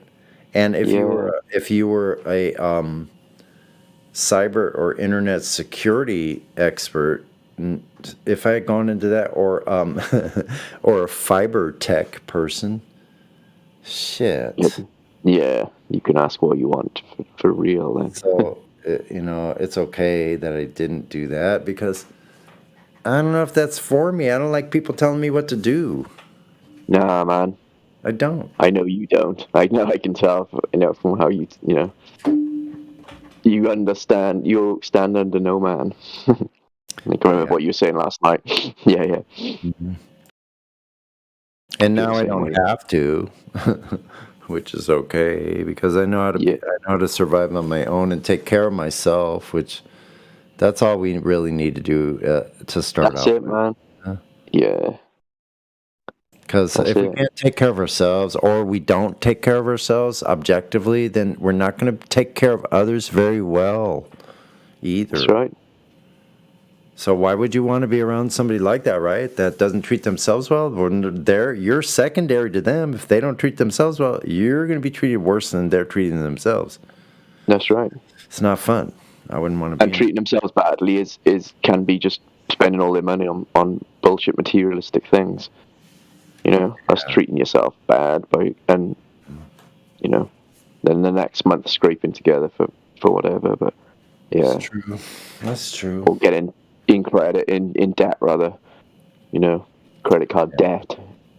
You might seem like you got a good life, but really you're crippling yourself with. Yeah, I get it. I appreciate what you wrote and what you had said the other night. And yeah, I sometimes don't think before I speak, and it can come out wrong. And oh yeah, so honestly, I didn't think about it being that it was on the live stream until you mentioned it. Honestly, yeah, I shouldn't have said. It's no big deal, but that's up. That doesn't bother me at all.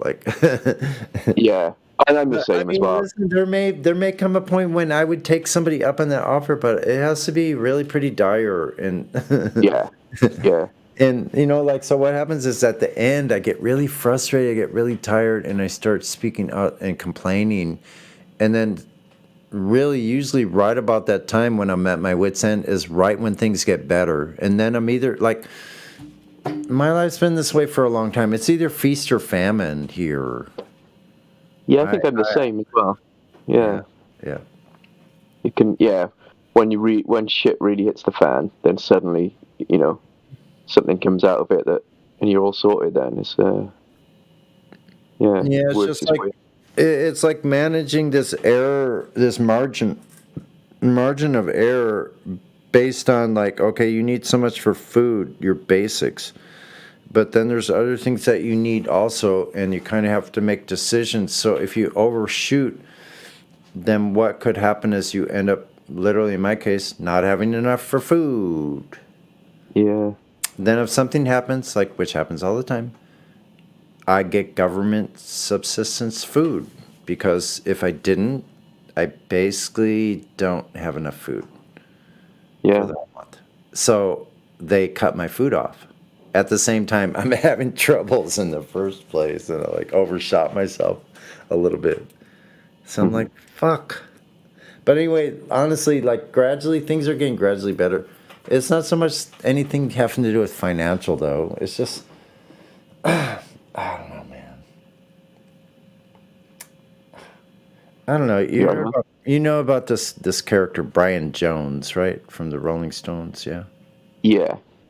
Yeah, what they said about, people like that, right? Or about Syd Barrett, or Jimi Hendrix, or Janis Joplin. What did they say about these people that was most notable? About maybe what their challenges were in life. I'll put it kind of in that ballpark. Like their mental health kind of things, or? Yeah, what kind of things did they say about them, collectively, that they had in common about their problems or challenges that they had? They all lost their minds because they're all druggies or something. Is what springs to mind. But is that what you mean? Let's see. Oh yeah. So yeah, no. What I'm talking about is that every single day for them felt like life and death. Okay. So I relate to that. Because that's what, like, I have really good days, and now I have more good days than I have bad days. My bad days aren't near as bad as what they used to be, or what I perceived them being before. You know? But Yeah, man. I understand completely. I find as well, when you're in a good spot, you kind of forget about the bad spots. No, what I'm trying to say is my life, and for the most part, what's been most common is topsy-turvy chaos, ups and downs, extremes and both extremes. Really super great times, horrendous bad times.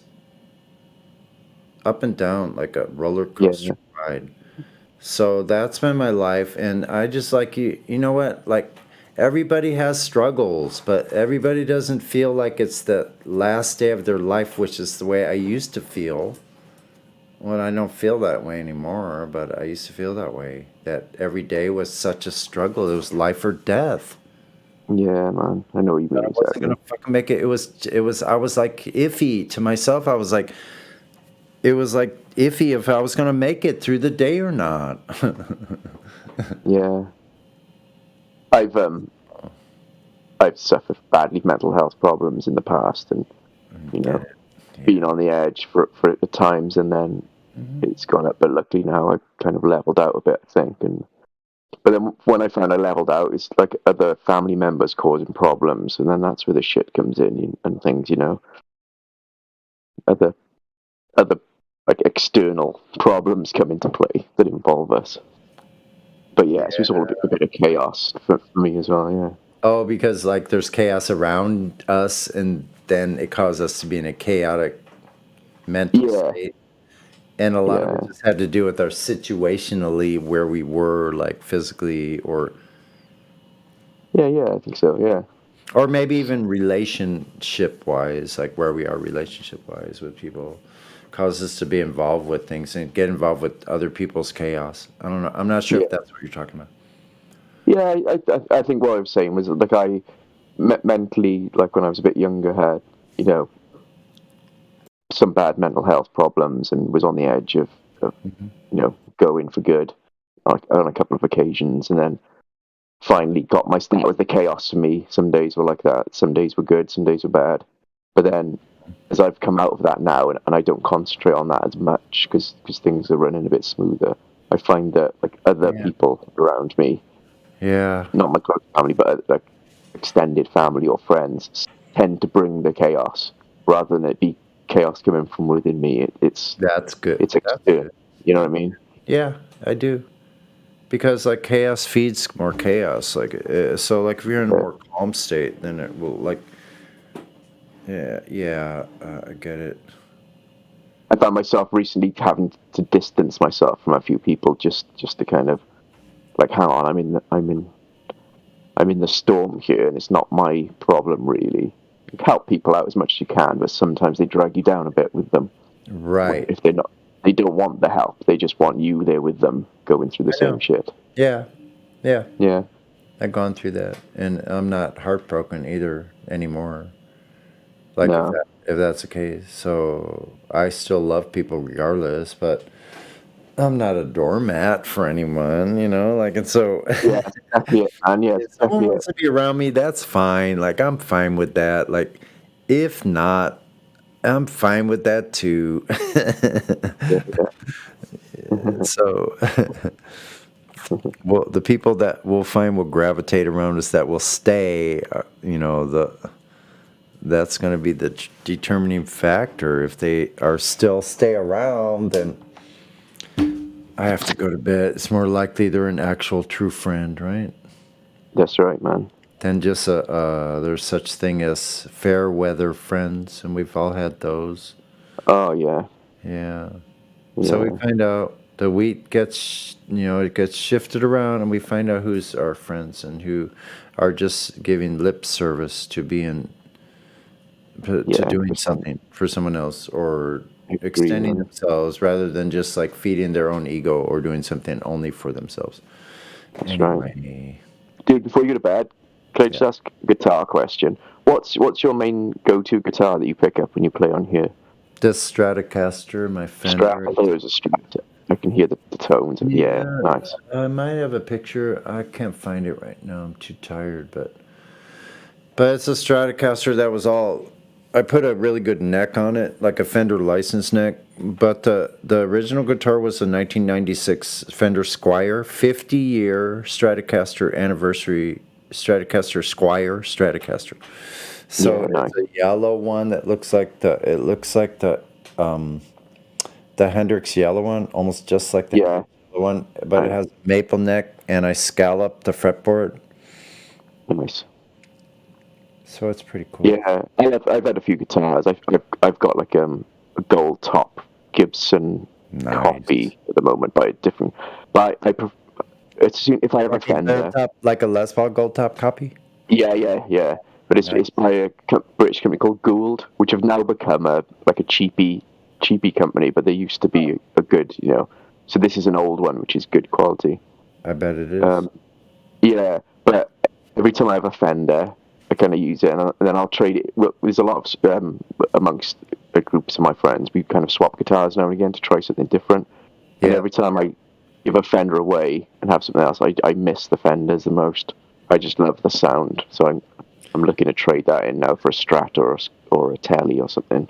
Yeah, I love my Strat. I love my Strat. I don't need really anything else, but I also have a Schecter Omen 6. It's a good sounding for a bolt-on neck guitar. The Schecter is super duper heavy for one thing, because the way they're carved is they're thicker in the middle, down the middle of the body. So it has this big lump of wood in there, like a violin with it. You know how it's like carved, contoured. So it's heavy. It's heavy. I think it's just as heavy as my Gibson, which my brother has. My Gibson SG, which is solid walnut. It's a heavy guitar. Not as heavy as a Les Paul, though, but nearly. Yeah, this copy I've got is as heavy as a Les Paul. So that's one. Yeah. Whereas a lot of copies are that thinner kind of feeling. But a friend of mine's got a Schecter, which is lovely. I like finding off brands that are, or not non-Fenders, non-Gibsons, whatever Ibanez that work really well, but they're cheaper because they don't have that brand recognition. Right. I know. And there's several things you can do. Like some of them a lot of them have cheap pots, Yeah, you can swap them out easily. Yeah, so if you do put good pots in there, and then what I do is put like the orange resistors, is it? No, the capacitor. The orange one. Yeah, the orange cap, the really high quality for your tone control and for your volume to give it a taper. Yeah. That's it. Yeah. So you do this little thing on your volume where you connect the two outer poles. In between those two, you put a capacitor and a resistor paired together in parallel. Okay, I haven't fiddled with that to that degree. Makes it taper, and then also what it does is it retains the highs, because a lot of volumes, you turn it down, it cuts the highs off. Well, this gives it more of a taper, so it just basically gives it more of a mid-range boost instead of cutting all of that. It just... Yeah, that sounds good. It just like tones down the treble a little bit and shifts it down lower. Nice. Some tricks. I might try that. I've got a little project. My son's left-handed, but he plays the guitar right-handed, same as me. So his grandfather bought him a left-handed guitar that he can't play. It's like just a copy Strat. Yeah. So I'm going to Jimi Hendrix it upside down. I'm going to just change all the bits. So it's, You know what? I'm left-handed and I play right-handed as well. So that's perfectly fine. Yeah, that's what I do. That's what I do as well. Yeah, I'm a weird ambidextrous kind of style person. Yeah. All right. Well, you have a good night. I'll let you sleep, man. I'll catch you later on. Thanks, my friend. Nice talking with you. Nice one, dude. Take care, buddy. Good night.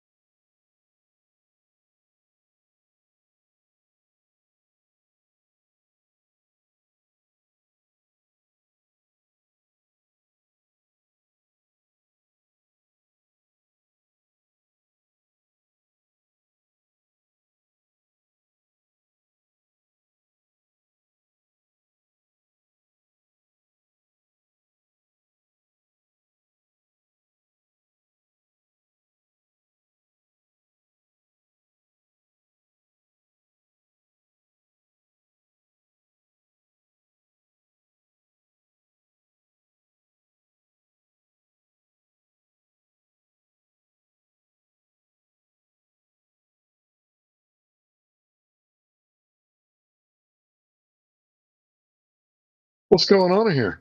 Lou? It's kind of late for you, ain't it, bro? You must be off work or something. Dude, you must be off the fucking calendar. It's the fucking weekend, even if I was at work. Go fuck yourself with that shit. Oh, that's right. You're a pizza guy. Weekend is your busy time. No, I don't work that way. Well, I'll take you up on your offer, though. Oh, you're gonna do it yourself? All right. Yeah. Well done. Well played, sir.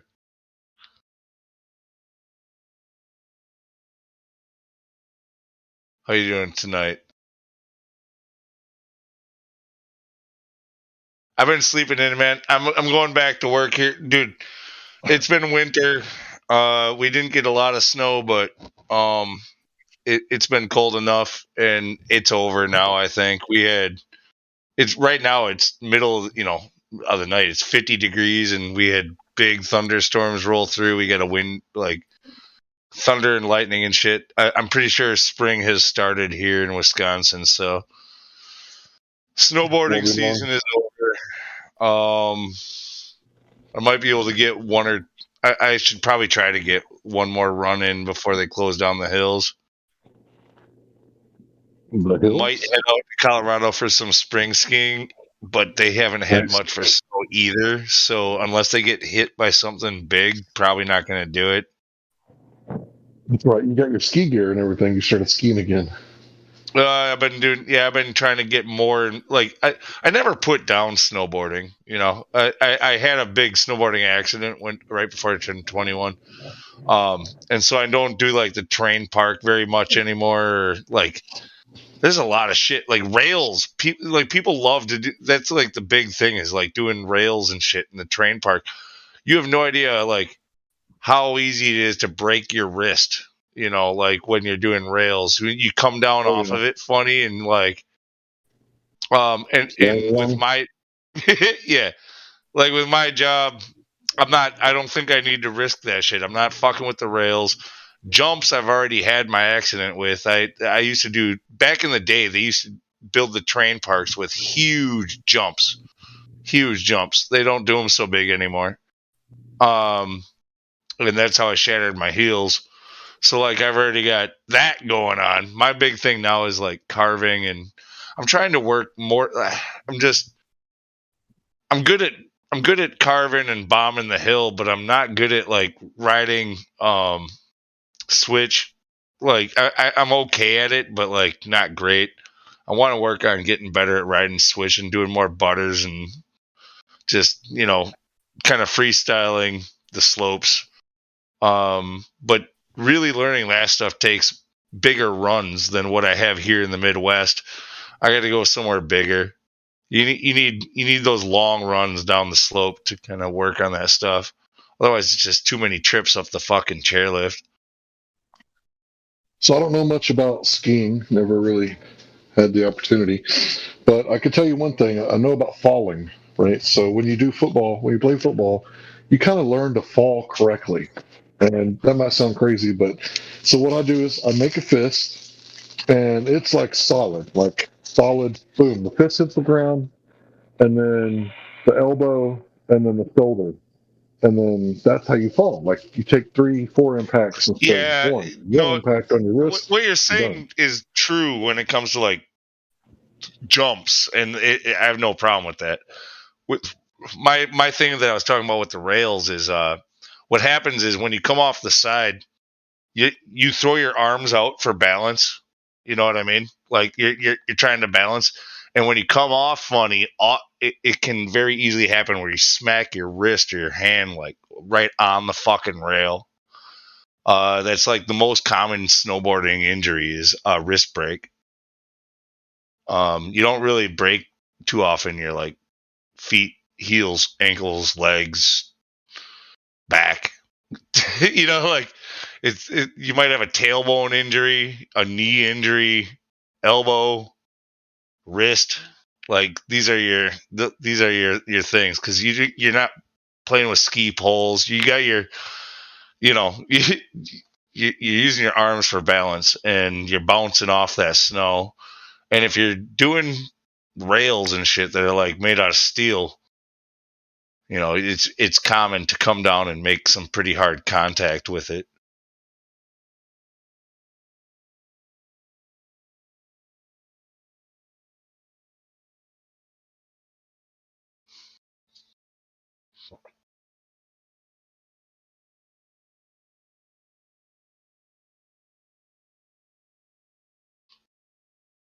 So yeah, like I said, that was more like my young days was in the train park.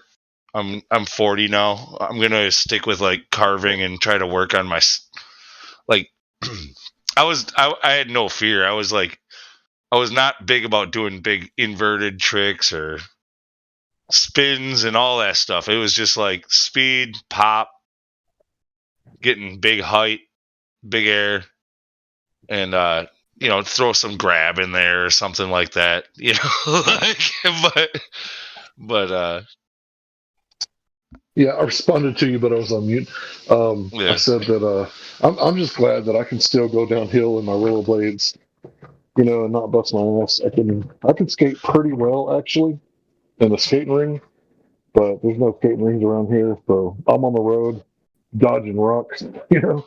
And there's a skate park, but yeah, I don't hang out there much. I've been one time, went downhill full speed, and everybody was like, "He's going down." Yeah, he's going down. And I like did it. It didn't go down. But I love that shit when people are looking like he's gonna go down. Like, nah, bitch. Spent way too much time on rollerblades when I was a kid. look at him with his beer belly. He's skateboarding. Look at him. Look at him. No, rollerblades. Yeah. Oh, But rollerblades. Okay, yeah. Yeah. Dude, I didn't even know people still fucking rollerbladed. Are you fucking kidding me? Yeah, I got some rollerblades. They're pretty nice. They got custom bearings and everything. I bought them from a guy who was going retro, and he went back to traditional roller skates. And I was like, "Yeah, I'll take those." He's like $30. I was like, "Fuck yeah, Dude, it fit me perfect." Even 15 years ago, I remember 20 years ago, like rollerblades was like on its way out, and I did see some guys working like the half pipe and shit with quad roller skates. And I'm like, yeah, this is the fucking future of this shit. Like roller skates, if you're gonna do roller skates, fuck them fucking blades. You're going quad. That dude was fucking killing it. Yeah, it's just what I got I got skateboards and rollerblades for my birthdays and Christmases, and I just couldn't do the skateboarding thing, man. And I was really good at rollerblading. I'd be rollerblading in town, you know, just regular top roads. What? Hold on.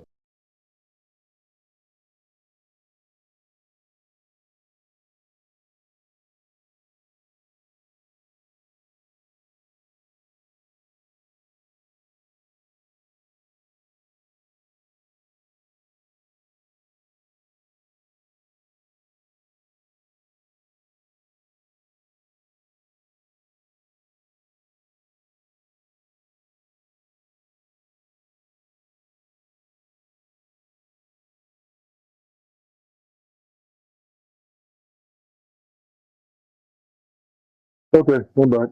Apparently the cops here are trash. That was the message that I got.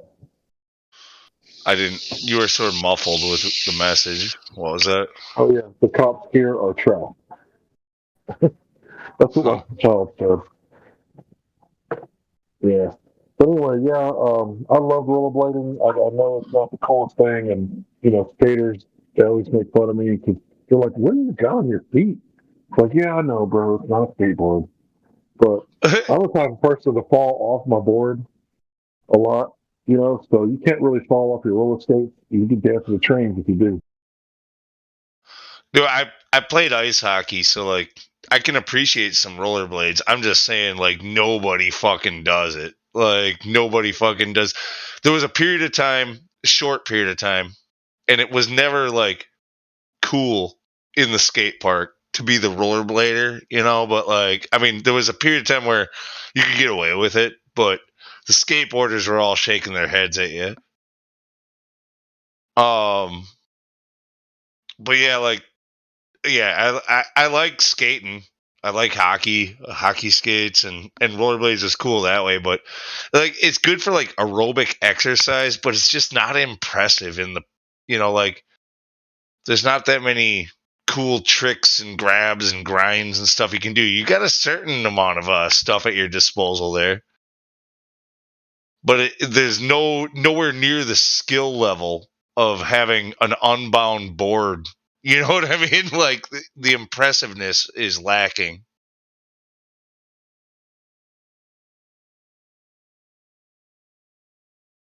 Yeah, I'll admit it's not, that sort of thing. It's not impressive, like you said, but it's just like the ability to do it. Like I can strap them suckers on, and I can go down the road, or I can skate. And I can't do a whole lot. Like I stop myself by spinning, like the ice skaters. That's how I stop myself. And then I can go backwards a little bit. But I remember one day at the skate. Go ahead. Oh, yeah, I don't mean to interrupt. I was going to let you continue, but since you stopped, like I played, like I said, I played ice hockey, and when that got too expensive, when my parents divorced, I started playing roller hockey. So like, yeah, when tricks like riding backwards as well as forwards doesn't really cut it. It's like, yeah, you should be able to turn on a dime without losing speed, go forward or backwards. That's the way that works. I don't know that. Yeah, I didn't have anybody to teach me. It was just like, you're 12. Here, I bet you like these. It's like, matter of fact, I do. So I had bicycles and skateboard. I didn't get into the BMX stuff. I was a mountain bike guy. So I'd put it in like the hardest gear and just everywhere I went in that hard gear, I didn't ever put it in first gear. But yeah, I didn't mess around with much stuff like that. Yeah. Sorry, I didn't mean to cut down. I didn't mean to cut down your freaking middle-aged. Oh, dude, I know. I already know. Yeah, I already know. Yeah, that's the same thing I always hear. Like, what the fuck are those? Like, who the fuck are you? Yeah, I'm used to it. I get the looks, right? So when I'm on my motorcycle, people look at me like, damn. When I'm on the rollerblades, people are like, he's going down. I'm not going down, bro. No matter how bad you want to watch me fall, I feel I'm not like going you go down to the beachfront and fucking start rollerblading, and you got like earbuds in, and you listen to like Boogie Nights or some shit. You're like, I don't know, do some Bee Gees or some shit. Yeah, that's all in your head.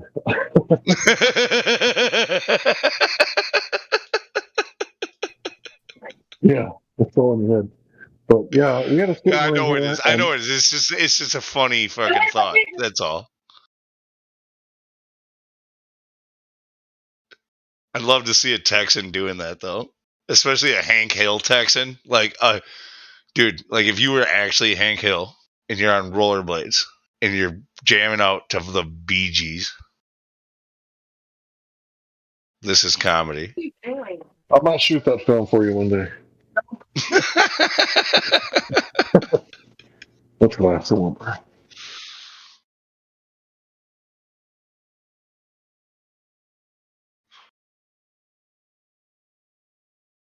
I'm just messing with you a little bit. I'm getting loose. I'm getting loose. Yeah, I hear you got a few beers in you. It's fine. My wife, I cook steak. She comes out of nowhere like, I want that piece. I'm like, that piece is going to be a little pink.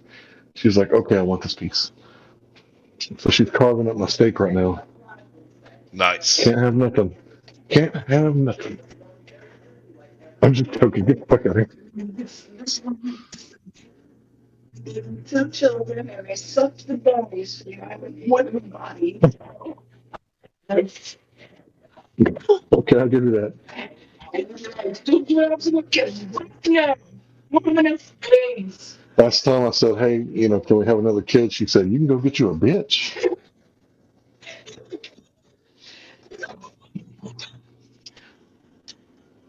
Yeah, but I can't do two families. Can't be at two places at once. I'm not a subatomic particle. That's already been done too many times, Poppy.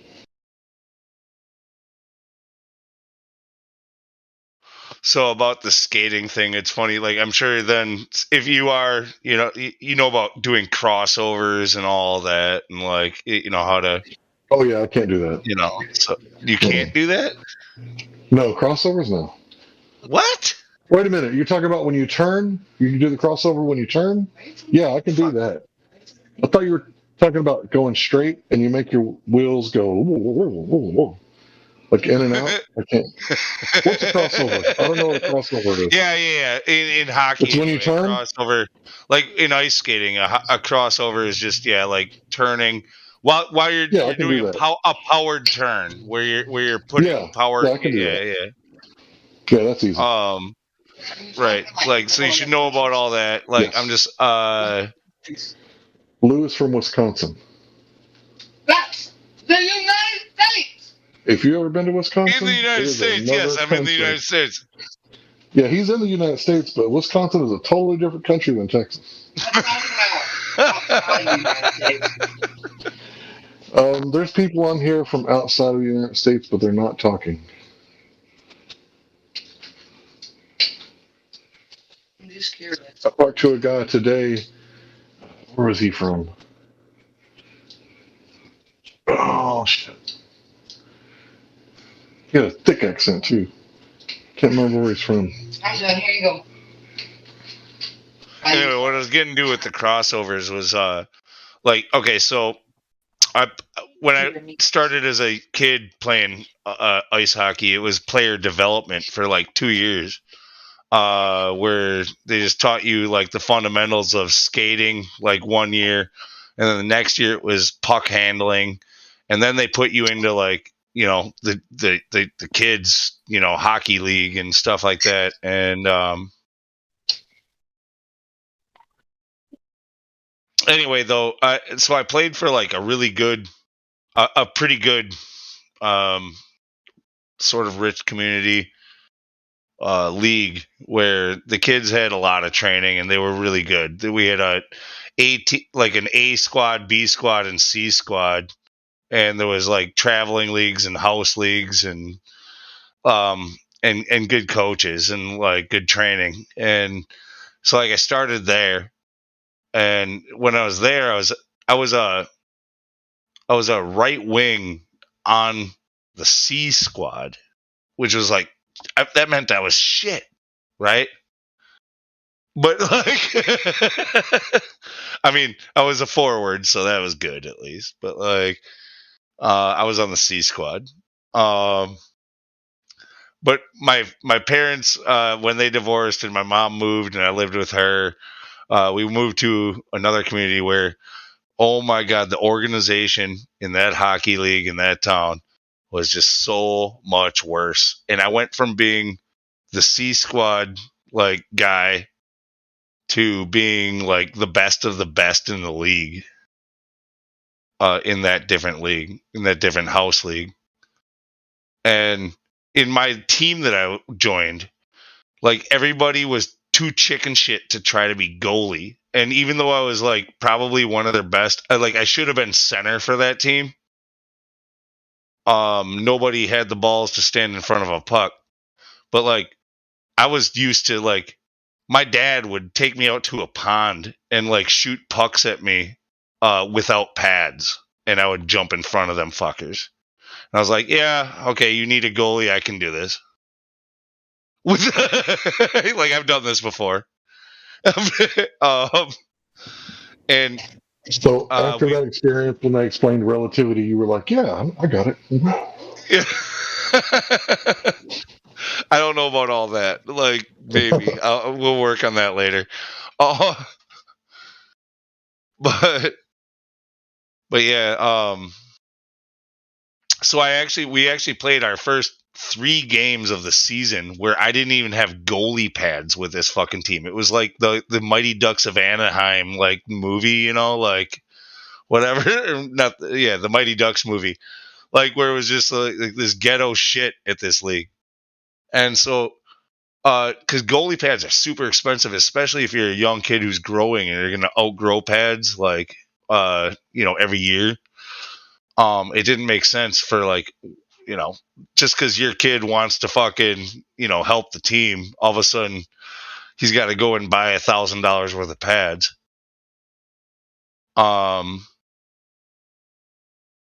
So like I played the first 3 games without goalie pads. They gave me a goalie stick and glove, but I was playing with everything else regular. So I had the catch glove, I had the shield glove, you know, for like the stick hand. But other than that, I was just like geared up like a regular fucking hockey player, and like we won our first 2 out of 3 games.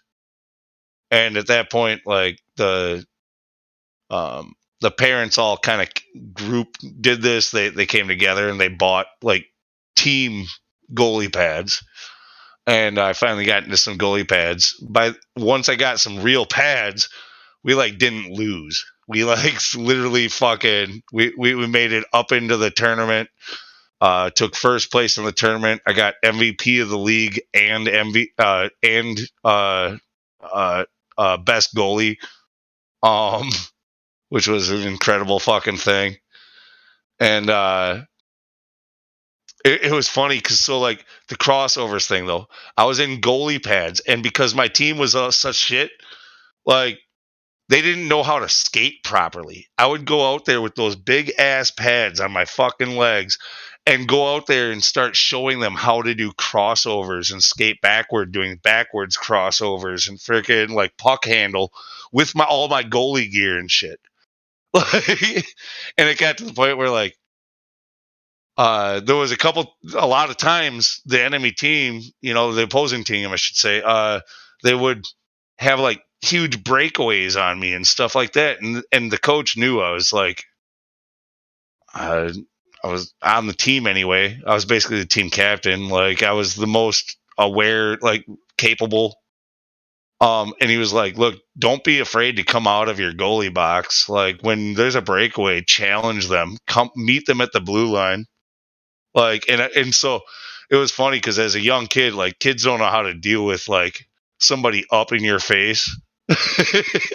They would get this breakaway and I would come out of the crease and and just fucking challenge them. They thought I was coming out to punch them in the face. I swear to God, by the look in their eyes, they thought I was meeting them in the middle to fucking punch them. They would just like drop their puck and like hand it to me. I would. It was fucking hilarious. I definitely know what that is. That's when you put the fear of God in them, and it doesn't matter if they believe in God. You put so much fear in them, they start believing in God real fast, and they're like, "I don't want to die today. I'm going to get." Dude, when the goalie, who's the last guy, is supposed to be there in the net, and he's like in the middle of the ice, you're like, "What the fuck's going on?" You're like, "Yep, what are you doing here? You're supposed to be here. He's about to kick my ass."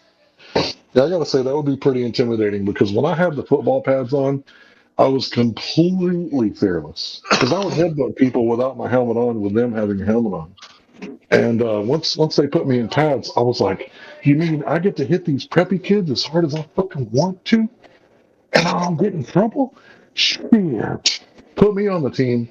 So they put me on the team. My uncle, he'd been training me football since I was like very, very little. Constantly, I'd go hang out with my uncle. I'd run some routes. He'd throw the ball. He would teach me maneuvers, sink and swim, or SWAT and swim, excuse me. And when I got on the field, man, and one of them preppy kids, like when they would try to like hit me in the back or chop my knees or some shit, I'd be like number 34. Get that! I'm gonna get that motherfucker. And then I would like do that shit, and I wouldn't say anything else. The whole time I was on the field, I didn't say a fucking word. But if someone pissed me off, I would like point and be like, "I'm gonna get that motherfucker," and I would make sure everybody in the whole fucking field saw it. And then I would like get a chance, somebody give that dude the ball, and dude, I would tackle people so hard we would both be running downfield kickoff return, and I would tackle the dude, and then my momentum would carry him backwards and me forward, and I would slide on the grass, and I could feel the grass like sliding on my forearms. Dude, I love that shit. I love hitting people. I would hit them hard, and they called me Scary Larry. And it wasn't because I was scared.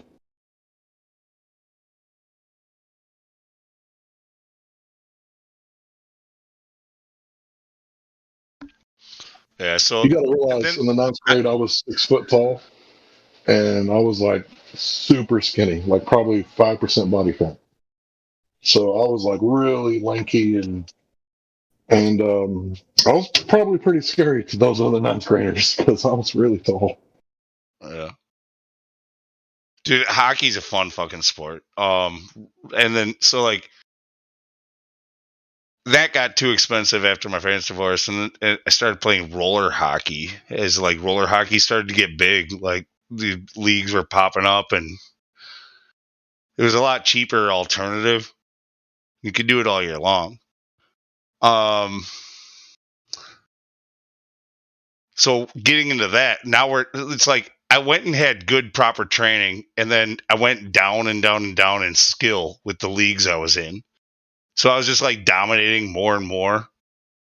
I started playing roller hockey, and I was like I was the captain and the center for my team, and I was like unstoppable in this league. Fucking the whole goal was give me the puck, and it was like almost a guaranteed goal every fucking time. I made the All-Star team 4 years in a row. I took MVP of the All-Star game for the state 3 times out of the 4. The 4th year, it's because I broke my arm playing backyard football right before the All-Star game, so I couldn't play. There was one game where I literally had 13 goals in one game. In hockey? In roller hockey. Okay, in roller hockey, but still, that's yeah. That's a small score after 4. Yeah. I personally had 13 goals in one game in roller hockey. There was one time in that game, there was the kid that, because we didn't play 5 forwards though, it was 4. So you had a center, left wing, right wing, and 1 defender and 1 goalie, right? But this team put their like meekest little kid as defender. Like, look, you're just gonna stand there and you're gonna try to like poke check this puck away from him. Okay, like you don't know how to skate, you don't know how to puck handle. You're the smallest kid on the team, and you're the fucking defender in front of the goalie. And I just destroyed this kid over and over and over again. And his coach, I actually like could hear in their own bench. I was like, he told him, he was like, you're going to stand, like, you need to basically like tell him, you got to man up. You got to stand your ground. Every time he attacks you, you fucking get out of his way. Like, and then he's got a free shot on our goalie. Like, you got to stand your ground and make him move around you. And I heard the coach tell him that. And the next time I got the breakaway, You don't even have to tell me. You lit that dude up like a Christmas tree. Yeah, I did. I sent him flying. He went flying. And I still got the goal. And I circled back, and he was laying on the ground crying. And I knelt over him. I kind of felt bad. I was like, are you all right, man? And his mom came running out onto the rink and fucking grabbed me by the shoulder pads, pushed me away, said, "Get away from my son!" Dude, you triggered the mama bear. Yeah.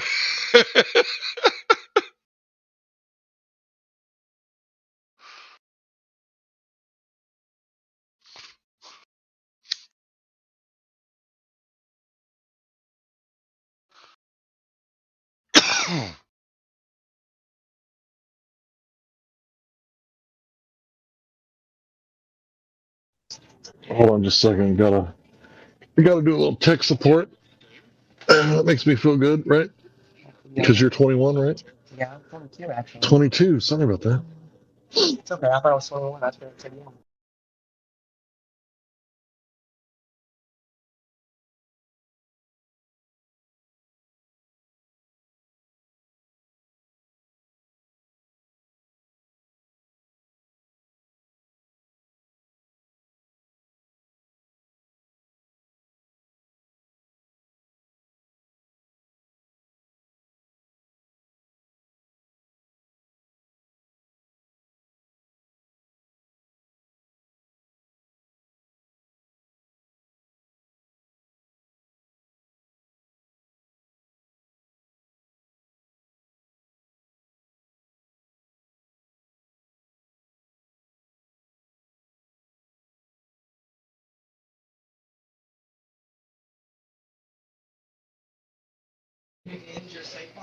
No, you ain't gonna mess up my save file. Just press enter. Yeah, so you lit that dude up like a Christmas tree, and you triggered the mama bear instinct, and she was like, "Get away from him, you monster!" It's like the coach is the one that set him up. He should be mad at him. Like, yeah, dude. Like, I literally felt bad. I was apologizing to him while he was on the ground. You know, like while his mom ripped me off of him. You know, like this is the game. Like, this is hockey, motherfucker. Like, I didn't come here to fucking go to the roller rink. You know, like this is hockey. I did my job. You did yours. Sorry it turned out this way.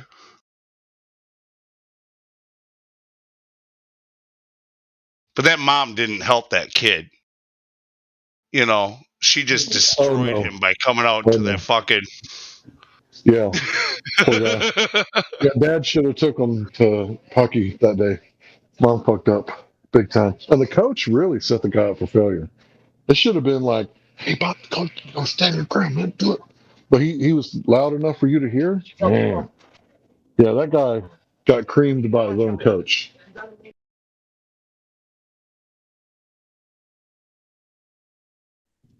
Yeah, it's a sad story to be told, boy. I tell you what. Dude, I remember so many like hits, and when you hear that hit, like it's like a car crash. It's like getting punched in the face, right? It's like that kind of sound. When you really fucking hit somebody going full speed, it's like clap, like through the whole field. Yeah, and everybody no, you could crack hear it, them. and You everybody, crack them square. It's mostly pads you're hearing. It doesn't hurt like it sounds, that's but right. still, it's you crack them. Yeah, and it echoes through the whole field. And at that moment, when you crack somebody, everybody turns around so fast and looks in that direction where they heard the crap. You know, it's like being on the west side and getting shot at. You turn around and look who's shooting. You know, it's the exact same thing. And then a lot of times people will see the guy in the air, and then they'll see him hit the ground. Like, who the fuck hit? Oh, that's the guy who hit him. And it's like, I loved that. Like, that was the thing that I was trying to do. I was trying to split chins, literally split people's chins in half. I was literally trying to stick my helmet in their chin, and everybody was shorter than me. So what I had to do was, when I come off the line, you know, the 3-point stance, when I come off the line, I'd do a double fist uppercut and hit their chest and chin. And when I'd hit their chin, their head pops up, and then I would crack them with my head and go get their quarterback or running back or whatever. And I got to say, man, that is the greatest feeling in the world, is cracking somebody twice and then getting their quarterback. And I never talk shit or nothing. I would just like point at them. Gotcha, bitch. I would just point at them. I wouldn't say anything. So on the field, they didn't hear me talk. Like, I barely said anything. And that just like, that was part of my persona. That's my tough guy persona.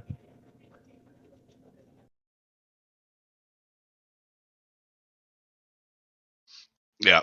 No, that's that hard-nosed football. You know, let them have it. Even if you're, you know, like in the NFL, so often these days it's avoid the hit, run out of bounds, save the clock, use the time, strategy, blah, blah, blah, blah. But like, yeah, that old school, hard-nosed, full body contact, make them regret it. Like, that's how you beat them in the end, in the final minutes. Bro. Like, but if they took me head on, I wouldn't fuck with them like that. If they would take me head on, right, I would, you know, push, you know, like we did in training, right? But if they started that cheap shit where they started hitting me in the back or they started trying to take out my knees, then I would literally try to split their chins. Like, you're getting stitches, motherfucker.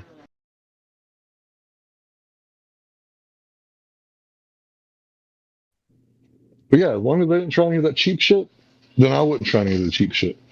I would just like, you know how when someone goes and take you down and like you catch both of their shoulders with both the where your elbow bends on the inside and you like pull them up to your level, right? That's how I would normally take them, because they were a lot bigger than me, and they had the center of gravity or the center of mass. What is mass? I don't know, but the center of matter. You get what I'm saying? And that's really important when it comes to like wrestling and football. So I would have to like pick them up to my level, or I would shuck them, which means that you go low with the left elbow and high with the right elbow, and you kind of put them on their backs. And if they don't know you're going to do that, it's pretty effective.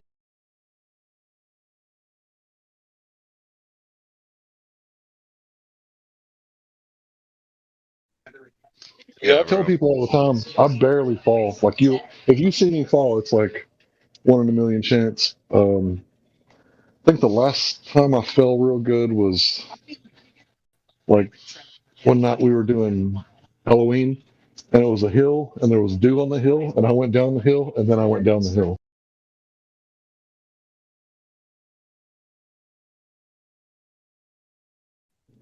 But if I'm on like flat level ground, I never fall down.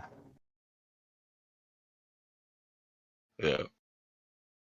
So there was one time in ice hockey, I think it was my second year. We were in tournament, and it was squirt league. So like checking in ice hockey isn't like board checking, boarding people. That's not illegal. It's a penalty up until Pee-wee, which is the next league up, like the next age group up. I was in squirt. So like we're ready to start checking each other. We're doing a pretty good job at it, you know. Like it's just whether you're gonna get called. But I got hit pretty hard in the corner. And I was pissed about it. I got fucking boarded hard and there was no fucking whistle. I'm like, that's against the motherfucking rules. I was pissed. I lost the puck that was going to the other end. And I chased that I got up and I chased that motherfucker down with just this death in my fucking eye. I was gonna, dude. I came up behind him, and this should have been a penalty too. But I open ice at blue line, opposite side on our side. I fucking came up from behind and hit him on the left shoulder, checking him to the right, and I sent him flying. This was not long after like re-icing and shit too. Like he, dude, the ice was slick. He fucking went flying from the blue line to the fucking corner behind the net on the right side. and yeah, flew, huh? It was another no call, dude. We had bad reps, man. That was another no call. All right, I got another funny story for you. So I'm working at Sonic. It's like right after I had my first job. Yeah, anyway, I'm working at Sonic, and I'm making the burgers, right? After I make the burgers, clean up my area, everything's stocked up. So I just kind of turn around and face the other direction, get to see the other side of the store. This young kid, you know, he's a little bit younger than me. He fucking walks up to me, kind of does the left, and then the right, and then he uppercuts me in the balls for no fucking reason. We weren't talking shit, nothing. And as soon as he did that, like I just bench pressed him, and he like flew all the way to the back of the kitchen and landed in the meat weld, or on the meat weld. And that's where you like take the meat patties out like 6 at a time with some tongs, and you slam it against the grill and break them open and then put them on the grill. So like when I did that, I was like, oh fuck, am I about to get fired? But I didn't expect him to fly like that. But in my 9th grade year, I tore my quadricep on my right leg.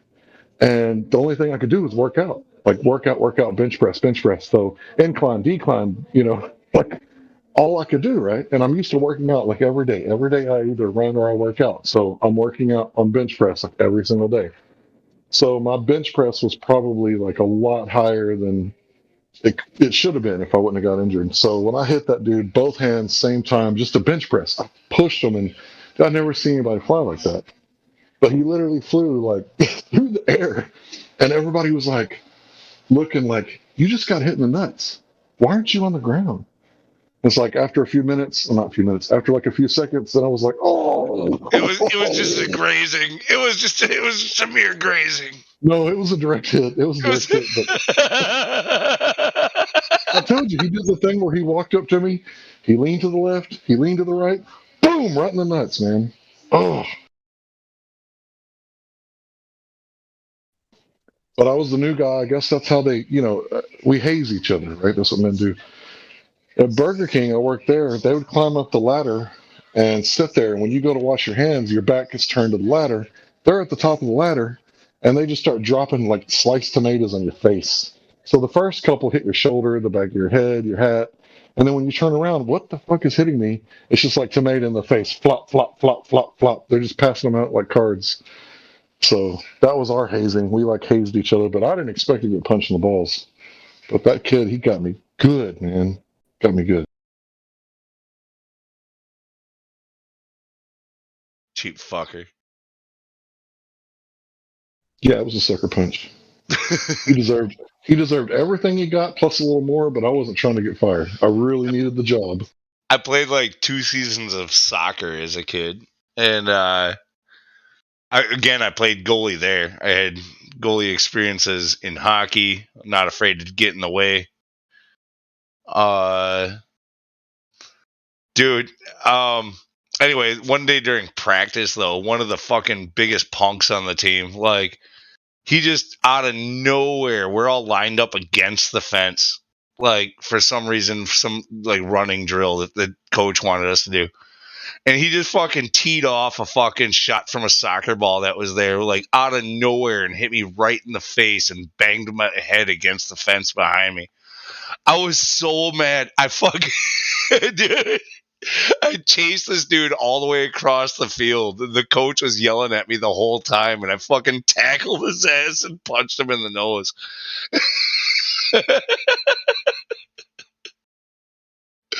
Oh, man. The shit people do.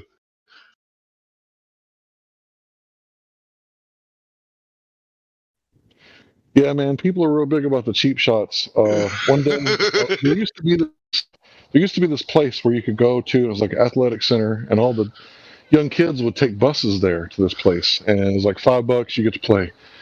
So it was like the first time I go there, right? And I guess the alpha male there, like, he felt threatened, and when I wasn't looking, he kicked a soccer ball, hit me right in the face, and chipped my tooth. The thing is, we weren't playing at the time. It was like a timeout. Someone called timeout, and he just fucking punted that thing, kicked me right in the fucking face. He didn't kick me. The ball hit me in the face. So I just like marched right over there to him like the Terminator, just fucking walking. Yeah. All of a sudden, like, there's no self-control. It's like, I'm going to fucking blast this dude.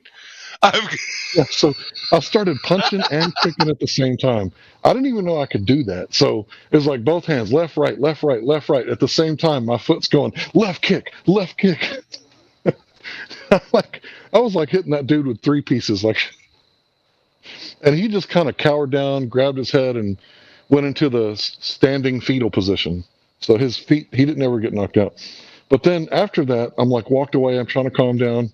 And like one of the people there, they came up to me and they were like, "Hey, Larry, you want to fight?" And I was like, "No.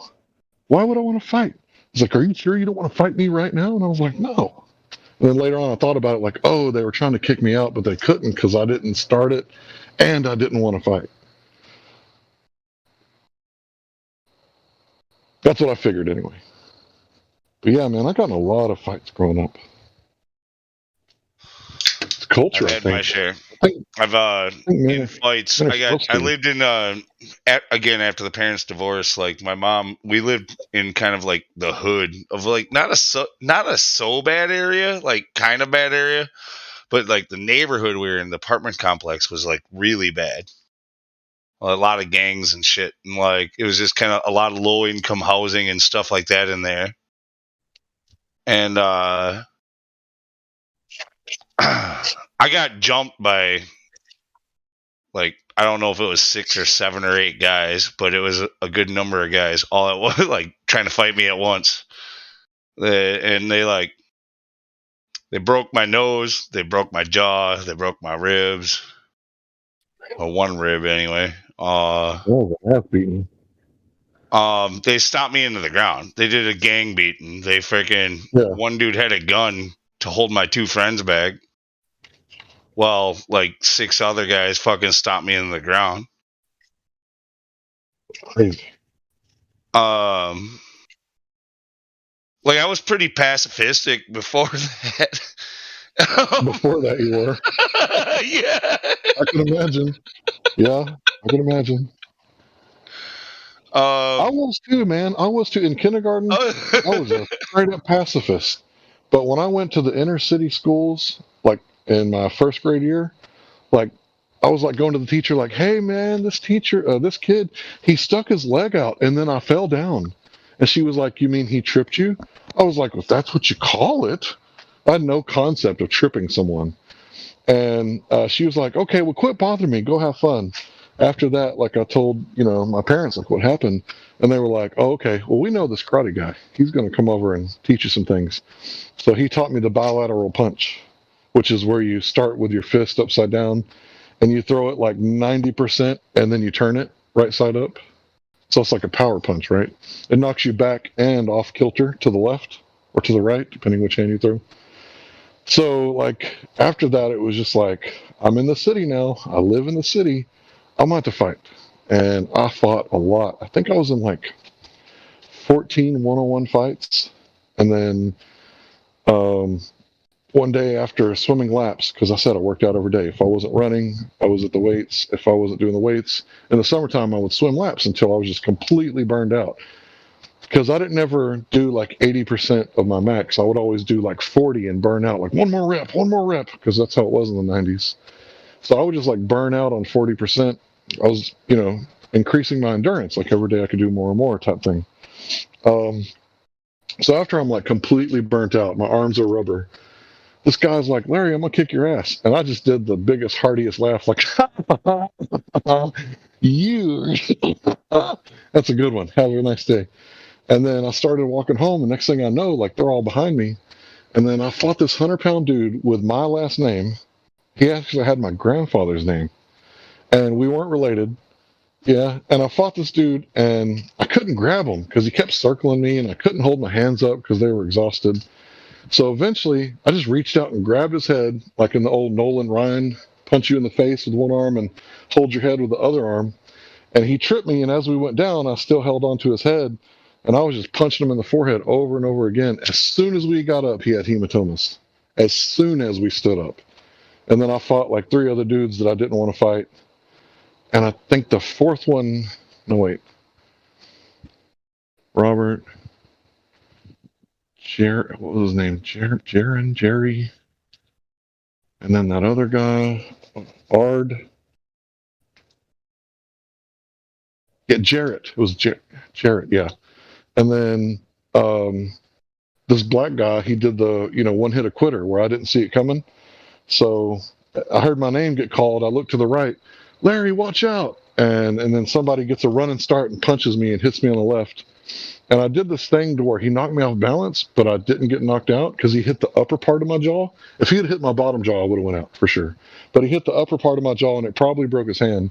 But I landed on my hands and then pushed myself back up and walked home because I was too exhausted to fight. It's like, this is my 4th fight after a severe workout, and it's like, damn.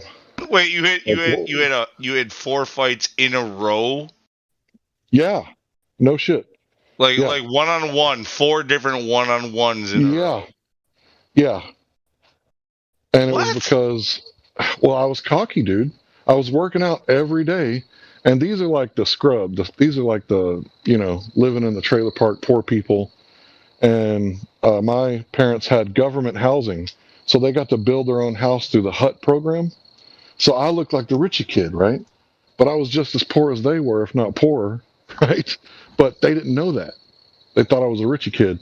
So still to this day, I deliver pizza to those black guys, and they're like, "Hey, man, I know you. You're that hard-headed motherfucker." I'm like, "Yeah, that's me. How's it going?" So that's what they call me. They call me that hard-headed motherfucker.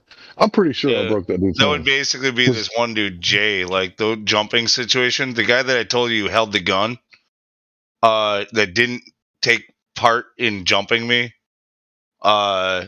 His name was Jay, and I knew him from a different neighborhood, completely across town. See, like after my parents divorced, my dad had a house on the north side, which was kind of in the ghetto, and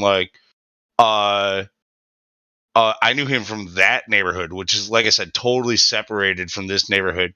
And it was my first occurrence of knowing that he was in this neighborhood. Like, we just happened to know each other from a different part of the city. And we had already had, like 2 years earlier, we were friends. but we got into some. I probably being the white guy, and he was this tiny little. He was like one of them shrimpy black dudes, like one of them, just like them really small ones. Like it's a rare thing, but he was one of them.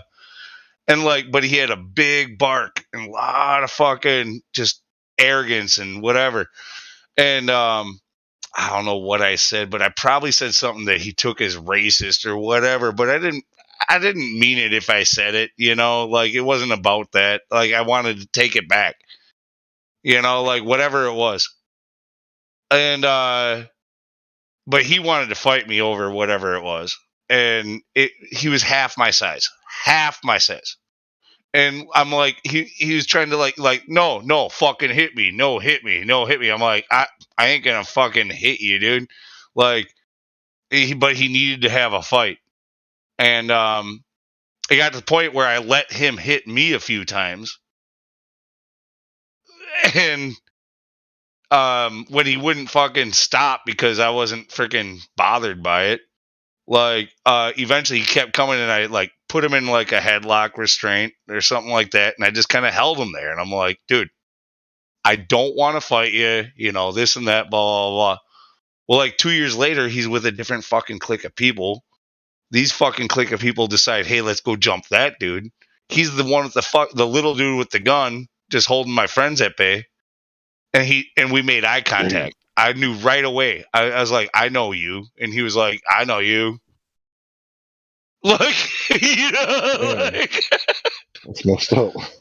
Oh, he started it. Oh, dude. Yeah. So like, dude, I really think he felt bad. Like he could have done so much worse. Like I think when he saw who the victim was, he was like, shit. Like, you know what I mean? Like, this is one of my butt. A little bit of regret. Yeah. Yeah, I got to say, dude, I probably brought that on myself because when he said, Larry, I kick your ass, I just did a huge laugh. And, obviously that hurt his ego or whatever. And all of his friends, at that point, they started planning, like, hey, let's raptor this dude. Let's one of you face off and then I'll hit him. Like, get him looking at you and then I'll knock him out. And then we can jump him. But the thing is that the dude missed and hit my upper jaw and cut my cheek because my tooth went into my cheek on my upper, and I still got a flap of skin that flippity flaps up there where my tooth is from that day. But yeah, I didn't get knocked out because he hit me in the head. But the reason that guy had hematomas, because you know what a hematoma is, like you busted some sort of blood vessel and it's bleeding, but the skin didn't get broke because I was doing it with my knuckle. Like one knuckle was hitting him in the head because with my left arm, I had his head in a headlock. His body's behind me, but his head is sticking out by my pec. And in those days, I could take all the weights and put them on the machine for the butterfly, and I could butterfly like crazy and not get tired. I don't know why. I have no idea why, but I was like killer at like butterfly. So when I was hitting that dude in the head, it was basically a butterfly because with my left arm, I'm pulling him into my right arm, like bam, bam, bam, bam. And then he tripped me, or somebody tripped me. I don't know. It might have been him. But he tripped me, and then we went to the ground, and I'm still hitting him, but he started blocking a little bit better, and then I thought it was over. Like, oh, we hit the ground, because that was the way I fought. When I was young, I was told, don't throw the first punch, and I wouldn't have, but I was, like, ready for it to get over with, so I grabbed the dude and started punching him, because he was circling me for, like, minutes, and I was, like, already exhausted, but I did throw the first punch that day, but I think it was, like, some sort of gang member thing, where you got to, like, show your worth. And then I was obviously, like an easy target because I was alone and they had numbers. Like there was a lot of people there and I was by myself swimming laps.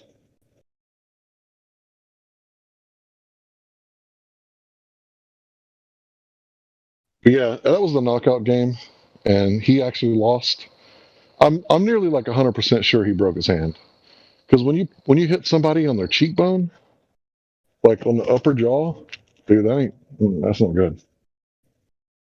The head bob's pretty good too. I mean, yeah, you could break your hand, but you could not. Also, it's like right. The most common hand break. I've had 3 of them. Is the boxer break. It's that It's going to be your strong arm. It's going to be in the pinky finger, but not in the finger. It's going to be down in the palm. It's going to be back.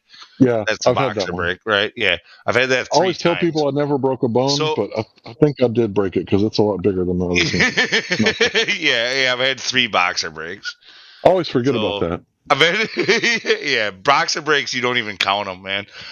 After the first one, they give you a fucking brace that you take home. It's not even a cast or anything like that. It's this plastic brace that like has 2 pads on one side and 1 on the other, and it just like holds your shit in place. And you wear that for like 2 weeks, and it just holds it in place while it heals. And like, so like after the first boxer break, I had the brace, so like I didn't even go into the doctor for the next 2. I just set it myself and put the brace on. I don't think it was broken. I think I just like fractured where the pinky meets the knuckle. I fractured the knuckle on the closer side of my wrist, like right there where it meets the pinky finger. And I did it because someone pissed me off and I hit a brick wall. I punched a brick wall. Back in those days, remember, I was a angry young man. It's kind of hard to imagine now, but I punched a brick wall and broke my knuckle.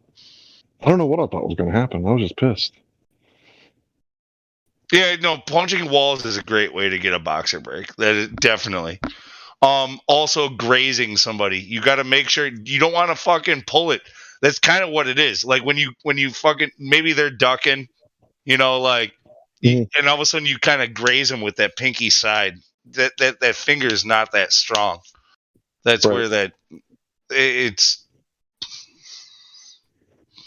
So I've done quite a bit of backyard boxing. We got the gloves and the headgear, and you know, my family kind of grew up like self-defense is important, right? So me and my brothers, we kind of box, so here and there. So I got a big broken nose. Like I've broken it like 3 times. Once when I was like 5 years old, bumper cars. They didn't have a "you must be this tall to ride" in the early 80s. Another time playing basketball, and then another time playing football. Both of the second 2 were my septum, the bottom part, and then the first one was the top. So I got this big crooked, one nostril's bigger than the other nose, right? So when I'm boxing, everybody's like aiming for my nose, and it's obvious, right? They're looking at my nose and they want to tap it, right? So what I do is I just look down. Like if I see them throw a power shot at my nose, I just like bury my, I got like Neanderthal brows. So I just like bury my Neanderthal brows under my knuckles, right? So I take the glove and like push it into my eyeballs. So all they hit is my forehead. And there's been time where I, you know, let the kids like use me as a punch bag. So this little girl came over one day and I was like, all right, you got to wrap your wrist and you got to put on the gloves. And it's like, I'm just going to dodge and you can swing at me as much as you want. So this little girl, she's like hitting me and I'm like, ugh. And then one time I accidentally looked down and I thought I broke the little girl's wrist. But yeah, it was pretty scary. So another time I was boxing with my son, and we're boxing, right? But he's Taekwondo, he's a black belt. He throws a kick, and I checked it. Dude, I did not mean to check it. It was a reaction thing where I didn't expect it, so I just reacted, and I thought I broke a shin, man. I put my knee right in his shin bone. So there's ways that you can really devastate people in just barely any effort. Yeah, it's all about, that's where martial arts is excellent, is knowing those pressure points, and you know, it's tactics. It's tactically striking, knowing where to hit and when, how to time it, how to hit it so that you don't damage yourself. Like there's a lot of thought that goes into, you know, properly fighting. Absolutely.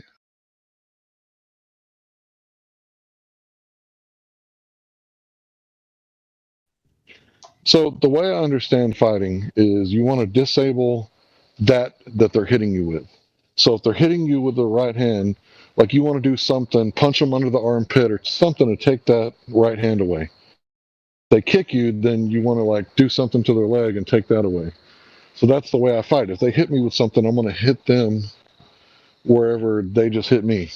It sounds like to me like you and I are built a lot alike. Like we're not huge or anything, but we're bigger individuals, right? We're not. Yeah, slightly We're above average. a little bit lumbery. You know, we're Yep. So for me, what I've found is restraint moves, a lot of like grapples and holds. It like when they come in, Yes. yeah, like yeah. Once you get them in a grab and you can fucking like all you got to do is just like move them around. You hold them there for that long until they're like, yeah, fine, fine, whatever you want. Yep. I make them whatever you want. That's exactly what I do. I make them say uncle. I make them say, you're better. I'm not going to fuck with you anymore.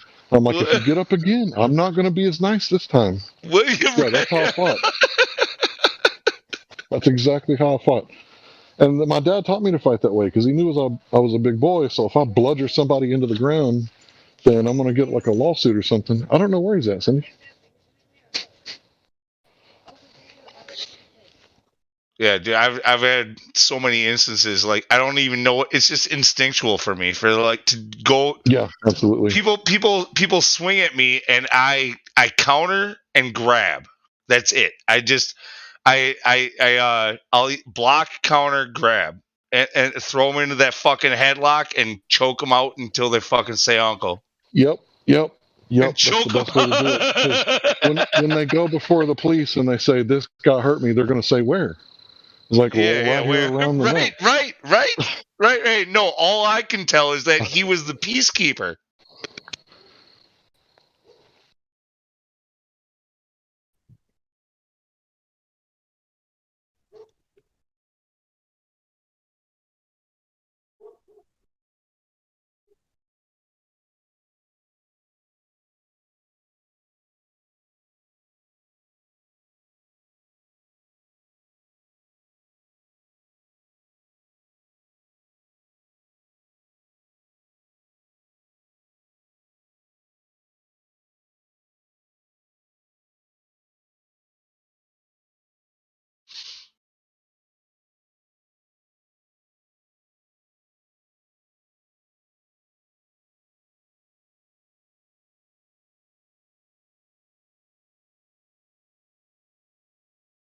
There we are. Lost you for a second. So me, I'm not really that much bigger than everybody else. I am now, obviously, because I'm fat. But so I have disproportionate legs. So I have like short legs. Like let's say my hips go up to the doorknob, but I have a large torso. So when I was young, I said I was like 5% body fat. I can prove that with pictures. I had like a large torso, so instead of having like a 6-pack, I had like an 8-pack. So I'm not really that much bigger than everybody else, but my torso is huge. So I got like really broad shoulders, big chest, especially now that I'm fat, and it's like I was given a good skeleton. Like I've never broken anything, and I've done some pretty stupid shit, jump off of houses, off the roof, and done plenty of stupid things in my life. Mic check.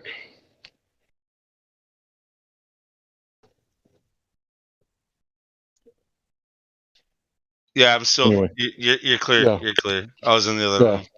And it's kind of one of those things when I was growing up, I felt like I was the big guy in prison that everybody like wanted to prove themselves against because if people who knew me, they knew that I was extremely chill unless you pissed me smooth the fuck off. So they knew that I didn't want to fight usually. Usually I'm like, there goes Larry. He's that Bible thumper. He's the guy praying at the pole, right? Let's go kick his ass.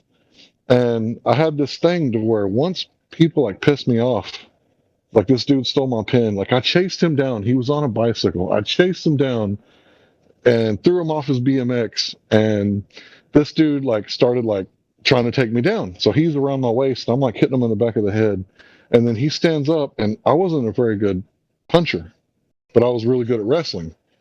So this dude like counters me twice, and I still have a scar tissue on the left side of my upper lip. It's like a little like piece. Let me see if I can grab it. There it is.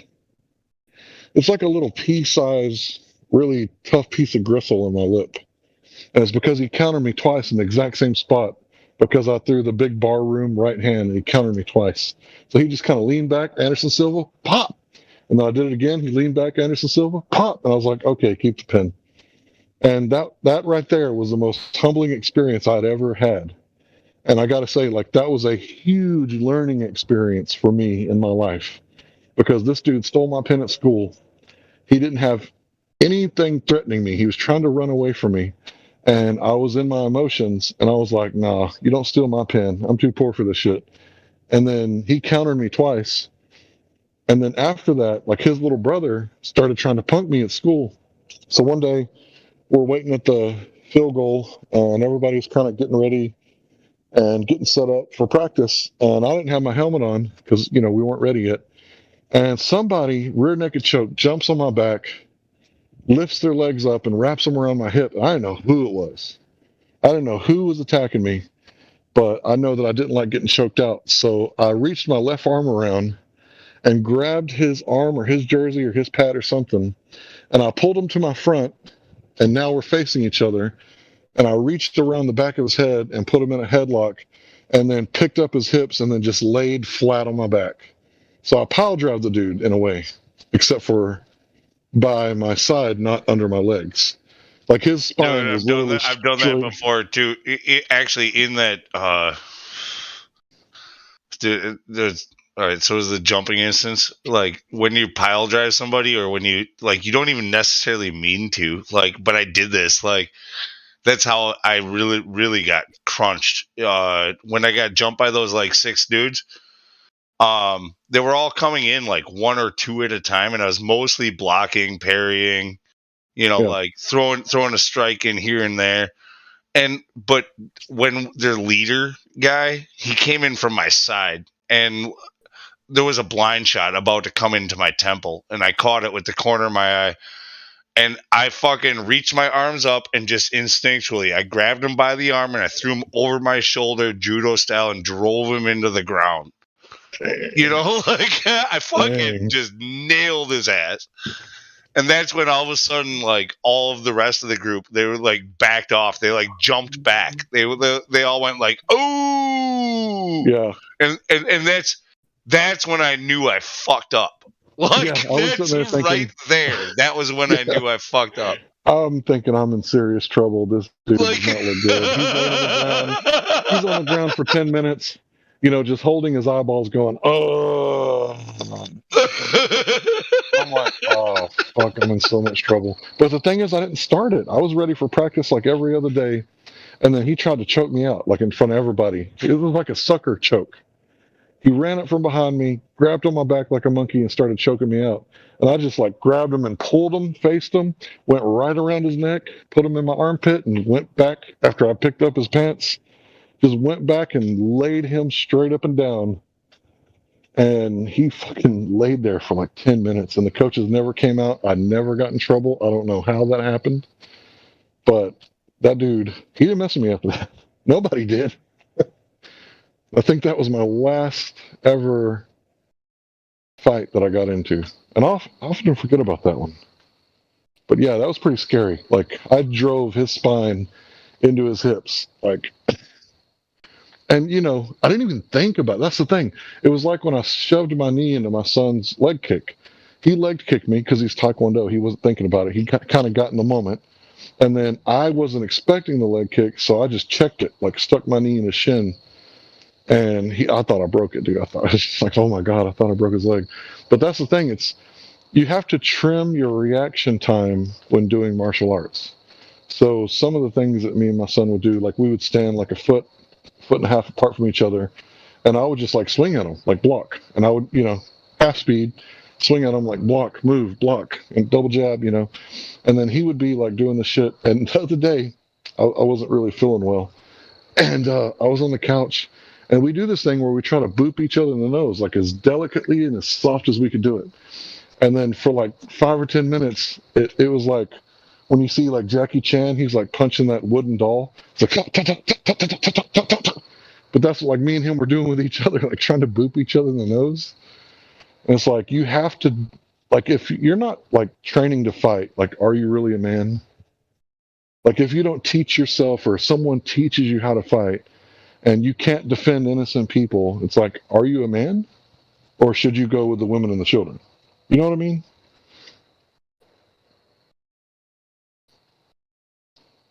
Yeah, absolutely.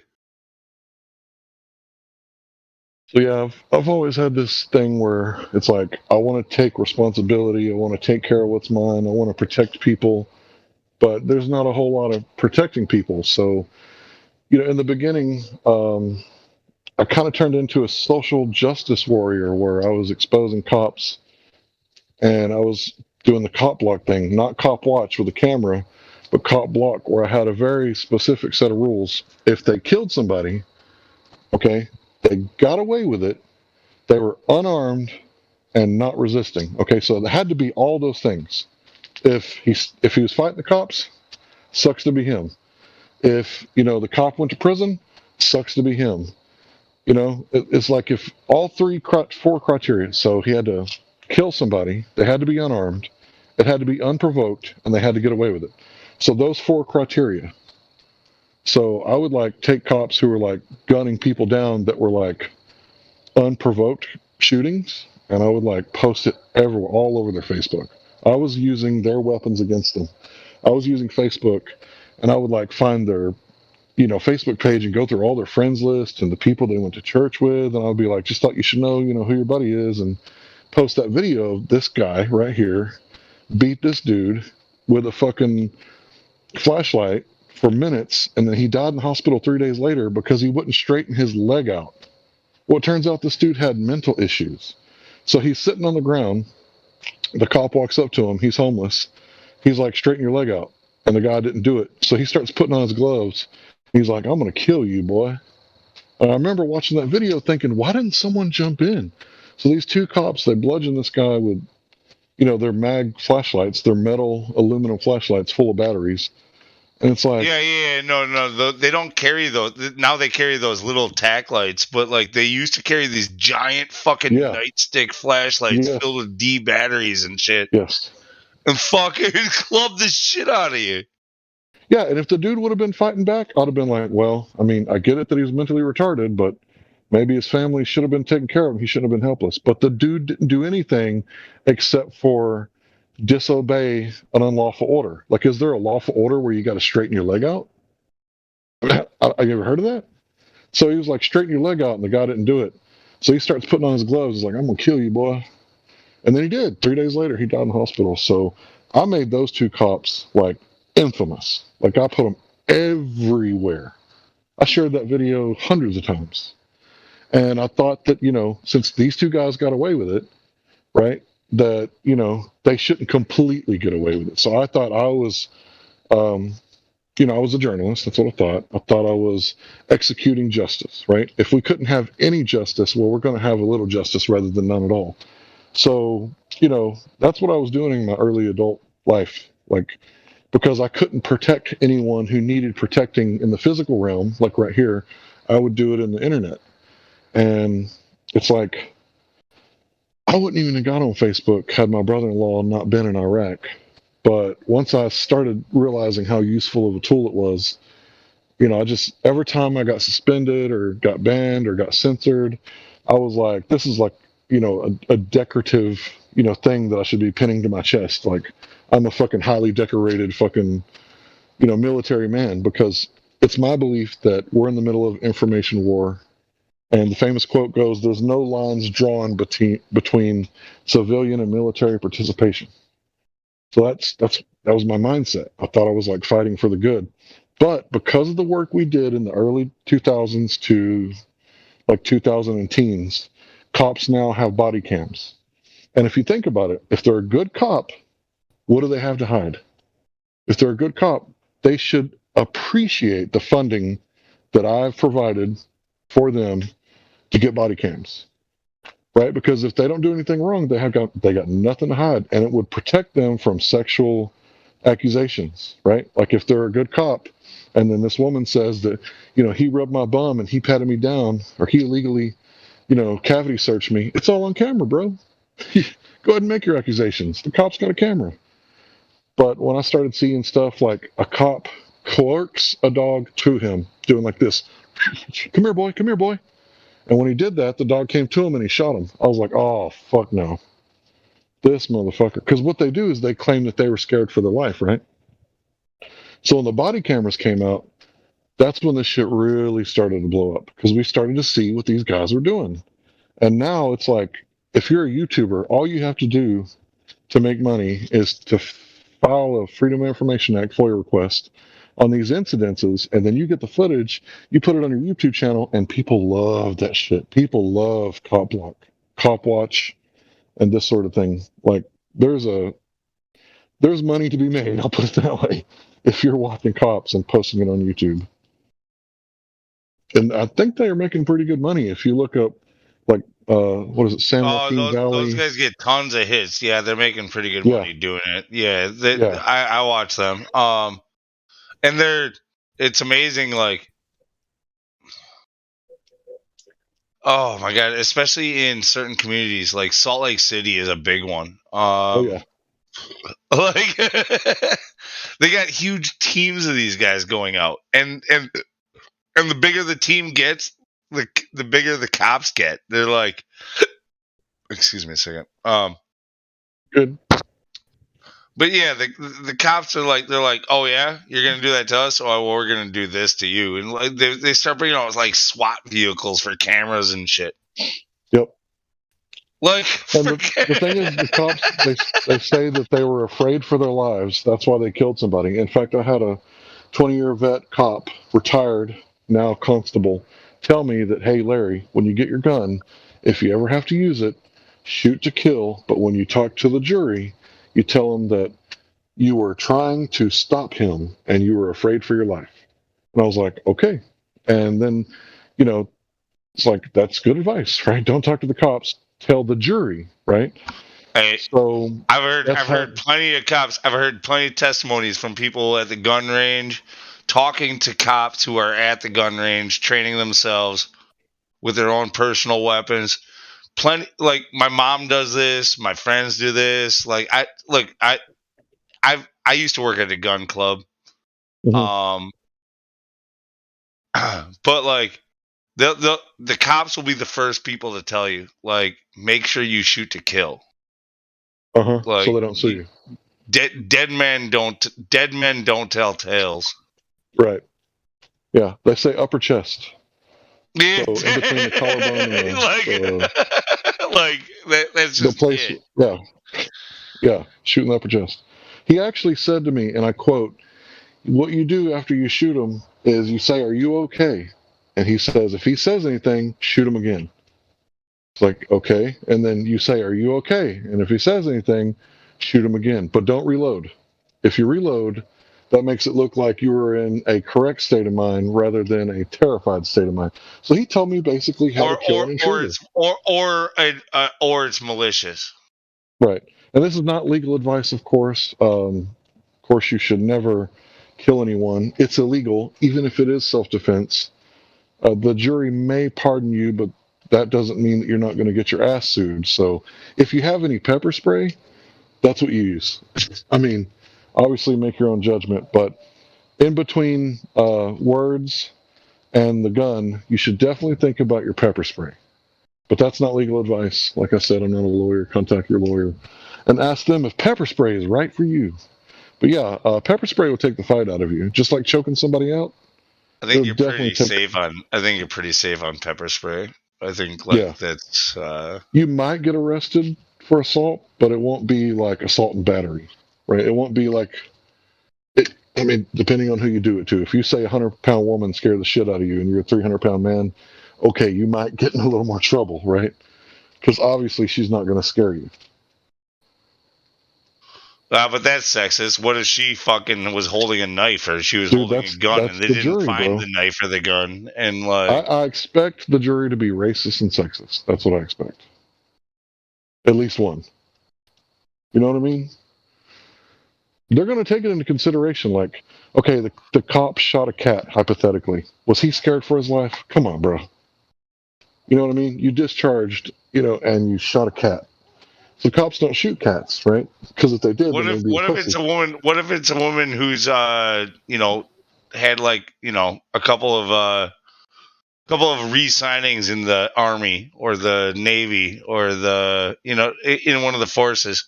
This person is like trained in combat. What if they're fucking being crazy? Yeah, that's different, right? So I look at most women as like a 99% chance I'm going to kick your ass. Maybe you took Taekwondo and you might front kick my chin and knock me out, but I doubt it.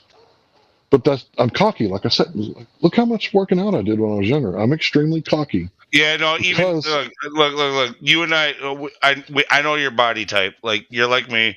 Like your average woman. It just based off of her size, the physics behind it. It doesn't really matter how much combat training. They can only do so much. they can only deliver so much force, and I'm that hard-headed guy, right, who doesn't get knocked out. The only time I ever knocked out, I knocked myself out because I accidentally tackled this dude with my head down.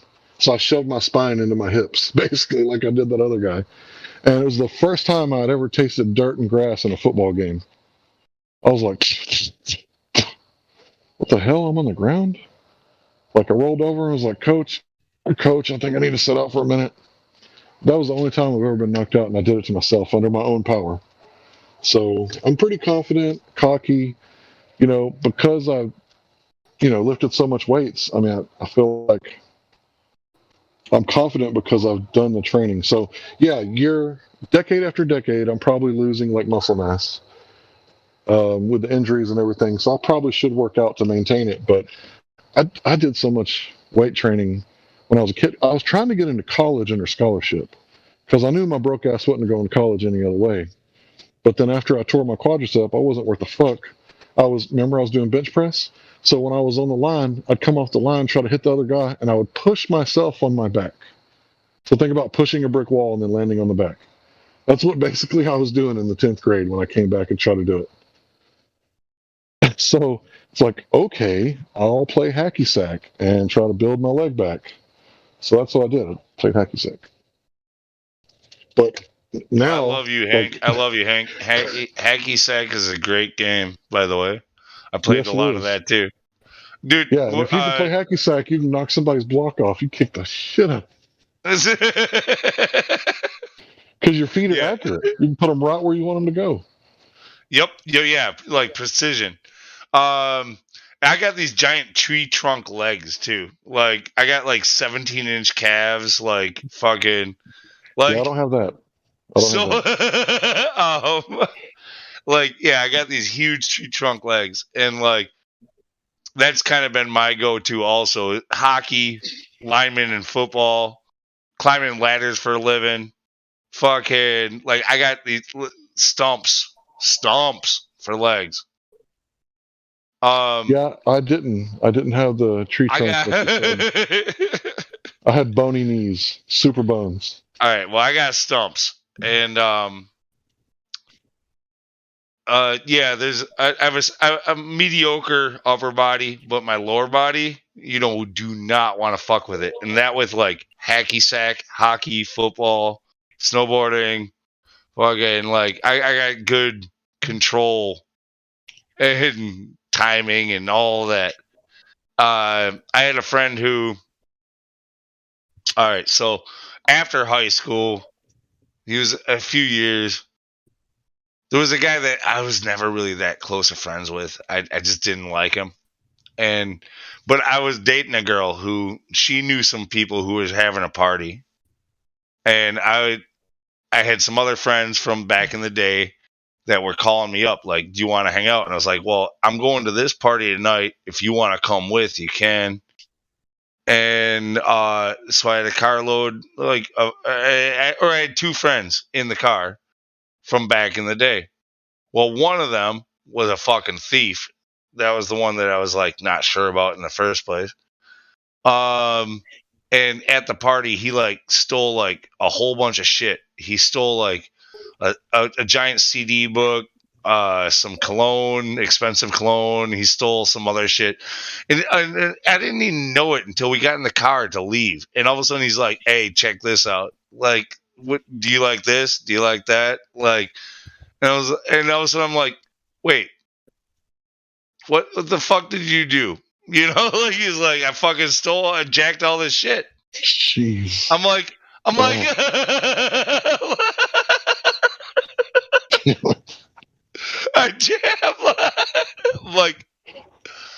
like, dude, you can't fucking do that. And he's like, why not? And I'm like, you know.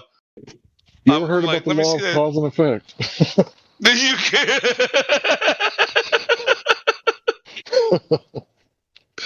So I'm the driver, and I got this guy in my back seat who stole a bunch of shit from my other friends. Damn. You know, and he's trying to pass the stuff out to me, like, here's our take for the night. No, it's not. You know, dude, I started talking shit as I was driving, and we're all drunk. Like, I was definitely like too drunk to be driving while this was all happening. And anyway, I kind of conned him mentally. Like, I was like, let me see that CD book. I was gonna flip I was gonna flip through it to see what I liked, and I stuck it under my seat. I'm like, yeah, this is going back to that house. Like, yeah, you know, so, you know, and he got angry about it, and all of a sudden he wanted to back fight. in those days in the 90s, they were like $12-$14. So that was a lot of money. That's 15 gallons of gas times 4. Yeah. Bro, that's a lot of money. Yeah. Exactly. I'm like, you know, and all of a sudden he wanted to fight me, and he's in the backseat of my car. I'm like, this dude's gonna try to choke me out, like, while I'm driving. He was that mad. So I pulled the fucking car over, and we both jumped out, and like, we're in the middle of the fucking street, and got into a fucking fist brawl. And he was a big dude. He, like, upper body, but I was big. I'm bigger lower body, and I think he might have been drunker. But he charged at me. Basically, he came in a boxer stance, like he forgot feet were possible or something. You know, like. You know what the best stance is? Oh, I'll let you finish the story. I'm sorry. Yeah, anyway, I fucking booted him hard in the abdomen as he was fucking coming towards me. Like, good sidekick. Like, and he went flying backwards like 10 feet, hit the ground on his back, and was even more angry than ever. Okay, just real quick, pause.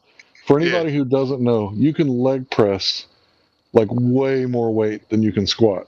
So if you think about extending your foot to kick somebody, that's like almost 1,000 pounds, right? That's a lot of pressure. I hit him, and like I said, I got tree trunks, dude. Like, these fuckers. So you probably hit him with close to 500 pounds. Plus, he was running at you, so add another 100 pounds. All that velocity and momentum, like, at each other. Like, dude, I'm surprised you didn't like give that dude like some sort of aneurysm. He hit the ground hard. He was very angry. It took him a little while to get up. Like, I stood there just, like, kind of in shock. Like, I won that easy. Like, just like, what, you know, like. Yeah, you don't charge people.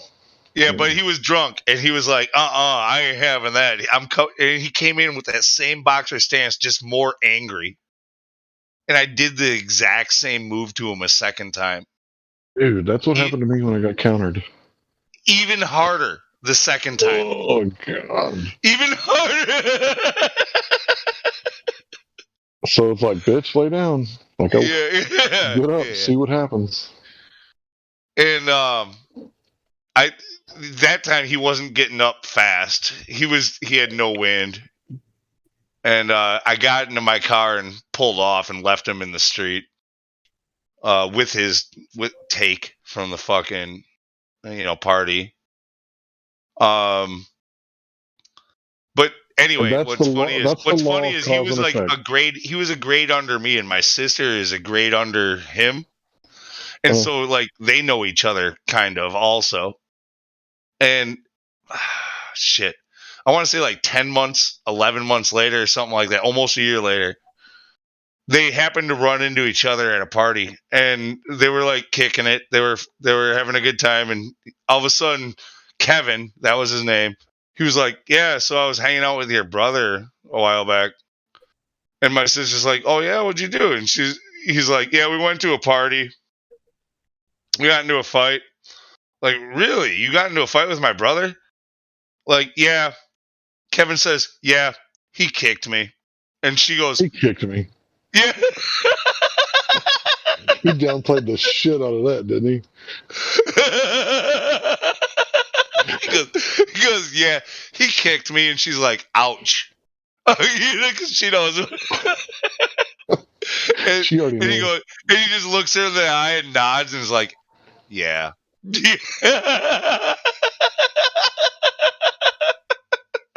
Damn. So the guy that I put the hematomas on his forehead, the guy with my grandfather's name, right, first and last name, right? He told everybody that he got beat up by a bunch of dudes. So when I apparently, got in contact with one of his ex-girlfriends, and she brought him up, I was like, "Oh, you know him?" And she said, "Yeah." I said, "Did you see them knots on his forehead?" She said, "Yeah, when he got jumped by a bunch of dudes, right?" I was like, "No, that was me." She's like, "You and who else?" It's like, "No, that was just me." Like, that was me. She was like, "Damn." Because they were nasty. Oh, they were so bad. I'd never seen hematomas that bad in the UFC until recently. Jędrzejczyk, she's a female fighter, and if you type in her name, Jana Jędrzejczyk, I can't say her last name. It's like Eastern Bloc. If you like look at her fucking swollen forehead, it's like from one side to the other is just one big hematoma. If you type in UFC fighter female hematoma Jana, you'll probably see it. But yeah, up until that point, I'd never seen cherries that bad, and I seen them like seconds after they happened. Like, it was like seconds after I got up off the ground, and I looked at them. I was like, "Damn!" Like, they were instant cherries. But I didn't even know I could do that. Like, I wasn't aware that was in my you don't know skill what set. you can do until you're in the situation. That's just how that Yeah. works. Like, most of us aren't like. I mean, a guy like I said. I mean, I'm kind of a born pacifist. I got forced into defending myself and not Exactly, being a bro. victim, and Exactly. I got it. Like, I mean, I hate Freud. Most of his shit is bullshit, but there's one thing he got correct. You are a product of your environment to a certain extent. Now, you can change yourself and make yourself better or worse if you want to, but you kind of are a product of your environment. Because if it would have been like me living in a perfect world where there was no guns and everybody liked flowers and planting fruit, if we lived in some sort of utopia, I never would have been a fighter. But because I got hut housing, which is like a brand new house. My parents designed the blueprints themselves, and then the government paid for like a big chunk of it, and they had like tiny, tiny little rent, or I guess mortgage. Like, I guess everybody thought I was a rich kid, but I was like poorer than most people, except, I don't think my parents are crackheads, but sometimes I wondered. I did find needles in the closet one time. Anyway, and they weren't diabetic. But yeah, I grew up in a pretty rough neighborhood, and I was the guy with a brand new house. So it's like first grade, man. There it started. And I remember like this little kid, he was like throwing rocks at me. And as he's throwing, he's like, his dad's like a black belt in karate. And he's throwing rocks at me. And I just did that thing, like where I said, I just started like marching him down. Yeah, he's fine. He's out here hunting. I'll get him in here in a little bit. I'm watching him hunt. Love you too. All right, so my cat's hunting. Anyway, so I figured, like, yeah, I marched that dude down, and then, like, as soon as like he squared up on me, like I just immediately delivered a left kick to his hip, and it hurts if you've ever been hitting. If you've ever hurt your hip. That shit hurts. So I was shinning him in the hip because I knew that it was painful. And then when he started scooting back and dodging me, I would like throw the kick and then spin around 360 degrees and then throw it again, catching him as he was coming back in. So I kicked the dude's ass, literally, like wrapped my foot around his ass because I was kicking him in the hip. And this other time I had to fight this other guy. And then as I'm fighting this dude, that kid that I kicked in the hip, he ran up and like stomped me in the ribs a couple times while I'm choking this other dude out. And it's like I had to fight. Like the first fight, this older kid, he was like picking on me, and my parents said, always stand your ground, never throw the first punch, and don't be afraid to throw the last. Well, this guy mounted me, so I just started like punching him in the balls like over and over and over again because he mounted me. What else was I going to do? I couldn't get up. I didn't know how. So I'm like mounted, but my arms are free. So I'm just like Donkey Konging him in the crotch like over and over and over and over and over again until he finally got off of me. And then right after that, my parents went and bought me a remote control car that had 6 wheels as like some sort of reward for standing my ground and not giving up. So I was rewarded for fighting by my own parents who were cheering me on. Kick his ass, Larry, kick his ass. And it's like, I'm a product of my environment. But I would literally be a Care Bear if I wasn't. Like if I grew up in a utopia, I would literally be Tenderheart Bear because that's what they called me when I was a child before I got to like move into the city. They called me Tenderheart Bear. So, I mean, I kind of still am Tenderheart Bear, but I'm really good at hiding it. And then I'm really good at hiding all of my other emotions too. So it's like, yeah, but I had to fight. Like there was no option. Like, do you want to fight? Yes or no? Like there was no yes or no. It's Well, like that's you the have whole to idea fight. that's the whole idea. Fight or flight, fight or flight, fight or flight. Yeah. Like, And I wasn't very fast.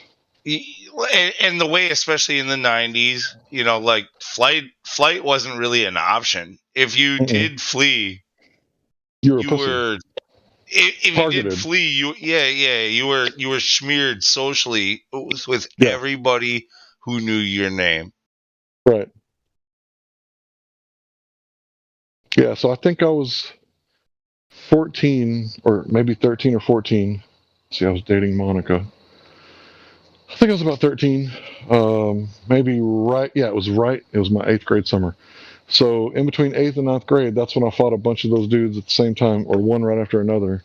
And then when I was in the 9th grade, that's when, what was his name? Anyway, the little brother that his big brother countered me and actually won the fight because I gave up. I don't know. Did he win the fight? Yeah, I was bleeding. He won the fight. So, yeah, after he like jumped on my back and I pile drived him sideways. I think it's called the DDP. I think I remember that. They were like, Larry, you DDP'd his ass. Like, what is that? I don't know. Anyway, it's like after people saw me fight, like nobody wanted to fight after they saw me fight. But if they didn't see me fight and they knew that, I was the Tenderheart Bear, like I was the, real, like, it didn't take very much to upset me. And in those days, once you upset me, I either cried like a bitch and walked away after the last dude punched me, and I like pushed myself off the ground at the same time that I hit the ground. I walked away and I cried like a little bitch all the way home because I didn't know why they were kicking my ass. I was like, what did I do? Now, obviously, I realized that he had to save face for his homies. But yeah, it's like after I fought, nobody wanted to fight no more. And it's like at the point to where I started fighting, then I started liking it. And that's when I chased down that dude who stole my pen, but he didn't want to fight, and that's where I fucked up. That's where I fought someone who didn't want to fight. And dude, all through school, like it was illegal to fight at school. You would literally get arrested and go to jail. So I would say, hey guys, cut that shit out. Like as soon as school ends, we're all going to go to my house, and you two guys are going to fight, and I'll make sure that it stays 1-on-1. And they were like, oh, Larry said that he'll make sure it's 1-on-1. So everybody would come and fight, and we had this open lot where nobody could get sued if somebody got hurt. And after school, kids would come to my house, and I'd fight, and they would fight, and I would kind of referee it, and sometimes I'd be like, all right, it's over. Right, so I'd keep everybody safe. And then they would go to school the next day, be best friends, and nobody went to jail. I mean, I was providing a service. Dude, the way I saw in the late 90s, like this is how bad it was, even in suburbia of like a rich fucking suburb. Like we had our own little fucking, like our little gang in this little rich suburb was probably more hardcore than most of your fucking like urban gangs. Like the way that we would handle things. I know people who got shot and killed. People, a guy who, in vengeance of that murder, fucking went and boarded up doors and windows and set arson to the fucking house that they lived in while they were in it. Fucking like, dude, yeah. Dude, like it's absolutely insane, the fucking ring of people that I used to fucking chill with. But like, yeah, so like, I don't know. That was after my jumping. Like, I was like, I'm not hanging around with the pussies. I'm gonna get myself a fucking gang. You know, like strength in numbers. Yeah. Like, so that when you start fucking with me, you know what you're fucking with. Yeah, me and my homies. So I was always alone. I didn't have a gang. I had people that were my friends one week, and the next week they were like, man, we could be friends out in the streets, but we can't be friends at school. I'd be like, fuck you, bro. How dare you say some shit like that to me? We could be friends, because I wasn't cool. I wasn't one of the cool kids. But what the problem was in this town is that it's like a retirement town. So the rich preppy kids and their families move out here to retire. So they got all this money, but it's also a farming community. So you got farm boys and city boys. And dude, like us whites, we fought a lot. I only fought one black kid. Yeah, there was a lot of farm boys out here. Actually, what I'm getting to, what I was trying to get to, sorry, is that it was so fucking crazy. Like we started like almost like a fight club based off of the movie, right? Like, and we had there's this one girl, Sheena, that I was good friends with. She was a foster child, but she was this girl, and she was pretty, but she was too fucking buff and too fucking trained.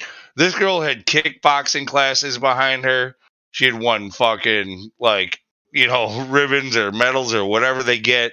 Like this little fucking bitch could fight. Like she fucking packed a punch.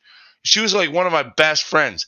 There was one day where at a party, like, I said something that was just meant to be a joke, and she took it the wrong way, and she, like, in a split second, turned around and cracked my fucking jaw. And I swear to God, that was the hardest hit. Like, that's one of the hardest hits I've ever taken. And when I looked at her, I was like, what the fuck, Sheena? You know, she just played it off with a shrug of the shoulders, like, yeah, don't fuck with me. But we used to set up these fight clubs within our own clique. So like basically training for fighting the other, groups. Yeah, exactly. That's what you're supposed to do. And yeah, we would fight each other, and we would, dude, we had like. We started pitting women against women and shit. And they had their own little club. And this is in the late 90s in our own little small community. We're like in the front yard boxing each other and cheering each other on as friends and having beers. That's awesome. I gotta say, there's nothing cooler than that. To have like a warrior community that you're like a part of. Because I've never really joined any group, right? When I was doing the whole cop block, it was me by myself. Like I was part of a bigger idea, but I wasn't working with anybody. It was just me on my own doing my thing. So this whole Flat Earth thing, this is technically like the first group I've ever joined. And it's like I'm not really used to being part of a group. I'm used to being like, the lone, ugly duckling, whatever. I think somebody just popped in. Oh, and they go. But yeah, we kind of did that too. Like I said, we had boxing gloves, so we would go out to that spot. No, these were bare-fisted friendly matches. Ooh, full swing, like haymakers and everything. Yeah. Haymakers. No, we didn't do that. Yeah. So what I would teach everyone else, like, okay, here's the deal. We're friends. We're not trying to knock each other out. We're just trying to strengthen our skills, because once you can land the jabs, then you can throw the haymakers. But we're not going to do that to each other. We're only going to land the jabs and maybe a left cross, maybe a straight right, but no haymakers, no, send them to the moon, right? So once everybody understood the rules and we all agreed to this style of combat, which is kind of like sparring at full speed. So we weren't trying to kill each other. We were just trying to sharpen each other's. And I remember seeing, like two little Mexican kids with so much heart, and they were just beating the crap out of each other, and they were getting punched so hard that they were looking at the sky for a split second.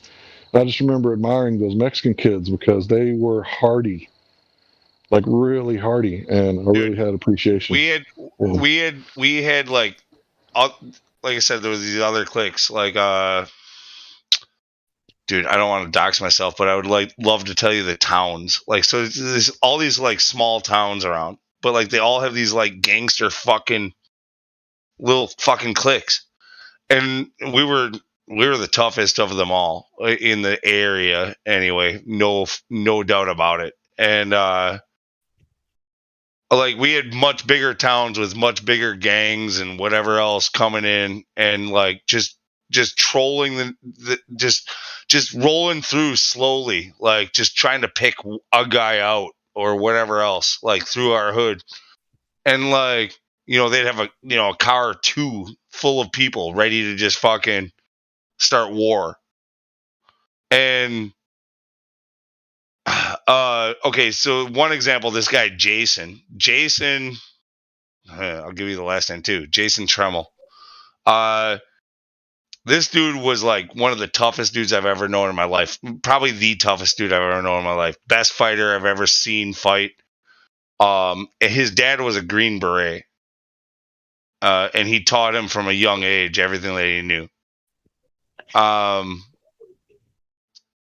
But he also had a drug and alcohol problem and a brain tumor. Ooh, that's a bad mixture. And yeah. From my personal experience, that is a powder keg. That is a powder keg. Yeah, you're absolutely right. Well, once he got initiated, you could not stop him. You could not. Oof.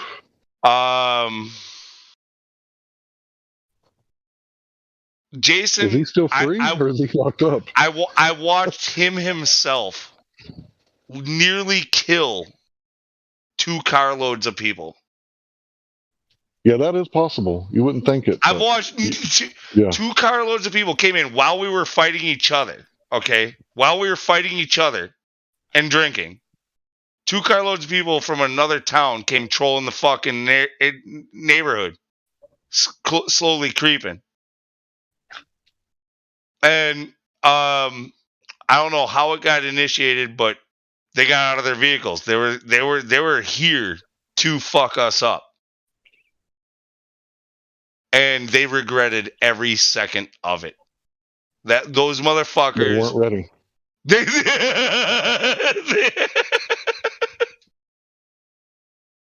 That's the thing. Like, I've done so much like weight training. Like, I feel like I'm completely prepared. I can't do like 25 minutes worth of fighting, but in the first 5 minutes, I feel like I'm incredibly dangerous because I'm really hard to knock out. I would say I could be knocked out, but I cover my chin with my hands. So, like I said, when I was fighting that dude, I couldn't keep my hands up. It's like I couldn't bend my elbows like to do the curl to protect my chin. So I was like, fuck this shit. If I do this shit for another 10 minutes with this dude dancing around me, I'm going to be completely exhausted. So that's the first time I threw the first punch, and the last time was the guy that countered me. So if you're not ready to fight, I would say don't, because you can get really hurt really bad. But the thing is, if you know what you're doing, you only have to make them miss by a little bit. And what I mean by that is that if they're aiming for your nose, if you look down just like real fast and you headbutt their fist, they missed by a little bit, and you win because that hurts them way more than it hurts you, or me anyway.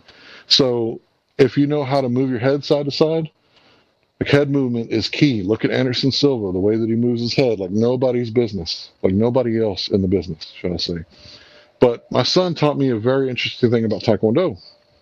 So because of my torn quadricep, I am still dominant right, but I have way better mobility and strength in my left.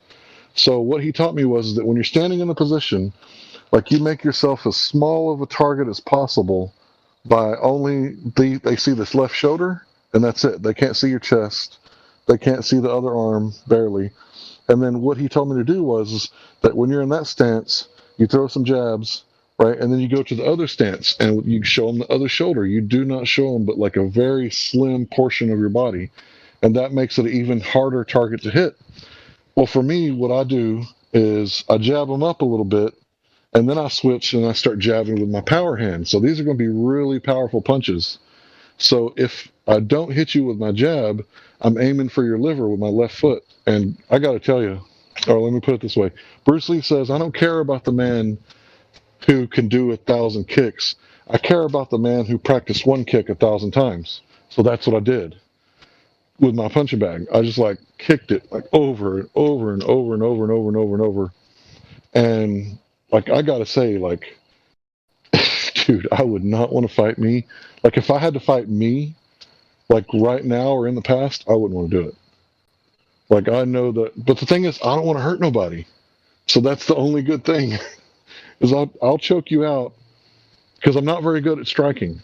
Now, dirty boxing, like a little bit of wrestling and striking, I'm really, really good at that.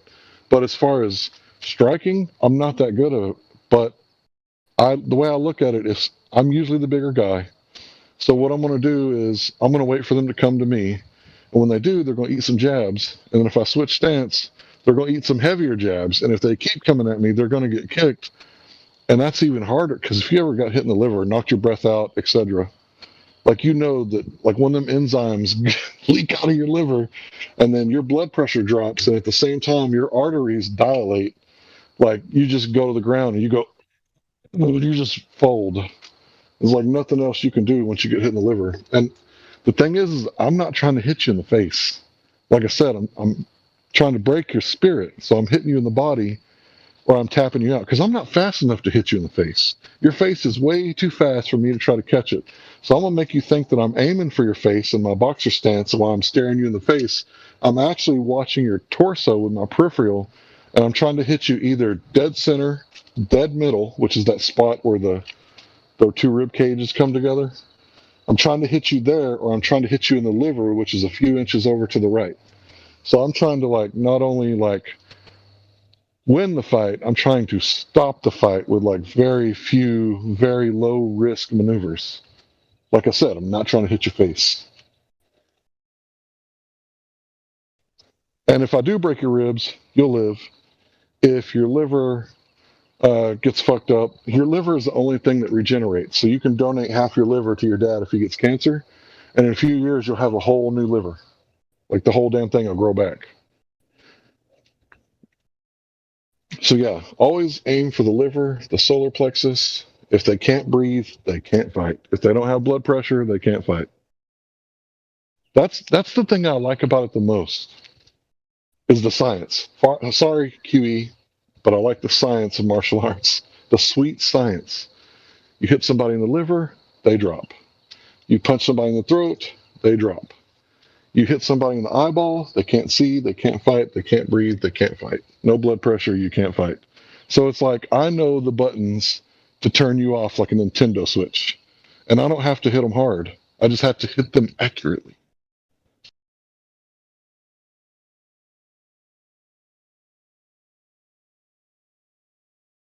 Yeah, knowing how to strike, that's exactly what made this Jason guy that I was talking about so dangerous. Like, he had all the training to know how to strike, where to strike. Like, it was,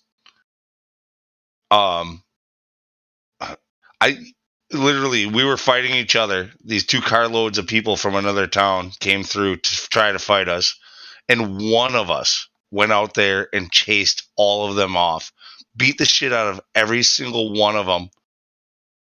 Literally one of the carloads left without his friends. Like, his friends were there trying to hide in the corner, like being like, please, please, please, please, please. Like begging for mercy because they got abandoned by their friends. Damn. Like, dude, that's so bad.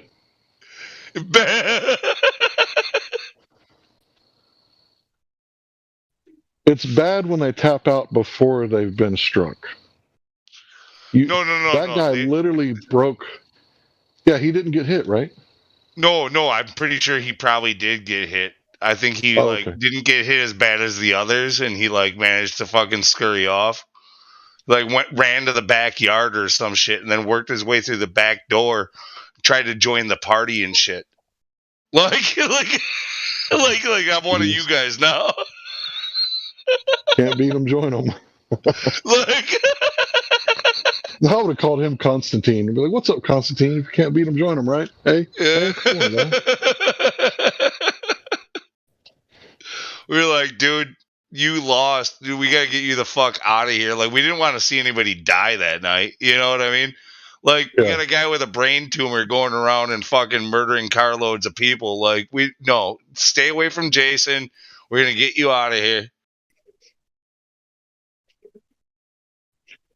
Yeah, so fighting is completely moral under certain circumstances. Like that one guy that was left behind, it wouldn't have been moral to beat his ass. It would have been a crime.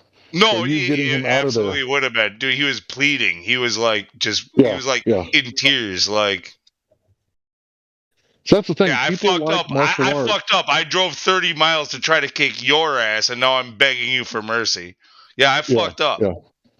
Yeah. See, a lot of people like martial arts, but they don't like the philosophy that goes with it. Me, on the other hand, it's philosophy first. Like, I don't want to hurt you. You don't want this kind of trouble, right? And, I don't ever put my hands up, right? Because if you strike from the waist, like an uppercut or like a bilateral punch, it has a lot of power. And people that don't see it coming, it's devastating.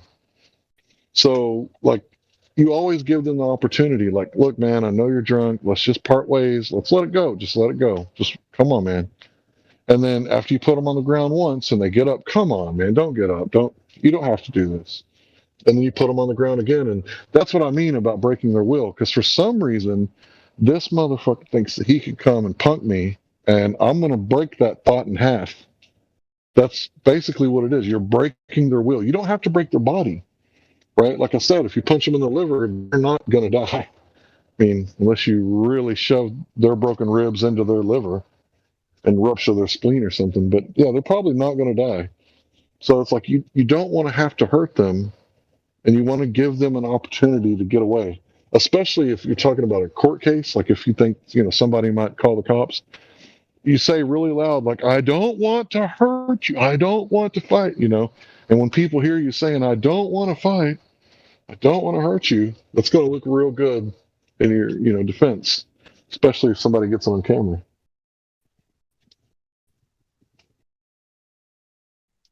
But yeah, the legality of fighting is different in different places. The number one thing that people should understand is there's a court case from the Supreme Court, and it's about fighting words. So if me and Lou are at the bar, I say, oh, you prick, why did you do that? That's not really fighting words, right? But if I say, your mother is a prostitute, okay, now if he hits me, he's not solely in trouble. Now it's going to be like, well, why did you say his mother was a prostitute? Like, why would you say that? You provoked him, obviously, and you knew that he was drunk, and you knew that it would cause a fight because we have free speech, right? So you can say, right, I think Nancy Pelosi is a whore for ISIS, right? Whatever you want, right? Well, political speech is completely covered, but not everything you say is free speech. So if you say your mother's a whore or a prostitute, right? Those are fighting words. That's not going to be good for you because you provoked it. It's kind of like going to the neighbors and being like, y'all turn down that fucking music. And then you go back to your house and you yell at the front door, if any of you come over here, I'm going to kick your ass. And then someone comes to your door and you shoot them. That's not, you're, so you're really going to prison for murder after that. I mean, literally. And this is not legal advice. Consult your lawyer. But you have to understand, like, the philosophy of fighting. There's morals involved.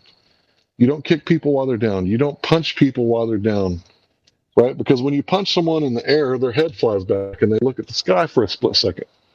When they're on the ground, their head can't fly back. So all that force of your punch is being absorbed in between the ground and your fist, and that's going to fracture somebody's skull. So you don't hit people while they're down. It's a no-no.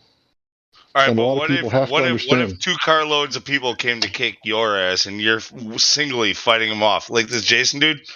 Yeah, there's no rules. That's different. Like, so, dude, they literally peeled out of there while he was slamming the driver door on the driver's leg as he was peeling out of there. Like I said, powder keg. I mean, literally. Like the thing that Donkey Kong was like throwing full of fucking gunpowder, just a keg of it. Like that was him. That would have been his street name if I was, because I give people Native American names. Always have. I give people nicknames, right, when they earn them, right. So yeah, I would have called that dude Powder Keg. Like you talk about Powder Keg over there? No, bro. That's his girl. Well, dude, he got expelled from high school. The high school I went with the year before I started there. He was a grade above me. He got expelled for fighting. And his little brother, Eric, got into like the smallest little tiff one day. I was there for it. Smallest little fucking argument. And I heard Eric say like, yeah, you want to talk like that? Like, I'm going to tell I'm going to tell my brother about it. Oh shit. It's like, I'm like, oh fuck. Dude, Jason came back on campus the next day in the morning as everybody was walking into school. He met the guy at the front door and trucked him over the fucking head with a fucking skateboard. Oh man.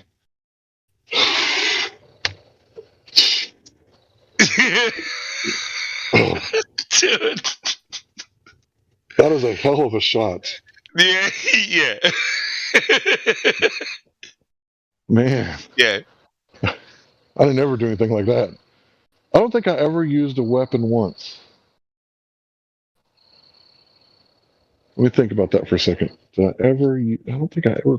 Yeah, because my dad taught me not to pick up sticks because that's a different criminal offense. My dad was like, I don't know if he was like on the spectrum or something, but he was kind of weird. Like he didn't talk much, but when he opened his mouth, you listen to what he said because it was solid gold information. So he would say stuff like, don't throw the first punch. Oh, that's assault. Don't fight people in their yards. In Texas, that'll get you fucking killed. If everybody jumped off the bridge, would you do it? That's a logical fallacy, right? So yeah, he would but say certain things I like had this gang in town, and like I was already friends with them. It's like, are you gonna like go against them, or are you gonna be a part of them? Like, yeah, you know, like clearly this guy just sent a message in my first few weeks at this school. You know, like nobody was ever going to fuck with me as long as I was friends with that family. Nice. Ever. Very nice. Yeah, there's strength in numbers. There's no doubt about it. They do not like motorcycle gangs, not because of the motorcycles, not because, they sell meth while doing charity at the same time, not because they beat up child molesters and stuff like that. They don't like motorcycle gangs because there is strength in numbers. I guarantee it. I mean, they may care because they're not getting a cut of the meth. I'm not talking about the 99, I'm talking about the 1%ers. So the cops don't get a cut on the meth, right? Because that's what they want. They want in. Like, you can't be doing business without getting taxed. Basically, you're going to go to jail or somebody from your gang for 5 years, and then we'll leave you alone besides, petty crime. We'll arrest you for petty shit here and there. But other than that, we'll leave you alone if you give us 30 grand a month. I'm assuming that sort of thing goes on. I have no evidence, but they don't like the motorcycle gangs, the 1%ers, because there is strength in numbers. If you got like 30 dudes that will be at your house in 5 minutes, if you make a phone call, one phone call, they do not like that. In fact, there was this guy who's a truther. I think he was from Alaska. That's how tight we were. Like literally, like we would just. Yeah, they don't like that. That's yeah. It was. That's bad. why there's such harsh laws against gangs, and they've passed all these crazy, like, unconstitutional laws in certain places because of gangs, because they have to break the Constitution in order to control these gangs. Because you can't. There's too many. Like, think about it. If this dude, he got arrested after he was a truther, and he said, at any time, I could call 200 people with rifles, and they would show up for me immediately. After he said that, he got arrested, and he was a truther. The messed up people that I hung out with. All right, I dated a girl. I didn't really date her. She was like she was a sleaze actually. She was there was a girl that when I was going to my little bit of college that she clearly wanted me, and I was a young adult, and I was like, hey, free sex is free sex, and I made a fucking fuck friend out of her, right? Well, one of my friends, the same one who robbed, same group of friends that was mixed in with that like stolen CDs thing. Well, this guy ripped her off on some ecstasy, like, and it wasn't even much. It was like a few pills. She was so angry about it, and I tried to be like, look, it's not a big deal. I'll pay for it. Like, fucking, if you're worried about that. And it was about the principle. But her foster brother was a complete psychotic. And gangster, whatever else. She told him about her being ripped off for 3 pills of ecstasy and wanted it dealt with. His deal to make with her was, okay, I'll deal with it if you let me stab you in the leg. And she said, okay. And he pulled out a 4-inch fucking blade and stabbed her in the fucking thigh. Sank it in. He sunk it? Oh, Sank my it God. In the fucking thigh. Was she an adult at the time? Yeah. She like got exactly what she asked for then. 21, 22 years old, something like that. Contract fulfilled, bitch. Moving on. But it was the price she was willing to pay. She knew her foster brother was a complete psycho. She knew what she was paying for with that. He came into their house, or one of the main guy's house, whatever. Like he came into the house, a family full of people at like dinner time, 6 o'clock at night, with 2 other friends masked up with like Uzis and shit, like semi-automatic. And he fired up the entire place, made everybody shit themselves, piss themselves, didn't kill anybody, but completely holed the entire place and walked out over 3 pills of ecstasy and a stab in the leg.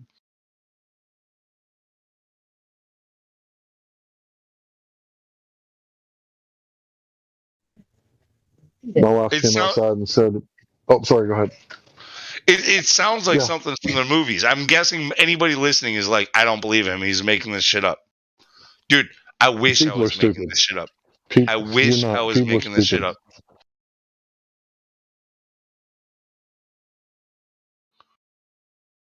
That was a girl I was screwing. She took a stab in the leg for her brother to shoot up a place. Oh my God. Yeah, people are dumb, man. I mean, I can't put it into words. There's not the correct amount of English for me to say the stupid things that people do. And the kicker is that most of the problems that people have are self-inflicted. Like, you are your number one worst enemy.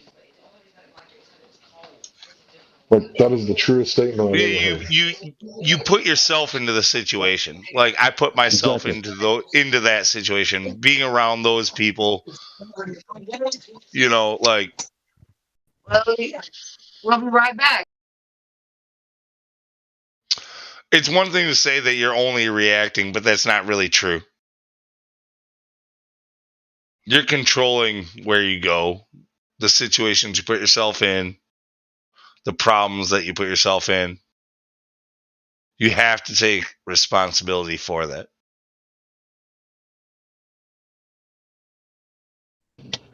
Yeah, like the time I fought those 4 dudes one right after another. If I would have just, not said anything to the guy, he probably would have just let me walk. But because I was like, "You're gonna kick my ass," 7 or 8 good hearty laughs. Like Cat Williams said, I was laughing like in his face, right? And because I did that, he had to save face. So he probably, probably would have let me walk if I wouldn't have said nothing. And I say let me walk, but you know what I mean. What's funny is now is I sound like I sound like such a fucking white boy boomer, like at 40 years old. With dude, most of the time when I talk on you, here, but like you Gen X, you grew up in the old world. You Gen Zs and shit like that. Like you have no fucking clue what we went through. You have you no guys are like fighting each other. Like we hear the people coming here all the time. Why are you attacking me? Why are you being so aggressive? Like you don't know what attack means, bro. Like we're not being aggressive. We're just using words here. Like your microaggressions are making my butt hurt. Can somebody send me some Preparation H? What? You know how flaky people are these days. When we was children, tell the story about how somebody messed with your sister and you grabbed them by the hair and drug them off the pier. Tell the story. I'll put it on speakerphone. He was harassing her, and I just remember thinking it wasn't right because there were other people there, like adults, and nobody was doing anything. So I was like, fuck it. And I ran, leaped, jumped, grabbed his fucking hair, ripped him down onto the fucking wooden part of the pier, and I drug him. And I was like, to me, it just doesn't seem right. I did the same thing to William. I stuck a fucking stick in the back tire of his bike because he was trying to get away after fucking with my brother. I don't like it. I just don't think people should be mean to people. We should have come past that already by now. That's why I stayed home on my couch. There ain't a fucking person there for me to offend or bother. And he's a blinker on that motherfucking either. I can just sit on it. Oh, the story's over? Yeah, I mean, it's basically like just and I might be tiny as fuck, but you never know. I mean, this girl is 100 pounds soaking wet on a good day. I think she has some sort of anemia. I feed her as much steak as she can eat, but she's small. She's small. She had health problems, spinal meningitis when she was a child, but she's 100 pounds soaking wet, and she's what, 5'5"? 5'4". I'm very tiny. Yeah, she's tiny, very small. She looks like an Asian, right? So think like a little Japanese woman, very feminine. Yeah, no, you're not Asian. But if you piss her smooth the fuck off, hell hath no fury. Like every time I pass a cop, I want to shoot in their fucking faces. Okay, we're gonna keep it a little cleaner. And it does. You hear me moderating my life? It makes me angry. But there's nothing you can do. There's no.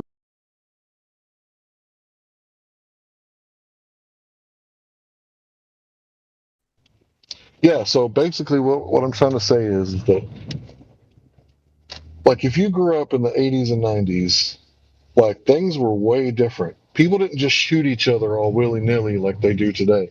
Like, if you wanted to hurt somebody, you're pretty, you're pretty safe behind a gun, right? But if you really wanted to hurt somebody, like, you had to get close enough to him where he could hit you so that you could hit him.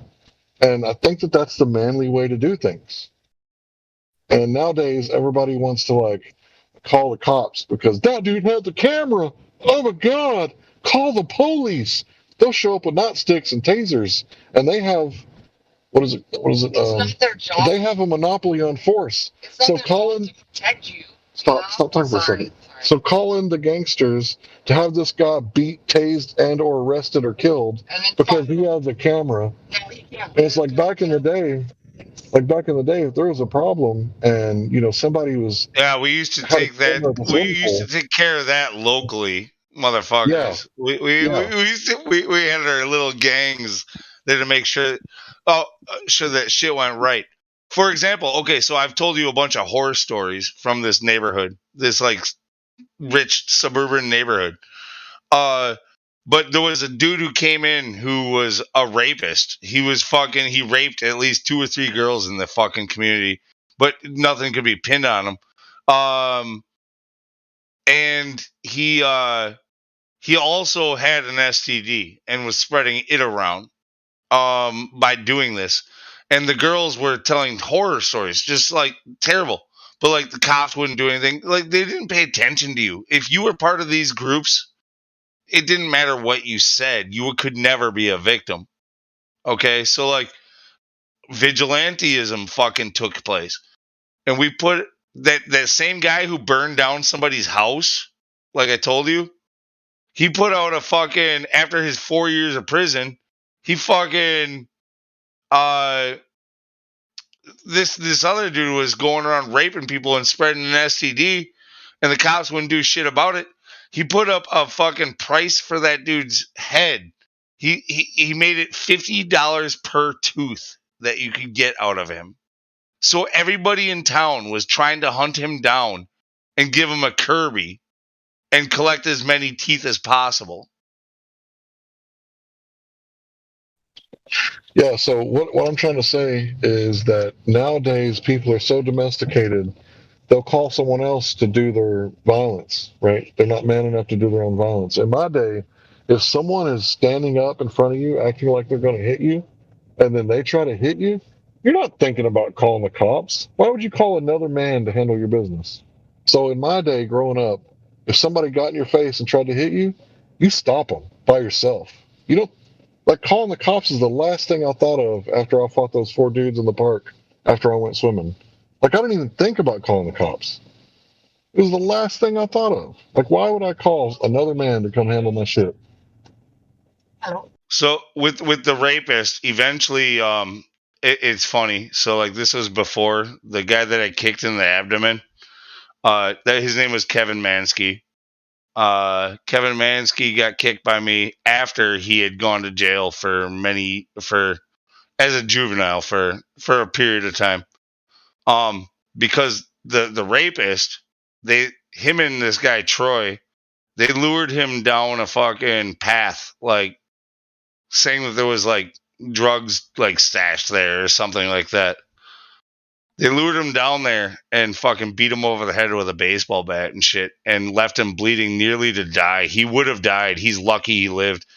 They had like, I don't know, they had long sentences for juveniles anyway. Attempted murder. But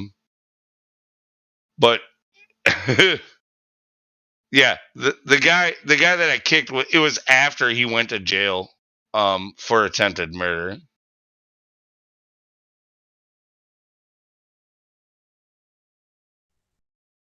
Yeah, I'm just thinking we're all way too domesticated. We should be capable of extreme violence, but always sober, moral, and holding it back unless it's absolutely necessary, the last resort, because all other forms of communications and democracy have failed. That's just what I think. You should be a lion, but cage yourself.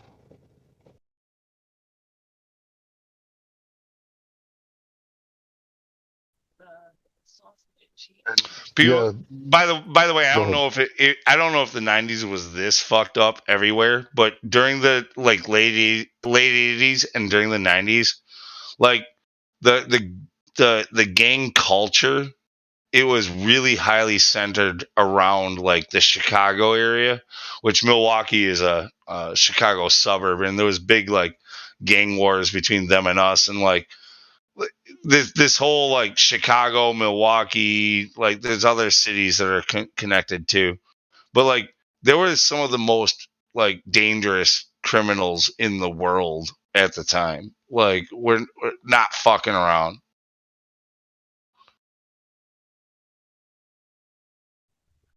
Yeah, your cities are way different than mine. Like it was rare to see someone fight with a weapon, and with you growing up in those cities, that would have been pretty commonplace, I'd imagine. Yeah, it was. It was very commonplace. Yeah, like I don't remember ever seeing someone hit somebody with an object. It was usually fisticuffs. Punching. Why are you looking at me like that?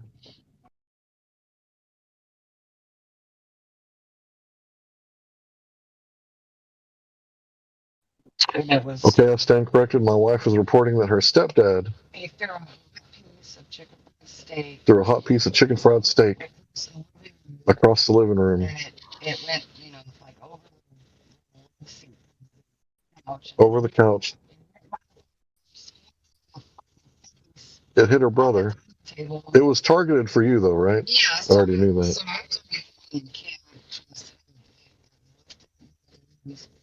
So she picked up a wooden rocking chair that belonged to her grandmother, and she threw it at her drunk stepdad.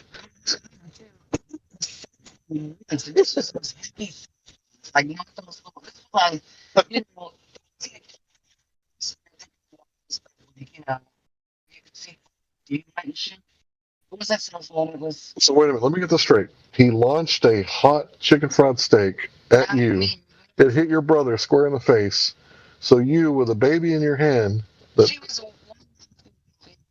you picked up a rocking chair that belonged to your grandmother, like the wooden kind with no mechanical springs, and you threw it across and hit him with it.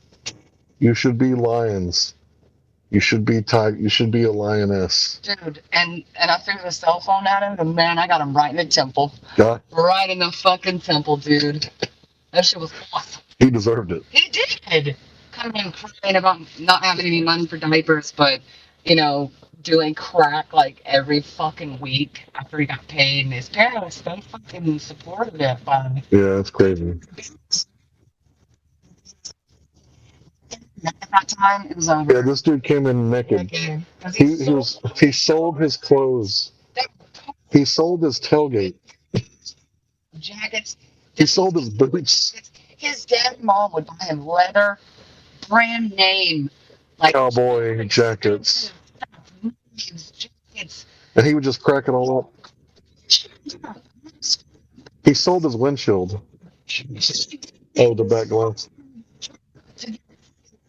Crack is whack, folks. Don't do drugs.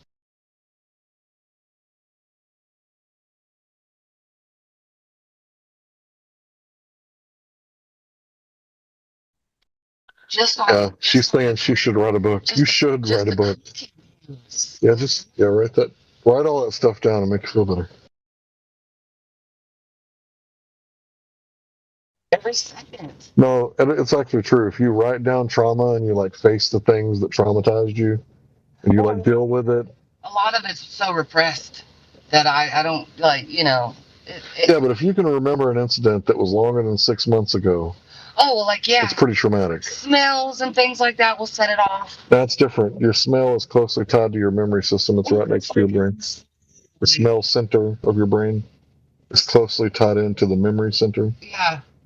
Like starving in the lunchroom usually is a smell of food that I don't get every time, I don't know what you're talking about. Lunch. How do you starve in a lunchroom? Oh, okay.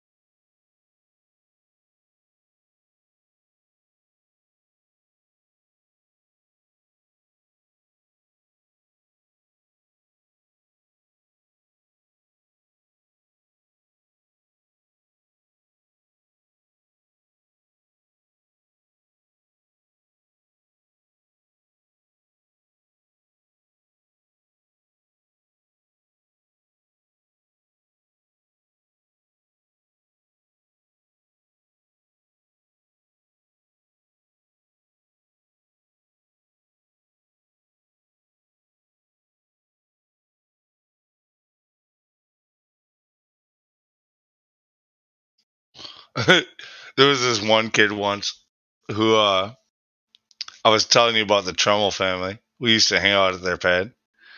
Their place got broken into, and somebody stole like some shit out of their garage. Like a snowboard was the biggest thing.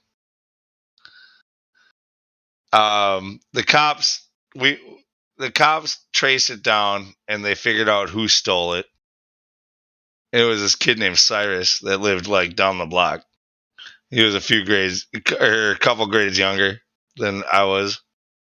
He was my sister's age. Anyway, he's just a little young punk, fucking stealing fucking snowboards out of like the most dangerous fucking family in town out of their garage. Like, like how stupid could you possibly be? The cops, when they traced it down, they told us they're like, look, no repercussions. Like, no, like we found it. You're getting the board back. There will be no repercussions. Yeah, well, we had to distance that. We just had to. We had. The fucking kid. Me, and I was the aggressor here. I started it. Went with a guy that was much older with his vehicle. We went to his house. It was winter. Knocked on his door, and his parents weren't home. I was at the front. I had like two other friends behind me that were his age, and I was like, I knocked on the door. He answered the door, and he's on the phone.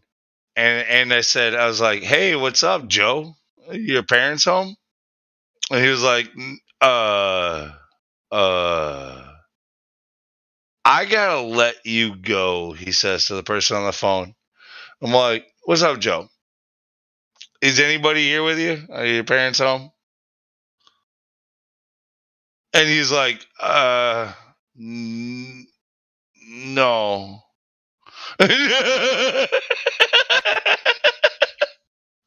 Anyway, so I grabbed him by the collar and I just wailed on him once, just hit him real good right across the fucking face. And then I threw him to my friend, who then hit him once in like the stomach, and then threw him to the next friend, who hit him again in like a kind of a kidney shot almost. And then it came back to me, and I threw him into like the bushes that were covered in snow while he was wearing his like sweatpants and t-shirt and shit. And then we gave him a face wash and jumped into the car and fucking ran away. You know, we just roughed him up. That was it. We roughed him up. But it was funny how the cops fucking came. They were like, look, we know who stole your snowboard, and there will be no repercussions. Like, yeah, I don't know about that. No, it's just getting roughed up. Hey, that reminds me of a time I was playing football. This is a wild story.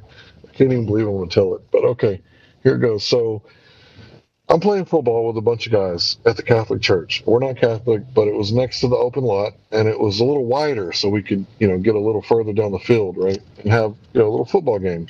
So it was contact football. We didn't play tag football like those days. I think we might have played tag football when we were in school on the clock, but only because they forced us. So we're playing full contact football, no pads. That's just how we roll, right? And I remember after a long game, I'm sitting down kind of like on a curb on a sidewalk type thing. And I'm talking to my other friend, Tim, and I'm not really talking to anybody else. Me and him are exchanging words and talking. And this dude, out of nowhere, he walks up and he soccer kicks me right in the face, right in the mouth. And I didn't see him do it. I didn't know he was going to do it. Cheap shot, right? He got me. So I stand up and I'm bleeding and I'm spitting and I'm extremely pissed off and I'm yelling at the top of my lungs, which one of you mother did it?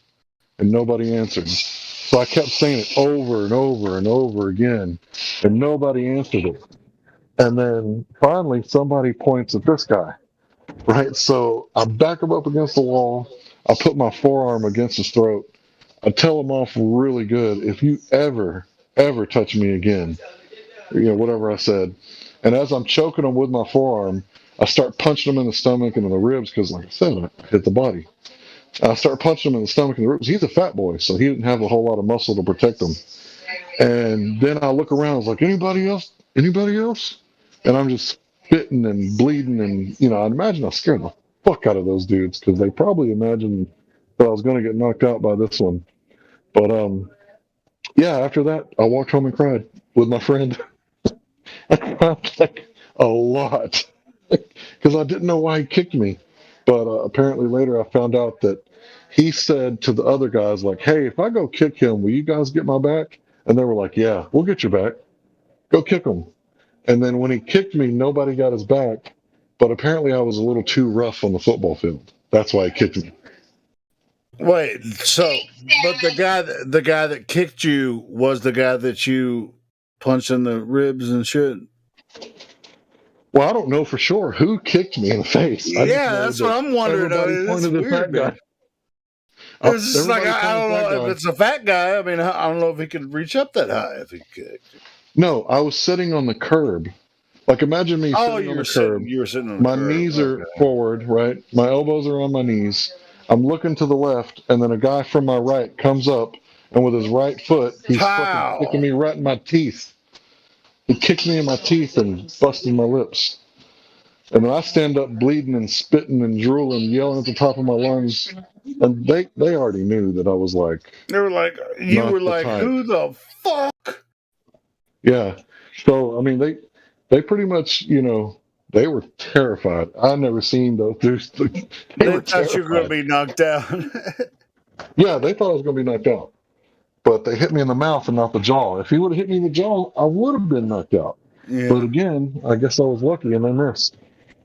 But yeah, that is a true story. I cried all the way home.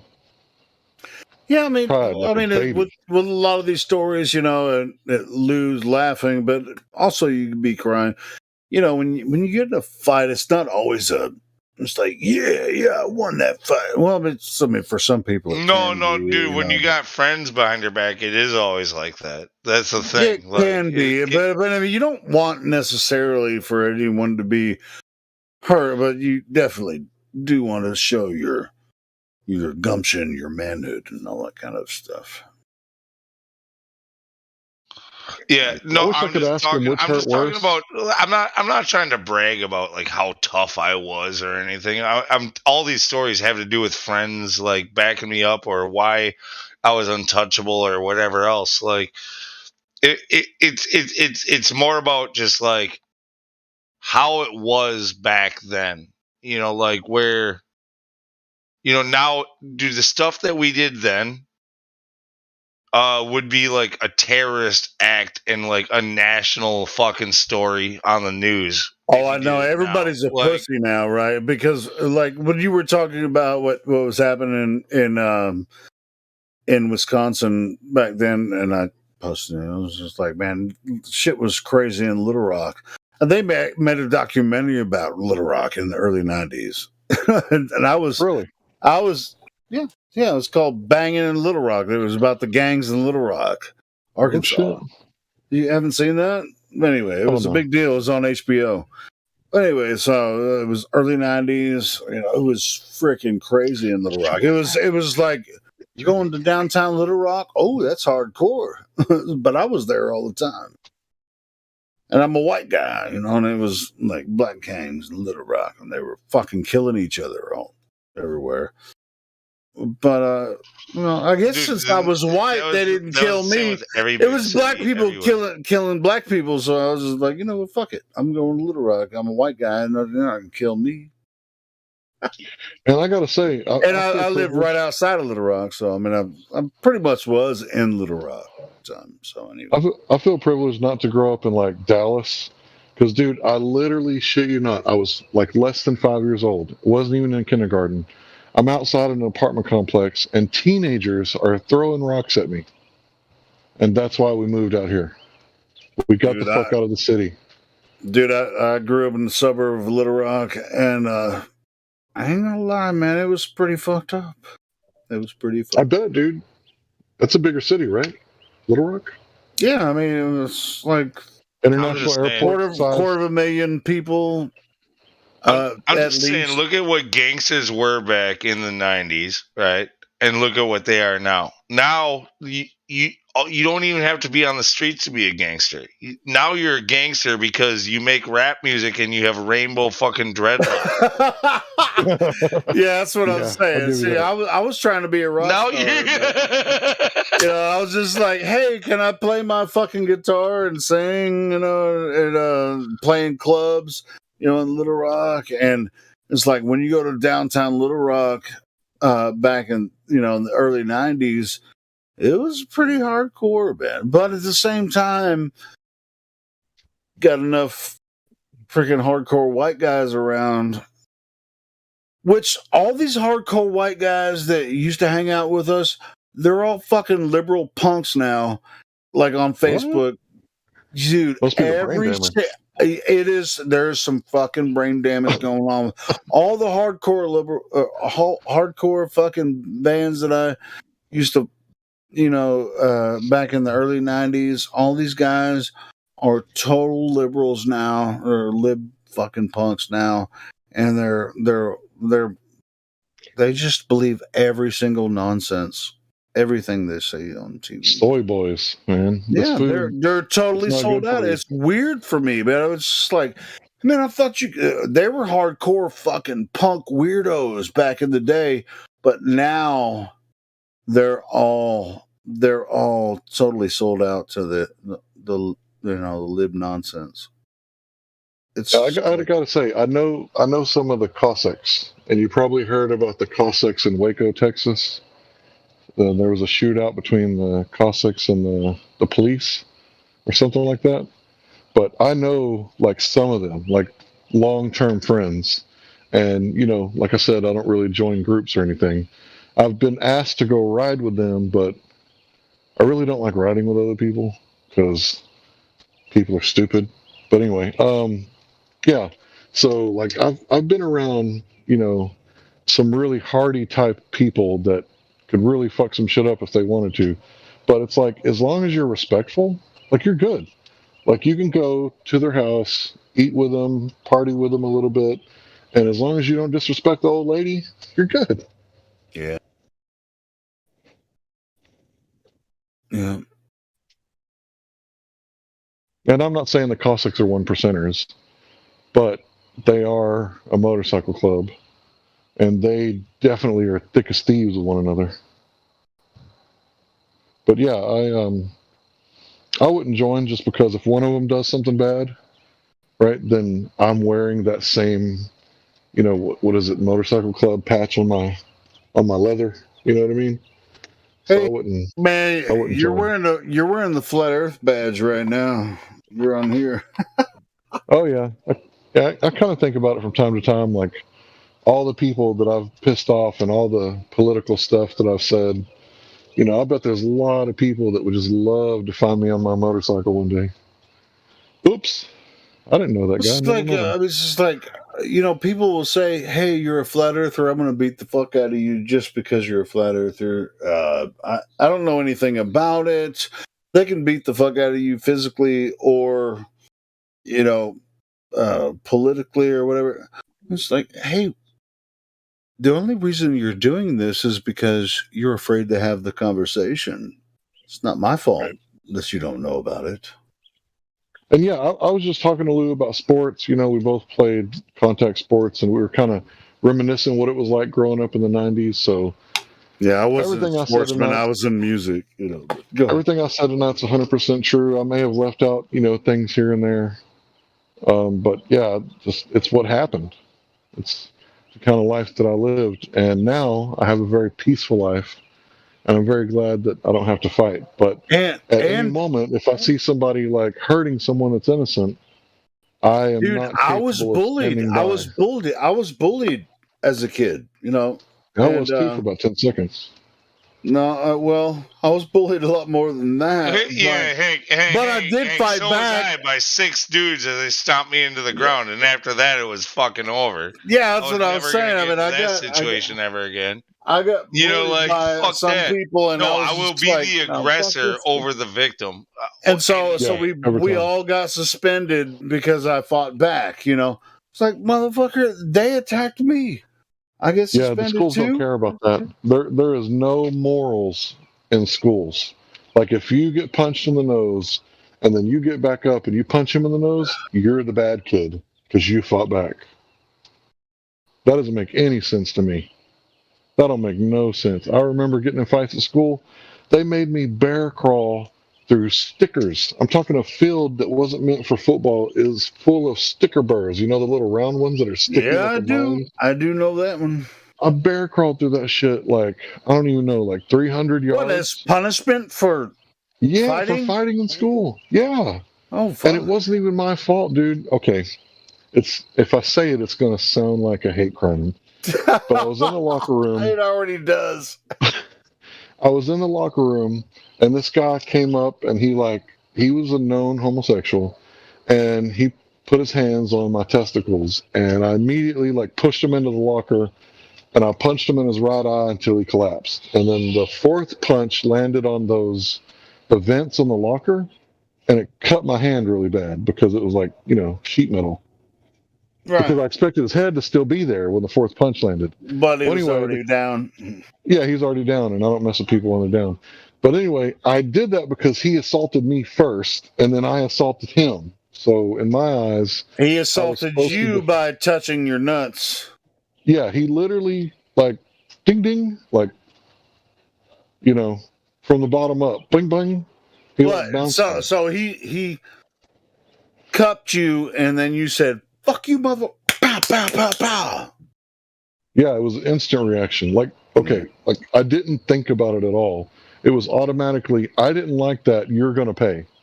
So when the coaches came in, they were like, "All right, who's fighting?" I was like, "Fuck, man, who fucking told on me?" I'm like, "Shit!" It was like I'm bleeding on my right hand. Were there witnesses? Oh yeah, dude, it was a locker room full of kids. All right, cool. Continue on. Yeah, and I'm bleeding on my hand. My hand's just dripping blood, right? And then the other guy, his eyes swollen red, cherried out. And it's like, yeah, it was me. And then the coach made me bear crawl. This was before I went to high school, so this was middle school. Bear crawl through sticker burrs. And I just remember stopping and picking out the sticker burrs and keep on bear crawl, because bear crawl means you run on your hands and your feet like a bear. So after 300 yards, he was like, "Why do y'all keep stopping?" Because he knew that I wasn't the type to get tired. I was like, "You're making me bear crawl through sticker burrs, coach, and I'm stopping to get them out of my hands." He said, "Oh, there's sticker burrs? All right, come on, y'all are done."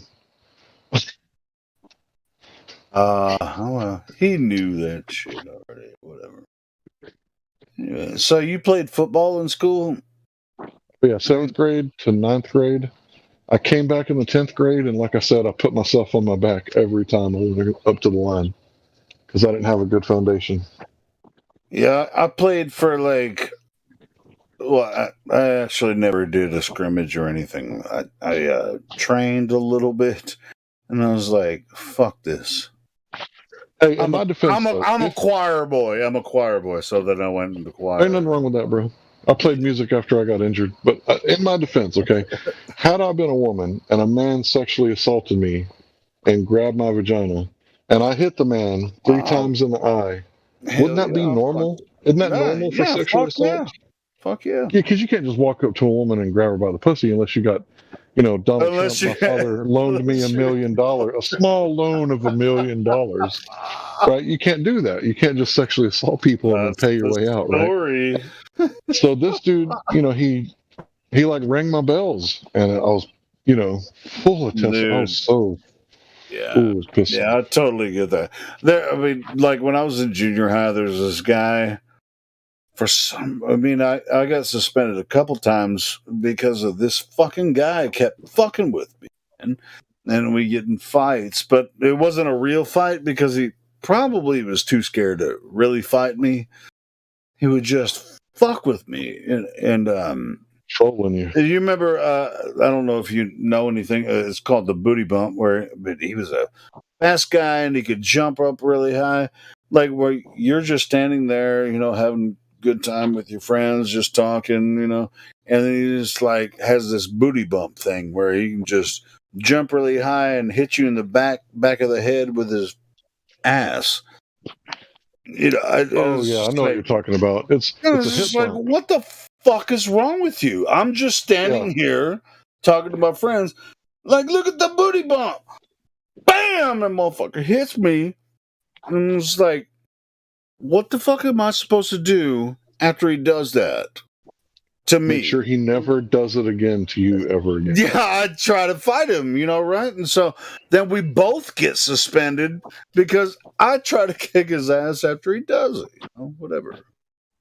Fucking yeah, schools are weird about fighting. It's almost like they reward the first guy who throws the first punch, and then the guy who fights back, oh, you're the bad guy. Yeah, Miguel right there. That one right there. It's like this little skinny ass bully. I've seen the video's longer. That kid wasn't doing anything. This little fucking skinny kid. Have you seen this one before that Miguel just posted there in the live stream voice text? That kid really fucked this skinny ass kid up. He was trying to be a bully to this bigger kid. And he was just like, hey, don't fuck with me. And he's like, he just fucking slams his ass. And, there's a longer video there. And, I feel bad for the big kid because he didn't have to, it's just like, dude, don't fuck with me. Or I'll fucking slam your ass into the concrete. It's like, what the fuck is wrong with you? I'm twice your size. Why the fuck would you even fuck with me? Yeah. Anyway, that's what. Yeah, you see it now. Yeah, I see it now. Wobble. You got the chicken legs. Yeah.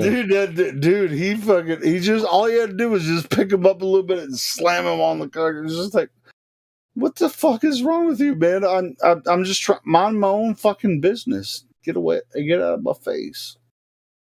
And that's happened to me several times, when I was growing up. Just like, dude, don't fuck with me.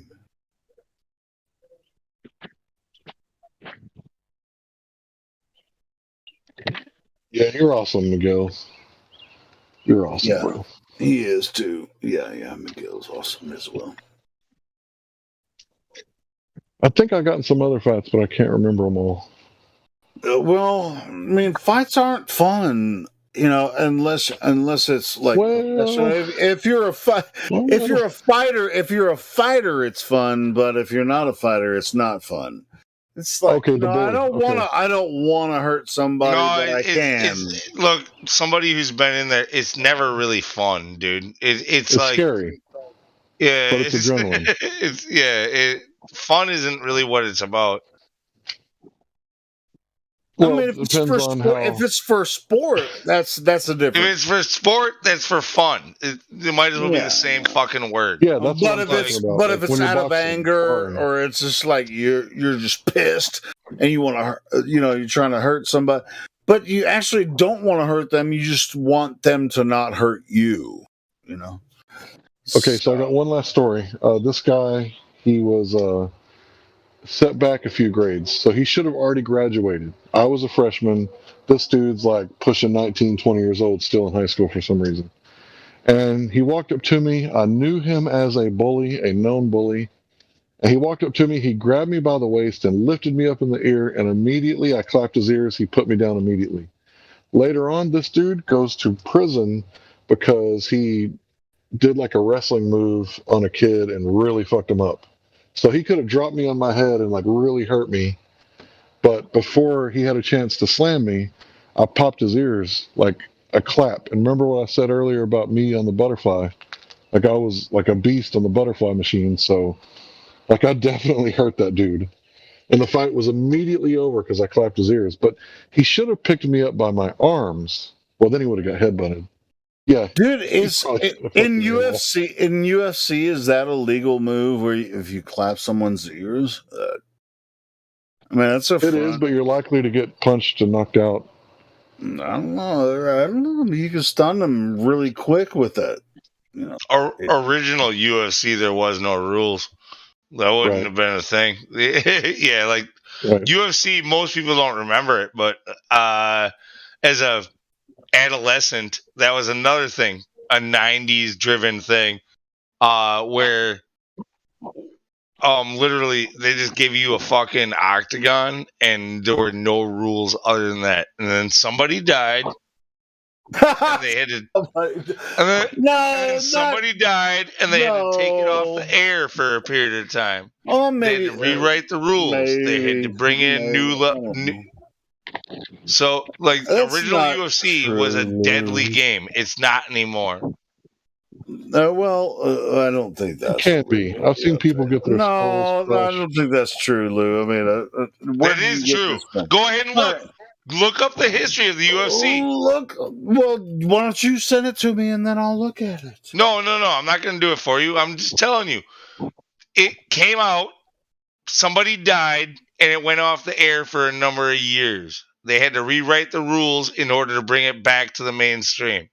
Did you see the first original UFC fight? It was like this big fat Chinese dude versus like some skinny dude. Dude, that skinny white dude, the dude you're talking about, like he hurt that dude on purpose, and he said that every chance he got, he just wanted to hurt people. So they did like an interview like years later, and he was like, "What were you thinking of the fight?" He was like, "I just wanted to hurt somebody really bad, like as bad as I could." Like he said like some really bad shit. No, he was nowadays the fighters OG psychopath. In my opinion, it's fixed. Yeah, he was OG psychopath. But nowadays the fights are fixed. When you look at the fights, in my opinion, because I've been studying the sport so long, now they're sparring and people are getting paid for it. Every once in a while, like in the prelims, or maybe like some up and coming guys, they're incredibly deadly and they're not sparring. But if you're looking at like Colby Covington fighting, what's his name? Kumar Usman? So he's like the African champ. Usman could have destroyed this dude a long time ago. The second time they fought, because I watched it recently live here with a buddy of mine, and when I watched it, I was like, man, that looked like a sparring match. When I watch a lot of like movies that have like swordsmanship, as a swordsman, which I'm not, but I'm a fan of swordsmanship, right? Shit, I am. You should see me and my little boy have some lightsaber battles. Okay. You'd be impressed, bro. Okay, but would you ever kill him? My boy? What do I look like, Abraham? No, bro. No, dude. Like unless it's look, if it's a fight if it's a street fight between life and death, somebody's gonna die. Okay, all right, well, that's Blades, just all there is to it. Check this out. Like, the sport of swordsmanship is You're talking about fencing, no? Offensive and defensive. I mean, it's fencing, basically. Fencing. And fencing is actually one of my favorite martial arts.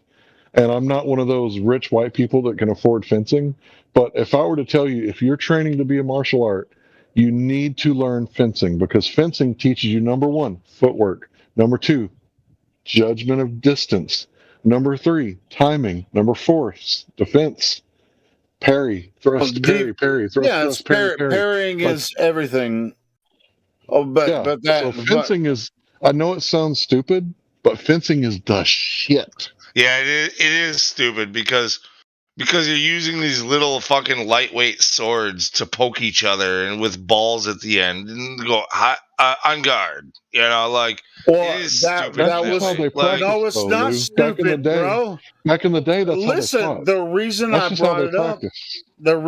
brought it up is because if you have a sword and you have the intent to kill someone, and they don't have any defense against you, you're gonna fucking slash and stab them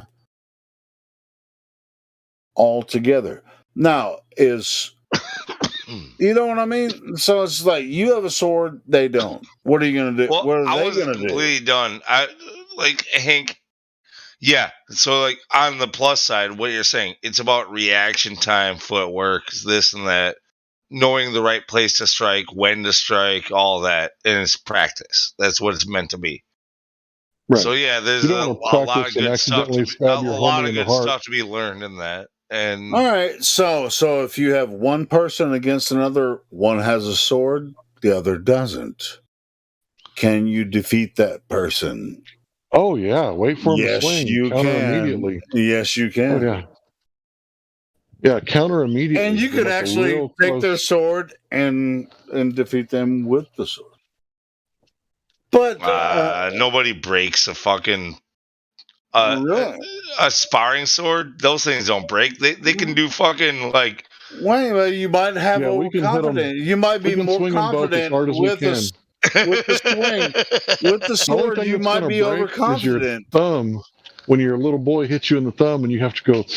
Woosah.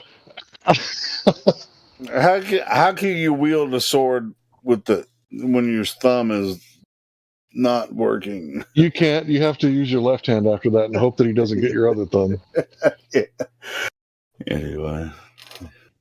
Yeah, we had lightsabers growing up. So if you can imagine, like my family, like growing ever since my children were little, we would have the most epic front yard battles with lightsabers. And me and my two brother and my two children would just be like free for all, like doing deep stabs because they would fold up, because the like toy lightsabers. Yeah, the collapsible ones. Yeah.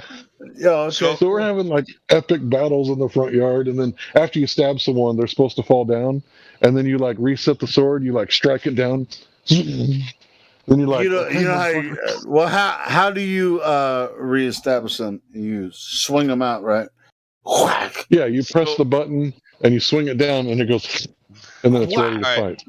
So here's what's hysterical too. So like I never had any like formal like fighting skills. I mostly used my friends as a crutch. But like one of my crutches was one of my best friends, this guy Ben. I was like a freshman and a sophomore, and this guy was a junior. When he was a junior, he was 6'3", 230 pounds, and a master in both taekwondo and karate, or black in both.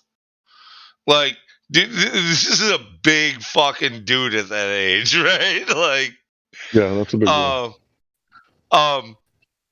Dude, one day we're just chilling, we're hanging out, watching like anime or some shit like that he was into that I wasn't, and all of a sudden he's like, "Hey, I got an idea. What do you say we spar?" I'm like, "I don't know if I like the sound of this." He's like, he busts out the gloves. He's like, "No, dude, I got gloves for you. I'll take it easy on you. We'll go in the backyard and we're just going to spar for a little bit. I'm going to teach you some shit." I'm like, I don't think I like the sound of this, but all right. So we go to the backyard. This dude, I was like 5'7" or 5'9" maybe at the time, and he was 6'3", and he was at least 2 years older than me, and he was trained in multiple martial arts. He kicked your ass down with his foot. Yeah. Okay. Well, here's another similar story. I was young. No. Hold on. He ain't done. I'm almost done. You just bite your tongue for a minute. All right. So, yeah, it was really fast. He was like, "Go ahead, hit me." Go ahead. He was just kind of like juking, he's like, "Go ahead, hit me." So it took a few minutes where I was like actually swinging at him. And I finally did. And immediately, the first time I actually swung at him, he dodged that shit and blasted the shit out of me right across my jaw as hard as he fucking could. Oh, he fucking... No shit. Yeah. That motherfucker, dude. I was like, all right, you know what? This game sucks. Yeah, I can imagine. I can totally imagine that. True. So here's a lesson for anybody who gets in a fight. If they take a taekwondo or karate style stance, their feet are coming for your face. Just letting you know. Yeah, So I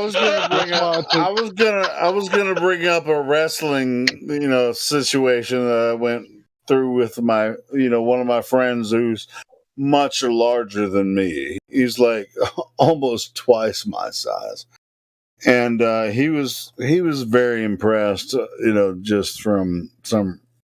And it's not a formal wrestling stance. It was just like we were doing it in the living room, and none of us have been wrestlers, and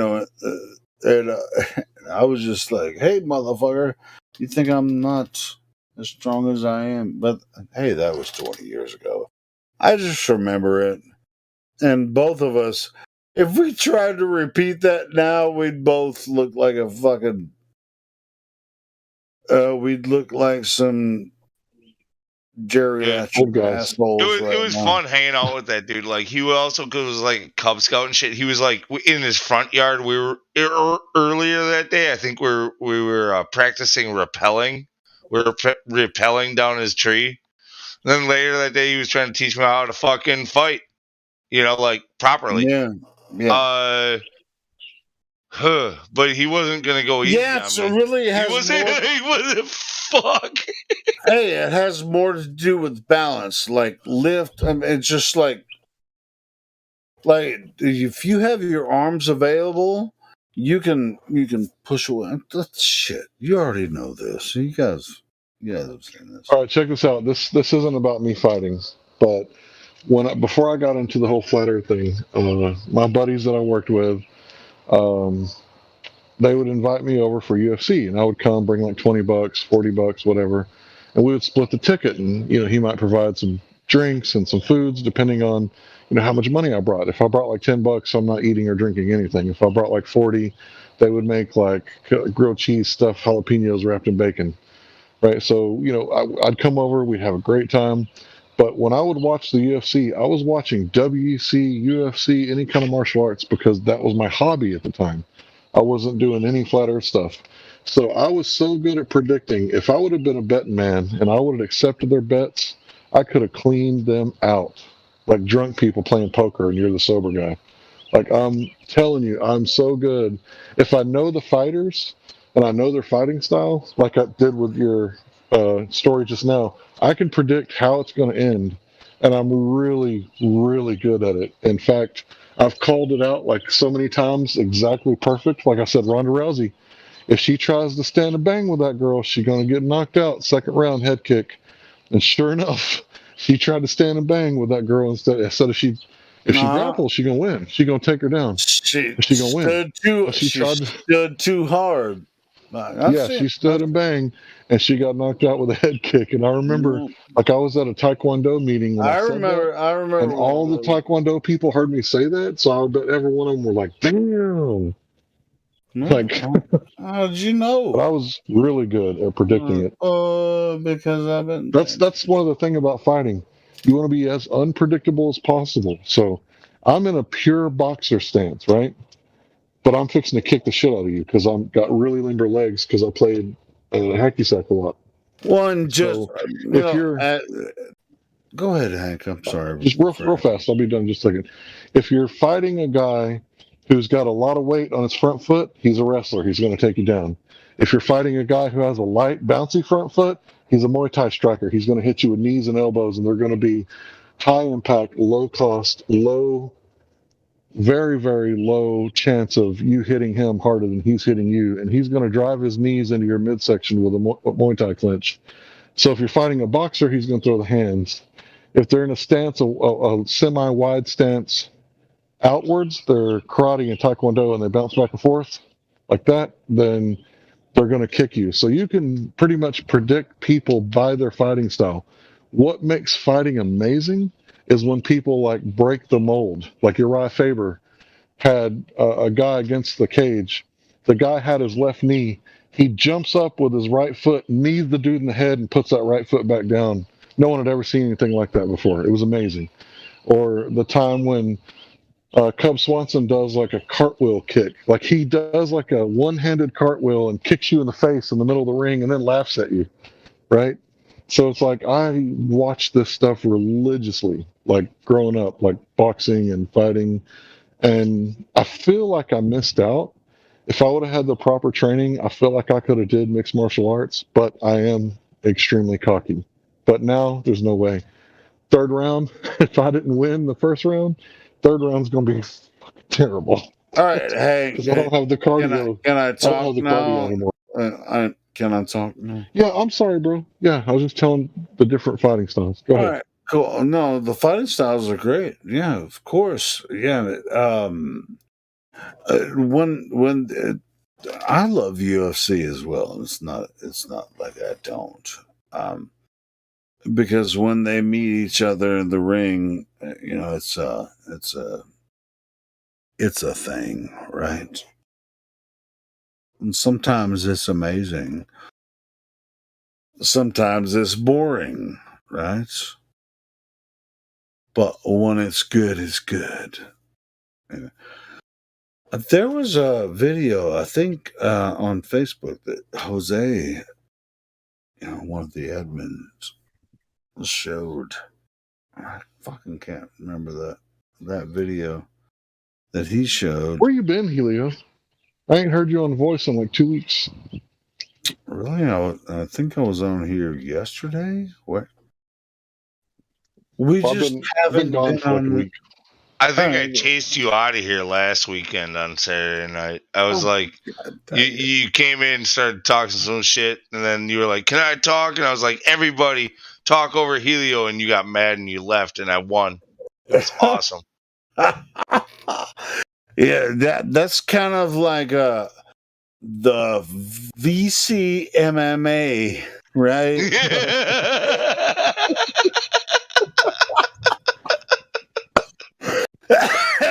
Fuck you.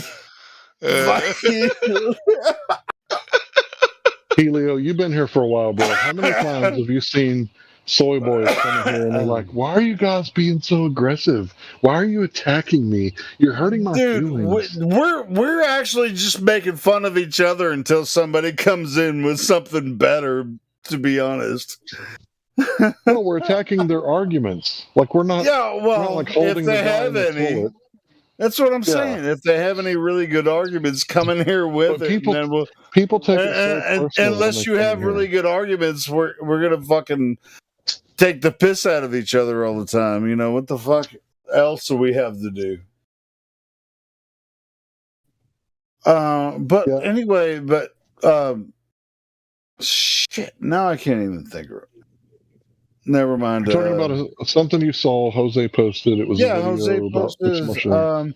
There was this guy that's like the worst MMA. He's such a dickhead. Oh god damn it! Let me find it on. A guy that was dancing and got knocked out. No, he kicked people's ass and then just danced around and freaking. God, what was his name?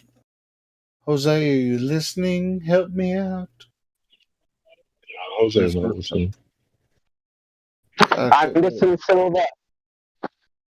Anderson Silva. No, there was this MMA guy. He's just like Anderson Silva. Anderson Silva, Brazilian guy. What's his name? Like he would like play the drunken game shit and then fucking kick somebody in the face and kill him. What's his name? Anderson Silva. Is that it? No, that's not Anderson. I know who Anderson Silva. No, not him. No, that's not him. Okay, sorry. It's all good, bro. No, it was another guy. I think he's South American. Brazilian? Dang it. Man, I'd be rooting for them Brazilians. And my little brother, he's like a white nationalist or whatever. One of them, not both of them. Yeah. I'll be rooting for those Brazilians. Yeah. Big Nog, there's a lot of good MMA Brazilians. Yeah, fuck. Dude, I love Big Nog. Okay, so Nogueira, that's his name. Big Nog and Little Nog. So Big Nog, he talked about how he submits people. He said, what I do is I go for a submission, and right as they go to guard it, I switch it up and go to another submission that they're not ready to guard, and that's how I get them. I was like, that's it. Like, that's what you do. You make them think you're going to punch, and then you kick them. And then you start moving your legs around and make them think that you're going to kick them, and then you punch them. It's like, that's how you do it. You got to trick them. It's all about the mind. Hey, guess who never wants to step in a ring? This motherfucker. Like watching people fight, but guess who doesn't want to step in the ring? Me. I think I remember getting really pissed off one time and challenging Negator Triple X to a celebrity boxing match. I remember you talking about that. Yeah, and he's still in our chats. Dude, he'd probably kick my ass to tell you the truth, but I don't know, man. Well, he's military. He's military. He's an army, so he probably could. I don't know. He might. I don't know. You're a Texan, man. And who knows? I don't think it's really about being a Texan. I think it's a mental thing. Some people just aren't mentally capable. He's trained army, and he keeps fucking coming up with different. Yeah, I think he might be paramilitary. So you know what that means, right? Yeah, I know what it means. He's a communication analyst. He's an analyst. Yeah, been trained in the army and shit. Yeah, I mean, so even though he thinks we don't know what we think he knows, and all, we know what's going on with you, Negator. His name is Negator. Yeah, we know what's going on with you, Negator. He's there to negate. He was in there. He was in the chat today. So Negator, if you ever to tell you the truth, I'd probably get my ass kicked because first of all, I'm not a boxer. I don't have really good hands. Like if I were to fight Witsit in a boxing match, he'd fuck me up way too fast. There's no way I could catch him. Witsit's got hands. Me, I don't got hands. I got retard strength. So that means I'm going to grab you by the wrist or whatever I can catch. I'm going to pull you in close. How can you say that, bro? Dude, Witsit is way faster than me. Dude, I know by looking at a man whether or not I can catch him. I can't catch Witsit. Right. The only way I would catch Witsit is if I got lucky and got my hand on one of his wrists. But if I didn't catch that wrist or he knows how to pull through a thumb and not the fingers, dude, I would not be able to catch. He's too fucking fast.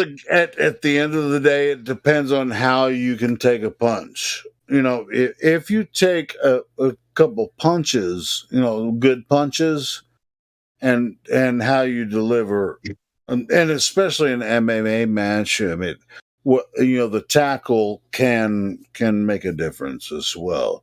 Because if you're in a boxing match, the slap, slap, slap, boom, boom, boom, pow, pow, pow. That's hardcore. But as far as just like with the wrestling game, there's a lot more physical there too, and that's. I ain't gonna say I have no one.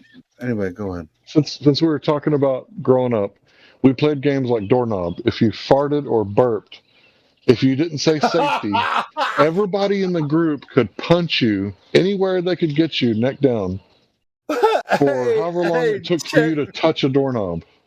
Right? We played open chess. I'm talking about real fight. Go ahead, bro. Go ahead. No, I was just saying. I mean, if you actually had to do real fights and you're not trained or whatever, then that's something else, right? So, yeah, it probably sucked. Probably be like riding a motorcycle without training. Dangerous. Yeah. Be like, I don't want to go against this guy that's already been trained in the army. Fuck that shit. No, I'm saying I probably couldn't beat him in a boxing match. Yeah. Like if it was just a fight, I might have a chance. I mean, he's a trained killer, but like I'm saying, in a boxing match, Witsit would get me. I'm telling you, way too fast. I wouldn't be able to catch him like he could catch me. It's all about speed because a man his size is going to be so lightning fast, especially if he grew up in like a rough part of Tennessee Guarantee you he can throw them hands. Let me ask you this. I don't think the man is. I don't think he's bluffing when he says he throw them hands.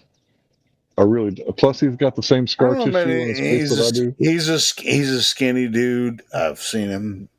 What do you know anything about physics? That means he's fucking fast. Yeah, that means he's fast.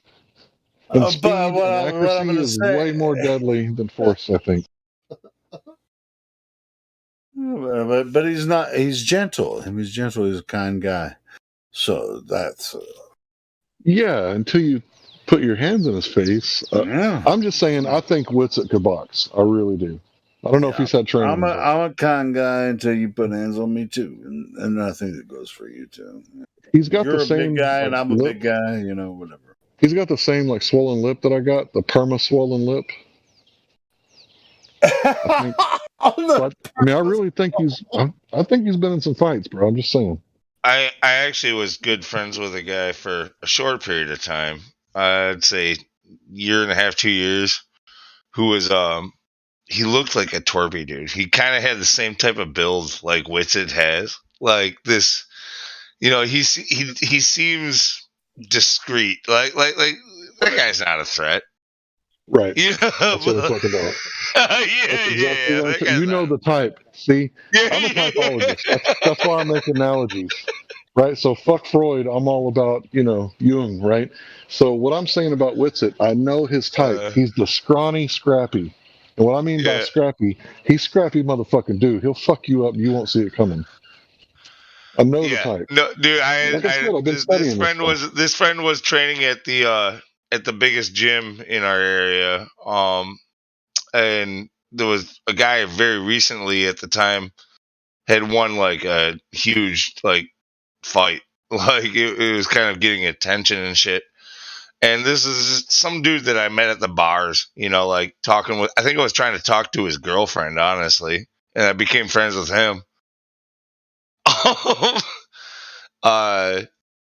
But yeah, he was trying to get me into it, and yeah, it's just I've been rocked too hard, like with my friend in the past that I was talking about.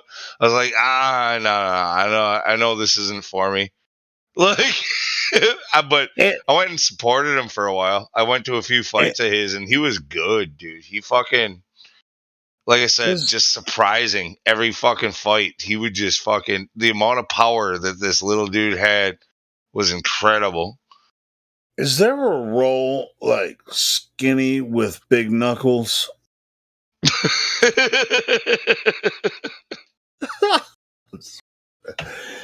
Anyway, just like I didn't know that your knuckles were so big. Yeah, that's what we call scrawny Brian.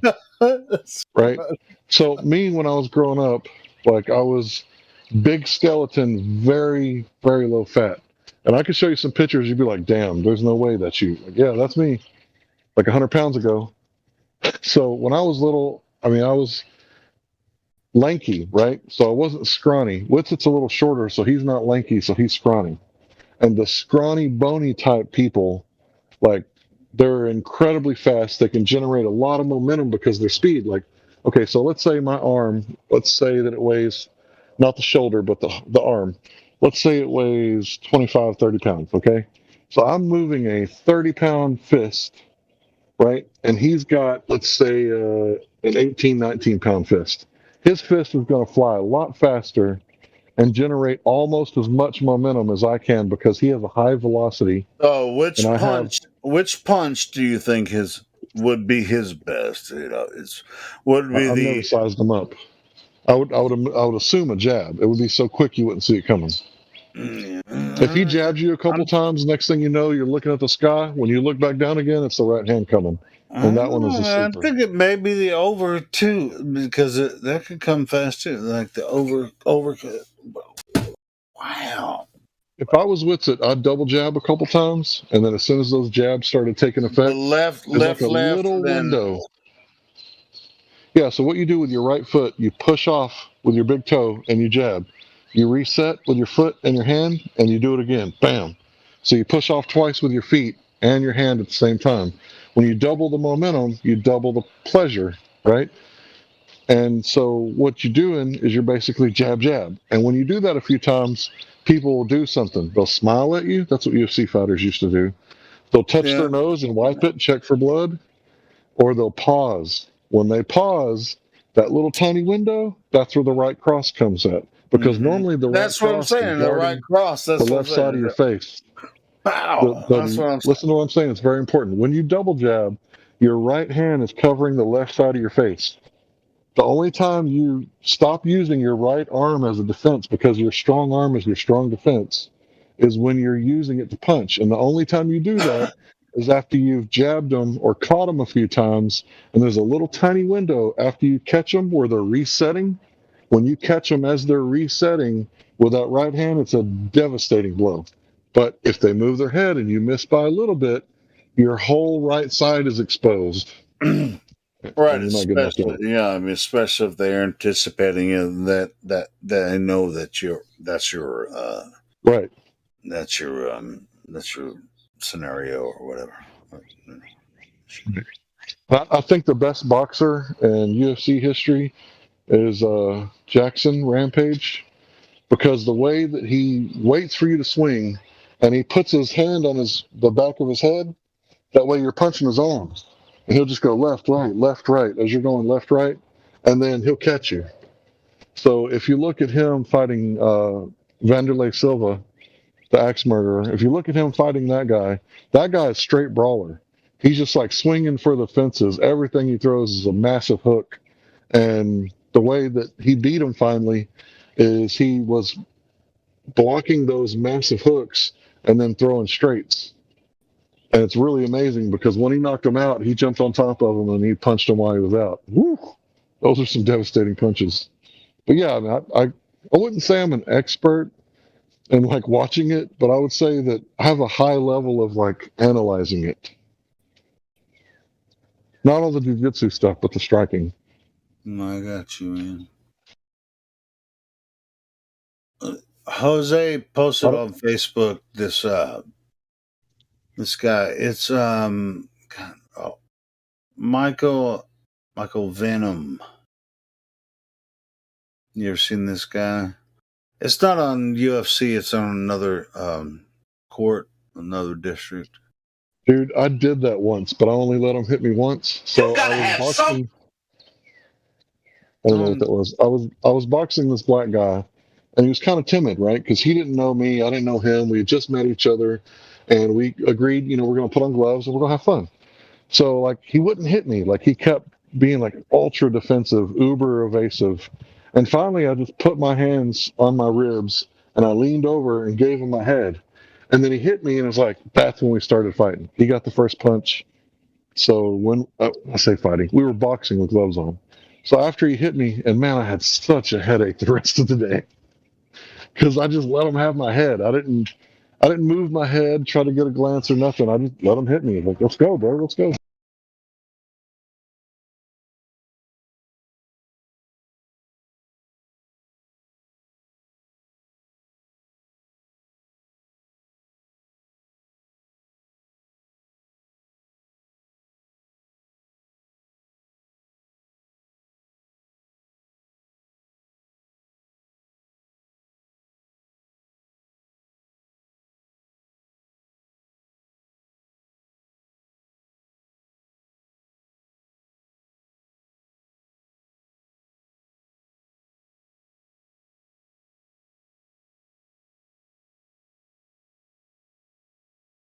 Here's a video I'm talking about. I won't play it on here, but you can watch it. Hold on.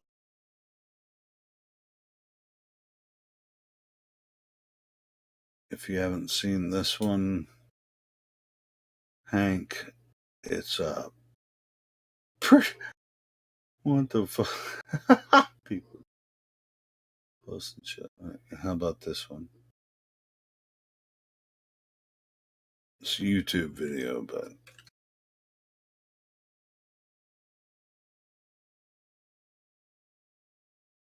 Michael Venom Page is the most disrespectful fighter of all time.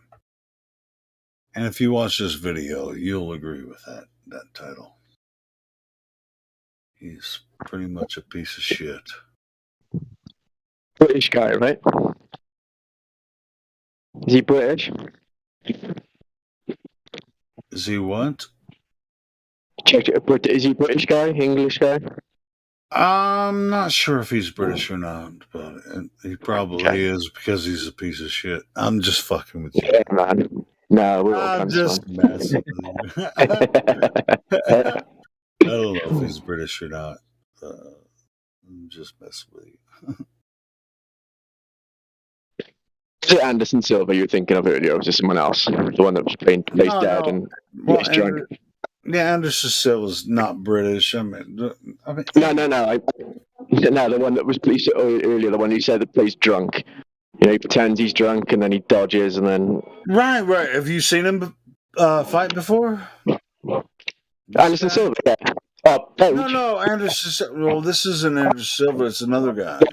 I'm not watching the thing, but yeah. Oh, yeah, well, I followed UFC for a number of years, man. I've seen Anderson Silva. Yeah, Snapped his leg. Yeah, I like Anderson Silva, and actually, I like this guy too. I mean, he's good. Ass-handed to him sometimes, but for the most part, I mean, he freaking really owns the shit. But he's just an asshole when he wins, you know. Oh yeah, totally, total prick. He's English. He's not Welsh, so don't you know? He's not what I mean. He's not Welsh.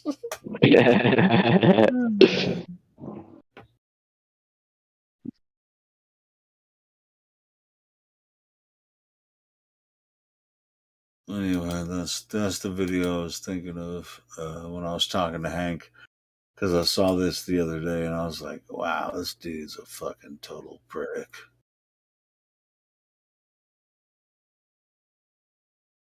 But I wouldn't want to fight him. I definitely wouldn't. He would kick my ass two ways from Wednesday.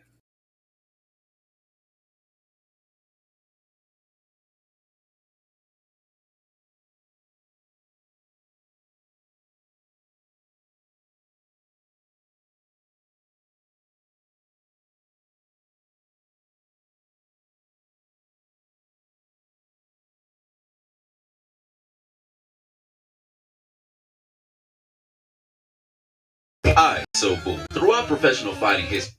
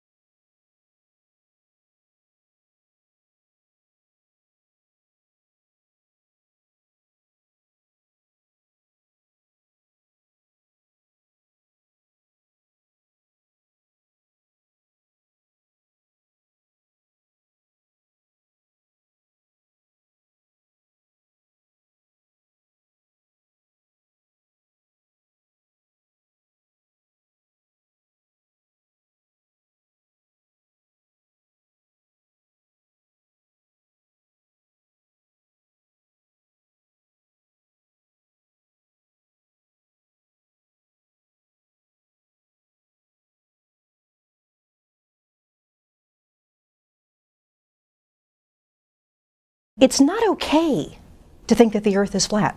Is the Earth flat or round? It's round. Okay, now let's see. How do we go about proving that? Earth, throughout its life, even when it formed, it was spinning, and it got a little wider at the equator than it does at the poles. So it's not actually a sphere. It's oblate.